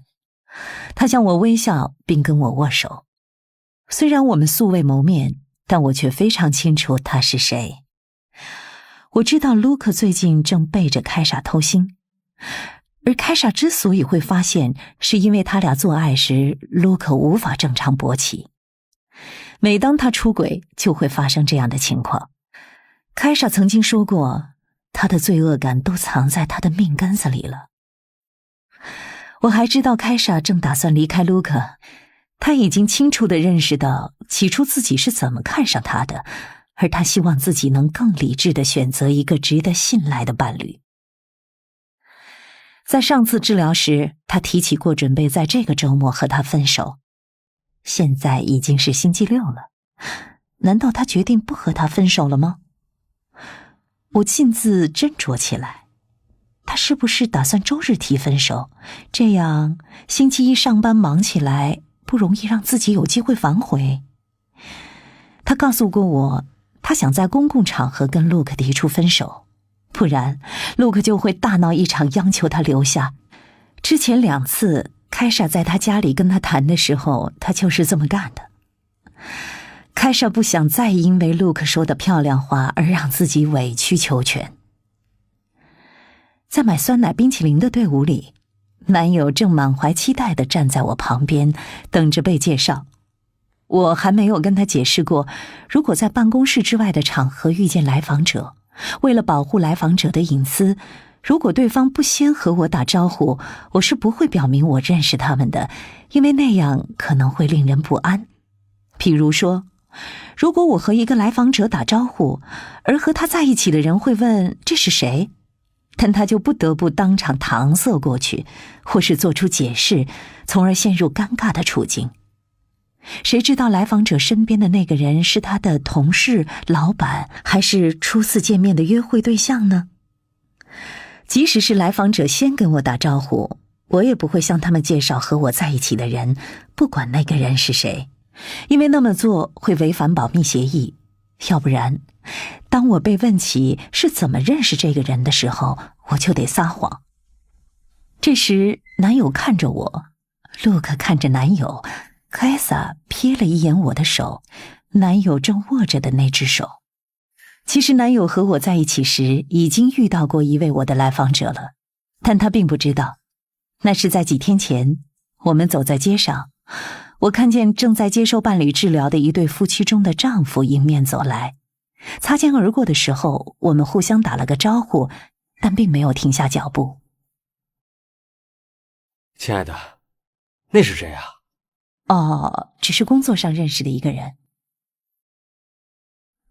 我漫不经心地回答着，尽管我对他的性幻想的了解程度可能多过我对男友的性幻想的了解。而在周六晚上的酸奶冰淇淋店里，我对凯撒和卢克笑了笑，然后转身面向柜台。队伍还很长，男友领会了我的用意，和我谈论起酸奶口味的问题，我则试图屏蔽卢克的声音。他正兴奋地跟凯莎讨论着假期的计划。咱们什么时候去啊？得尽快把日期定下来了。晚了再说吧。你先点餐，你想要什么？你什么意思呀？还是说你想下个月再去？能不能之后再聊？啊？我想想，我是要香草味的呢，还是草莓味的？我为他俩感到尴尬不安。男友和我买到冰淇淋后，我把他带到了远处靠近出口的一张桌子旁，我背对店内的人群坐下，这样凯莎和我可以有各自的空间。几分钟之后，路克从我们的桌子旁边经过，夺门而出，凯莎紧随其后。我们透过落地玻璃就能看到凯莎向路克做出道歉的手势，但路克坐进他的车里疾驰而去，还差点撞到凯莎。男友似乎明白了些什么，所以这就是你认识他的原因。他之前开玩笑说，和心理治疗师约会就像是在跟中央情报局的特工约会一样。我笑着说，作为心理治疗师，有时感觉更像是和你所有的来访者都有一腿，无论是过去的还是现在的来访者，都同时与你有染。我们一直都在假装不认识那些我们最熟知的人，但在外面偶遇时，往往是治疗师本人会感到更不适应，因为来访者的真实生活我们是见过的，但他们并没有见过我们真实的样子。在诊所之外，我们就像是18线小明星，虽然几乎没有什么知名度，但对于那些少数知道我们的人来说，能见到真人却是一件不得了的事。作为一名治疗师，你不能在公共场合做以下这些事：在餐厅里向朋友哭诉，和你的配偶争吵，像按止痛泵一样不停地摁大厦里的电梯按钮。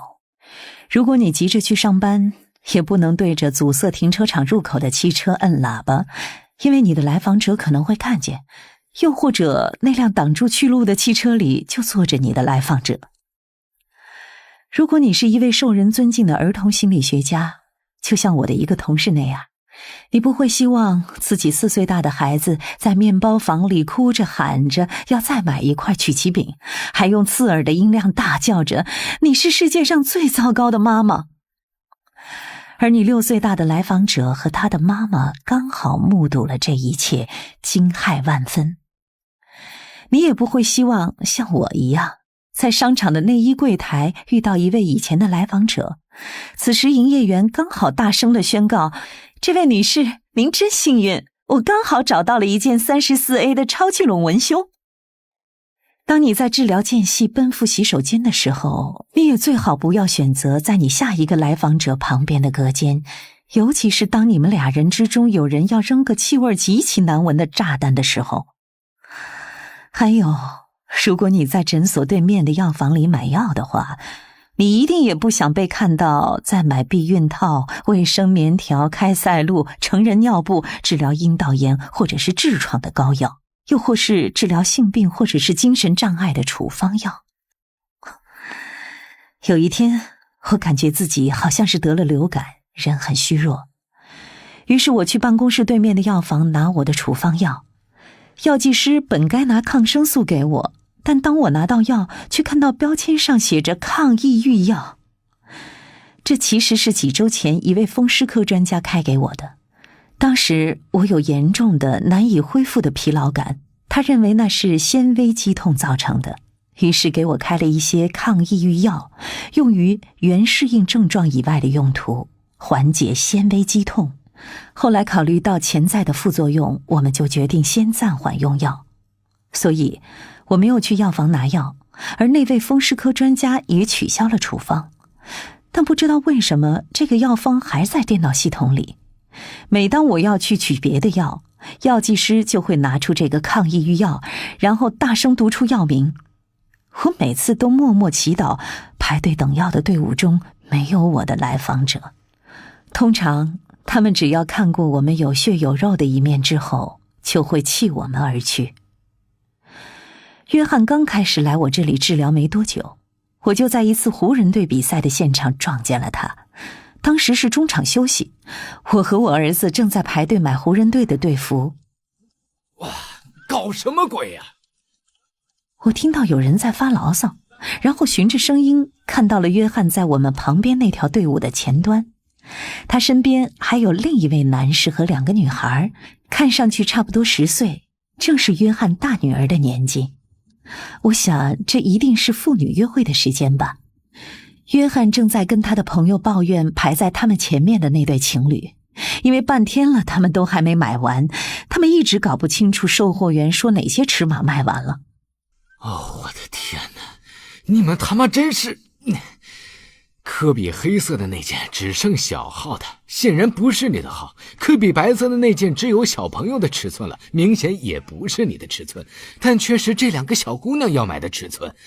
他们是来看湖人队比赛的，下半场就快开始了，还有4分钟。嘿，别着急，伙计。别着急？是你们太不着急了吧？你想想，中场休息才15分钟，你后面还排着那么多人，我们就算20个人，15分钟，每个人只有不到1分钟。哎呀，我好像没有办法不着急啊！他冲那个人亮出灿烂的笑容。就在这时，他的余光发现了我在看着他，他愣住了，目瞪口呆地看着自己的应招女治疗师。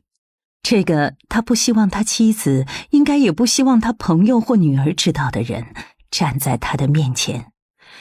我们都把视线转向一边，装作没看到对方。但当我和儿子买完东西手牵手跑回我们的座位时，我留意到约翰远远地望着我们，脸上浮现出一种难以琢磨的表情。当我在外面偶遇来访者之后，有时我会在下一次治疗时问一问对方当时的感受，尤其如果那是我们第一次在外面偶遇的话。有的治疗师会等来访者先开口提这件事，但通常按下不表只会让小事变大，直到成为房间里的大象。而开诚布公反而更轻松。所以在后一周的治疗中，我问约翰，在湖人队比赛时看到我是什么样的感觉？这算哪门子问题啊？你知道比赛现场有多少人吗？很多，但或许在这个房间之外遇到自己的治疗师会感到很奇怪，而且还有他的小孩。我一直在推敲约翰看到我和扎克跑开时他脸上的表情。我私下琢磨着，看到一个母亲和儿子手牵手，对幼年丧母的约翰来说会是什么感觉？你知道我看到我的治疗师和他的儿子在一起，我是什么感觉吗？我很惊讶，约翰竟然愿意跟我分享他的感受。为什么呢？你儿子买走了最后一件科比的队服，那刚好是我女儿的尺寸。哦，对，所以我感到很失望。我等待了一会儿，看他除了开玩笑还有没有什么要说的。我俩都安静了一会儿，然后约翰开始数数：1只羊，2只羊，3只羊。我们还要这样安静地坐多久呢？我理解他的沮丧。在电影中，治疗师的沉默已经成为一种落入俗套的桥段，但只有沉默才能让人们真正听到自己内心的声音。交谈让人们必须不停地转动脑筋，从而安全地避开自己的情绪。但沉默就像是清空脑袋里的垃圾，当你停止用言语来填补空虚，就会有一些重要的东西浮出水面。而当我们在沉默中共处，对于来访者来说，可能是一片未知的、蕴含思想和情感的金矿。所以我会在治疗中全程不跟温德尔讲话，只是不停地哭泣。沉默甚至可以表达无上的喜悦，正如有来访者在获得一次来之不易的升职或是订婚之后，都会无法用语言来形容自己强烈的感受。于是我们只是静静地坐着，感受着被喜悦的情绪包围。你想说什么，我都洗耳恭听。好吧，如果是这样的话，我倒是有个问题想问你。你看到我的时候是什么感觉？倒是从来没有人反问过我这个问题。我思考了一会儿，该如何把我的感受传达给约翰。我回想起当时他跟那一对排在他前面的情侣讲话的方式，让我感到不舒服，还有罪恶感，因为同时我也在心中默默地为他的举动叫好。毕竟我也想在下半场开始之前回到体育馆里去。我还记得当我回到我的座位上，低头一看，发现约翰他们就坐在场边。我看到他的女儿拿着手机在给他看什么东西。当他们一起看着手机时，他搂着他的女儿，一起笑个不停。这个情景让我很感动，我的目光都没法从他们身上挪开。我很想和约翰分享我当时的感受。我的感受是……天哪，我是开玩笑的。显然我完全不在乎你有什么感受，你明白了吗？那是一场湖人队的比赛，我们是去看湖人队的，在现场遇到了谁并不重要。好吧。什么好啊？我知道了，你完全不在乎。完全正确，我不在乎。我又看到约翰的脸上显露出难以琢磨的表情，就和他看到我和儿子手牵手跑回座位时的表情一样。在那天的治疗中，不管我如何尝试与约翰产生互动，把谈话的节奏放慢，帮助他留意到自己的感受，和他讨论他和我在治疗室当中的体验，和他分享我在和他谈话中的感受，他还是把自己封闭起来。直到治疗结束后，他才在走廊里转过身来跟我说：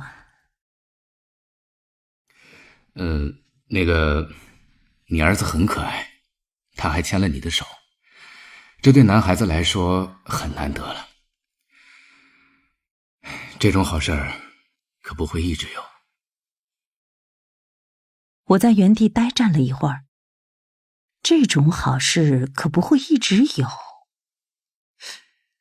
我不知道他是不是想到了自己的女儿，也许他已经长大了，不愿意在公共场合让约翰牵他的手了。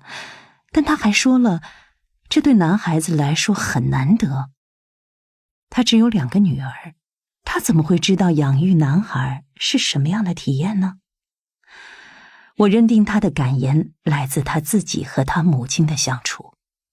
于是我默默地把这段交谈收藏起来，等待着约翰准备好要谈及他母亲的那一天。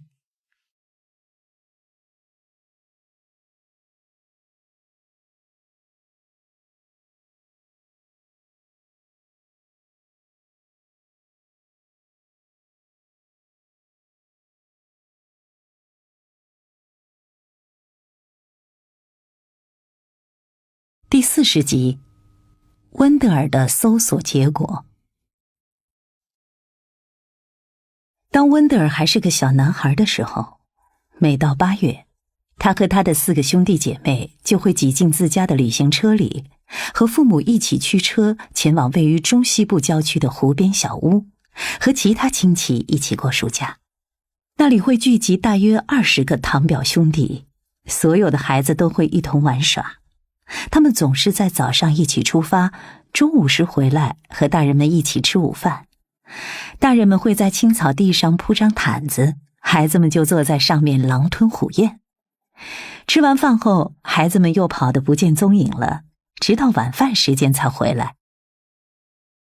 表亲们有时会骑自行车去兜风，但年纪最小的温德尔很害怕骑车。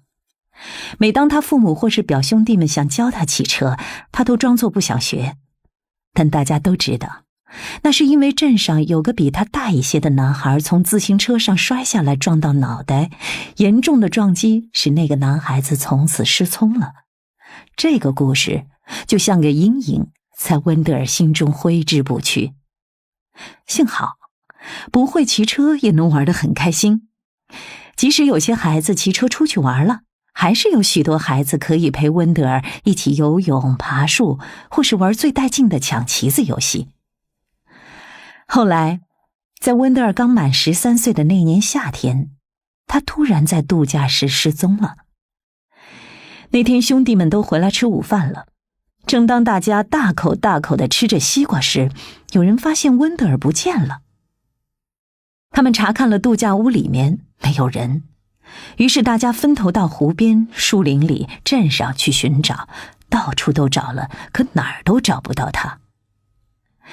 在家人们经历了极度恐慌的4个小时之后，温德尔回来了，而且是自己骑着自行车回来了。原来他在湖边遇到了一个可爱的小姑娘，邀请他一起去骑自行车。温德尔跑到自行车行跟老板讲了他遇到的难题。老板看着这个心急火燎的瘦弱的13岁男孩，立刻明白了事情的紧迫性。于是他关了店，把温德尔带到一片废弃的平地上，教会了他骑自行车，还免费借了辆车给他骑1天。他父母悬着的心终于放下了，不禁喜极而泣。那天之后，温德尔和他在湖边遇到的那个女孩，每天都会一起骑车去玩。当假期结束之后，他们还一直保持通信，持续了好几个月。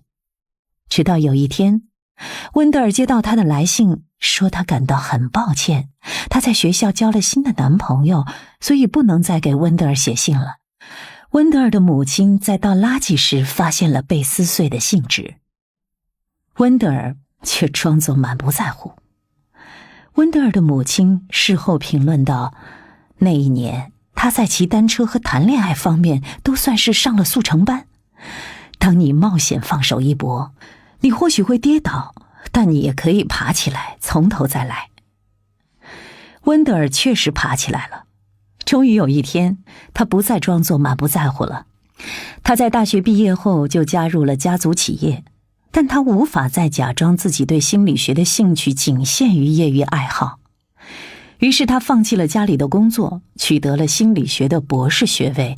现在轮到他父亲装作满不在乎了，但是就像温德尔一样，他父亲最终也得面对现实，接受和支持儿子的决定。至少，这是温德尔的母亲对故事发展的解读。当然，他并没有当面告诉我这些故事，我能了解这些全靠互联网。我也希望能告诉你，我是因为要给温德尔寄一张支票，所以在键入他的名字搜索他办公室地址的时候，恰巧看到了这些资料。嘿，哟，你看看，哎，这是什么啊？搜索结果的第1页就是关于他母亲的一篇采访。但不幸的是，以上描述中唯一真实的部分是我在搜索栏里键入了他的名字。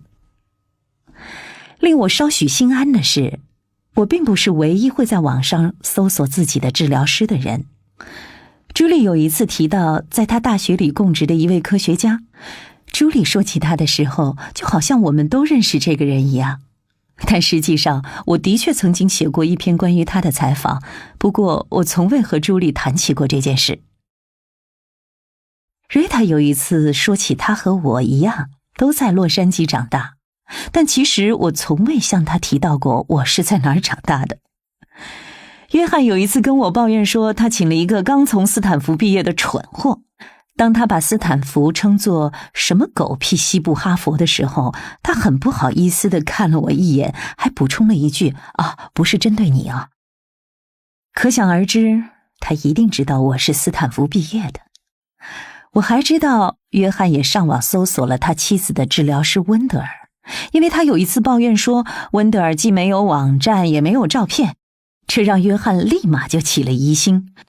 这个蠢货到底想要隐藏些什么呢？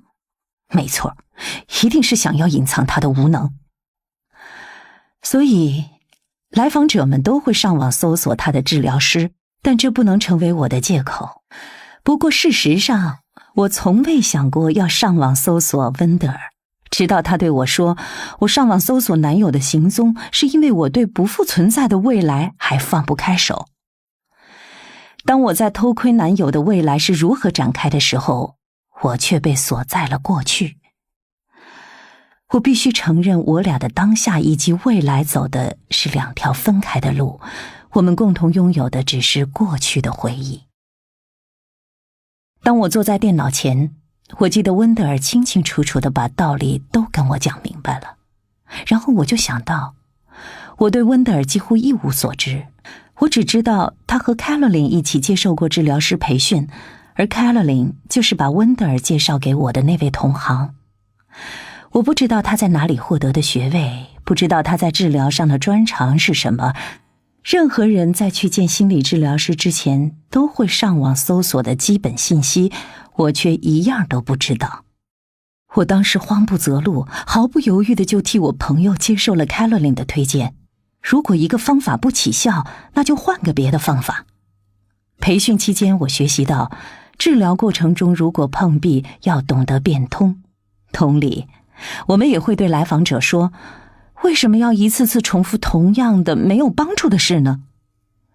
温德尔是想告诉我，如果上网搜索男友行踪让我抱残守缺，那我就该找点别的事儿做。但有什么别的事情可干呢？我闭上眼睛，深吸几口气。深呼吸可以充当一种干预机制，来干扰我们难以抑制的冲动。这一招果然奏效了。睁开眼睛后，我并没有在搜索栏里键入男友的名字，我输入了温德尔的名字。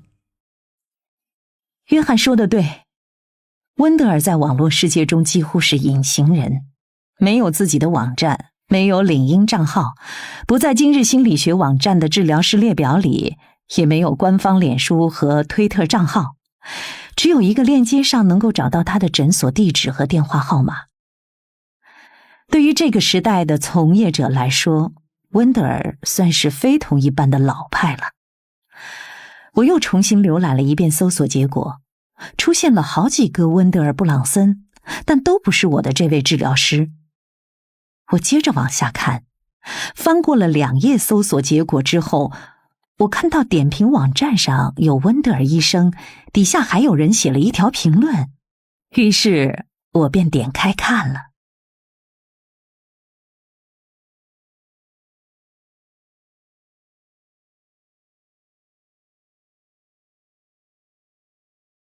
第41集，互联网上的世间。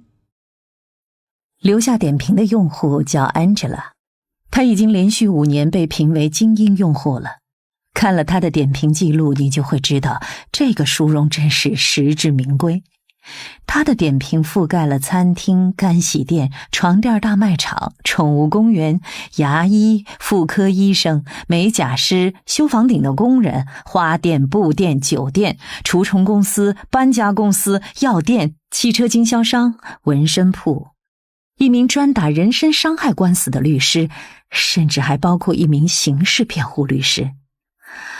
但最令人吃惊的并不是 Angela 点评的数量，而是她的每一条点评都是非常极端的差评。她会写不及格或是太愚蠢了。Angela 似乎对任何事情都极度不满意，不满意美甲师修剪死皮的方式，不满意前台和她说话的方式，就算是在度假时也没有什么能逃过她的法眼。他会在租车的柜台留下点评，在酒店入住时留下点评，在踏入酒店房间时留下点评，在旅行中用餐或小憩的每个地方留下点评，甚至连沙滩都没有放过。从他的点评中你可以发现，他遇到的每个人都是一样的懒惰、无能，而且愚蠢。他让我想到约翰。由此我突然想到Angela 会不会是 Mark 呢？因为这个世界上唯一没有让 Angela 生气、没错待她的，就是温德尔。他获得了 Angela 给出的第一个5星好评。我见过许多治疗师，他写道，但这一次我觉得自己真的取得了进步。接着他不吝笔墨地赞扬了温德尔的慈爱和智慧，还说他帮助他看清了自己的行为是如何导致婚姻的困境。他还补充说，因为温德尔的帮助，她在分居之后还跟丈夫取得了和解。所以她不是 Mark。 这篇评论是在1年前发表的。我发现他在那之后发表的评论有一个趋势，原本多为1星2星的差评，逐渐变成了3星4星的好评。Angela 变得对世界不那么气恼，不再倾向于把自己的不开心归咎于别人。她怒斥客服代表的行为减少了，不再经常觉得被轻视，有了更多的自我觉察。她的点评数量也减少了，似乎不再那么执着于这件事情了。她正走向情绪上的清醒状态，在不借助实际的药物或者其他替代品，例如各种心理防御机制、出轨、上网等情况下，终于有能力调节自己的情绪。这真要归功于温德尔。我心想，我可以从 Angela 的点评变化时看到她情绪上的演化。但正当我钦佩温德尔的医术高明时，我发现了一条来自 Angela 的充满愤怒的1星差评。这次点评的对象是一家班车服务公司，他把之前给这家公司打的4星好评降到了1星。他勃然大怒的原因是巴士上播放的背景音乐声音太吵了，但司机又没有办法把音乐关掉。他写道，他们怎么能这样用声音轰炸乘客呢？在洋洋洒洒写了3大段之后， Angela 用整句大写和多个感叹号结束了他的点评。他写道，我用这家公司的服务已经好几个月了，但以后我再也不坐他们家的班车了，我们的关系结束了。当 Angela 的大部分点评都已经变得比较柔和时，突然出现这样戏剧性的分手，或许也在意料之中。在这之后，他或许会像大多数人一样幡然醒悟，感到后悔，意识到自己已经触底，知道哪怕是温和的点评也不足以改变现实，他必须完全戒掉点评这件事。可以看到，到现在为止，他确实做到了。那条分手差评是 Angela 的最后一条点评，那已经是半年前的事了。但我还没有准备好要戒掉网上偷窥的行为。半小时之后，我发现了温德尔母亲的那篇采访，我把光标移到那条链接上。我所认识的温德尔看上去这么稳重却不守旧，严格却又温柔，自信却又古怪。是什么样的人养育他成长的呢？我感觉自己挖到了源头之水，毋庸置疑，我点击了那个链接。那是一篇长达10页的家族史，发布在一个地方机构的博客上。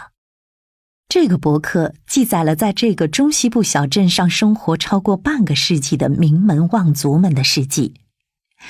我从访谈中了解到，温德尔的双亲都是贫苦出身，他的外祖母不幸死于分娩，于是温德尔的母亲被送去和他父亲的妹妹一起生活。他们住在一间很小的公寓里，他们的家人也就成了温德尔母亲的家人。温德尔的父亲是一个自力更生的人，他是他家里第一个大学生。温德尔的母亲也是他家中第一个读大学的女孩子，他们相遇在州立大学的校园里。两人结婚后，温德尔的父亲便开始创业，母亲生了5个孩子。等到温德尔10几岁的时候，他们家已经变得非常富有了，这也是为什么我能看到这篇采访的原因之一。显然，温德尔的父母也将不少财富贡献给了慈善事业。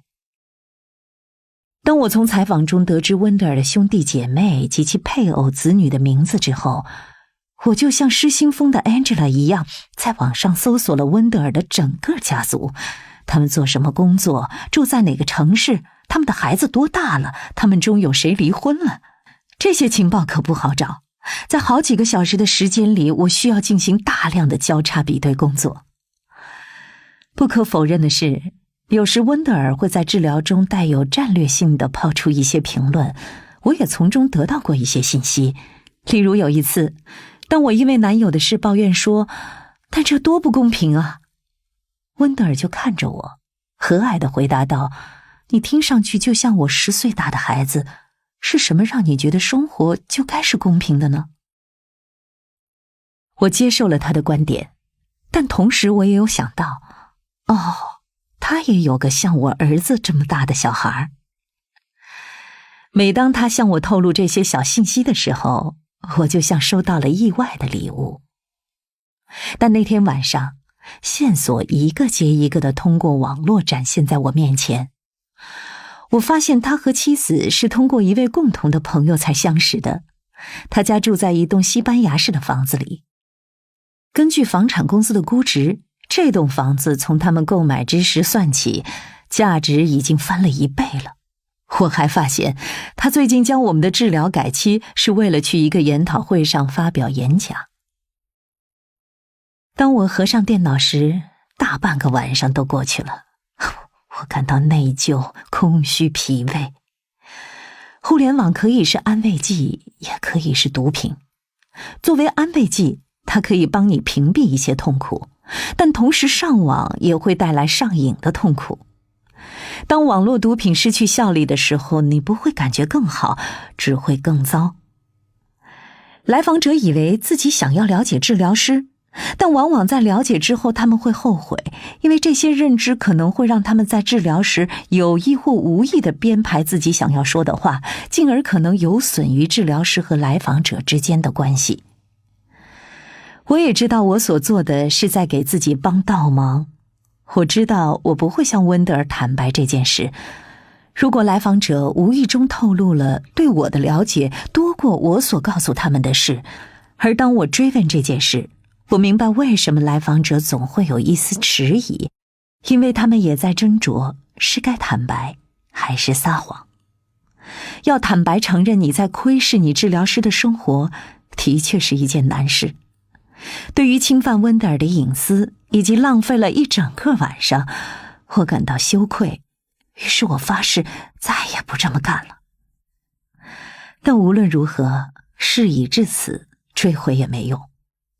当我在星期3再见到温德尔的时候，我感到被自己新挖掘的那些信息拖累着。我忍不住想，迟早有一天，我也会像我的来访者一样说漏嘴的。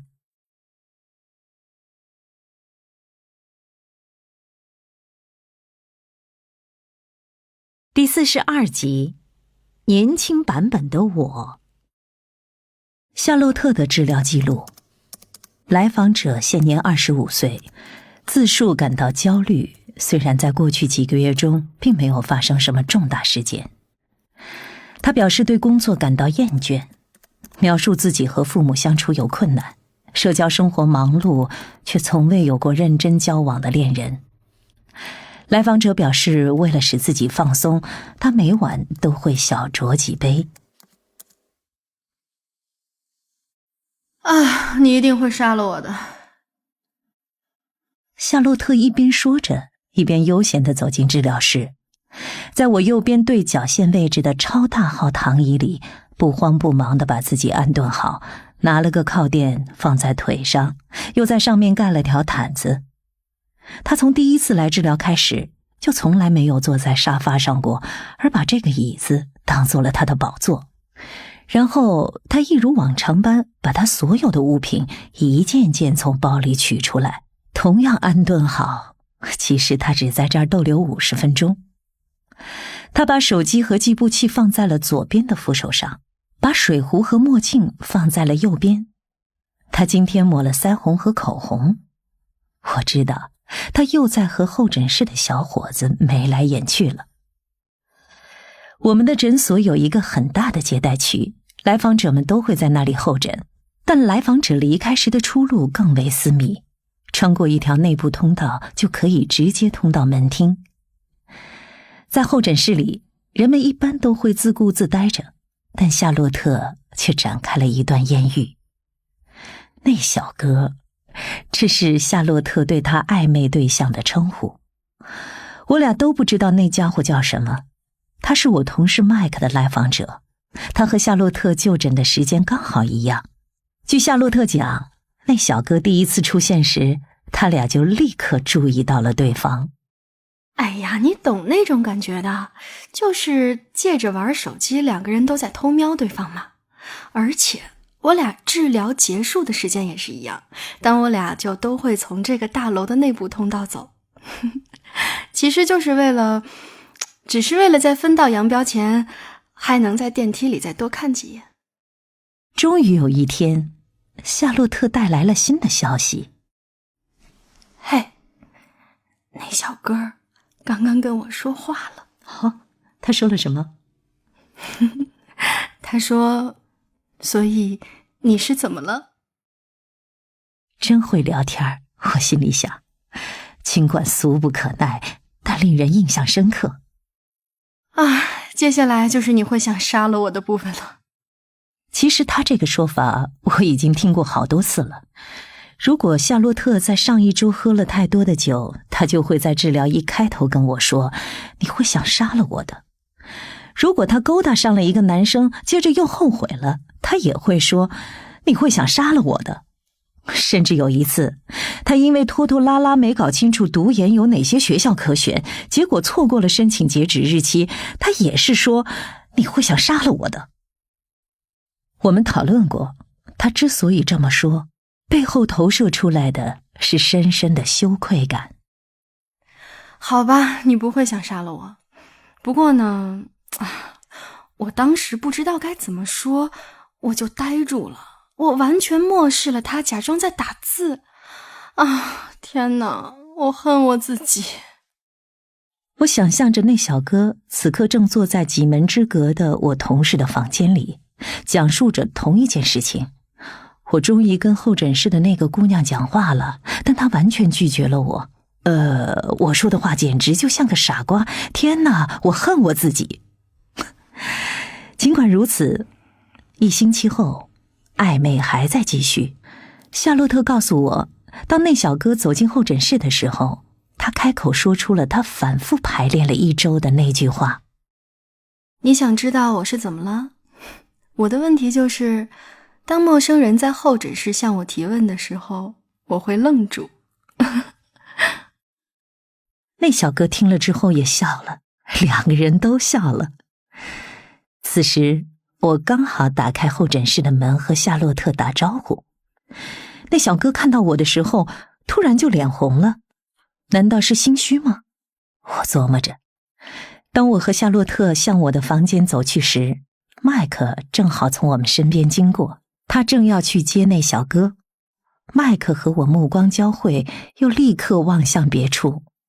没错，我想那小哥也把夏洛特的事告诉麦克了。到了下一个礼拜，候诊室里的暧昧戏码已经达到了高潮。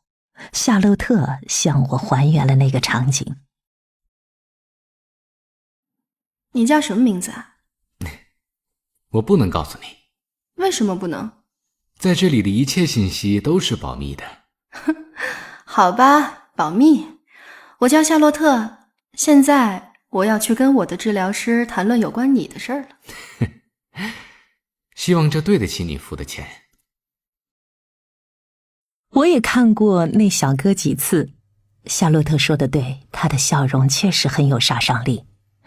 虽然我对他一无所知，但我隐隐替夏洛特感到危险。以他接触男性的经验来看，我有预感整件事的结果不会好。2星期后，夏洛特走进诊室，带来了最新消息。靠，那男的带了个女生一起来。果不其然，我心想，一个并非单身的对象，完全是夏洛特喜欢的型。夏洛特每次提到那小哥都是这样形容的。太符合我的型了。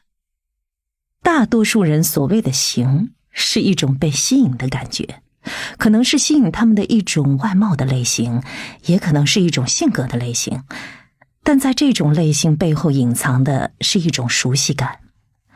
如果父母是易怒的人，那自己往往最终也会选择易怒的伴侣。父母有酗酒的问题的人，常常会被爱喝酒的另一半吸引。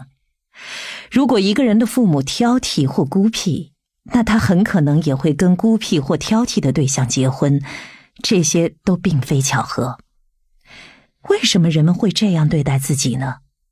因为这给他们带来了熟悉的感觉，就像回到家里一样，但这会让他们难以分清什么是他们作为一个成年人想要的，什么又是他们儿时的记忆。他们不可抗拒地被那些人的一些特质吸引着，其实那些特质曾经出现在他们父母的身上，并对他们的童年造成了伤害。在一段感情刚开始的时候，这些特质几乎无法被觉察到，但我们的潜意识具备一个意识认知无法企及的精密雷达系统。这并不是说人们想要再次受到伤害，而是他们想要掌控一个童年时无法掌控的情景。弗洛伊德称之为强迫性重复。人的潜意识会幻想，或许这一次我可以通过和一个新出现的但感觉熟悉的人接触，从而回到过去，抚平很久以前的创伤。但唯一的问题是，通过选择感觉熟悉的对象，人们100%会得到事与愿违的结果。旧伤口会被重新打开，人们只会变得更缺乏信心，感觉自己不值得被爱。这一切完全是在意识之外发生的，好比夏洛特。我知道我想要找一个可靠的、可以亲密相处的男朋友，但他妈的不知道为什么，每次遇到我的菜都一定会带来混乱和沮丧。你上次说的那个正在约会的男生不是不错吗？很符合你对另一半的期许啊。啊，什么呀？那不行，完全不行，我们俩根本不来电。对夏洛特的潜意识来说，那个男生在情感上的稳定性太让他陌生了。心理治疗师特里里尔将我们这种因循守旧的行为解释为，我们将自己的原生家庭内化，成为我们人际关系中不断重复的主旋律。人们不需要通过语言来告诉你他们的故事，因为他们的行动会说明一切。他们常常会把消极的期望投射到治疗师身上，但如果治疗师作为一个可靠而慈爱的形象，打破了这些消极的期望，使来访者经历矫正性情绪体验，那来访者就能有所改变。他们能认识到自己所处的世界不像原生家庭那样。如果夏洛特能和我一起努力克服他对父母所抱有的复杂的情感态度，他就会发现自己会逐渐被另一种类型的异性吸引，让一个有爱心的、成熟的、如他所愿的伴侣给他带来全新的情感体验。但实际情况是，每当夏洛特遇到一个可能会好好爱他的人，他就会在下意识里拒绝他，把他的稳重看作无趣。他还是无法将被爱与平和或喜悦划等号。被爱对他来说就应该等于焦虑。所以情况只是不断重复，同样的类型，不同的姓名，同样的结果。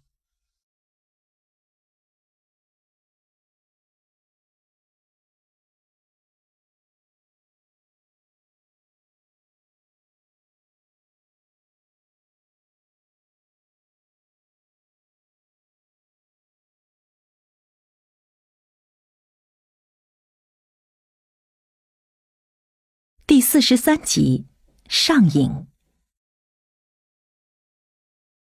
你看到他了吗？跟那个小哥一起来的那个女孩，他们肯定是男女朋友。我迅速瞥过了一眼，他们坐在相邻的椅子上，但完全没有任何交流。那个女生和那小哥一样，身材高挑，有一头浓密的黑发。我想，她也可能是他的妹妹，跟那小哥一起来接受家庭治疗。不过还是夏洛特的猜测更合理，她更像是他的女朋友。从那天到现在已经有2个月的时间了，那小哥的女朋友已经成了候诊室里的常客。但今天又突然发生了什么事，让夏洛特在此刻的治疗中宣称我会杀了他呢？我迅速在脑海中闪过许多可能性。我想到的第一个可能性是，夏洛特无视女友的存在，上了那小哥的床。我想象那小哥和女友同夏洛特一起坐在候诊室里，女友却不知道夏洛特和自己的男友已经有了肌肤之亲。我想象女友渐渐发现了端倪，抛弃了那小哥，于是夏洛特和那小哥名正言顺地成了一对。我又接着想象，在那之后，夏洛特还是像往常一样，在亲密关系中避免真正的亲近，而那小哥也同样遵循自己一贯的行为模式。当然，这只有麦克知道了。然后整件事最终以爆炸式的结尾收场。但我猜错了。怎么了？我昨天下班正要第一次去戒酒小组互助会的时候，我真的要去，但金融公司那边的同事刚好来邀请我去喝一杯，于是我就答应了，因为我觉得这是个职场社交的好机会。但我真的很难受，说了要去戒酒互助会了，又没去成，所以我一难过就又喝了很多。天哪，我真是恨我自己。有个督导曾经跟我说过，每个治疗师都会遇到一个和自己惊人相似的来访者，简直感觉那个人就是你的分身。当夏洛特走进我诊室的时候，我就知道他就是我的那个来访者。他和20来岁时的我简直就像双胞胎一样。我们不只是长得像，还有相似的阅读偏好、言谈举止和思维模式。夏洛特来到我这儿的时候，刚从大学毕业3年。从表面上看，一切似乎都很光鲜，有朋友簇拥，有一份又体面又能养活自己的工作。但同时，他也不确定自己今后的职业发展方向。他和父母也有矛盾，总的来说，他很迷茫。诚然，我没有像他那样过度饮酒，或是随便的和陌生人发生关系，但我也是迷茫地度过了20几岁的那10年。从逻辑上来看，如果你能在某个来访者身上找到共鸣，或许会使你更容易帮助他接受治疗，因为你能很直观地理解他。但实际上，这种共鸣会在诸多方面让治疗变得更困难。我在治疗夏洛特的时候格外警惕，时刻提醒自己要把夏洛特看作是一个独立的个体，而不是一个年轻版的自己，不是要回到过去拯救自己。相较面对其他来访者，我尤其注意克制自己不要在某些时刻立刻跳出来矫正他的行为，例如当他扑通一声瘫进他的宝座里，又或是当他讲完一个曲折的故事之后，总是要加上一句质问：你能相信吗？这个人是不是特别不讲道理？25岁的夏洛特虽然有他的痛苦，他没有什么重大的遗憾。他不像我，没有中年危机，也不像瑞塔，他没有对自己的孩子造成不好的影响，或是嫁给了一个会动粗的人。时间就是他的财富，当然他得善于理财。夏洛特刚来治疗抑郁和焦虑的时候，并不认为自己有成瘾的问题。没什么事情吧，我每晚只是喝2杯红酒，帮助自己放松一下哎。但遇到像这样对用药或饮酒问题特别防备的来访者，我会立即按照治疗师公认的计算公式，默认他实际喝的量要比他自己报告的量多1倍。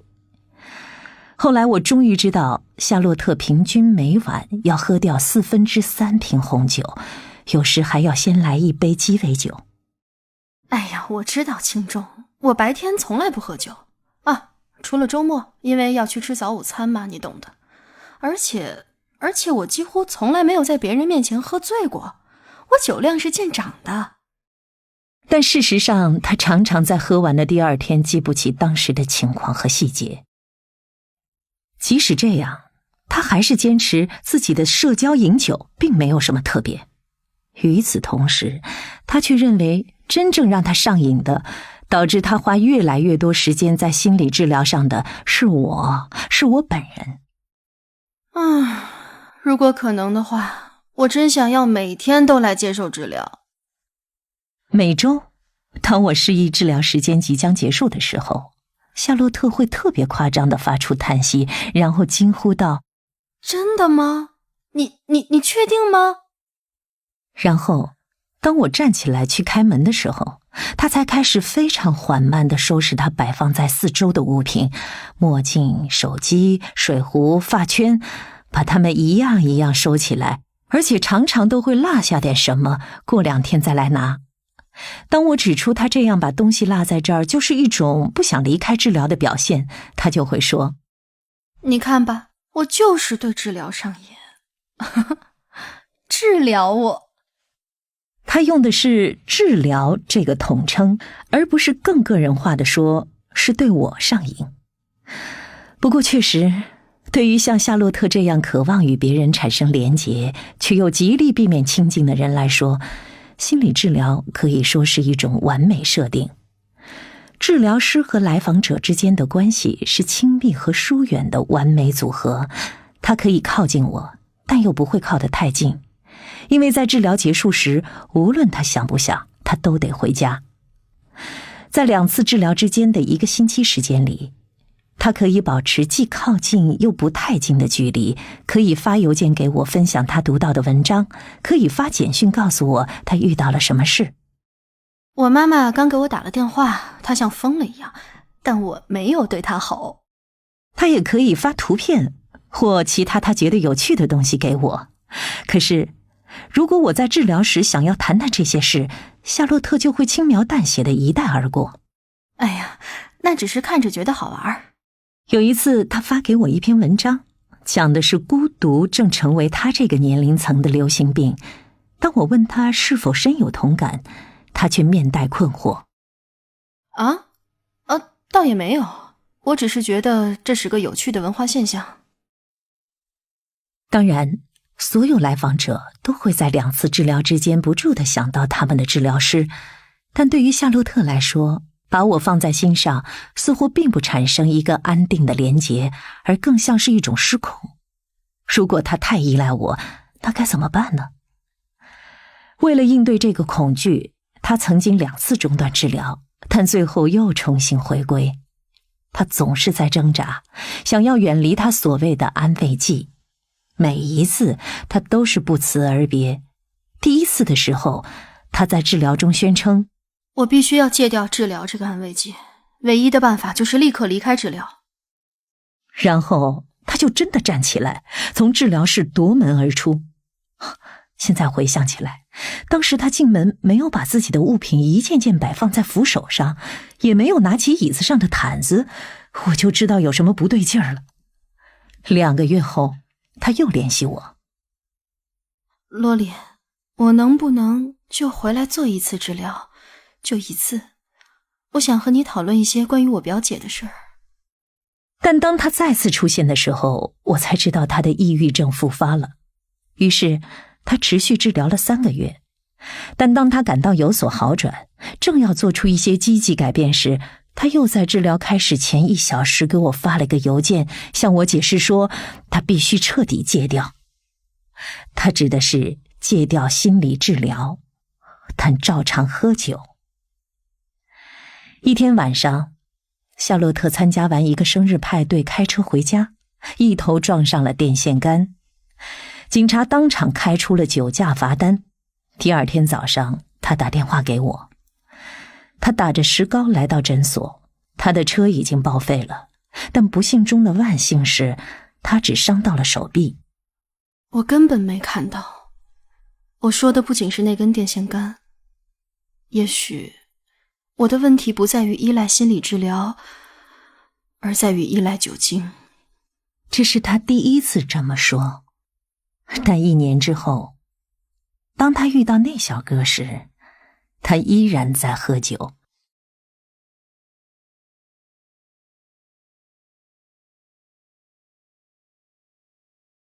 第44集，该比是谁？到了约翰预约的时间，我房间里的绿灯亮了。我穿过走廊来到候诊室，但当我打开门，却发现约翰常坐的那个位子上没有人，只放了一袋外卖的食物。起初我还以为他也许是去洗手间了，但我发现洗手间的门没锁。于是我猜想约翰是不是有事耽搁了，毕竟他已经预定了外卖。但转念一想，我又担心他是不是因为上周的事决定今天不来了。上周的治疗刚一开始的时候没有什么特别，跟往常一样，那个外卖送餐员送来了我们的中式鸡肉沙拉。约翰抱怨了几句，说调料太多了，一次性筷子质量太次了，然后马上就进入了正题。我在想，英语中治疗师这个词叫做 therapist。你看，如果你把这个词拆成2个词。我知道他要说什么了，这是我们这一行里都知道的一个笑话。治疗师拆开就是 the rapist， 也就是强奸犯的意思。我不知道你是不是想告诉我，有些时候要你来这儿是一件强人所难的事。至少我对温德尔就有这样的感觉，尤其是他的眼睛似乎能看穿我，让我无处可逃。心理治疗师就是光天化日之下听取人们的秘密和幻想，耻辱和失败，强行进入人们心中私密的空间，然后时间一到又戛然而止。我们是情感上的强奸犯吗？觉得来这儿是一件强人所难的事儿？不，并没有。虽然你有时候是很烦人，但对我来说，这里绝不是最糟糕的地方。所以你觉得我很烦人？可不是嘛，你总要问我那么多鬼问题。比如说哪些问题呢？就比如这个问题。我能理解你为什么觉得这很烦人。你能理解？我能。我认为，在我试图去了解你的时候，你却宁愿和我保持距离。你看，你又来了。约翰翻了一个很夸张的白眼。每次治疗，我都至少会提及一下我和约翰的相处模式。我尝试去与他产生连结，他试图闪躲。他现在或许会抗拒承认这一点，但我很欢迎他的抗拒，因为阻抗能为我们提供线索，找到问题的症结在哪儿，提醒治疗师此处需要注意。在培训期间，每当我们这些实习生因为遇到固执抗拒的来访者而感到沮丧时，督导就会提醒我们，阻抗是心理治疗师的朋友，不要和他搏斗，要跟从他的指引。换句话说，就是要尝试去理解为什么阻抗会在那些地方出现。那就让我更烦人一点吧，我要再问你一个问题，你说这儿还不是最糟糕的地方，那最糟糕的是哪儿呢？你不知道吗？我真的不知道。你真的不知道？哎呀，得了吧，你知道的。要不你猜一个？是当你在工作中觉得没人理解你，还是在家里当你觉得你让 Mark 失望了的时候？不是。你可能不记得了，我来你这儿是因为我睡眠不好。我记得。所以呢，神探小姐，如果我睡眠不好，你觉得我现在最不想在哪里？我心里想的是这里，你不想在这里。但假以时日，我们会讨论这个话题，但此刻我说床上。没错。我等待他给出更多说明，但他却转过头继续吃他的沙拉。当他边吃沙拉边抱怨一次性筷子时，我就这么安静地坐着。你不说点什么吗？我想再听你说说，在你尝试入睡的时候，你会想些什么？天哪，你的记性是不是出了什么问题啊？你觉得我会想些什么呢？不就是我每周来这儿跟你说的每一件事吗？我的工作，我的孩子们，马尔可。然后约翰顺着话题说起了昨晚他和 Mark 的争吵。矛盾的关键是该不该给他们的大女儿买个手机当做她11岁的生日礼物。Mark 认为为安全起见，格雷斯需要一部手机，因为他现在放学后要和朋友们一起步行回家。但约翰认为Mark 这是对小孩子过度保护了。我跟 Mark 说了，才2个红绿灯的距离。另外，如果真有人想绑架格雷斯，那他也不太可能会说，你好，绑匪先生，你先停一下，我得从包里拿个手机给我妈妈打个电话。而且，除非绑匪是个彻头彻尾的蠢货，当然也不是不可能，但大多数情况下，他只是一个变态的混蛋。如果要绑架别人家的小孩，他肯定首先要找找孩子身边有没有手机，然后把它扔掉或者毁掉，好让我们没法通过手机追踪孩子的位置。手机有个屁用！约翰的脸都涨红了，他看上去真的很生气。自从马格暗示他可能会离开约翰，紧接着那天约翰和我进行视频治疗之后，他俩的关系似乎有所缓和。约翰说他尝试着去倾听，他也努力更早下班回家，但在我看来，也正如他自己所说，他更像是在安抚他。但其实马克想要的不过是他人在，心也在，这也是我们在治疗中努力的重点。约翰把吃剩的午饭收拾好，装进外卖纸袋里，随着一记投篮，纸袋穿过房间，砰的一声掉进了垃圾桶里。这就是我睡不着的原因，因为一个11岁的孩子根本不需要手机。但你猜怎么着？他最终还是会得到这部手机。因为如果我坚持不同意， Mark 就会生闷气，然后用一种被动攻击的方式告诉我他又想要离开了。而你知道这一切为什么会这样吗？都是因为他那个愚蠢的治疗师温德尔。我尝试设想了一下，温德尔会从 Mark 那儿听到什么样的故事。我们正在讨论在格雷斯生日的时候给他买一部手机，约翰突然就变得非常生气。我想象温德尔坐在座位 C， 穿着他的卡其裤和针织开衫，一边歪着头注视着 Mark。我想象他会提出一个充满禅意的问题，问 Mark 是否会好奇为何约翰会有如此强烈的反应。然后 Mark 可能会对约翰的动机有些稍微不同的解读，就好像我也不会把男友的举动看作是反社会的行为了。你知道他还会跟他的白痴治疗师说什么吗？ Mark 会告诉他，说她杀千刀的老公不能和她做夫妻之间该做的事情，就因为我要写完我的工作邮件，没法和她在同一个时间上床，就是我安抚讨好她的另一种方法。但是我太不爽了，一点都不想碰她。当她靠近我的时候，我就跟她说，我累了，我感觉不舒服。就像一个50多岁还患有偏头痛的家庭主妇一样。天知道怎么会这样。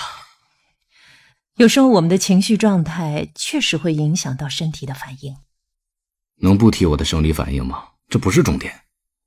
其实生理上的性爱和情感上的爱一样，几乎是我在每一个来访者身上都会碰到的话题。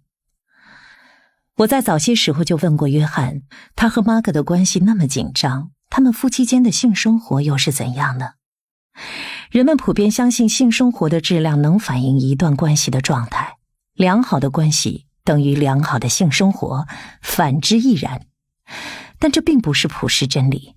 很多情况下，相处时问题重重的伴侣也可以有美妙的性生活，但也会有深爱着对方却无法琴瑟和鸣的夫妻。约翰那时候告诉我，他们的性生活还可以。当我问他还可以具体是什么意思，他说他被玛格所吸引，觉得和他肌肤亲近是一种享受，但由于他们的作息时间不同，所以现在夫妻生活没有以前频繁了。但他说的话常常自相矛盾。有一次他说他总是先向玛格示好，玛格却表示拒绝。另一次他却说是玛格常常主动，但前提是白天我做了什么合他心意的事儿。有一次他说他俩讨论过各自在性爱上的渴求和需要，但另一次他又说，我们都在一起10多年了，还有什么好聊的？我们知道彼此要什么。而现在我感觉约翰无法正常勃起，而这让他觉得很丢脸。重点在于我们家存在着双重标准。如果是 Mark 累了不想做爱，那我就由着他。我不会在第二天一早他刷牙的时候质问他说，我很遗憾你昨晚身体不舒服，或许今晚我们可以找时间谈谈心。天哪，男人是不会这样讲话的，他们不会去剖析每件小事，思考背后的含义。这就像受了伤还要去揭伤疤，而不是让他自己长好。完全正确。现在如果不是一切由他做主，那我就成了坏人。如果我有意见，那我就是没看到 Mark 的需求。格雷斯也会加入进来，说我不讲道理，说每个人都有手机了。于是局面就成了2对1，女生赢。他还真是这么说的，女生赢。那时我意识到让我感到崩溃，叫我难以入睡的原因是，这个家里的雌激素太多了，没有人能理解我的想法。卢比明年才上小学，但已经表现得和他姐姐一模一样了。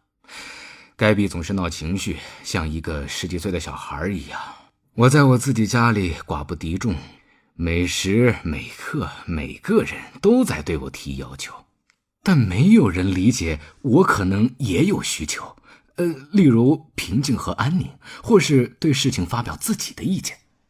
盖比，你说什么？你说盖比总是闹情绪，你想说的是格雷斯吗？我迅速筛查了自己的记忆。约翰4岁的女儿叫卢比，大女儿叫格雷斯。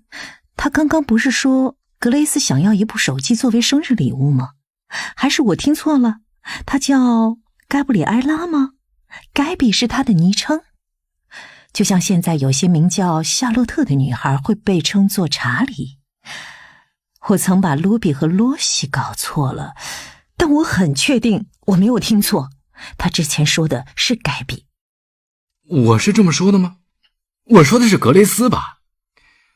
这显然是因为我睡眠不足，我早跟你说过了。但你确实认识一个叫盖比的人吗？约翰的反应让我怀疑这不是他失眠造成的犯糊涂。我想知道盖比是不是他生命中一个重要的人物，可能是他的一个兄弟，或是童年的伙伴，或是他父亲的名字。这对话太愚蠢了。我说的是格雷斯，弗洛伊德也说过，其实有时候雪茄只是指雪茄而已。该比是谁？约翰安静了一会儿，他的表情浮现一系列快速的变化，就像延时拍摄下的暴风雨画面。这是他展现的新的一面。至今为止，他只有2个模式：愤怒的一面和爱嘲讽的一面。我从没见过他像现在这样。然后，他终于把目光集中在他的球鞋上，还是我在视频治疗时看到过的那双。然后，他换到最安全的模式，完全不带感情的模式。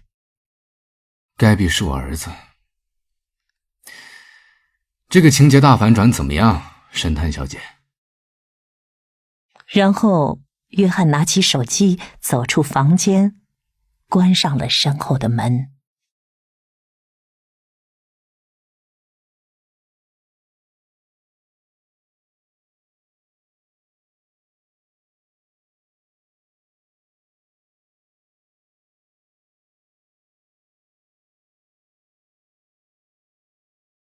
第45集，假面的背后。1周后的今天，我站在空荡荡的候诊室里，外卖午餐已经送到了，但约翰还没来。我不知道该如何理解现在的状况。自从上周之后，他就没了音讯，但我一直在想他的事。该比是我的儿子，这句话常常会突然出现在我的脑海里，尤其是在睡前。这就像是一个典型的投射性认同案例。投射作用是指来访者将自己的想法强加在他人的身上，而投射性认同是指来访者通过诱导将想法导入别人的内心。例如，如果一个男人在工作时对他的上司感到恼火，他回到家对妻子说：“你看上去很生气。”那么他是在投射，因为他妻子其实并没有生气。但如果是在投射性认同的情况下，那个对上司感到恼火的丈夫回到家后，会把他的怒气转移到妻子的情绪里，让他感到生气。投射性认同就像是把一只烫手的山芋扔给另一个人，当愤怒被转移到妻子身上之后，那个丈夫就不会再感到愤怒了。我在周5的督导小组里跟大家讲了约翰的事，那些本来在约翰入睡前困扰他的事情，就像一整个马戏团一样，集体搬来了我的脑海里。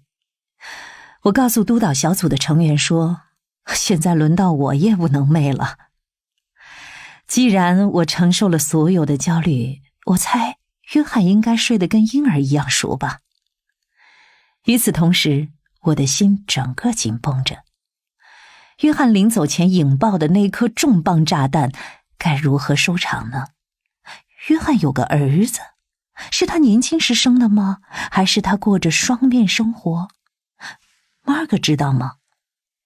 我脑中又闪过他在湖人队比赛之后的那次治疗中，对我儿子牵着我的手所做出的评论。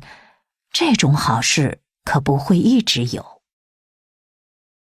不过，像约翰那样从治疗中出走的，其实并不少见，尤其是在伴侣治疗中。如果来访者感到被强烈的情感包围，他们偶尔会从治疗中走开。有时治疗师打电话过去会对那个出走的来访者有好处，尤其如果他逃跑的原因是觉得被误解或受到了伤害。但通常最好的办法是让他们消化情绪，回到正轨，然后下一次治疗时再和他们一起解决问题。我所在的督导小组的成员们认为，如果约翰已经觉得身边的人在给他施压了，那治疗师再打电话给他，他可能会无法承受。督导小组的每个人都同意我应该退一步观望，不要给他压力，等他自己回来。但是他今天没有回来。我拿起放在候诊室里的那个外卖纸袋，想确认那是我们的。里面有2份中式鸡肉沙拉，还有约翰爱喝的汽水。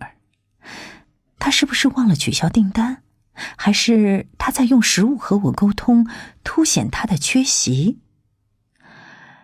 有时当来访者不出现的时候，他们会这样做来惩罚治疗师，并让治疗师知道你让我失望了。有时他们这么做不单是在逃避治疗师，也是在逃避自己，逃避面对自己的羞耻和痛苦，或是那些明知应该坦白的真相。人们总是通过出席治疗的形式来表达自己，无论是准时还是迟到，或是在临近1小时前才取消，或是彻底不出现。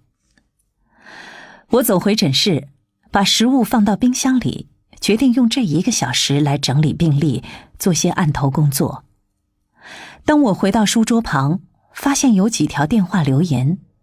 第1条留言来自约翰。嘿，是我。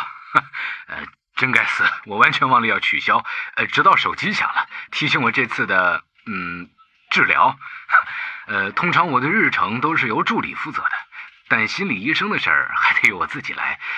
反正我今天去不了了，工作太多了，我走不开，非常抱歉。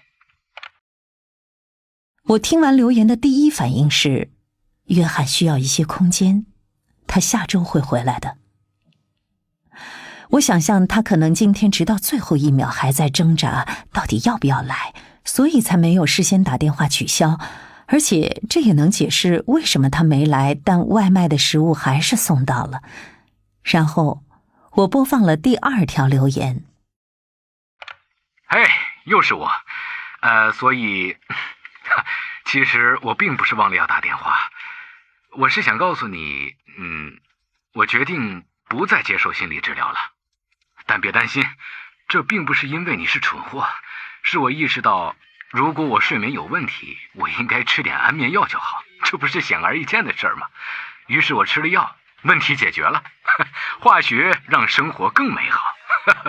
哦，还有，关于我说的其他事情，就是我所面对的所有压力，我想那只是生活的一部分。而且如果我能睡得好，我就不会那么心烦了。蠢货总会有，但这没药能治，你说是吧？要不然这个城市里1半的人都得吃药。约翰被他自己的笑话逗乐了，这笑声让我想起他说我是他的应招女郎时的情形，他的笑声就是他的掩护。不管怎么说，我很抱歉这么晚通知你。我知道今天这次是我欠你的，别担心，钱我会照付。我注视着电话，不禁感到疑惑，这就结束了？没有一句谢谢，也没有一句再见，就这么结束了？我本以为这种情况可能会发生在头几次治疗中，但我们都进行了快6个月了，我非常惊讶他会这样突然离开。我以为约翰在以他自己的方式与我产生一种亲近，但或许是我对他产生了一种亲近，我开始喜欢这个人，透过他令人讨厌的假面，看到背后闪烁着的人性光辉。我想到了约翰和他的儿子盖比，一个男孩，或是一个已经成年的男子，他或许知道，也可能不知道自己的父亲是谁。我胡思乱想着，会不会某种程度上，约翰就是想把这个秘密的重负留给我，算是惩罚我没能尽快地帮助他感觉好起来。接着这只烫手山芋吧，神探小姐，你这个大蠢货。我想让约翰知道，我就在这儿，想让他知道，无论他把什么问题带到治疗中来，我都可以和他一起面对。我想让他知道，在这里他可以放心地聊盖比的事儿，无论实际情况如何，也无论他俩的关系有多么复杂。同时我也希望尊重他现在做出的决定，我不想成为情感上的强奸犯。如果能亲口对他说出这些就好了。所以在来访者开始治疗之前，我都会给他们一张知情同意书，其中我建议来访者如果要结束治疗的话，至少要在最后接受2次收尾治疗。我在一开始就跟新的来访者讨论这个问题，就是为了防止一旦治疗中出现任何状况，他们不会为了让自己摆脱不自在的感受而采取冲动行为。即使他们觉得终止治疗是最好的选择，至少这个决定得经过审视，让他们感到离开是深思熟虑后的结果。当我拿出一些来访者的病历时，我想起约翰在不小心提到盖比之前说的一些话。这个家里的雌激素太多了，没有人能理解我的想法。我在我自己家里寡不敌众，每时每刻每个人都在对我提要求，但没有人理解我可能也有需求，例如平静和安宁，或是对事情发表自己的意见。现在一切都合理了。盖比可以平衡一些家里的雌激素。或许约翰相信盖比是理解他的，或是会理解他的，如果他还在约翰的生活里。我放下手中的笔，拨通了约翰的电话。留言提示音响过之后，我说：你好，约翰，我是罗莉。我收到了你的留言，谢谢你打来向我说明。我刚把我们的午餐放进冰箱里，我想到上周你说过，没有人理解你也可能会有需要。我想你说的对，你确实有自己的需求，但未必没有人理解这一点。每个人都有需求，很多需求。我想听听你的需求是什么。你提到了平静和安宁，或许你头脑中纷乱的噪音与盖比有关，也可能无关。但如果你不想聊，我们可以不谈盖比。我一直都会在这儿。如果你改变主意，决定下周继续来对话，即使是作为最后一次治疗，我的门也将为你敞开着。先这样吧，回头见。我在约翰的病历上做了一个笔记，然后将它合上。但当我俯身把它放进文件柜里时，我决定先不把它放在终止治疗者的那一格里。我回想起在上医学院的时候，我们这些学生总是很难接受病人的去世，不想承认自己回天乏力。谁都不愿意成为那个宣告死亡的人，大声说出那些可怕的话。死亡时间，我看了看钟，3点17分。再等1周吧，我心想，我还没准备好。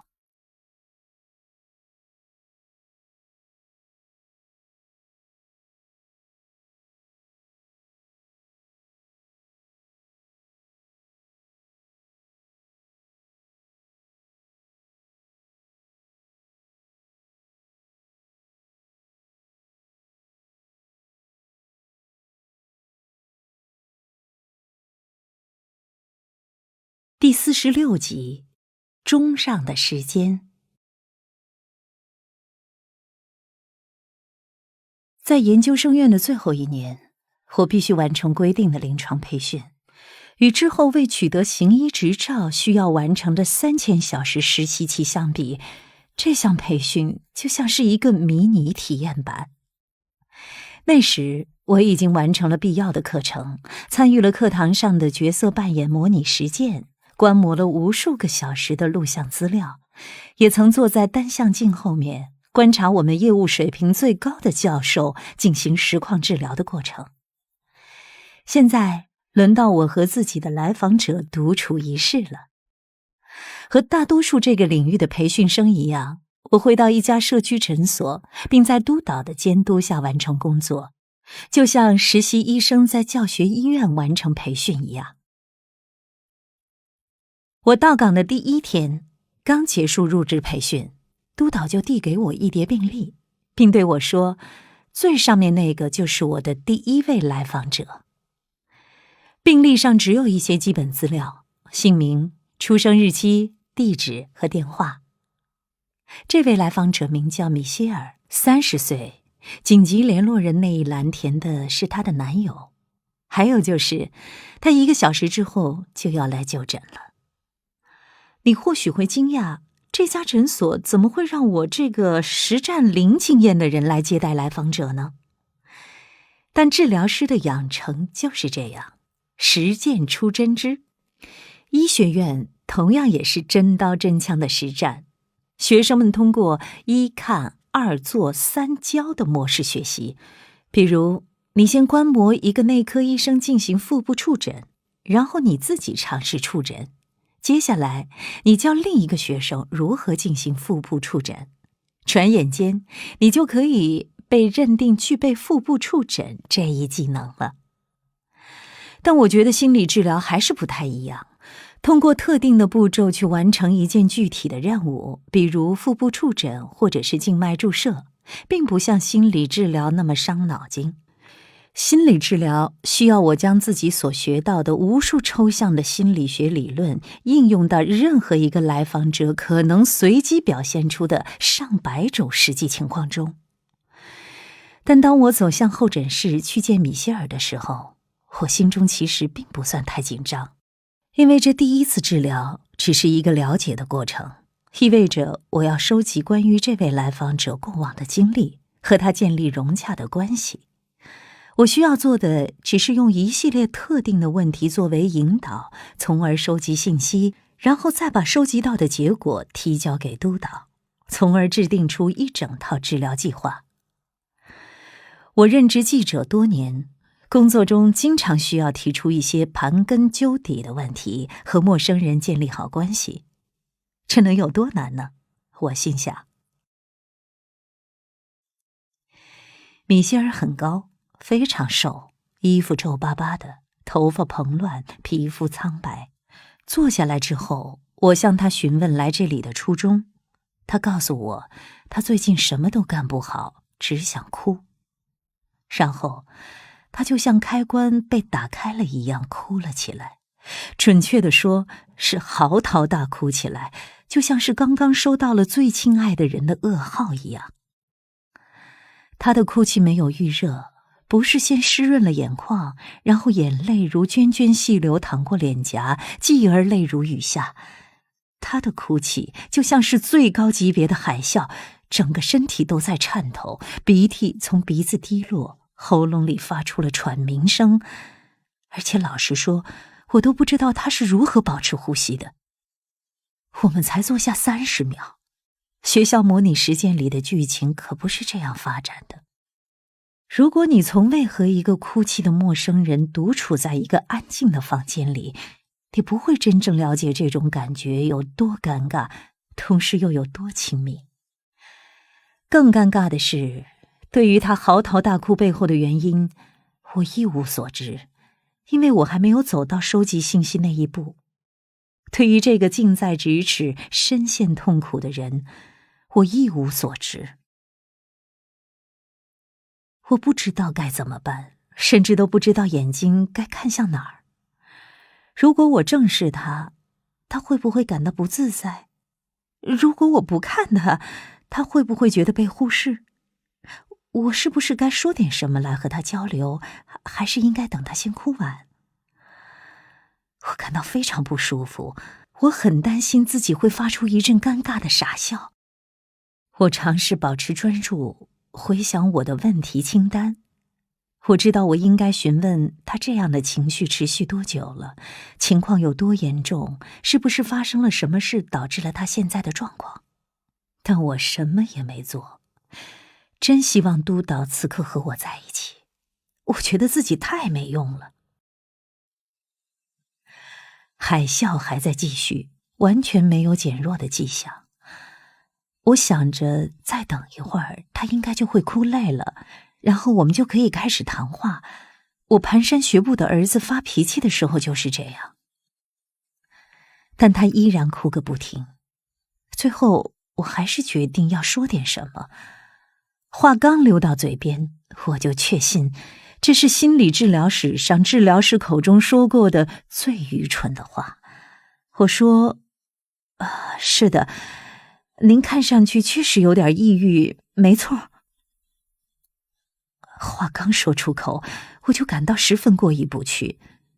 这不是在往伤口上撒盐吗？这位可怜的、沮丧的30岁的女士正饱受煎熬。她来这里接受她的第一次治疗，不是为了让一个实习生做出显而易见的评判。我不知道如何才能纠正自己的过失，我想，或许他会要求换一个治疗师。我很确定，他不会想要一个像我这样的人来负责他的心理健康。然而，他竟然停止了哭泣，海啸如来的时候一样迅速地退却了。他用纸巾擦掉了眼泪，深深地吸了一口气，然后他露出了浅浅的微笑。是的，我真是太抑郁了。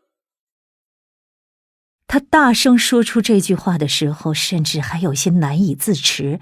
他说，这是第一次有人用抑郁来形容他的状态。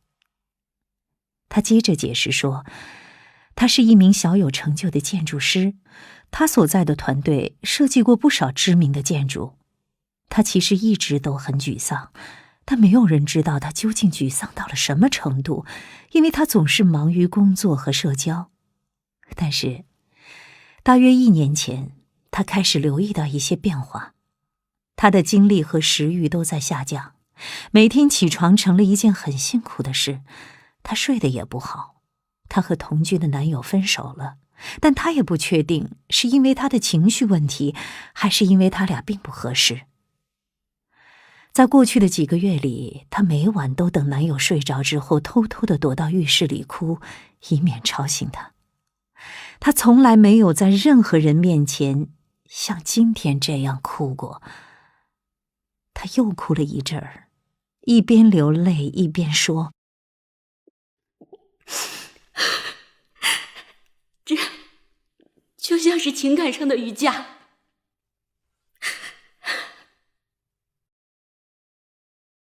他接着告诉我，触动他来到这里的原因是他在工作中开始变得马虎，而老板也注意到了这一点。他无法集中精神，因为努力让自己不哭已经耗费了他所有的精力。他搜索了一下抑郁症的症状，发现他符合所有的描述。他之前从来没有接受过心理治疗，但那一刻他意识到自己需要帮助。他看着我的眼睛对我说，他的朋友们，他的男友，他的家人，没有人知道他有多抑郁，除了我。我，一个初出茅庐还在培训期的治疗师。如果你想证明人们在网上的形象是经过美化后的样子，那你就要去成为一名治疗师，然后上网搜索你的来访者们吧。我因为担心而去网上搜索了米歇尔，看到了许多点击率很高的页面，但我很快意识到以后永远都不要这么做，要把讲故事的权利完全交给来访者自己。我看到了米歇尔在获得某项殊荣时候的照片，看到了他在出席某个活动时站在某位帅哥身边面带微笑的合照，还有他在一本杂志里的跨页海报，那张照片上的他看上去潇洒自信又从容。网络上的他跟诊室里坐在我对面的他毫无相似之处。接下来我要跟米歇尔聊一聊他抑郁的情况，判断一下他是否有轻生的念头，了解他现在的行为能力怎么样，他的支持体系是什么样的，他如何应对抑郁。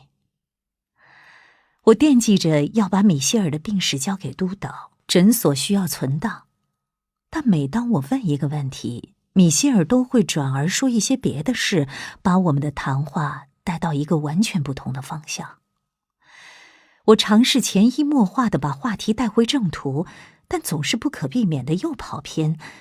我非常清楚自己在他的病历上将毫无收获。于是，我决定暂且听他说一会儿，但我也无法完全屏蔽自己的思绪。其他人在第一次治疗中就知道该怎么做吗？会不会有人在培训期的第1天就被开除？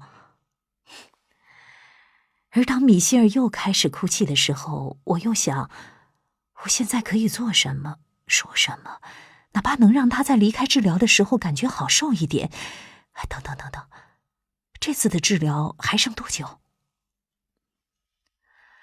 我看了一下沙发旁边桌子上放着的钟，才过了10分钟。不会吧，我心想，我们在这儿肯定待了不止10分钟了，感觉像是过了20或30分钟，或是……我也不知道，真的只过了10分钟吗？此刻，米歇尔正在详细地描述他如何从各方面来摧毁自己的生活。我集中精神听他讲，然后又看了一眼钟，还是只过了10分钟。然后我意识到，钟上的指针根本没在走，一定是电池没电了。我的手机放在另一个房间里，虽然米歇尔的手机肯定在他的包里，但显然我也不能打断他的讲述，问他现在几点了。真是绝了！那现在该怎么办呢？我是不是该随便说一句我们的时间到了？其实完全不知道现在是过了20、40还是60分钟。如果事后发现我结束的太早或太晚，该怎么办？我后面还得接着看第2个来访者呢，他会不会坐在候诊室里纳闷儿我是不是忘了他的预约？我一阵慌张，以至于我已经不能够集中精神听米歇尔讲话了。是不是时间到了？时间过得比我想象中的要快。啊？米歇尔指了指我头顶后面的钟，我回过头一看，原来我身后的墙上有一面钟，这样来访者也能看到时间。我对此一无所知，但我希望他不知道我对此一无所知。我只知道我现在的心跳得飞快。虽然米歇尔觉得这次治疗过得飞快，但对我来说，时间就像停止了一样。要经过日后不断的练习，我才能凭直觉掌握每一次治疗的节奏，知道在每个小时里都有一个起伏。节奏最紧张的部分会出现在中间1/3的时间里，还要留出3、5分钟或是10分钟，让来访者恢复平时的状态。这时间的长短因人而异，因为每个人脆弱的程度不一样，面对的问题、所处的背景也不一样。要经过多年的实战之后，才会知道什么该说，什么不该说，什么时候说，怎么说，才能利用有限的时间达到最佳的效果。我陪米歇尔走出去，心里默默地为自己的慌乱感到羞愧，同时也感到不安，因为我没有收集到病史，我将空手面对督导。在整个读研的过程中，我们这些学生都满心期盼着这个大日子，自己心理治疗的处女秀。但此刻，我只觉得丢脸多过欣喜。不过，令我安慰的是，那天下午，当我和督导讨论这次治疗时，他说，尽管我表现得有些笨拙，但总体来说没有什么大问题。我陪伴米歇尔经历了他的痛苦，这对很多人来说会是不同寻常的经历，能给他们带来力量。所以下一次我不用担心需要做些什么来阻止它发生。当他需要卸下抑郁这个他独自背负的重担时，我一直在场聆听。按照治疗学理论的术语来说，我见到了来访者的病症所在，病历记录的地位被撼动了。许多年之后，我已经经历了数千个来访者的第一次治疗，搜集信息已经成为驾轻就熟的事。现在我会用另一个标准来衡量初次治疗的好坏：来访者是否感到被理解。一个陌生人走进诊室，经历了50分钟之后，在离开时却能感到被理解，这总是让我觉得不可思议。但如果不是这样，那来访者就不会回来继续后面的治疗了。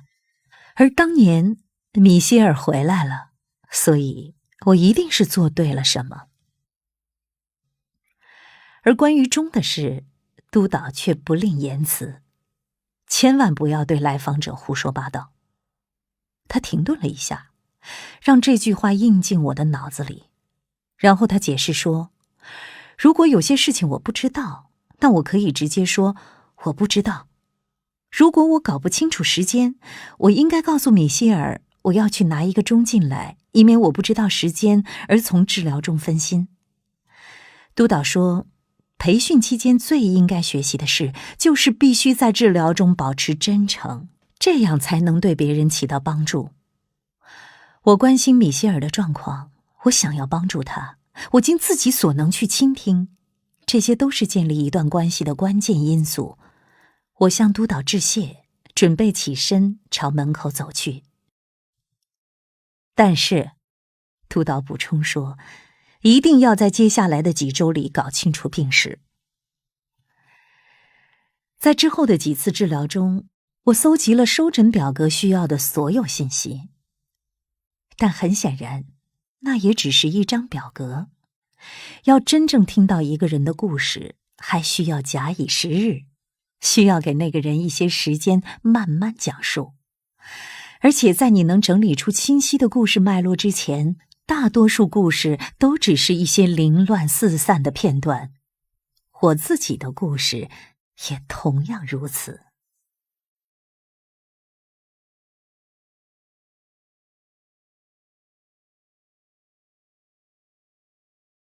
第47集，徘徊的子宫。我有一个秘密，我的身体出现了问题，我可能快死了，也可能什么事都没有。不管是哪种情况，我都没必要公开这个秘密。我的健康问题始于几年前，就在我遇到男友的几周前，至少我认为是这样的。那时我和儿子一起在度暑假，我俩和我的父母一起在夏威夷度过了惬意的一周。然而，就在我们准备返程回家的前一天晚上，我突然全身爆发了严重的皮疹，让我痛不欲生。在回程的飞机上，我全程都在给自己涂抹各种药膏，先是轮番涂抹了各种抗过敏药膏，然后又是厚厚的一层消炎止痒的药膏。但我依然忍不住要去挠那些疹子。当我们落地时，我的指甲缝里已经嵌进了血痕。几天后，皮疹终于退了，医生给我做了一些检查，诊断书上说这只是偶发的过敏反应，但我觉得这疹子更像是某种可怕的前兆。在接下去的几个月里，似乎一直都有什么东西潜伏在我的身体里，但当时我的注意力都转移到了男友身上。我确实感到乏力、虚弱，还伴有一系列不适的症状。但我跟自己说，那是人过40之后身体必然会有的变化。医生又给我做了一些检查，发现了一些符合自身免疫性疾病标准的症状，但都不足以确诊为某种特定的疾病，比如红斑狼疮。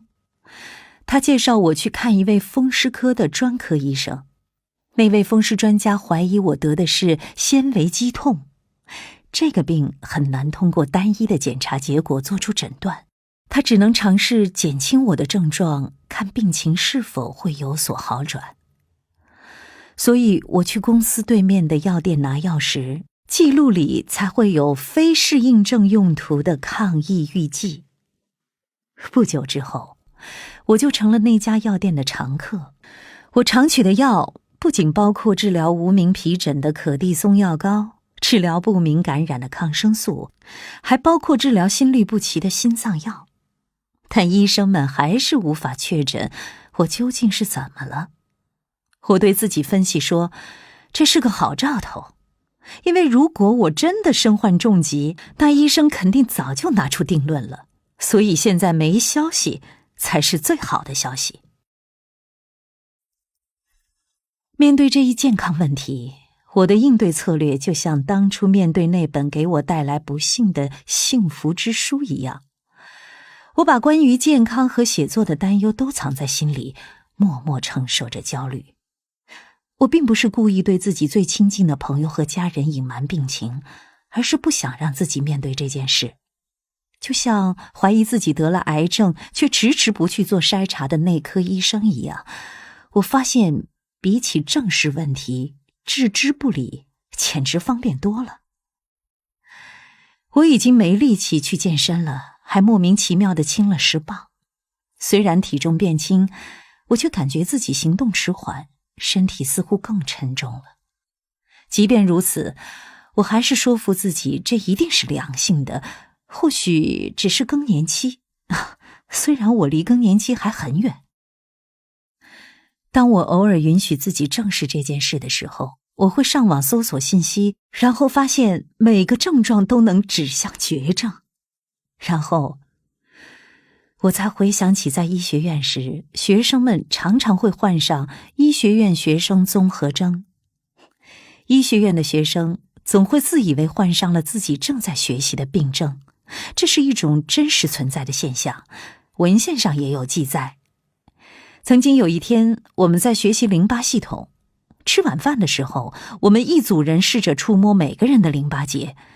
有个同学把手放在我的脖子上，突然惊呼起来：“哇！”我问怎么了，他做了个鬼脸说：“我感觉我摸到了淋巴瘤。”我抬起手摸了摸自己的脖子，他说的没错，我有个淋巴瘤。然后好几个同学都过来摸了一下我的脖子，也都表示同意。我完蛋了，他们建议我最好去验一下白细胞，他们还说让我们来给那些淋巴结做活检吧。第二天早上上课的时候，教授也对我进行了触诊。我的淋巴结确实有些大，但仍在正常范围内。我没有得淋巴瘤，我得的就是医学院学生综合征。同理，我觉得这次应该也没什么大问题，但内心深处，我知道对于一个曾经坚持长跑的40岁女性来说，如果她的身体无法再坚持跑步，而且每天都会感到不适，那绝对不是一个正常的情况。我醒来的时候浑身刺痛，手指红肿像香肠，嘴唇也肿得像被蜜蜂蛰过一样。内科医生又让我做了更多的化验，有些指标显示异常，或者用他的话来说，检查结果很古怪。他又让我去做了核磁共振、CT 和组织活检，其中有些结果也很古怪。他又把我送去看各种专家，尝试解释那些古怪的化验和扫描结果各种先兆和症状。我拜访了无数专家，以至于我开始把自己的求医之路称作医学探秘之旅。我的病确实是个谜。有一位医生认为我得了一种罕见的癌症，一位医生认为这是某种病毒感染，另一位医生认为这是代谢性疾病，还有一位医生认为我患有多发性硬化。我还被怀疑得的是甲状腺疾病、硬皮病，哦，对了，还有淋巴瘤。那些略微肿大的淋巴结，是不是在读医学院的时候就已经埋下了病根，一直潜伏到现在？但是，最终所有的检查结果都是阴性的。大约1年之后，我的症状已经发展到了下巴和手都会轻微的颤抖。有一位神经科医生认为他已经找到了症结所在。这位医生总是穿着一双绿色的牛仔靴，讲话带有浓重的意大利口音。我第一次去见他的时候，他走进诊室，登录医院的电脑系统，留意到我看过的那一长串的专家。哇哦，你真的是把城里所有的大夫都看了个遍，是不是？他轻浮地说着，听上去就像是我的个人生活不检点似的。然后他跳过化验和检查，立刻给出了诊断。他认为我得的是弗洛伊德所说的女性癔症的现代版本，表现为转换性障碍。得了这个病之后，病人的焦虑会被转换成神经系统的病症，例如瘫痪、平衡问题、尿失禁、失聪、失明、震颤或是癫痫。通常症状都只是暂时的，且根源往往和心理应激源相关。例如，如果一个人目睹了一些创伤性的场面，比如发现自己的配偶和别人躺在床上，或是目击了一场恐怖的谋杀，那这个人可能会经历暂时性失明。如果一个人经历了一次可怕的坠落的体验，即使腿部神经在功能上并没有受到损伤，也可能感觉腿部处于瘫痪的状态。如果一个男人难以接受自己对妻子的怒火，那他幻想中对妻子挥舞的拳头可能在实际中会感觉麻木。患有转换性障碍的人并不是装出来的，即所谓的做作性障碍。患有做作性障碍的人有一种心理需求，他们需要认为自己是有病的，他们会有意识的千方百计地制造得病的表象。但转换性障碍的患者经历的症状都是真实存在的，只是这些症状没有确凿的医学解释。这些症状似乎是由病人完全无意识的情绪困扰所造成的。我不认为我有转换性障碍，但如果转换性障碍是在一个无意识的过程中产生的，那我又怎么能确定呢？转换性障碍由来已久，最早的记载可以追溯到4000年前的古埃及。和大多数的情绪障碍一样，绝大多数的确诊者都是女性。事实上，人们曾经认为病人的症状是由于女性的子宫在体内上下游走而造成的，所以这个病后来被称为徘徊的子宫。那么古人又是如何治疗的呢？他们在女性的身体周围放置令人心旷神怡的香薰或者香料，摆放的位置与子宫可能游走的方向相反。人们认为这样的治疗能引导子宫回到正确的位置。这个病被希波克拉底以希腊语中的子宫命名为歇斯底里症，但到公元前5世纪，希波克拉底自己注意到了香氛治疗似乎对这个病并没有什么疗效，于是治疗患有癔症的女性的手段从香薰和香料转变成了运动、按摩和热水浴。这一直延续到13世纪初，那时人们认为女性和魔鬼之间存在着某种联系。随之而来的新型治疗方法自然是驱魔了。最后到了17世纪末，癔症被认为与大脑相关，而不是源于魔鬼或者是子宫。时至今日，关于应该如何认识那些无法从功能上给出解释的症状，依然存在许多争议。最新的国际疾病分类中，在精神和行为障碍分类里，将存在运动丧失或运动功能受妨碍的转换性障碍归为分离或转换性障碍，而且癔症这个词也被收入到了这个子类。而精神障碍诊断与统计手册第5版则将转换性障碍列为躯体症状障碍。有趣的是，转换性障碍更容易出现在规则严格的文化中，以及情感表达机会不多的环境里。但总的来说，这一疾病的诊断在过去50年中有所下降，原因可能有2个。首先，医生们不再将梅毒症状误诊为转换性障碍。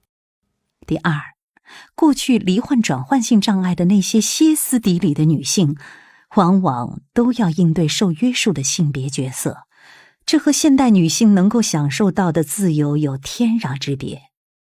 尽管如此，这位穿着牛仔靴的神经科专家在浏览了一遍我的求医历程之后，抬起头看着我，对我笑笑，好像是看着一个天真的孩子，或是做着白日梦的大人。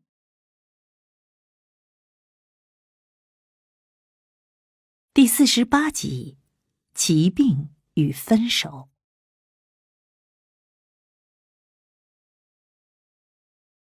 你太多虑了，他用他的意大利口音说着，然后他断定我一定是压力太大了。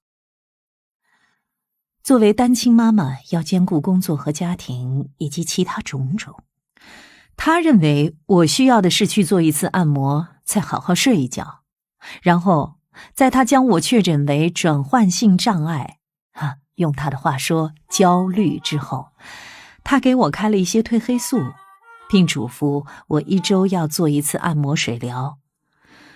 他还说，虽然我看上去像个帕金森患者，顶着2个大眼袋，还有震颤的症状，但我得的不是帕金森，这些症状也可能是睡眠不足引起的。当我解释说疲劳导致我睡眠过多而不是不足的时候，牛仔靴医生笑了。你睡得太多，但你睡得不好。内科医生坚信我没有转换性障碍，不仅因为我的症状是慢性的，而且正在变得越来越糟，更因为我看过了每一个专家，都还是发现了一些小问题：肺部过度充气，血液中某种物质的含量明显过高，肿胀的扁桃体，那些散落在我眼睛里的沉淀物，脑部扫描中发现的多余间隙，当然还有那些来势汹汹的皮疹。专家们只是不知道如何把这些数据综合起来。有几个专家说，有可能这些症状和我的 DNA 有关，可能是基因中存在的某种缺陷。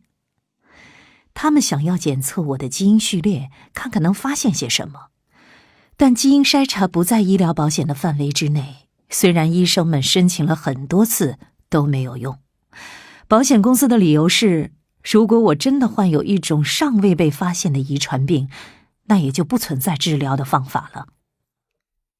所以这对我的病情不会有帮助。你或许无法想象，尽管身陷顽疾，面对外界，我还是装作若无其事。我很少跟人分享我的医学探秘之旅，甚至对男友也守口如瓶。但我这么做是有理由的。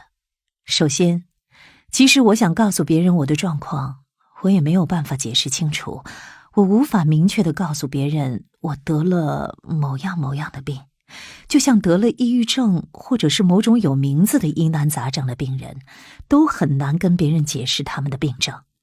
因为对于没有经历过这些疾病的人来说，那些症状显得无法名状，又无法量化。别人会觉得，你是情绪低落吗？要振作起来啊！我的症状在局外人看来，就跟情绪低落一样的含糊不清。我想象人们听了我的故事之后可能会纳闷，一个人怎么可以病得这么重，还搞不清楚自己得的是什么病，怎么会让这么多医生都手足无措呢？换句话说，就算在穿牛仔靴的神经科医生明确表示我得的是癔症之前，我也知道很可能有人会跟我说，我的问题都是自己想出来的。但现实中，见完牛仔靴医生之后，我的电子病历里面就多了一条焦虑。之后我再去看病，每一位医生都会在我的病历首页看到这2个字。虽然严格来说这也没错，我确实为那本不幸的幸福之书和我自己的健康状况感到焦虑。当然，后来我又为分手感到焦虑。但我觉得被贴上这个标签之后，所有的症状都逃不过被解读为焦虑的结果。而那些症状本身都变得不可信了，所以我对别人绝口不提，就是不想被人怀疑我的体内有个徘徊的子宫。另外还有一个原因，在男友和我刚开始约会时，我们还处在热恋期，会就各种话题聊上好几个小时。那会儿，男友曾经提起过，他在认识我之前和一个颇为心仪的女人约会过几次，但当他得知那位女士关节有些问题，以至于她无法爬山之后，他就不再和她约会了。我问男友为什么，因为毕竟那也不是什么很严重的病，听上去更像是常见的关节炎。毕竟我们都已经是中年人了，更何况男友也不是什么徒步爱好者。如果有一天他真的病了，我可不想照顾他。如果我们是结婚20年的老夫老妻，那他病了就是另一码事了。但如果刚认识就知道他身体不好，那何必要投入进去呢？但我们任何人都有可能会生病的。话虽这么说，但是那时我还不觉得自己属于病人，我觉得我的症状是暂时的，或是可以被治愈的。但后来，当我的医学探秘之旅进行得如火如荼的时候，我的否认变成了一种奇妙的想法。只要还没确诊，我就可以无限期推迟跟男友说这个事儿。而如果最终结果没有什么事儿，那我也永远不用跟男友坦白什么。他会知道我在做各种检查，或是听到我说感觉自己不对劲，但我会借用牛仔靴医生对我各种疲劳症状的诊断，因为我是个忙碌的职场妈妈。有时我也会开玩笑说自己年纪大了，我不想冒险向他坦白我可能身患顽疾，或者我总是臆想自己有病，我不想以此来考验他对我的爱。与此同时，我被发生在自己身上的一切吓坏了。我一直希望这些症状会自行消失。我想着，我要和男友一起步入未来，这才是我该专注的事情。这也就是为什么即使当时有征兆表明我们彼此并不合适，也都被我无视了。我一心想着，如果那个未来落空了，我就不得不面对一本未动笔的书和一具病体。但现在，那个未来已然落空了。所以我不禁要想，男友离开我是因为我病了吗？或是因为他觉得我固执地认为自己病了？还是因为我没有像他一样坦诚自己是一个什么样的人，想要怎样的伴侣？或许我们归根结底并没有两样。当他期望能和一个真心喜欢的人在一起，他也一直推迟坦白自己的内心，和我的理由一样。这样，我们就可以自欺欺人地继续在一起。如果男友在今后10年里都不能和小孩一起生活，如果他想要的是自由，那他肯定也不会想担起责任照顾我。其实，早在那次约会的谈话中，我就已经得知这个事实了，就像他知道我有孩子这个事实一样。但现在，我又在重蹈覆辙，我在拖延，我不愿向温德尔坦白，因为坦白的代价就是必须面对现实。我的来访者朱莉说过，她总是希望能够在做完检查和拿到结果中间的几天，让时间停止。在接到电话知道检查结果之前，她还是可以跟自己说一切都很好，虽然明知道真相可能会改变一切。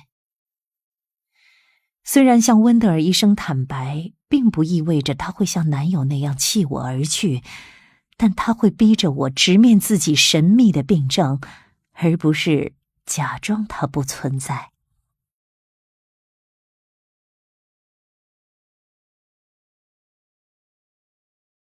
49集，紧急治疗。你的要求也太苛刻了吧？这是我在瑞塔发布自杀通牒1个月后对他说的话。尽管他的过往跌宕纷乱，我还是更专注于他当下的状态。重要的是要用行动来打破抑郁，建立社交关系，为每一天的生活找到目标，让自己每天早上都有动力起床。我尝试帮助瑞塔找到更好的生活方式，但我提出的每一个建议几乎都告吹了。首先，瑞塔拒绝了我推荐的一位非常资深的精神科医生为他提供用药咨询。我查过那位医生的资料了，70多岁，太老了，他一定不知道最新的用药趋势。明明那位医生还在给医学院的学生上课，教的就是心理药理学。于是我又给瑞塔介绍了一位年轻的精神科医生。不行，太年轻了，肯定理解不了我的情况。最后，我只好再给他介绍了一位中年的精神科医生。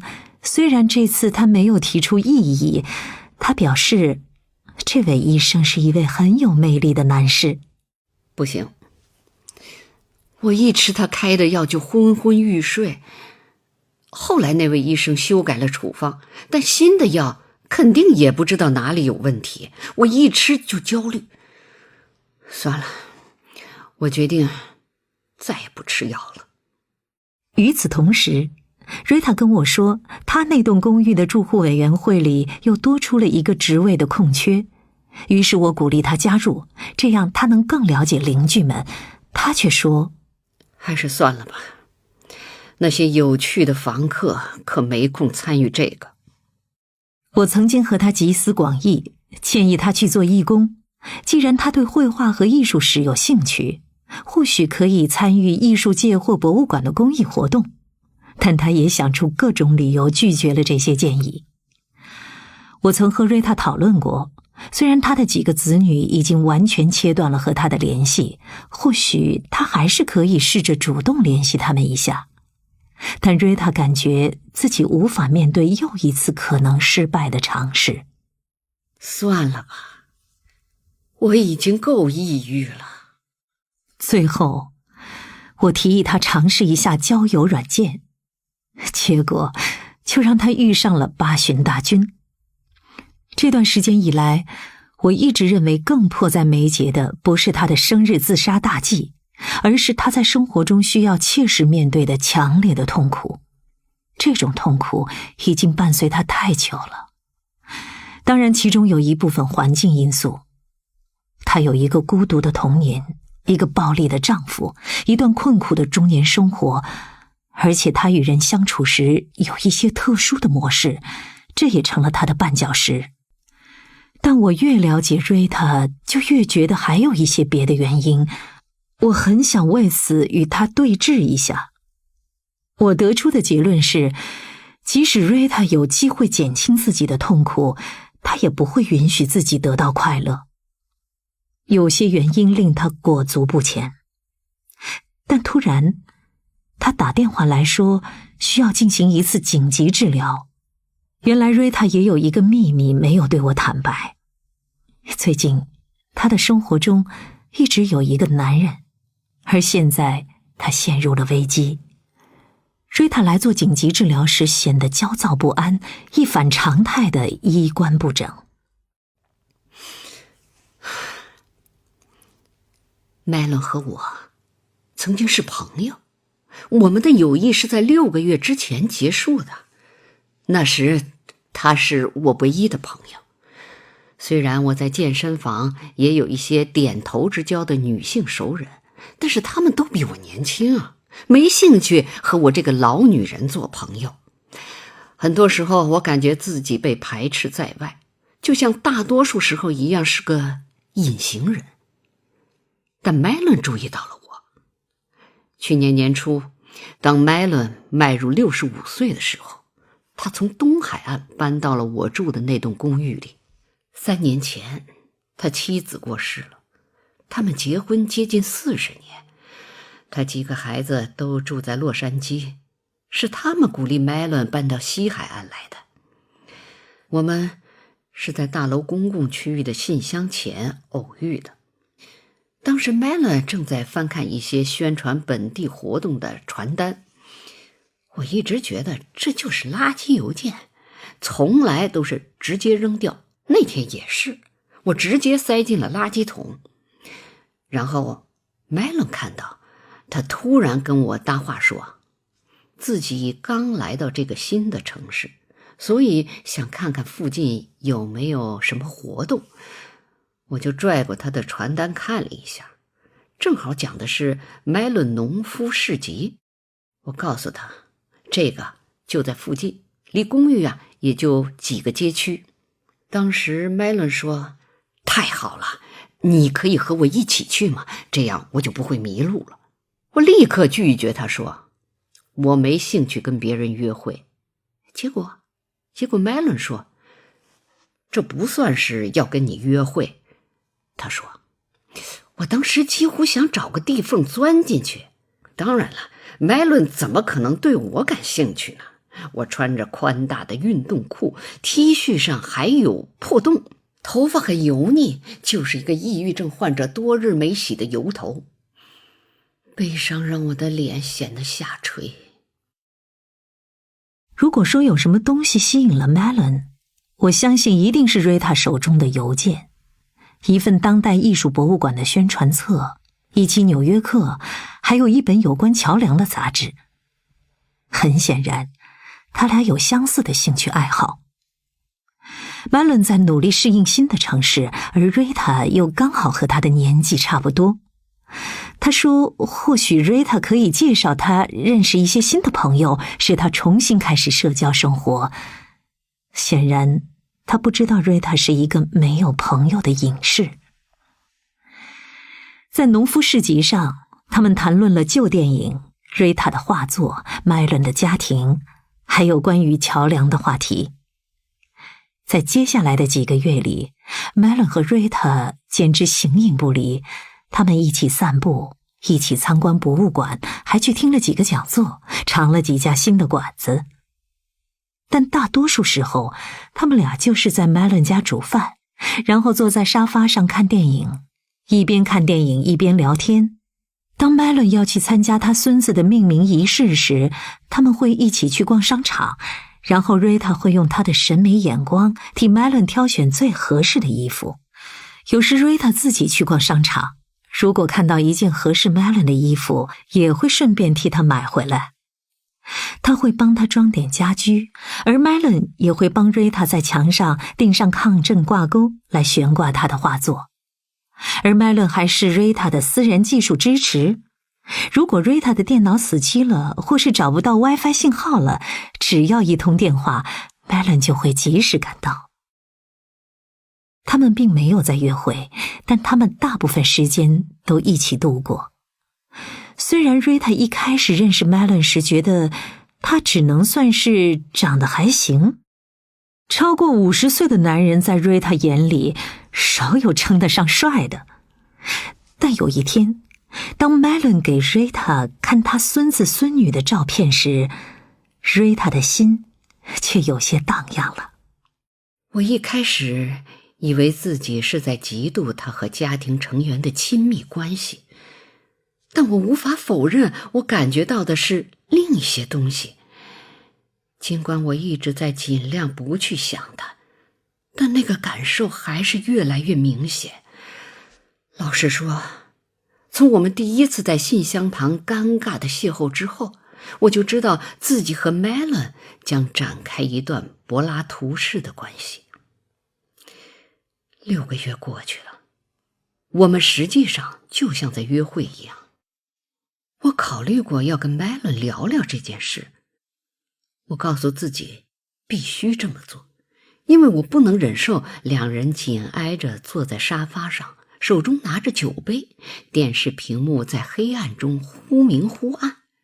当他要把酒杯放到茶几上，却不小心蹭到我的膝盖，而我还要表现得若无其事。我会忍不住斟酌，他是故意的吗？我还会想，起初在 Melon 和我搭讪的时候，是我先说没兴趣约会的。或许他说，这不算是要跟你约会，只是碍于面子。我天哪，一想到我快70岁了，还像在读大学时一样，为了与异性的关系思前想后，我就觉得悲从中来。我讨厌自己。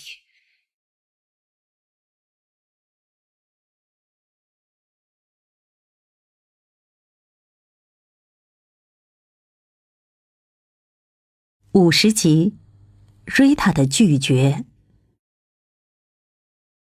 瑞塔讨厌自己像个小姑娘一样痴迷、愚蠢、无助、困惑。她讨厌自己为了见 Melon 而一件件的挑选衣服，脱下这件，换上那件，床上堆满的衣服就是她缺乏安全感又过度投入的证据。她想要抛开感情，单纯地享受这段友谊，但也担心自己无法面对内心逐渐增加的压力。她担心长此以往，总有一天会忍不住亲上 Melon 的脸颊。她觉得自己忍不了多久了。但后来 Melon 遇到了别人，而且偏偏是在交友软件上认识的。瑞塔对此表示真恶心。让瑞塔讨厌的是，那位女士还挺年轻，才50多岁。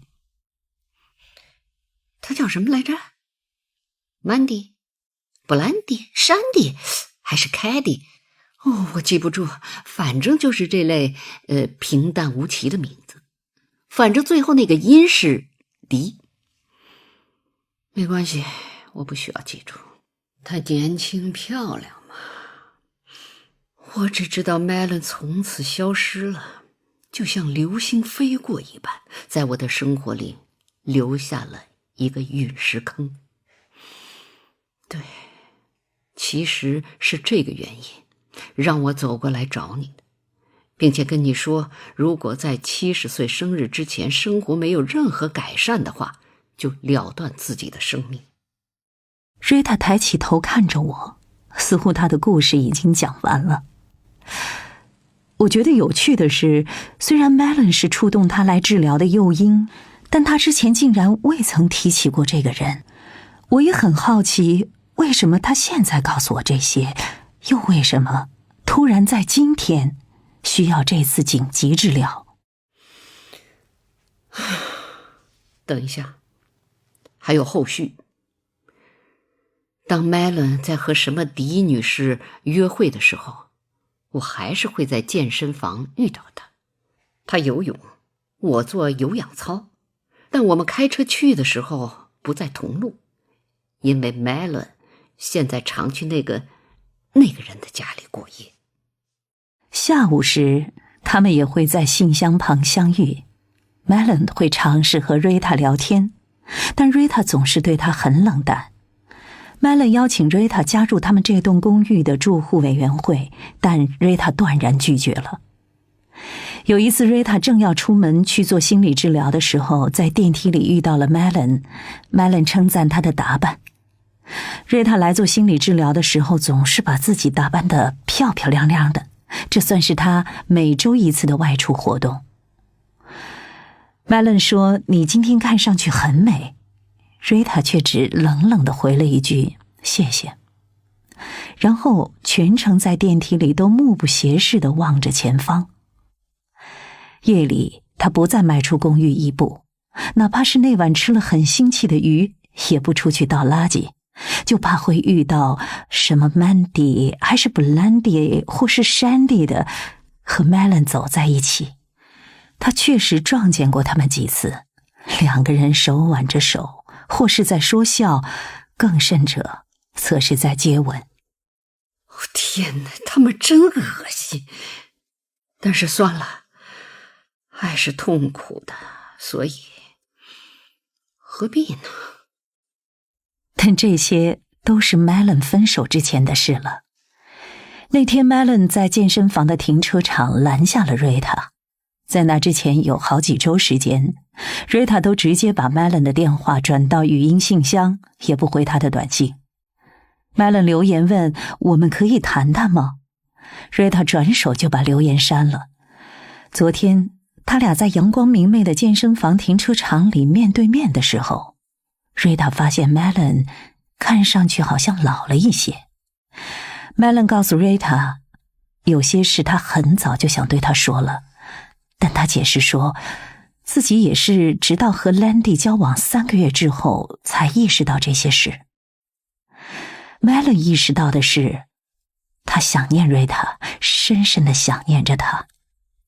他无时无刻不想告诉瑞塔的，正是他曾经在婚姻中想对他的妻子麦娜说的话。瑞塔能让他笑，让他思考。当他的孩子们发来孙子孙女的照片时，他也想拿给瑞塔看。但麦伦完全不会像这样和兰迪相处。他喜欢瑞塔机敏的才智，喜欢她的幽默感，她的创造力，她的善良，还有她在食品店里为 Melon 挑选她最喜欢的芝士的样子。他喜欢瑞塔的世故，喜欢她的冷眼旁观，以及她在征询瑞塔的建议时，她能给出的充满智慧的忠告。他喜欢瑞塔低沉的笑声，喜欢她的眼睛在阳光下是碧绿色，在室内却又是褐色的。喜欢瑞塔那头亮丽的红发，还有她的价值观。Melon 喜欢每当2个人从一个话题聊开去，就会演变成2个、3个，甚至更多的话题。他们有时会回到最初的话题，有时他们也会尽情的跑题，完全忘了最初在说什么。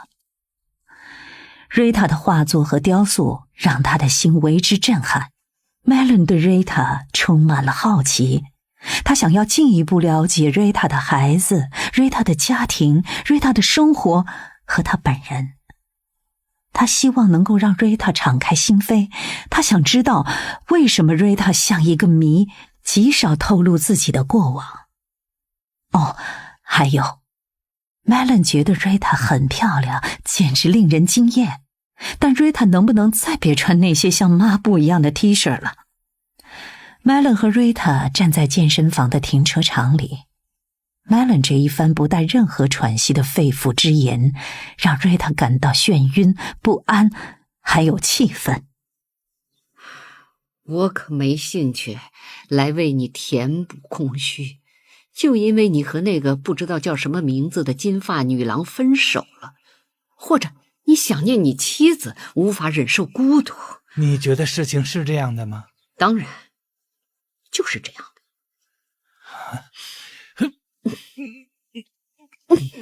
然后 Melon 吻了瑞塔，那是一个强烈的、温柔的、突如其来的，像电影镜头一般的亲吻。那个吻像是持续了一辈子。当那个吻终于结束时，瑞塔一巴掌打在 Melon 的脸颊上，转身跑回自己车里，然后打电话给我说需要一次紧急治疗。这就是全部的故事。这太令人激动了，我真心为你感到开心。不，他说的那些话都很美好，还有那个吻。我看到了瑞塔脸上还没绽放就被抑制住的笑容，然后他的表情就凝固了，变得冷漠。是，那些都很好，但我再也不会跟 Melon 讲话了。我已经受够了爱情。我记起了瑞塔之前说过的话，爱是痛苦的。Melon 的事让瑞塔的心七上八下，因为正是 Melon 让他冰封了几10年的心开始融化，让他看到了希望，却又经历了失望。我突然想到，瑞塔一开始来找我的时候，他之所以绝望，不只是因为他1年后就要步入70岁，而是像他后来跟我说的，是因为 Melon 的失踪，让他思考一个问题：这个刚离开我的男人，是不是我最后一次经历爱的机会？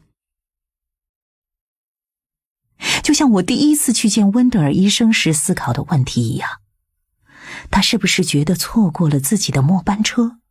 或许瑞塔也在为一些更重要的事情而悲伤。但现在，那个吻又给瑞塔带来了另一个危机，新的可能性。对他来说，这可能比痛苦更叫人无法承受。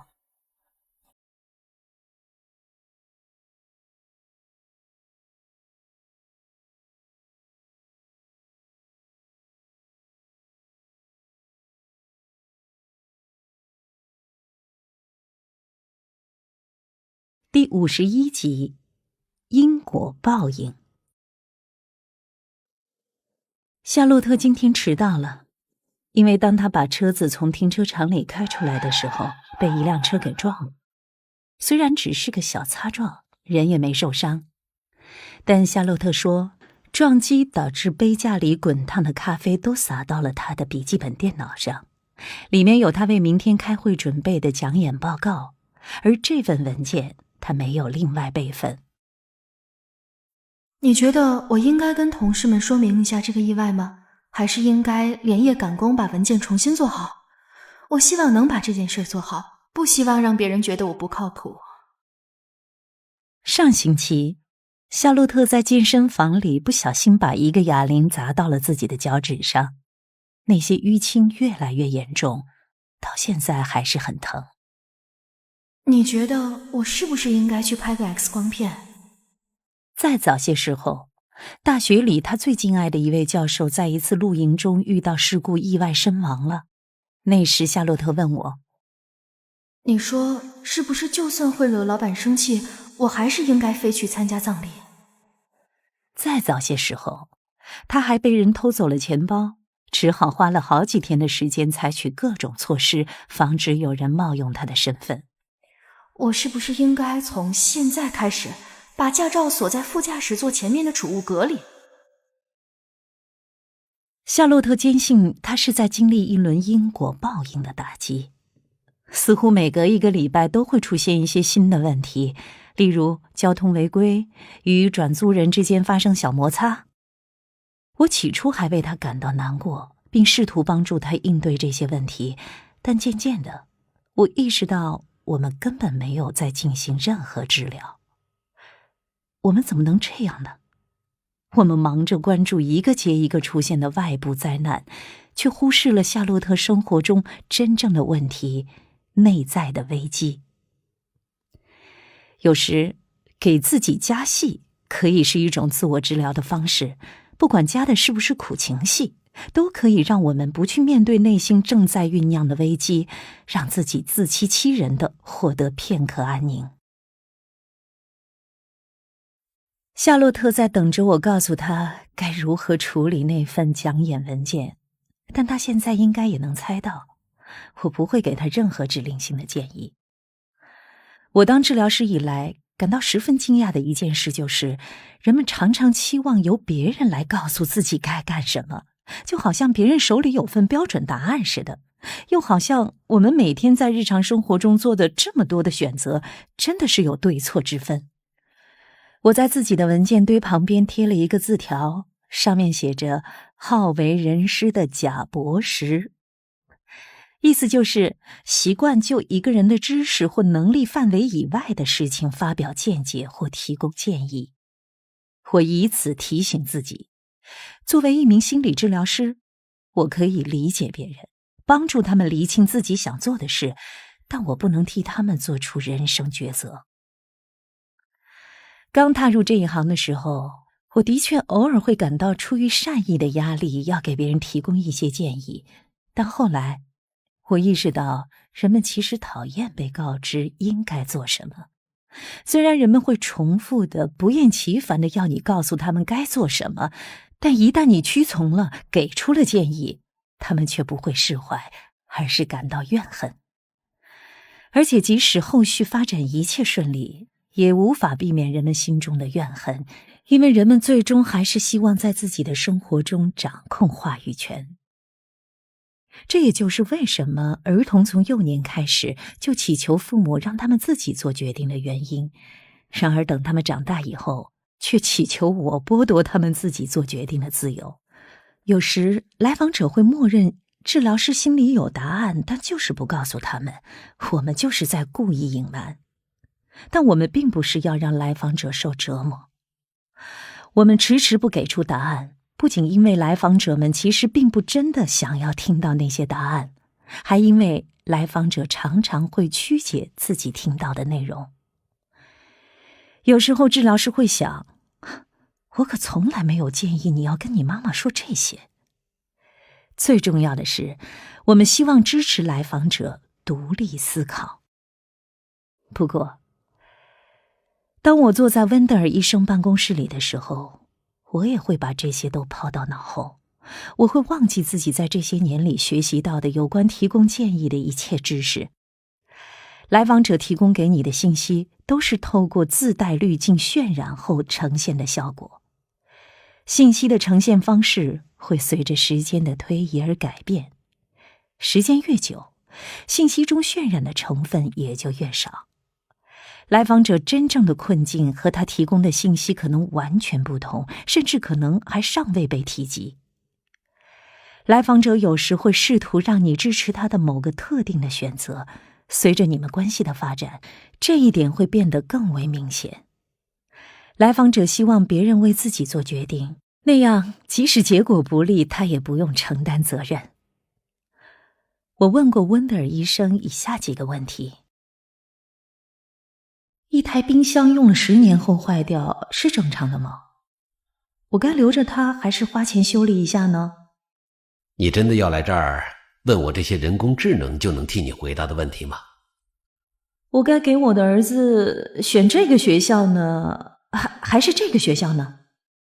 我认为，如果你能想清楚为什么这个抉择对你来说这么艰难，那你才更能从这个思考中获益。我只知道，如果是我会怎么做，但我不知道你该怎么做。那你就告诉我你会怎么做。在我这些问题的背后，隐藏着这样一个假设：温德尔是一个比我更有能力处理问题的人。有时我会想，我凭什么在自己的生活中做出重要的抉择呢？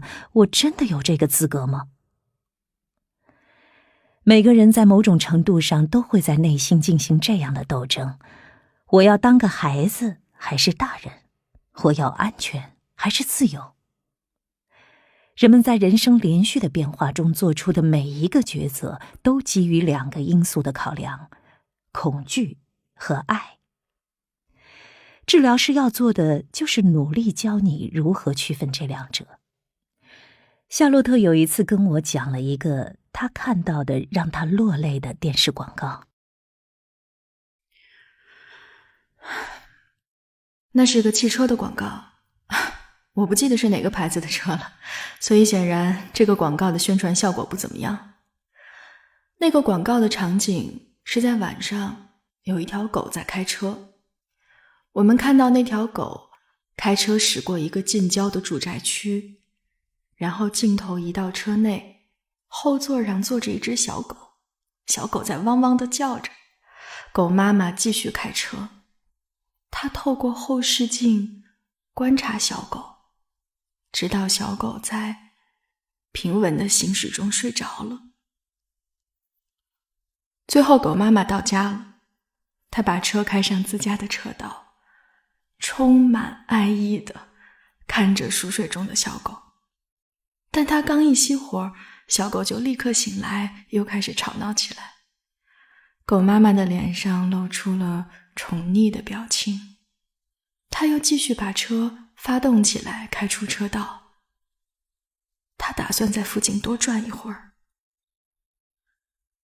夏洛特讲完这个故事时，已是泪流满面。这对他来说可不常见。夏洛特通常很少流露出真感情，他的脸就是他的面具，他的话通常只是消遣。他并不是隐藏了自己的感受，而是他无法触及那些感受。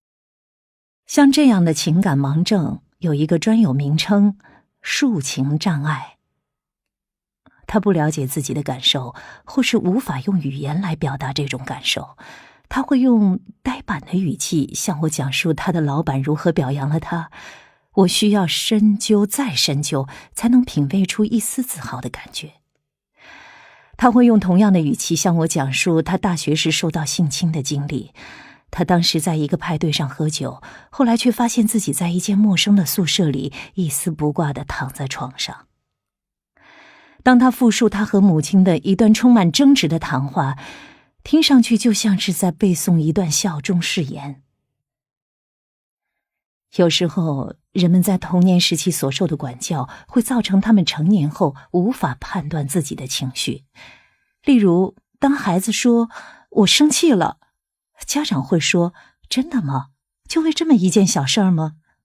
你太敏感了。”当孩子说“我很难过”，家长会说：“哎，别难过，看，哎，这儿有个气球。”或者，当孩子说“我害怕”，家长又会说：“没什么好怕的，你又不是小宝宝。”但没有人能永远地把深刻的情感封存在心里，最终，情感还是会不可避免地找到出口，或许是在你最想不到的时候，就好比在你看电视广告的时候。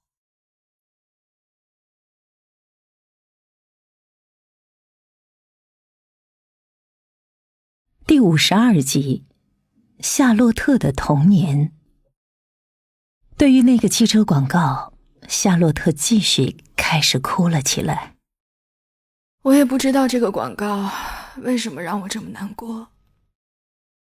看着他哭，我不仅了解他的痛苦，更懂得了他一直逼我为他做决定的理由。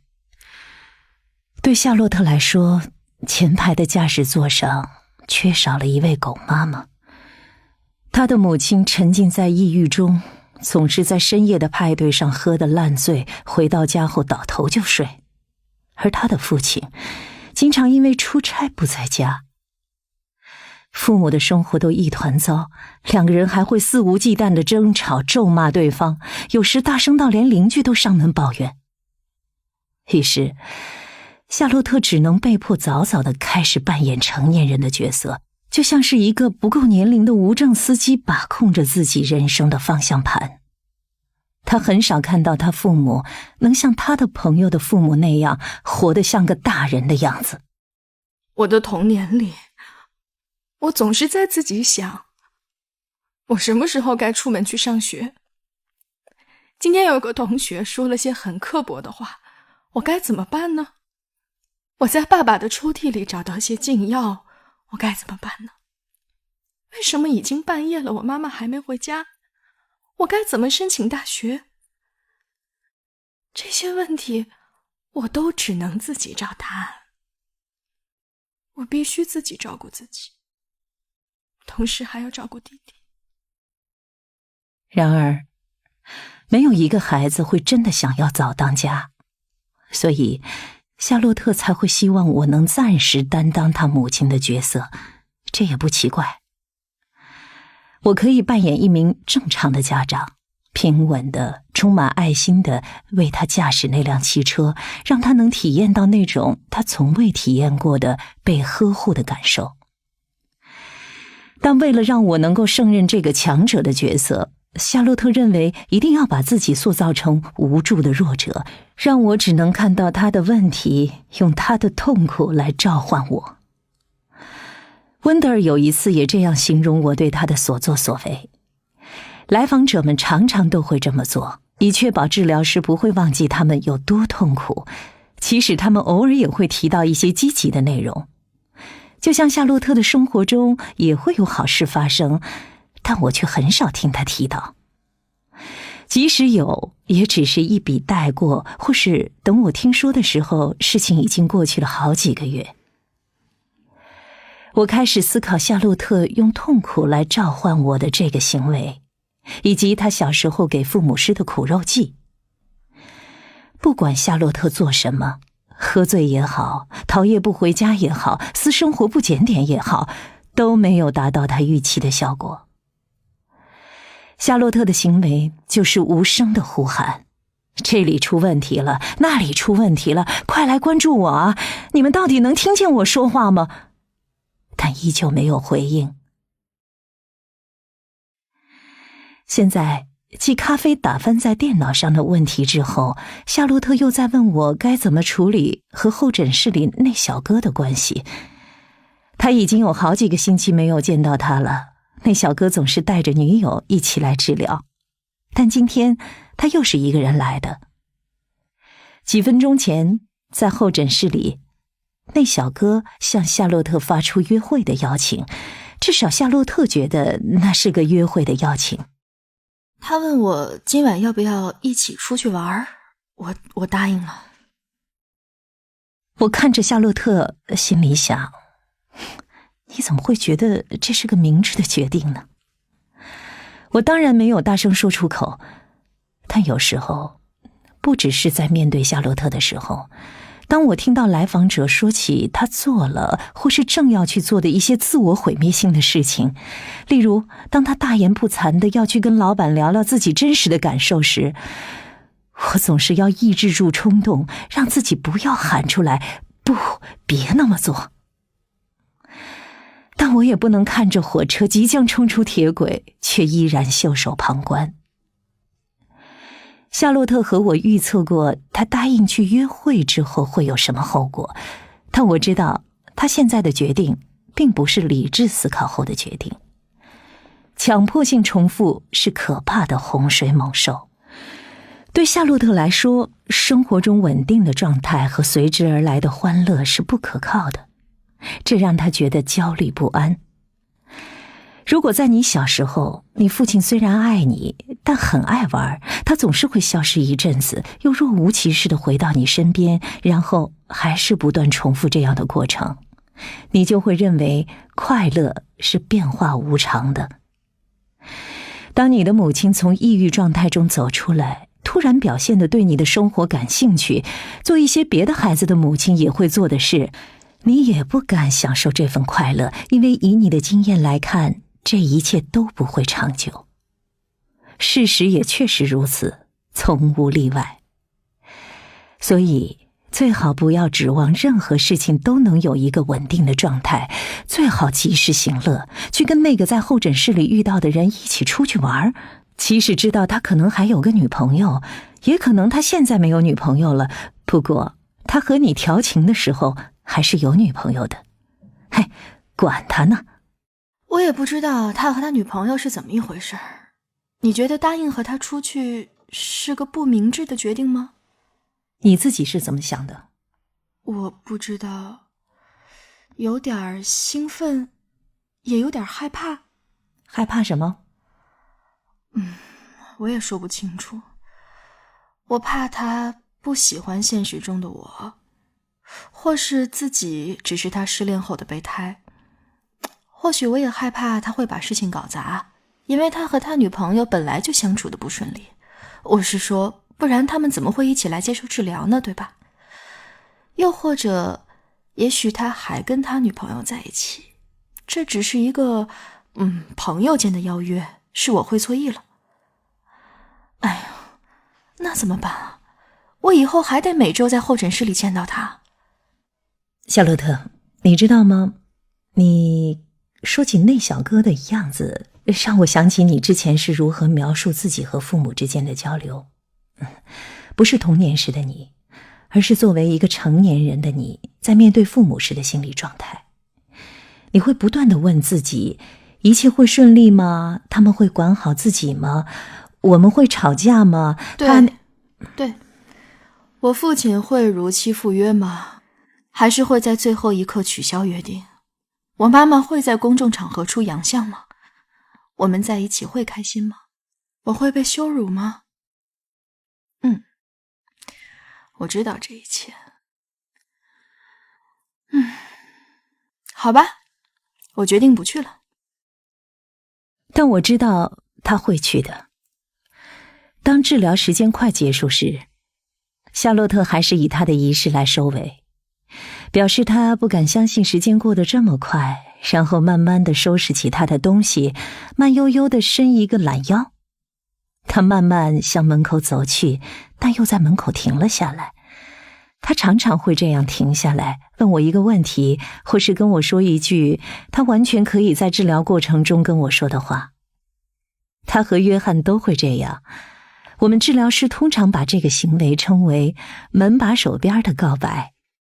对了，他漫不经心地说道，但我有一种预感，他接下来要说的绝不是什么随口一提的事情。